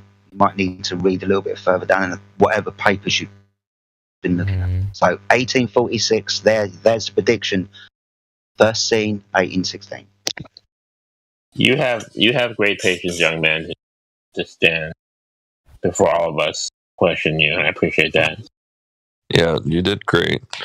I'm going to bed, everybody, but what a great fun chat. Everett, I wish you the best. Hopefully we'll see you back. And basically, it doesn't really matter what size or what shape the Earth is. It just matters that they're lying to us and why. Okay. And that's the story. So, all right. Good night, everyone. All right, man. Good night. Take care. Okay. What's the cause of gravity? Is that the mass of an object? What? What's the cause of gravity? Is that the mass of an object? Yeah, the cause of gravity is the attraction between two masses. Or two or more masses. Okay. But this isn't scientifically proven to be true. We can just infer it. Now, when we were talking about changing the size of the ball, we can also change the amount of mass that we presuppose to be in that ball. Either way, we have the phenomena, things going round and round, and we can backwards engineer a calculation that, it gives us a force or whatever to make it go round and round in a path that we're seeing. It's called backwards engineering. We have the phenomena, we just attribute forces to it.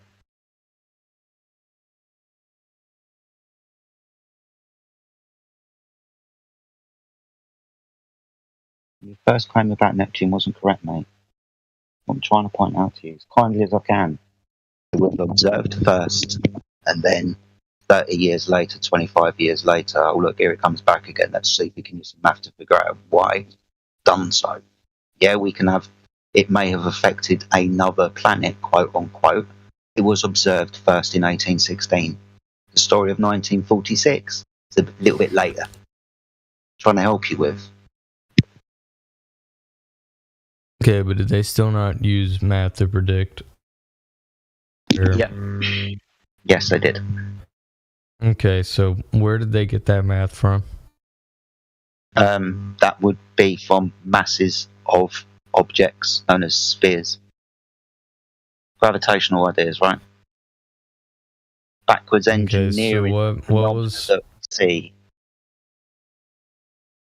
what was causing the irregularities in the orbit of Uranus? Definitely. Was it the mass of the other object? Supposed. Again, you can't confirm that yourself, man. That's the thing. You're just giving us stories. Yeah, I know the stories as well. If they could do it in the 1800s, why can't we do it now?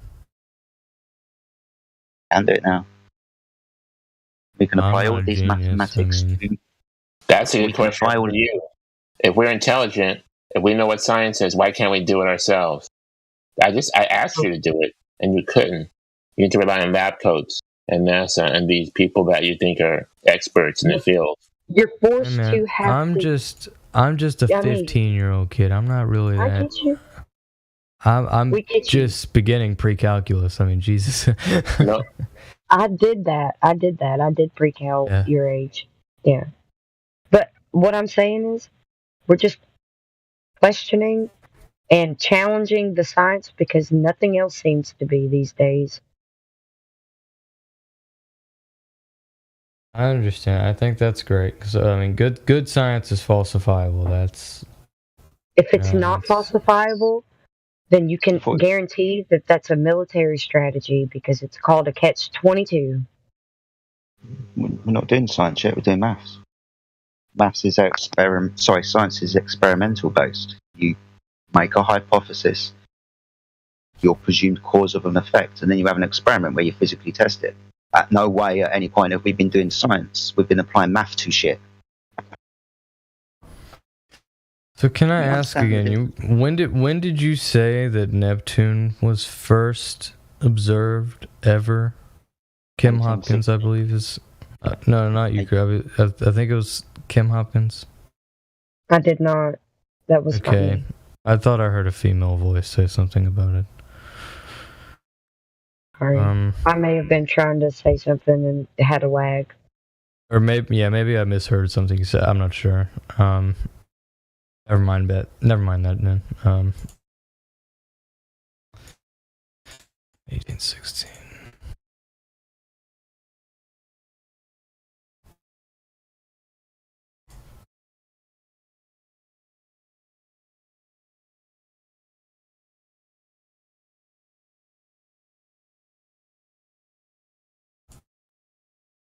So I've not personally tried it, but just as a quick question, has anyone here ever tried to predict the orbits of planets using math? Based off of their own observations? Can't presuppose planets.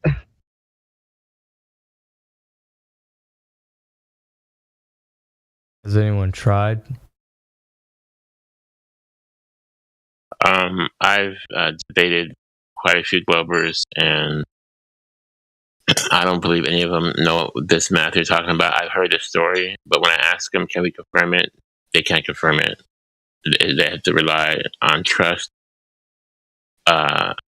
It's appeal to authority fallacy. Yeah. I'm just asking, has anyone ever tried to predict the positions of these planets? Anyone? A lot of people in here know a lot more than. Sorry. And if they hear there's a lot of math. They're post-dictions because they happen all the time. So because they keep on repeating in a cycle, we know they're going to happen again. Exactly. So has anyone here created? So has anyone here created math that can do that? You don't need to. They come around every year in the same spot.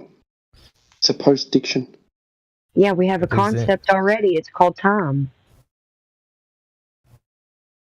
To be fair, what he's saying is if we can observe the planets, quote, and we see an irregularity in the orbits, quote unquote, we're going to assume or imply that this is because of gravity effect, quote unquote, and that's why Uranus, it was Uranus and Neptune, must be there. Yeah, it was Uranus. And that's how we discovered which is a great story. That makes sense. But if we can't confirm it today, it's just a story. That's what I'm saying. And yes, we do think it's a big conspiracy. Yes, they have to get our brains wrapped up in these planets, these Goldilocks planets. We're going to go to one day once we kill Earth. It's an agenda. It's a story they're telling us. Have you seen Earth? Pretty beautiful and cyclical and perfect. I've never seen Earth from outer space. No. No, have you seen it like in your everyday today life? Yeah, pretty amazing. Yeah. Why would you want to go anywhere else? Oh, why? I mean, curiosity, you know. He wants to go to that Goldilocks planet, man. But it's just not realistic, man. We can read books and go to Narnia.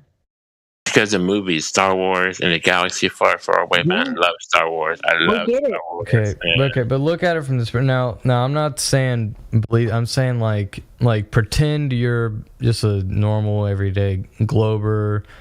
If let's believe you believe in the heliocentric model real quick. If you had the ability to go to a different. Okay, I mean like right now. Just like pretend it right now. If you had the ability to go to a different world and discover new things, why wouldn't you? You're going to Narnia? You want to go to Narnia? No, I'm just saying, like look at it from this perspective. If there was another world out there that you could explore, learn new things about, gather data from, why wouldn't you? Because I love Earth and I love truth. You're not allowed to leave. But you're not allowed to. I love where I live too, but I also love going to Florida and spending time down at the beach. Then go there. Then go there, buddy. Go check it out. Exactly. I love Earth, but why not go explore other worlds? You know what I mean? Because there are none, and you don't need any. Well, for some places, you need to break treaty to go. This is the narrative they've been giving you, right? That we could go into space once we destroy Earth. Global warming. NASA, think about it. NASA has to tell you when the next meteor is going to come close to Earth. The meteor that could destroy the Earth, that destroyed the dinosaurs. We have to rely on NASA to tell us what's going to happen. Do you understand? It's a narrative. It's what? It's called fear-mongering. Have you heard of that word? Yeah. It's to control your mind. Not even just that. It's just to keep everybody in perpetual fear or uneasiness. No one, not okay. So I still, I don't live in fear that I'm just gonna die. You know what I mean? I believe in a deity now. Do I believe that he necessarily interferes that much with our life? Not really. I believe he just kind of put the universe into motion. That's just kind of where crap went from there. No, I haven't said that. I've had a lot of things happen. Guy, I want to interrupt you. I have personal problems now with some guy on the chat. It's called Ancient World Order. He wants that I put penis in my mouth, and that is not very nice to write on live stream voice text chat, because it's not the issue of this server. The issue of this server is not about. Okay, Sasha, can I finish what I was saying? No, I wanted somebody ban this Ancient World Order. Okay. Anyway. What I was saying is, having said that, I've had a lot of experiences, like with my mother being in the hospital and my grandfather getting in car crashes and, surviving without scratches, discovering that he had cancer, he was all well, recovering and all that. I believe that there may have been some type of powerful being that influenced some. Again, sorry, guy. Can somebody stop this guy about to put some personal things about me? If he wants to speak about flat earth, that's all right. I'm sick of these bullshit kids on chat. You have to provide the name of the person you want banned or something, or screenshot. Sorry, James. Can be your secretary. James, can you see the voice text chat? He's called Ancient World Order. World Order. Okay. Yeah. Or don't give him a little bit to rest a little bit and to not speak about me. Maybe he will after 1 week not speak about me, and that will be all right. I've totally lost track of time. Well, thank you for the talk. I'll probably end up here again at some point later. Come back, buddy. Yeah. Hey, thank welcome you back, all. man. Thank you all for the talk. Appreciate it. I'll definitely come back later and look at some of the stuff that was sent. Interested in seeing what that's about. As far as tonight goes, we've been hard on your arguments, okay? Yeah, I know. That's how I looked at it. I know you guys weren't, being hard on me. So yeah, I'm definitely gonna, look back on the night, look back on the videos. As far as right now, my opinions beforehand still stand roughly the same. Like I said, I'm still gonna go back, look at some of the stuff. When I get the chance to, I'm gonna watch that American Moon video. Yeah, I just want to thank everyone real quick. And you shared you believe in God. Keep that going. Don't lose that. Oh yeah, absolutely. I mean, I would like to say I have a close relationship with him. I think that's something that a lot of people don't.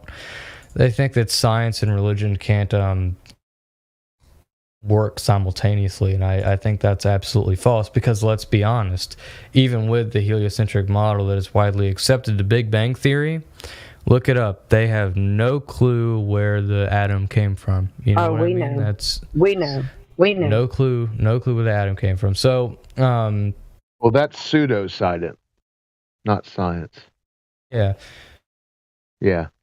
So I'm saying there's just certain things. I think science and religion can work together perfectly fine. I think. But you've been speaking about pseudoscience, heliocentrism. I mean, heliocentrism. At the end of the day, it's never been proven. It's never been proven false. Pseudoscience. Okay. That's fine. That's fine. Well, anyway, I'm just clarifying, since you seem to be confused. It is fine. Thank you. Because pseudoscience is a religion, also. And it has been proven false. We have long-range observations that falsify the radius, so it has been proven false. That's fine. Would you? He doesn't like acknowledging that heliocentrism is pseudoscience. No, I've just never seen definitive proof that heliocentrism is false. I've never seen definitive proof. Well, have you had your ears plugged up for the last 2 hours? Remember about water? Now, let me finish what I was saying. Well, it doesn't matter what you're saying. You're babbling on. Listen to you're what I'm making a saying. Speech that is irrelevant. I've never seen heliocentrism. You're making a speech that lets us know that you didn't have your ears open the last 4 or 5 hours. You've just been blah, blah, blah, blah, blah, blah, blah. Heliocentrism is pseudoscience. Now you know. Okay, now what I was going to say... I think you learned a lot the last few hours. Yeah, what I was going to say before I was rudely interrupted quite a few times, I've never seen heliocentrism be proven true. I've never seen heliocentrism be proven false. Pseudoscience. I will look more into it when I get more free time, but as of right now, it's 5 o'clock in the morning, and I still have to get up, go to school tomorrow. So, I just want to thank everyone. Thank everyone that was civil and nice. Anyway. Oh, you're welcome. Yeah. Good night. Thank you. Hey, don't get old Hoss wrong. He's got it going on when it comes to facts. Yeah, I just exist in reality. I'm not stuck in a story. Used to be. He still knows he's welcome to come back. He was told.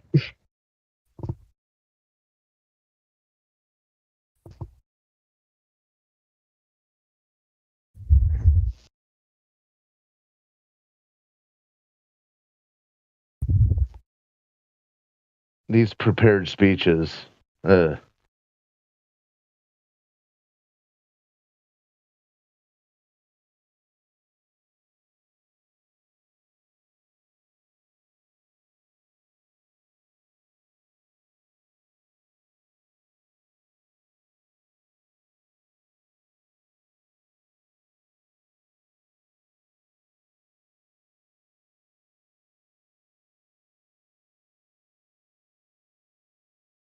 It is what it is, but it was still a good little back and forth. At least he was able to toss the ball a little bit. Yeah, it was great. I just don't understand. It almost seems like at the end he just has to science and religion and God and deities. It's just blah. I gotcha. It just sometimes it's a process.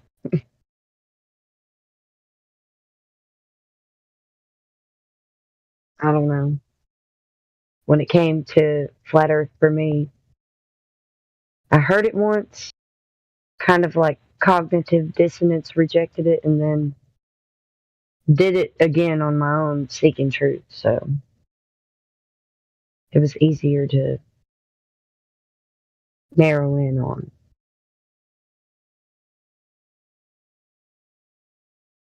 I do find it funny. He wanted to remain vague about this Mars rover, about the landing on Mars, but Pillars of Creation. Well, yeah, come on now. Yeah, that's assuming that we can be violating the second law of thermodynamics.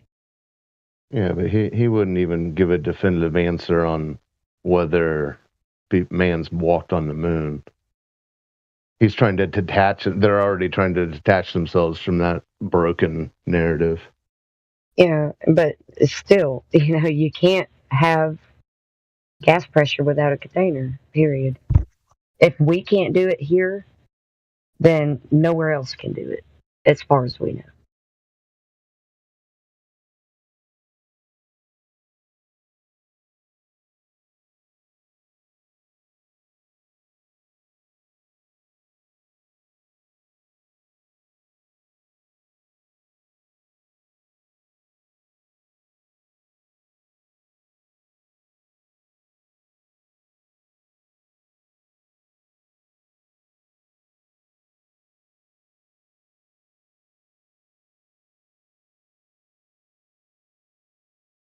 By the way, everybody did such a good job.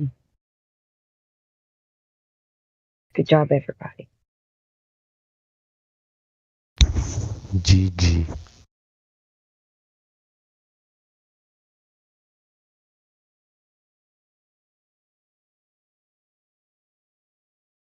It just seems to be a community effort, and it works out. It's like a smooth machine. Good job, guys. Especially when the drunks are here, very smooth. Yeah.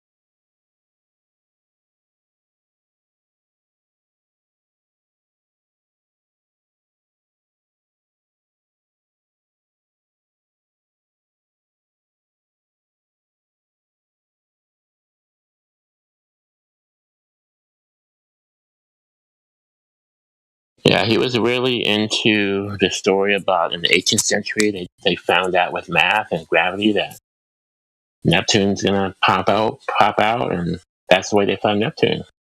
So it has to be true. But he can't confirm it himself, he just has to believe the story.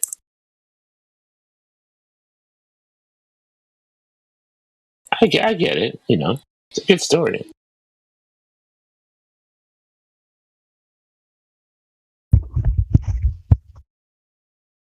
Was Neptune there before they say they found about it? No, they were looking. They were doing the math of gravity, and then after that, they found Neptune.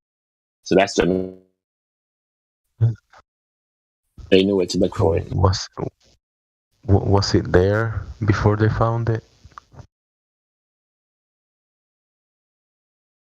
No, it didn't. Before they did the math, it didn't exist. Once they did the math, it popped out like a magic apple. That's the story I hear. Oh, so they are creators. They just created Neptune by doing math. Based on what you said. That's right. So, like manifesting, right? Mind over matter. You think about something long enough, it'll show up. Sasha, are you here?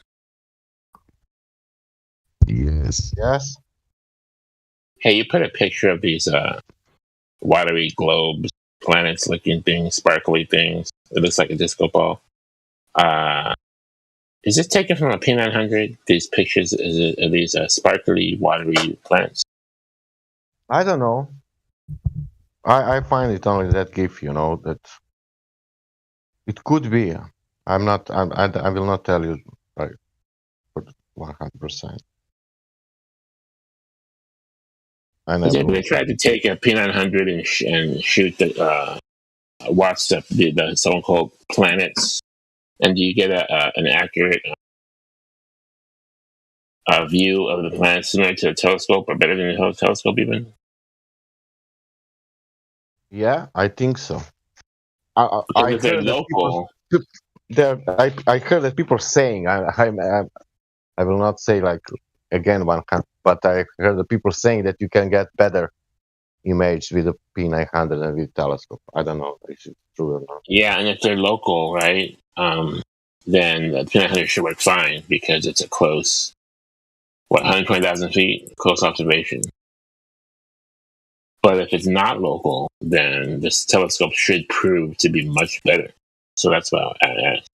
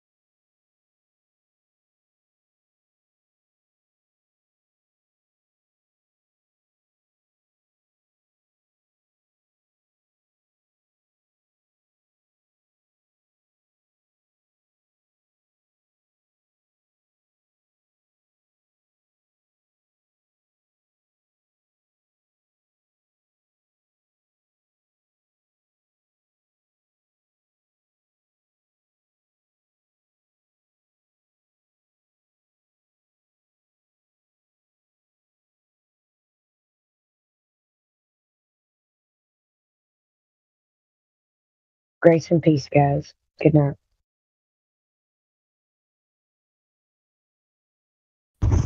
Good night. Good night.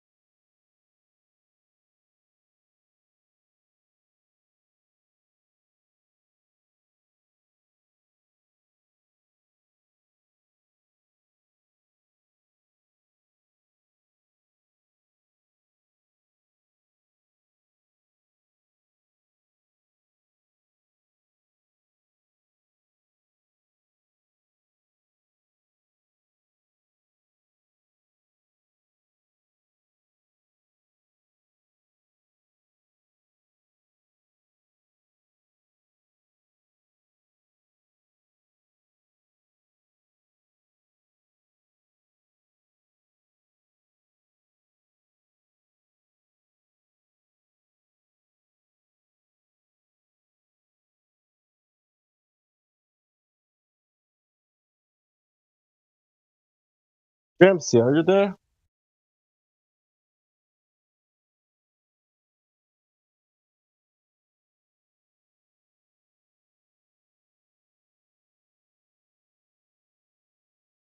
Orion, are you there? Yes, I'm here. Listen, James, this guy, I don't know. For example, listen this now story. Do you know when we spoke together, you and me privately? Wait, but post whatever he said, whatever you think he broke the rules, send it. I'm send saying it to me. he's boring on chat. He's saying like I'm misinformation, I'm misinforming. How to say the people posting that GIF with the stars, you know. That's so. Posted a video, he didn't like it. It's all good. But that GIF, you know, with the stars, you know, I will post it again. Oh my god. And he's saying this is not our mission. He need to know that we are not here, that we don't have any mission, our missions, or something like that. Jesus Christ. Just ignore it. Doesn't make much sense to me. Yeah, okay.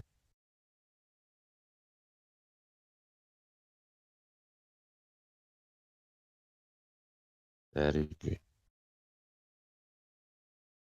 Look, he's swearing now in the world chat.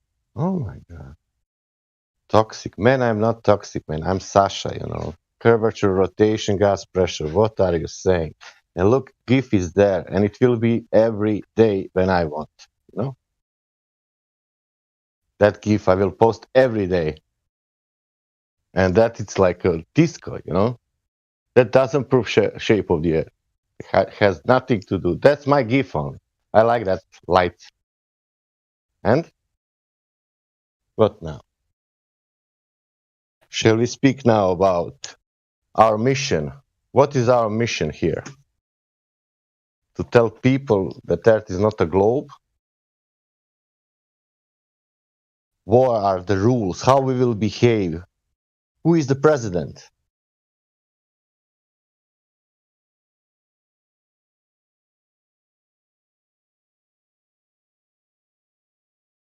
Valid question. I wanted to be, but people didn't want to follow me. They said that I have bad accent. Me too.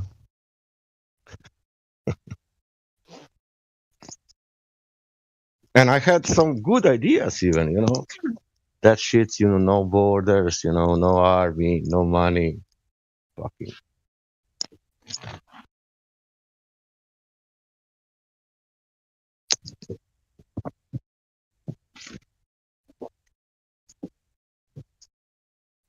And this is my flag, that GIF with that stars shining.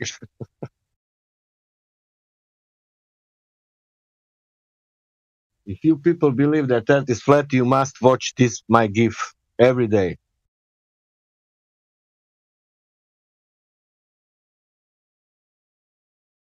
Oh, Jesus, I will stop.